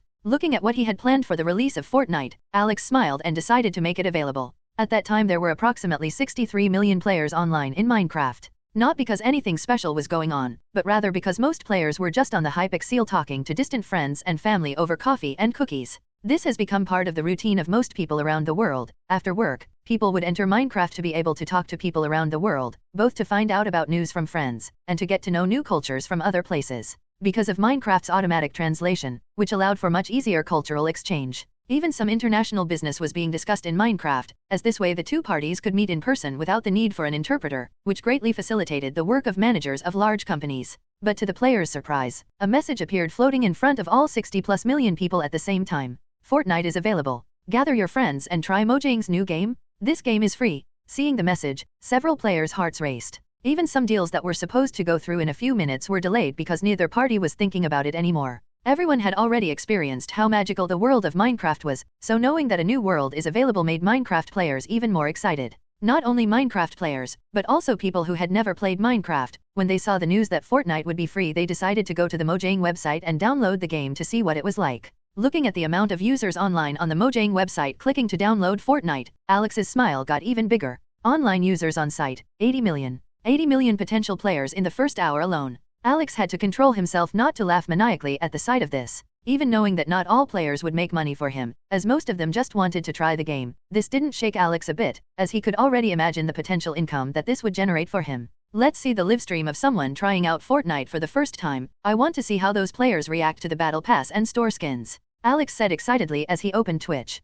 Wait, did Tony enjoy livestreaming? After Tony celebrated with Pepper his victory in the Fortnite tournament, Tony started to study the crown and heard that it was actually slowing down the rate of palladium poisoning in his body a lot, which surprised him a lot. Despite this apparently not being a definitive cure, a crisis that Tony was feeling that he was going to die in a short time slowed down a little, even slightly changing Tony's thoughts, who already wanted to say goodbye to this world, now to enjoy the time that this crown managed for him quite efficiently to heal himself. When Jarvis let him know that Fortnite was scheduled to launch today, Tony decided he would try it out for himself. As he had bought Minecraft to try out the Fortnite beta previously, Tony decided to jump into Minecraft first and even open a live stream to help spread the word as a small way of saying thank you. But despite not having yet entered Fortnite, the amount of viewers in the room was immense, especially for an account as recent as Tony's, which only made a single live stream in history. The amount of viewers was 1 million people within minutes of Tony starting this, mostly curious about Tony Stark, and many curious to see how he would react to the real Fortnite, as the reaction he had during the beta was pretty funny to most people. Then in a few minutes, while Tony was checking out one of the famous cafes at high coffee stores, which was set up all over Hypixel City, a notification that Fortnite was released appeared in front of Tony on a floating golden screen. Without thinking twice he clicked to be able to enter the game. Tony was surprised that he heard a different logout animation. While before he just felt his vision going black and he would log out, now a white light came from the sky, as if he was abducting him, before his body fell apart as well as sadly when the player died in Fortnite. With his vision changing, he found himself inside a bus. Unlike the bus Fortnite players had to get on, which was something with an older appearance, this bus was now much more comfortable. Confused by this, Tony looked out a window and saw only stars passing by at high speed, as if the bus was traveling from one universe to the next. Is this supposed to be the Fortnite loading screen? Tony asked chat, curious about that, since the other time he didn't have that. To get really comfortable. Damn, what a beautiful view from the window. If I wasn't at work right now, the trip on this bus took a minute, which was pretty quick considering he was transferring from a game as grand as Minecraft to another game as detailed as Fortnite, which would probably be quite processing intensive, something Tony thought was quite understandable. Feeling the comfort of the bus, even a little luxury, Tony had a very comfortable expression. Despite being still a little sullen with the game, I could see that after the rewards he received from winning the championship a few days ago, Tony already had a little more gratitude for Mojang, even if Notch had touched him and had not asked authorized to wear his armor, but thinking about the crown he received, the crown was more valuable as it couldn't be bought for money anywhere in the world. So he wasn't forcing himself to trash talk the game as badly as he did on the first live stream. But as soon as Tony saw something wrong, he wouldn't miss the opportunity to make some sarcastic comment or something, since that was part of his personality. The only difference would be that now he wasn't actively looking for flaws in the game. Slowly the bus began to slow down, until it stopped with the door open to a darkened room. Confused, Tony was a little afraid, but being watched by millions of people, he automatically took a step forward, passing through a short dark corridor before the vision of him changed to a very comfortable apartment. Like the bus it came on, this apartment wasn't shabby, but managed to convey a sense of understated luxury by using the concept of minimalism well. The first thing he saw was a living room, with a large sofa for 4 people, a very comfortable carpet on the floor, and furniture that was a little simple, but that went well with the minimalist design that it had. This apartment could hardly be considered as a rich person's home, but even Tony, who was used to living in extreme luxury, felt that such a place was cozy. What a beautiful apartment. Could I live in a place like this? In my country this would already be considered a luxury mansion. If I play Fortnite and have an apartment like this, I'll only sleep in the game. Unbeknownst to the public, the idea of using a virtual apartment as their home wasn't as outlandish as it would have been just a few days ago. The main factor for this change was that Fortnite's graphics were very realistic. If Tony's skin wasn't a generic human version of Steve from Minecraft with glowing eyes and a golden crown on his head, they would think this was a video made with a movie camera. So seeing something that realistic like that made people disregard that this was just a bunch of data and think about how comfortable it would be to live in this virtual place. Upon exploring the place a little and not finding any instructions, he heard that that apartment had an elevator. It seemed to be the only way out other than the door he went through from the bus. Curious, he entered the elevator and saw that when switching from the buttons to the other floors, as he was used to, there was actually a touch screen where he could select where he wanted to go. I think this is to select which lobby I'm going to wait for? Is this going to be something like Hypixel? Tony asked with a raised eyebrow. Looking at the options curiously, Tony just looked at the images and selected one that he found to be visually pleasing. To check his thinking, as soon as he stepped off the elevator to the seat he'd selected, Tony was entranced by the view. He had selected an image that looked like an Indian hotel he stayed at once in the past, a place that had blended nature very well with the modernity of the city, making something that looked like the fairy tale books. Of course, a hotel as unique as this one was extremely expensive, and curiously understated, being known only to the wealthy upper classes. When leaving the elevator, Tony's vision was even better than he imagined. It was as if he had gone to a medieval city, something that looked like an attraction in a Disney park. Ding! A notification noise came up, waking Tony from his stupor, followed by a holographic window appearing in front of him. This time the screen was a little familiar as the design of it reminded Tony of the screen he used in the Fortnite beta, i.e. this was just an improved and optimized version of the Fortnite screen he knew. This floating blue screen in front of him showed his friends list, an option for him to add other friends and also an option for him to be able to control the game without having to walk from place to place, in case he was tired or was someone very anxious. As long as he wanted to, he could control everything there through that blue screen without even having to leave the apartment to play. But of course, as someone who came for the experience it would bring him, Tony just ignored this screen and looked around curiously, wanting to experience this for real. Looking around, the experience was quite different from what he had walking in the Hypixel. Although the Hypixel was quite impressive, the square look of the city still made it look like players were watching a children's movie or something with the Minecraft graphics, but as Fortnite's realistic graphics already gave it a very different feel. When Tony was playing for the first time, he was so tense with fear of other players killing him that he didn't even have that much time to observe the city and the quality of the structures, especially when he was in the tutorial, since Notch was bothering him all the time and he got so irritated that he didn't pay much attention to things. But now that he was able to calmly observe and talk to the viewers of the live broadcast, Tony began to realize how different it felt to be there in that very realistic world. It was as if the thought was a game just disappeared from his head. In his brain it's just considered as something real. When he looked around and saw a large amount of curious players coming out of the elevators of other buildings, looking around just like him trying to understand what was connected. Thankfully, seeing so many people so close together in the same standard Fortnite skin or Minecraft outfit made him snap back to reality and realize that this really was just a game and that they were all players that were in the lobby. Getting closer, Tony could see the names above people's heads, even with color differences, just like in Minecraft, but as he didn't know much about Minecraft, he didn't worry about it. These head names, different from when he was in the tournament, were probably for players to be able to recognize their friends when they meet each other in lobbies, as they didn't use a real in-game appearance.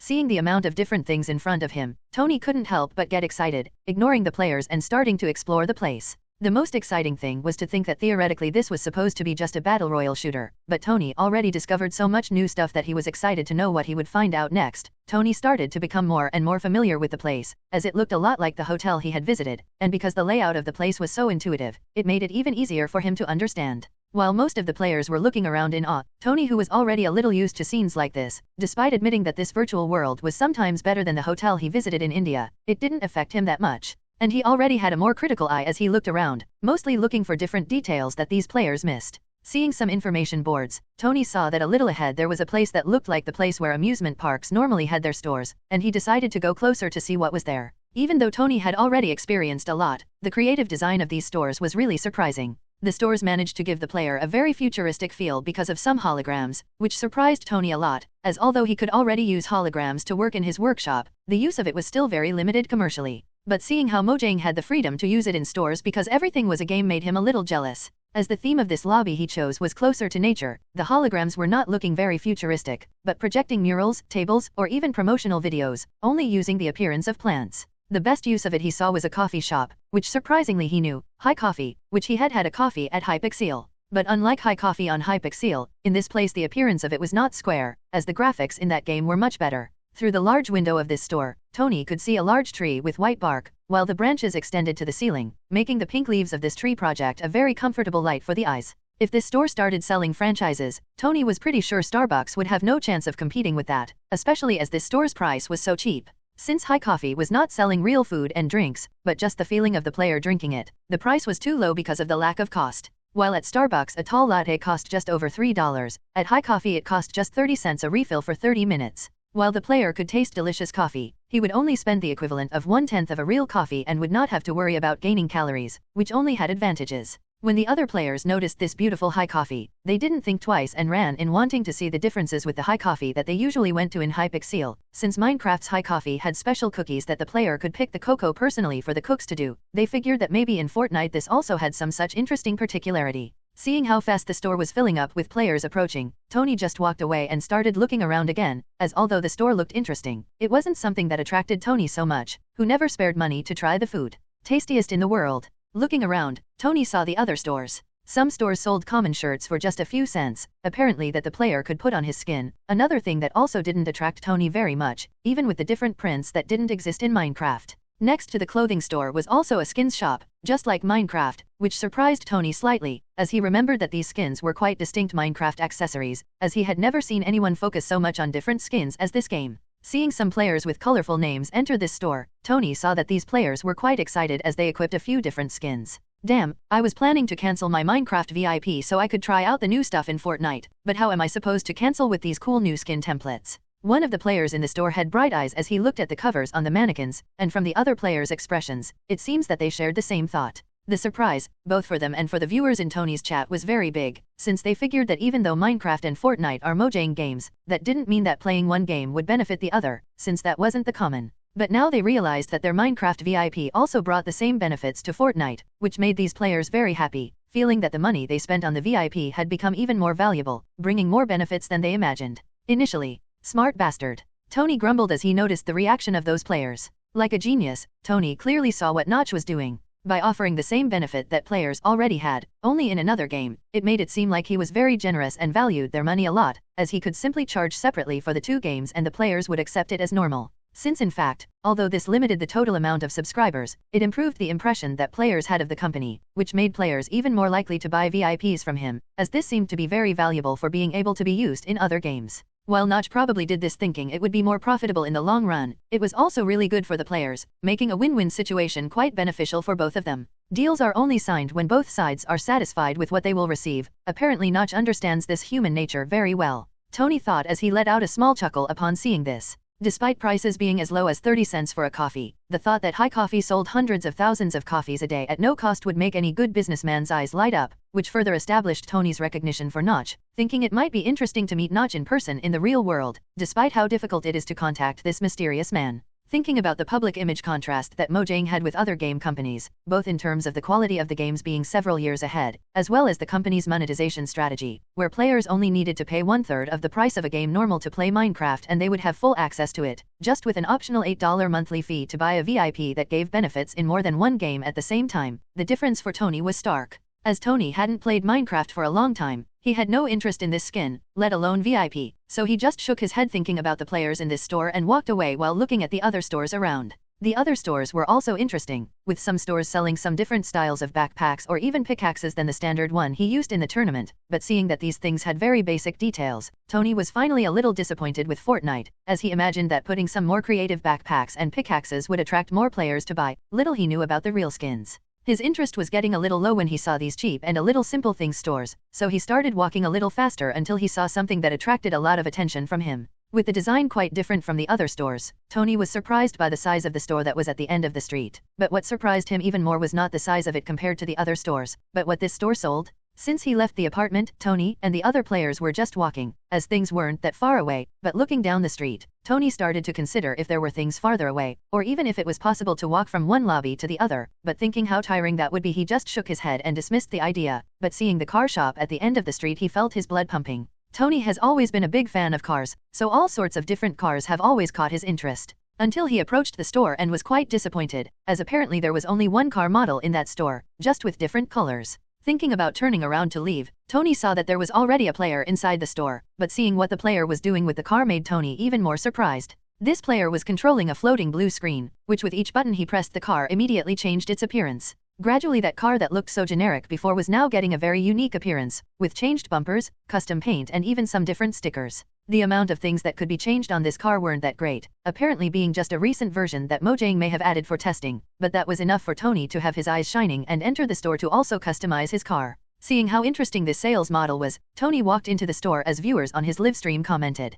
"I found these cars very ugly." Ugly? Didn't you see how beautiful that other player's car turned out? I think the simple look like this is only for those who don't have money. Just like buying a Porsche, you can spend only $200,000 or put all the options and spend $400,000 on the same car. Maybe these Fortnite cars also have a way to upgrade to he looks beautiful. This comment made several players agree, until a doubt arose. How much will this car be? Basic should be around $500, while more expensive might be $5,000. Who knows? I've had a driver's license for over 4 years and I've never been able to buy myself a car. Will I be able to get a car in Fortnite? Tony was also curious about the price of this car and asked a shop attendant, who was apparently an NPC with more basic artificial intelligence. How much does a car like that cost? The NPC, who had the appearance of a handsome 30-year-old man dressed in an impeccable white dress shirt, replied with a polite smile. Sir Tony's, our cars are sold at a price of $20, while the customization of the car has different prices on parts, the most basic being free and the most expensive ones being able to reach $1 each. Of course, this is purely aesthetic. The car power changes cannot be purchased with real money.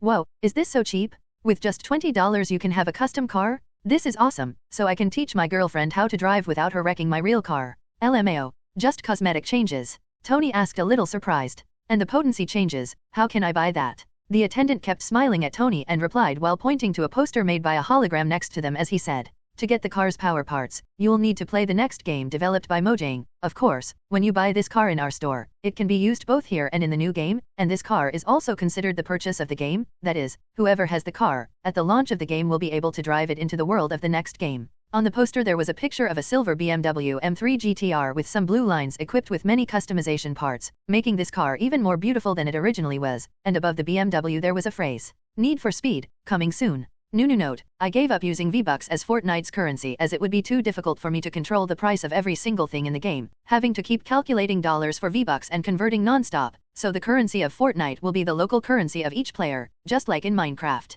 Alex was seeing the reaction of Tony and the viewers on his livestream and he was quite satisfied. After all, this was exactly the reaction he wanted to see. After all players imagined that they would enter Fortnite just to play a battle royale game, where they would use firearms to kill other players, which despite looking quite interesting for something on a computer screen, was also something very scary for shy people. Despite worrying about it, as Minecraft had surprised them with so many new and different things they could do, these people also had a bit of faith that maybe Mojang had thought of them too and done something in the game that was a little less aggressive. Some players even thought about the scene of being able to drive the different cars and thought that that would be quite interesting. Mostly players under 18 around the world, who would hardly be allowed to drive, as it was theoretically illegal, and even if it was allowed, as in America, there were still many restrictions. So the audience interested only in driving in Fortnite was just smaller than the audience interested in shooting guns. After all, that's what the game was about. So when the information that in Fortnite it was possible to buy a car and customize it to be able to use it in a future Mojang game, car fans around the world started to pay even more attention to this game. Alex had spent a few million GP to add functionality like this. Sure, just adding the option to drive and customize the car wasn't that expensive, but adding up every little detail Alex had added in this lobby, only he knew how expensive it was been.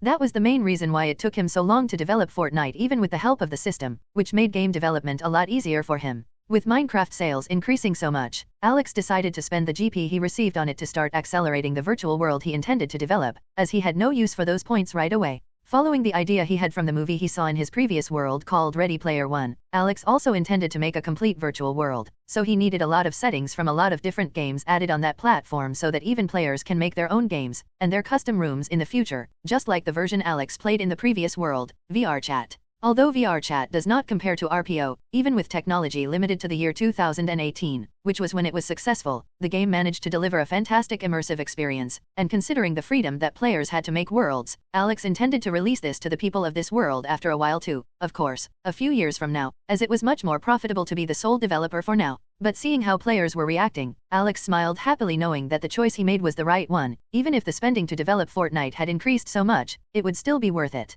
Especially as he looked at the game's stats and saw how many people were already spending money on it in those few minutes of release. For the time being able to drive was exclusive to Fortnite, since the connection of worlds was disabled and the player needed a minute disconnected from the game to be able to transfer his consciousness to another game, which did not even have automatic connection with the other game, which greatly increased Alex's GP spending to support the exchange of information from the two servers for players who have VIP in Minecraft to have the same benefits in Fortnite. Of course, 100 players paying $800 a month in VIP didn't spend as much GP as it generated, but that was still a large amount of profit that Alex lost over time, so he had a goal of buying the game's link in the near future. With that, not only would he have less expenses for this exchange of information, but he could also make options such as for players to cross from one game to another, replacing the current wait of at least 1 minute, for a simple portal that the player would cross instantly, which he knew would make a world of difference to the public's opinion of the games. Thus, the image in Alex's mind where a player dressed as a chef would leave a game like Cooking Simulator where he would learn to cook and manage a virtual restaurant, would sit in a high coffee to meet friends,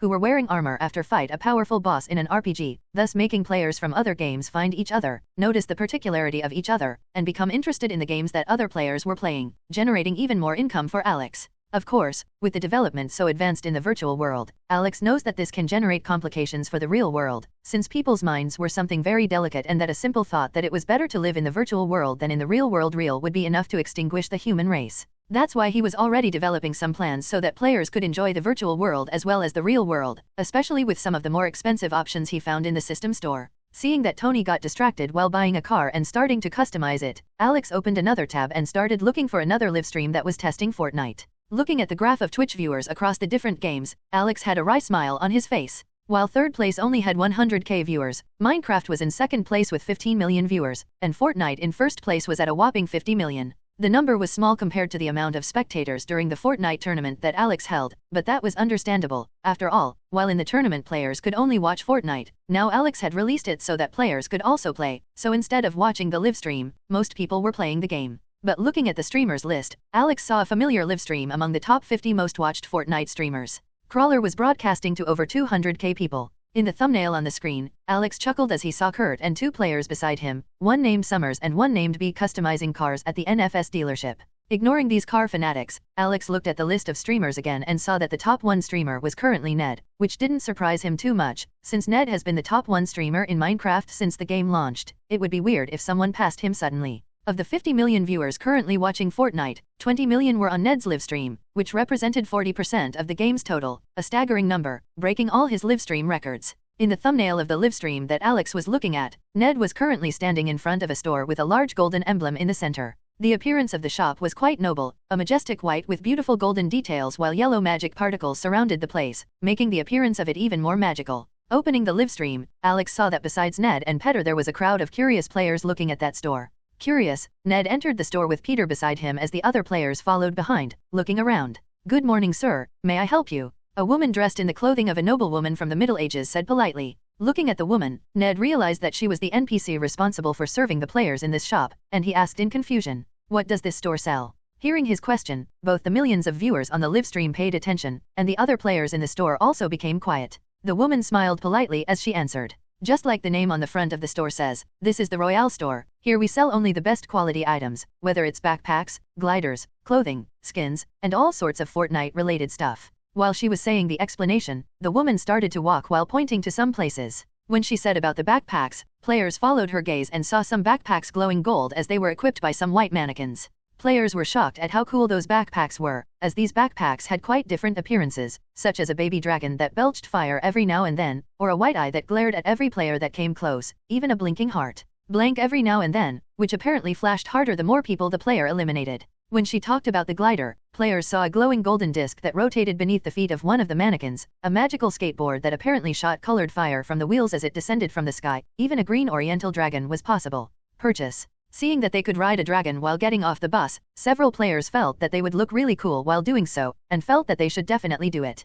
When she talked about the outfits, players saw some pretty stylish pieces of clothing, with some even boasting technological and magical visual effects that they'd never seen in real life. And finally, when she talked about skins, players were shocked by the skins they could get, especially when they saw the skin that was available in the center of the store. "Herobrine? Is Herobrine a purchasable skin?" A player asked a little out of breath, excited to be able to use the skin of his favorite Minecraft character. The woman responded with a smile. "Yes, Herobrine's skin is purchasable. All skins that appear here are purchasable, of course. In 24 hours the skins that are here will disappear, and other new skins will arrive. But is it possible to buy these skins from today another day?" Another player asked worriedly. "Yes." The woman responded with a professional smile, which made the players a little more relaxed, until she continued. "I just can't tell you when it will show up again." Hearing this, players were shocked and almost choked, feeling that they should be sure to buy the Herobrine skin today, as they didn't know when they could buy it again. Especially when they saw the things that came with the skin, being an enchanted diamond pickaxe with the appearance of the Minecraft pickaxe. This skin's backpack was a skin similar to the Ender Dragon Pain, but with the face of a ghast, and the hang glider was an elytra.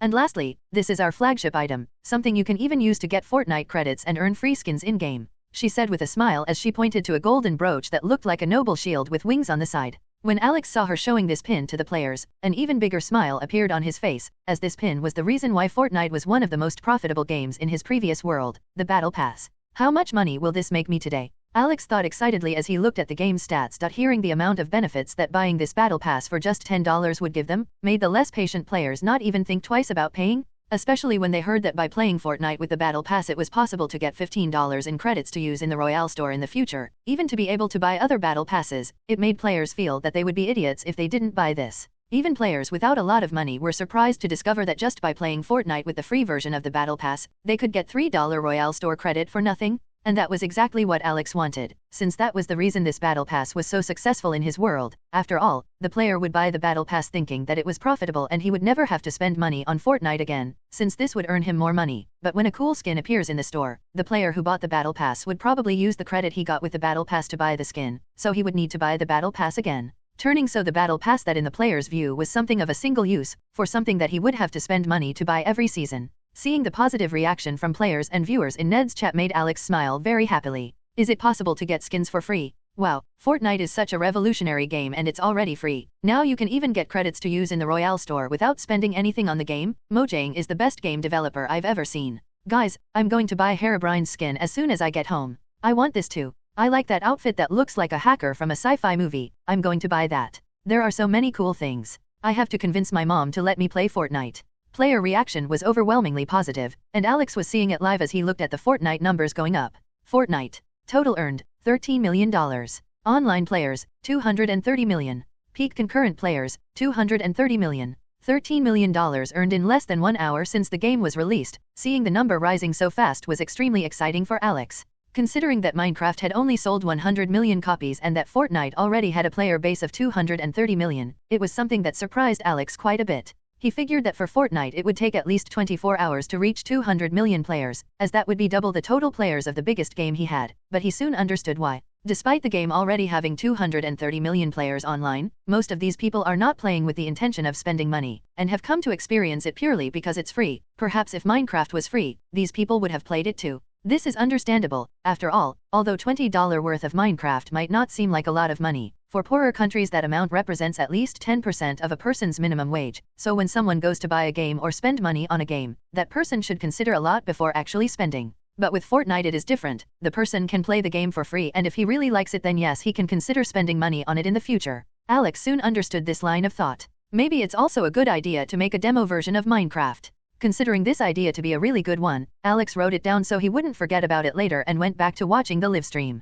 Ned obviously bought the battle pass and also gave it to Peter as a gift, as he was making a lot of money on the livestream. Spending $20 was next to nothing for him. Seeing the list of benefits that the battle pass gave the player, including 10 very nice skins, as well as skins for the weapons, gliders, backpacks and many other things, Ned felt that his money was spent wisely, and so did the viewers. Thought the same thing, seeing how much benefit it gave. Looking at Herobrine's skin, Ned didn't think twice and also bought it before going to a mirror and looking at himself, seeing how cool those white eyes were. This version of Herobrine was like Notch's version, a realistic model, but with the striking features of those skins, as Herobrine had bright eyes, but with Steve's clothes, Notch had a different outfit with long hair. If it was ordinary people who saw it, they would just think it was ordinary people, but Minecraft players already had Notch and Herobrine's appearance engraved in their minds. Just like the vast majority of Fortnite players who entered the game to experience the battles and were distracted by the interesting stores that were scattered throughout the game, Thor and his friends were also in the same situation. Luckily they were playing the game next to each other in real life, so when Sif saw that she needed the others' usernames for them to add themselves to the game, she quit the game and woke up the other Asgardians. So she added everyone and they found themselves in the same lobby. Although high coffee was very interesting to humans, Asgardians didn't think that coffee was that interesting, but there was another place that attracted a lot of attention to them. PUBG. Next to the PUBG nameplate was a drawing of a large mug of beer, which made the Asgardians forget their purpose here and get lost as they tried many different drinks from various places in Midgard that they had never tried. Fortunately, the credit card they had used to watch the tournament the other time was still registered, so they didn't worry about it and drank without thinking about anything else, since until today they had no concept of money from Midgard. For this group of 5 Asgardians, as long as the person said that he accepted the credit card, it was the same thing as telling them that it was free, which was great news. Unlike Kurt and Scott, who were fascinated by the NFS dealership, Jean, Kitty, and Anna were only mildly interested in it, but were soon attracted by the clothes in the clothing store and the Royale store. "Hey Anna, I like your style," Kitty said excitedly as she looked at Anna in front of her. Just as it was possible to buy separate pieces of clothing, it was also possible to buy different hairstyles, so as soon as the girls entered the game they soon changed their hairstyle to something that resembled them, but with a few differences. Jean had kept her red hair color, but left it very short, something she always wanted to do in real life, but never had the courage. Kitty was even more radical and shaved the side of her head and just left the top part long, which gave her a very modern look, and as she was petite, it made her look quite unique with that difference. While Anna changed her hair all over to a white color while leaving the length of it until it reached her ass. "Hey, that hair color reminds me of someone," Jean said jokingly while looking at Anna, who was seeing how she would look with the red eye color. Hearing Jean's comment, she was embarrassed and quickly changed her eye color to brown again, feeling that just white hair was enough for her. "Did you ask him to play Fortnite?" Kitty asked, also knowing who Jean was remembering when she saw Anna's white hair. Anna grew even shyer and shook her head as she answered. "I was embarrassed." "Really? But you talk every day." Kitty was shocked by this. Even Jean had a surprised expression. Anna became even more shy. "Once I asked him to play Minecraft, but he said he was busy building something, so I was kind of embarrassed to ask again." Jean shook her head and said, "He also has an Ender Dragon cape. You know he's probably going to be in Fortnite. If you call him now he'll probably accept it." Hearing this, Anna felt that it made sense and nodded her head, gathering courage. Kitty and Jean gave her enough time to work up the courage to do this as they continued with their shopping. Until Anna finally had the skin beautiful the way she wanted it. Even though she had spent a few dollars to look like this, she felt it was worth it. "I'll call him," she said in a confident voice. What motivated her the most was that here in Fortnite she could touch him without him getting so tired of using his magic, and unlike Minecraft where the characters were square and looked like they came out of a cartoon, in Fortnite they were very more realistic, which made her want to call him even more. Having made up her mind, she logged out of Fortnite and sent a message to Alex's cell phone. "Do you want to play Fortnite with me, Anna?" Seeing the sent message, Anna was quite anxious for his response. After 3 minutes he still hadn't answered her, which made her a little disappointed, thinking he was already playing and maybe he wouldn't even see her message. When she was almost ready to go back to the game, she heard the cell phone notification. Quickly glancing at the screen, she saw his answer. "I would love to play with you? What is your nick?" Upon seeing his response, Anna broke into a big smile and quickly replied to his message with her nick for them to meet. Seeing Anna's message, Alex was excited to play with her too, but he knew he couldn't use the Notch account, so he decided to create a new persona. The amount of viewers interested in learning about Fortnite was only increasing. If it wasn't for the system helping to support the amount of people connecting to the Twitch server so that the live streams didn't disconnect, the server would never handle it. But while most live streams were focusing on new features like game skins, there was one live stream that had a different screen. It was a player with the standard skin, but using some accessories that no other player had, or rather, just one other player had. This streamer wasn't too interested in seeing what new clothes he could buy, and was more focused on re-experiencing the Battle Royale feel. In order to join the Battle Royale queue, the player had to go to a bus terminal in the city, or use its transparent menu to transport him into one of the buses directly. Sitting inside the bus, there was a player with a golden crown and glowing eyes, just like Tony Stark. That player was Stag Dragon, the streamer who sold the invitation so that Tony could play. Right now he was looking around while talking to his livestream chat. "I figured there would be more people here," Stag commented as he looked around. "Since the game is focused on this battle, I figured people would be more interested in playing the battle mode. It seems like there are a lot of players, but most of them found something interesting along the way and decided to stop and see." Apparently the only people who ever made it to the bus were the players who weren't curious to see the other news and used the menu to teleport there. Stag nodded his head at that comment, as that was also the theory he believed in. After 2 minutes he was on the bus, the last players entered. It was a couple, a man with white hair and red eyes accompanied by a girl with white hair and brown eyes. Despite the difference in eye color, the closeness they were in addition to the matching hair made it clear to others that they were a couple. Rogue was the girl's nick and A was the boy's nick. Seeing that single-digit nick, viewers were shocked, as they knew there were only 33 even if the numbers were considered. What they didn't know is that this wasn't possible, as Alex didn't allow other players with nicknames with less than 3 digits, but he didn't make that clear. He just put a message saying that those nicknames had already been chosen, so the players just thought they didn't know the other players with single-digit nicknames. "Look, that girl is all happy because that boy is holding her hand. How jealous. I also wanted a girlfriend. My girlfriend would punch me if I held her hand in public. Why? Because she doesn't know that in my head I'm her boyfriend, lol." Stag saw the comments of the players on the livestream and had to control himself not to laugh. The reaction of these people was very funny. That's why he liked to do livestream, since even though he is a solitary player, he would have company with people from chat. But seeing the Ender Dragon cover on this couple's back, he knew that these were veteran players, so he became even more serious and excited to play since he could compete with these experienced people. Swoosh! The noise of the bus's turbine started, causing the players sitting there to get excited and look out. Despite being in different lobbies, upon entering the bus station players would be automatically sorted to find fair play. So in just 5 seconds, with a very powerful G-force, the players glued themselves to the bench and started flying over the island where they were going to do battle. Some players were smiling excitedly, other players were a little scared, but only one person on that bus had a different look. Player A was looking at the other players curiously, as he wanted to see if these players noticed that there were also bots on the bus. Apparently he did a good job, as apparently no one suspected that 70% of the players on that bus were bots he made. After all, he wanted even a bad player to be able to eliminate someone before finding another player and dying, so the actual number of players here was only 30. Looking at the smiling Rogue holding his hand, A just looked around smiling and deactivated his ADM powers, so he was just an ordinary player, who was experiencing the game for the first time. Of course, he could activate the ADM powers at any time if he needed to, but this way he felt more normal when playing. Obviously A is Alex and Rogue is Anna, who met a few minutes ago and came talking to the bus station. Anna was a little shy when she saw Alex, mainly because of her hair color, which she soon regretted leaving white when she realized how embarrassing it was to wear it in front of Alex, until he finally took her hand and gave her a hug very tight. Imagining this moment for so long, Anna froze as she felt Alex's strong hand squeezing her around the waist, but she was soon happy and returned the hug, leaving her nervousness aside. Now that they were on the flying bus, Alex looked at Anna beside him and asked, "Where do you want to jump?" Anna was confused and looked around, being shocked that they were already flying over the island and she hadn't even noticed it, so she just thought a bit and marked a small mountain with 3 houses. "Could it be over there?" she asked a little unsure. Alex just smiled and nodded. "Okay, let's go." Stag was excited. He had just jumped off the bus and had already killed 2 players by himself. He had been paired with another player, but the player didn't jump at the same time as him and they didn't land too close together. Upon seeing this he thought he would die very quickly, but who would have thought that he alone could kill a double? And what surprised him even more was that when he killed these 2 other players, his livestream viewership started to go up. Both because of his unique appearance due to the prizes he received in the tournament, and because some viewers sent the link to this livestream to friends after Stag killed both players. Excited to see the numbers soaring, Stag threw caution to the wind and started rushing like a maniac. As if to answer his requests, every few minutes he found a pair and managed to eliminate the players with increasingly beautiful moves. Alone he had already killed 8 people, which he didn't even think would be possible. Wow, that's why he won the tournament. Damn, I hope I can play this well when I play Fortnite. I'm calling my friends to see, you're looking like a pro playing, Stag. These comments only served to make Stag even more excited, thinking that he was unbeatable and that he could kill every player that appeared in front of him until he became the champion of this game.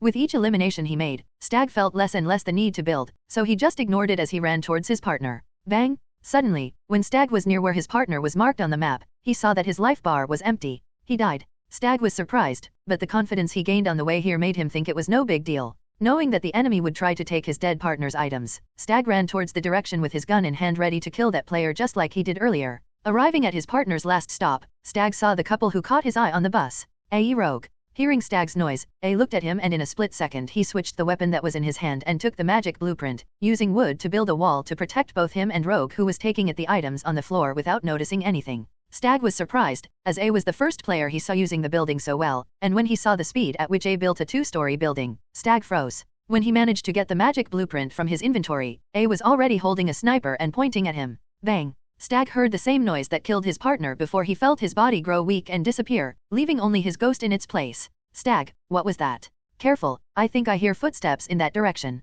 Alex said as he pointed a gun to the right side. At that moment he and Anna were on top of a construction that he made. There were only them and 2 more pairs. Alex's kill count was at 15 people, while Anna's was at 10, making a total of 25 kills for their duo. But while among Anna's kills, 8 were bots and only 2 players were real, in Alex's only 4 were bots and 11 players were real, as he could recognize the bots without much difficulty and left that to Anna, as she would feel good killing them. Before Anna even responded to what he said, Alex saw a head appear on top of a building below them, and without thinking twice he pulled the trigger before adjusting his sniper's aim. Baya! The noise of the shot was very loud. Alex was using a heavy sniper, where the shot was very powerful, but he had to calculate the fall of the shot and the change that the wind could bring to it, in addition to the distance. This kind of thing for ordinary players was quite complicated, while for professional soldiers it was something more common, but it still took a few seconds to calculate and adjust the weapon's aim, but in Alex's hand it was automatic, as if he didn't even need to consider it.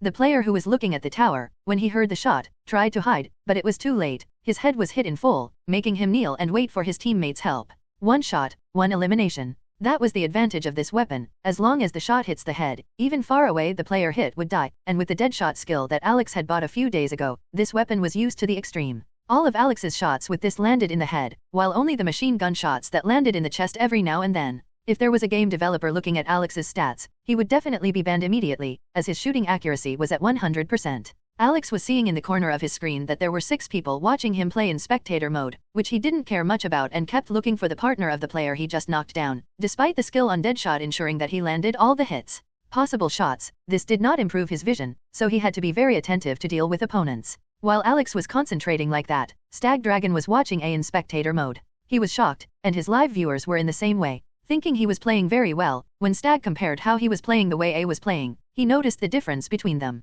Fortunately he wasn't at the tournament. Stag thought as he held the crown tenderly. This crown he won in the tournament has the same effects as the crown Tony won, and thinking of his godmother who was hospitalized with cancer and was cured because of the aura said, and the deal he made with the government after they received the news of his crown by the hospital for him to help cure some special patients in serious cases in exchange for a lot of money, Stag felt that his life had changed. From an ordinary young man who had to worry about the bills he had at home, to a famous streamer who even had the protection of the government and was treated as someone important to the state. I need to train more. Stag got serious as he thought about it, knowing the possibilities Fortnite brought into his life, and the future opportunities he could receive. Stag knew he had to train a lot to receive more of it. And so the first streamer focused on competitive Fortnite emerged, and Alex, the culprit of this, had no idea that this had happened and finally killed the penultimate player while Anna next to him killed the last one, causing the Victory Royale screen come up again. Anna had a huge smile on her face, while Alex had only a calm smile as he looked up at the animation of golden light coming from the sky and placing a golden bracelet on his arm. Like the crown, this bracelet also had a number 1 number and could be taken to the real world,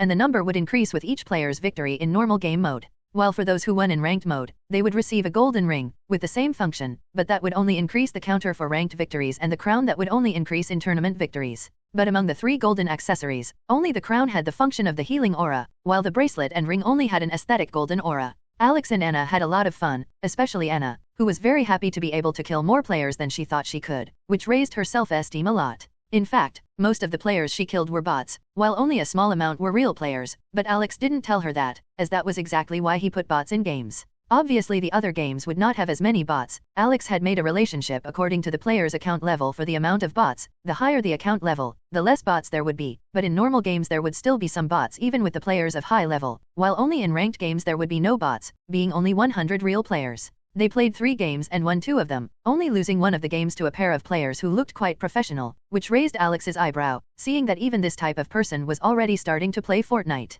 Even though Alex has Deadshot's ability and is much better in construction, in the situation where they died the opposing duo was very prepared and Alex was unlucky that another duo also came and he had to deal with 4 players at the same time, which it led him and Anna to die, but it wasn't something that made them sad or angry, as they were playing for fun. After playing those 3 games with Anna, Alex went to play with B, as he already promised he would play with him, so they played 2 more games together before Alex stopped playing and went back to the game status screen. Looking at how much money Fortnite was making, Alex was shocked. Although he imagined the amount would be big, he didn't think it would be that high. Fortnite's success was reaching levels no one had thought possible. Despite Minecraft being very popular, the amount of players playing it was only 100 million, which although it seems small compared to the total amount of people in the world, it was still a large amount in relation to other games, which were games most successful in the world had no more than 1 million people playing weekly. But compared to the success of Fortnite, Minecraft was lagging far behind, as between trying and testing a $20 game or a free game, it was obvious which people would choose. While Minecraft sales brought the game to over 100 million copies sold, Fortnite was approaching the incredible number of 1 billion players. Alex was shocked as he looked at the data provided by the system. Fortnite. Total Fortnite unique players, 914 million. That number alone was enough to make Alex's jaw drop. Considering the population of 7 billion people in the world, Fortnite reaching almost 1 billion people is considering that around 15% of people in the world are connected to the game, and considering the children and elderly who were possibly out of contact with the game initially, that number can go up to something like 1 in 4 people in the world decided to log into Fortnite to experience this. By studying the data more, Alex was understanding more of these people's behavior. Online players, 887 million. Players in Fortnite Battle Royale, 70 million. Players in Fortnite Oasis, 817 million. The game had been released 2 hours ago, so even if the stores were interesting, those who entered Fortnite with the intention of trying out Battle Royale were already playing that mode, while those who entered the game just out of curiosity after seeing the Minecraft hype, just got connected to Fortnite Oasis. Seeing that the amount of players in Battle Royale was increasing, but at a somewhat slow rate, it was clear to Alex that the vast majority of Fortnite Oasis players would not even try Battle Royale mode and would just continue using Oasis mode. Oasis was the name Alex had decided to use for the virtual world he was going to make, as well as for Ready Player One, the movie he was inspired by. The name of the virtual reality game is called Oasis. Alex felt that this was a very suitable and also decided to use that name. For now this was just called Fortnite Oasis, as it was only connected to Fortnite, but Alex intends to turn this into just Oasis in the near future, using the GP he earns to finally turn this into a hub that will increase sales every year. Games. Thinking of the GP he may have won, Alex looked at the stats and had a big smile on his face. Total earned, $182 million GP, 914,000. It's not like he never won 1 million GP, but considering this was only earned on the first day, Alex was pretty excited. He knew that to make a consumer lose his fear of starting to consume in the virtual store, it was necessary to make the consumer comfortable with that world, and with time the player would feel the need to spend money and get something. With that door open the expenses would increase more and more. Considering that the first day already generated almost $200 million, Alex knew that in the future this revenue would increase more and more, reaching absolutely unimaginable amounts. Alex was at almost 5 million GP, but with the intent of making Oasis a standalone version with all the features he envisioned, he knew that wouldn't be enough for now. So Alex bought something to eat from Shokyuji no Suma, leaned back in his chair and watched the sales numbers soar as if they were the most interesting movie he had ever seen in his life. While Alex was enjoying life and enjoying the numbers rising on his account, people around the world were shocked by the technology of Fortnite. Mainly ordinary people, who had never seen anything as interesting as this. "Hey sis, let's play Fortnite," a little teenage boy said excitedly as he looked at his sister with anticipation. His sister, who was almost graduating from school, was at that moment with many books in front of her, sad to know that she would have to read all of them to get good grades. She had been studying for at least 6 hours and felt it would be good to take a break from her studies and do something with her little brother. "What is Fortnite, Pietro?" she asked confused. Pietro looked at his sister and was even more confused. "Haven't you heard of Fortnite, Wand?" "I should." Wanda tilted her head in disbelief. Looking at her and the books, Pietro understood that his sister was just focused on studying and hadn't even heard the news these past few days. "Come on, it's a magical world where you can buy cheap clothes, eat delicious food for little money, even play games for free." Pietro told the description of Fortnite by what he was seeing on live streams. Wanda looked at him even more confused. With such a magical place appearing in the city, how had she never heard of it? Are you sure this isn't a scam? Pietro just shook his head very quickly and explained. It's not something physical, but it's a virtual world. Wanda soon imagined what Pietro was talking about. That was a video game? Pietro, I don't like video games very much, how about we do something else? She said a little disappointed. Pietro just shook his head and pulled her arm towards his room. He gave up explaining and decided to show her the live stream, as that would be much simpler. This same scene was happening in many places around the world, whether younger brothers calling older brothers, sons calling their fathers to play, even daughters calling their mothers to try it, something that rarely happened before. Around the world, many influential people were surrounded by lawyers and psychologists as they planned the best way to leverage this fortnight for business or political benefit. Mainly in the big clothing brands, companies like Gucci, Chanel, CK, among many others, were having emergency meetings to decide how they were going to handle Fortnite, even thinking about how they could split the profits with Mojang if they were going to open a virtual branch in the game. Not only was this being discussed in clothing stores, but also in major automotive brands. Brands such as BMW, Audi, Mercedes, Porsche, Pagani, Ferrari. After seeing NFS dealerships receiving the attention of millions of people around the world, they saw that this would be a mighty showroom far better than the car conventions they held year-round. While the events they held annually hardly reached the mark of 5 million people in total, due to the number of people visiting Concepcionaria NFS, they already saw their annual results tripling after that. The world was already changing, and most felt the need to change with it. Those who didn't want to change were doomed to become history. Alex was aware of the change that Fortnite was bringing to the world, and he already had plans to also accept other companies to create content for Oasis, making a version available for other people to develop content such as clubs, bars, restaurants, clothing stores, and many others. Types of virtual establishments. The world of Oasis could begin to grow and develop organically without him needing to dedicate his time to it. Alex's goal wasn't to think about every little detail that he could earn money from players, or to think about every new store that would pop up in Oasis that week. No, what Alex wanted to do was develop games for people. As far as entertainment development at Oasis, Alex would leave that to other companies and only receive a percentage of the proceeds from everyone's income. Let your money work for you, Alex said, smiling as he decided what percentage he would receive from companies that would like to join Oasis. Of course, Alex only intended to release access to Oasis to other companies when Oasis became a true hub and finally disconnected from Fortnite. For now he would be the sole provider of this and would be the only one to receive the profits as well, but that didn't stop Alex to make a way for companies to contact Mojang. Of course, instead of using email like other companies do, Alex made Mojang's headquarters in Oasis and assigned some NPCs to act as receptionists for tech support for players. Alex envisioned the area as a large Apple store, but with a more luxurious look that still remained player-friendly. People with doubts or suggestions could talk to an NPC who could help the player or write down the suggestion for Alex, thus filtering out everything that was useless so Alex didn't have to worry about it. To facilitate this, he even made sure that the manager NPC at Mojang HQ had his contact, so he could get in touch with Alex when something important happened, and to Alex's surprise, before long something did. Mr. Notch, a man claiming to be president of Twitch, is here and wants to meet you. The calm, collected voice of the store manager that Alex projected came through the communicator. Alex raised an eyebrow at that. Interested, he replied. Okay, tell them I'll be there in 5 minutes. After answering that, Alex finished configuring some things that he read interesting in the suggestions that players left before transporting himself to Mojang headquarters while assuming Notch's form. He had made an office on the top floor of the Mojang headquarters building, in case he ever needed it, so this was exactly where he teleported. Initially he intended to receive the guest here at the office, but he was curious to know how the company's reception was going and decided to go downstairs and meet in person with the Twitch representative. When the elevator door opened, Notch saw that there were at least 150 players talking to NPCs wearing Mojang's red cape. Most of the players were chatting quite friendly with the NPCs, as Alex had set up quite a nice personality for them, probably with many not even realizing they were talking to NPCs. Looking around, he saw the manager talking to a man in his 30s with an excited expression. As Notch walked towards them, the other players noticed Notch and started recording and taking pictures using the game's virtual camera, intending to show them to friends and family. Fortunately, no one tried to approach. Seeing the other people's commotion, the player who was talking to the manager also noticed Notch and even straightened his spine while instinctively trying to tighten his tie, before realizing that he wasn't wearing a tie at the moment. Notch just smiled at the man's attitude. The player, by the name of Ishir, extended his hand to Notch and said, "Hello Mr. Notch, it's a pleasure to finally meet you. My name is Emmett Shear." Notch continued smiling and replied, "Nice to meet you, Emmett. How are you finding Oasis?" Emmett heard this and looked around in wonder. It's exactly as the name says, a real oasis, a place where even the poorest people from third world countries can get good fun with friends for a low price, or even without spending a penny. You are a genius. No sir needed, Emmett, just Notch is fine. Notch waved his hand. But I'm happy with your assessment. I think Oasis still has a lot to show the world. Emmett didn't think twice and nodded, completely agreeing with what Notch said. From the little he saw, he was already fascinated. Imagine what still lurks in this mysterious man's mind. Thinking about it, Emmett soon remembered why he had come.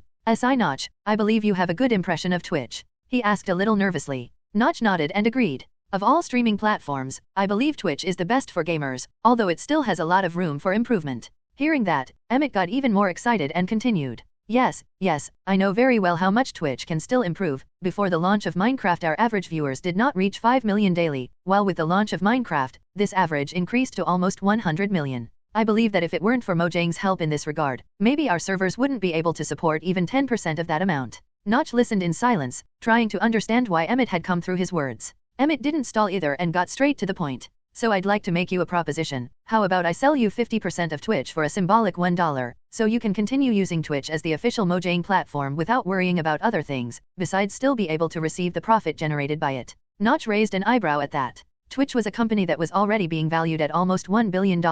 Selling 50% of that company for $1 was the same as handing over $500 million to him for nothing. But thinking of the valuation he was causing for Twitch, if he changed companies in the future it would be a disaster for the company, so Emmett probably considered that it was better to have a single slice of a big cake, than to be holding a small cake to eat alone. Thinking about the projects he had in mind, mainly in the areas of esports, Alex was very interested in this proposal. Especially with how cheap it was to buy servers on system, it could support Twitch without a hitch, and even grow Twitch into a video platform like YouTube, but without the expense Google has on servers to keep so many videos up. With a smile on his face, Alex held out his hand as he answered. "With an offer that good, I would be a huge fool to turn it down. How about we meet in person at Twitch headquarters to sign this agreement?" Hearing this, Emmett started to smile even more, quite excited for the future that Twitch would have, and mostly curious about what Notch would look like in real life. The day had dawned. Unlike the other days where Emmett arrived at the company's headquarters later, since he spent most of the night working and used the morning to sleep later, today was different. The day before he had agreed with Notch to meet at Twitch headquarters to sign the purchase agreement where he would practically hand over half of the company he built to this unknown man practically for free.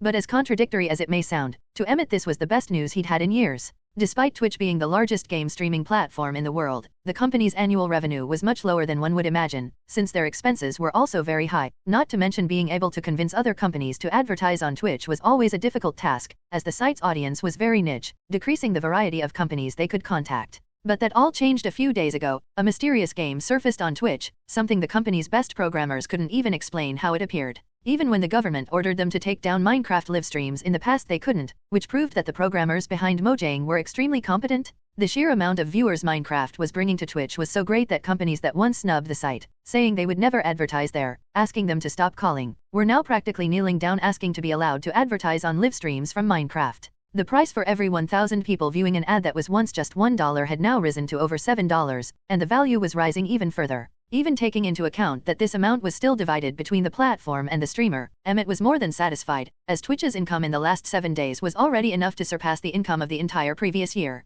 Now, the company's employees were curious as they looked at the CEO sitting on the couch next to the company's front desk as he alternated his gaze between the clock and the door. Some people went up to him to ask what was going on, but he just said that a very important person was coming and that he was there waiting for that person, which aroused the employees' curiosity even more. Even some employees started texting friends about the gossip, while others kept a close eye on the CEO to see when he would get up and try to figure out who that important guest would be. Some employees were speculating that the important guest was someone in the government who was having doubts about the company's revenue. Others imagined the person to be some billionaire who wanted to invest in the company, maybe even someone like Jeff Bezos who was interested in Twitch and intended to make it a subsidiary of Amazon. Others even thought of Tony Stark, who was live streaming on Twitch and perhaps wanted to make Twitch part of Stark Industries, which was the most accepted theory among employees. They didn't have to wait long. An hour later a very loud engine noise began to resound in the company headquarters. It was normal for sports cars to pass through this area, as Twitch headquarters was in a very upscale area, and many CEOs went to work in companies with luxury cars, so a yellow Ferrari 458 came into view as they stopped in front,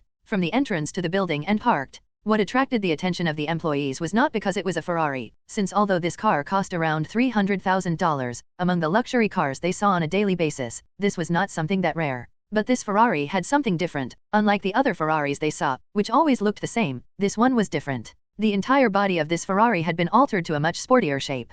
Gearheads who were watching quickly noticed that Ferrari was wearing a Liberty Walk body kit. Not only was this body kit very rare to see on a car, but they had never seen it on a Ferrari before. The appearance of the car, which was already very beautiful, is now even more beautiful and exclusive in everyone's eyes, greatly increasing their curiosity to know who was driving this car. Even Emmett stood up and looked at the Ferrari excitedly. Although he wasn't sure who the driver was, he figured only such a car could attract Notch's attention. Visual representation on Discord, discord.gg/ky35kv7ghr. So, seeing Emmett acting this way, some employees pointed their cell phones at Ferrari in order to record the driver and send them to their friends to show off. But when the driver finally got out of the car, these people were shocked. The face was very common for them, not only for them, but for most people in the world. This face was at least familiar, but for Twitch employees, this face was like seeing an angel itself. Notch? Not his square Minecraft avatar, or even his slightly cartoonish Fortnite avatar, but Notch in the flesh in front of all the people? The long black hair, even the brown shirt they were all too familiar with. While the employees were frozen in shock, Emmett was the first to react and walked with a big smile towards his company's savior. From now on Twitch would soar to heights never seen before. And while Emmett and Notch were arguing over the contract, the videos the employees made were being forwarded all over the world on the internet. Hello everyone! As we wrap up this video, I want to share a quick note. I have a Patreon account. If you'd like to support me and enjoy on-demand audiobooks, you can become a Patreon member. Alternatively, you can check out my Google Drive link, which has 500+ novel audiobooks available through my Ko-fi or Patreon shop. I appreciate your support.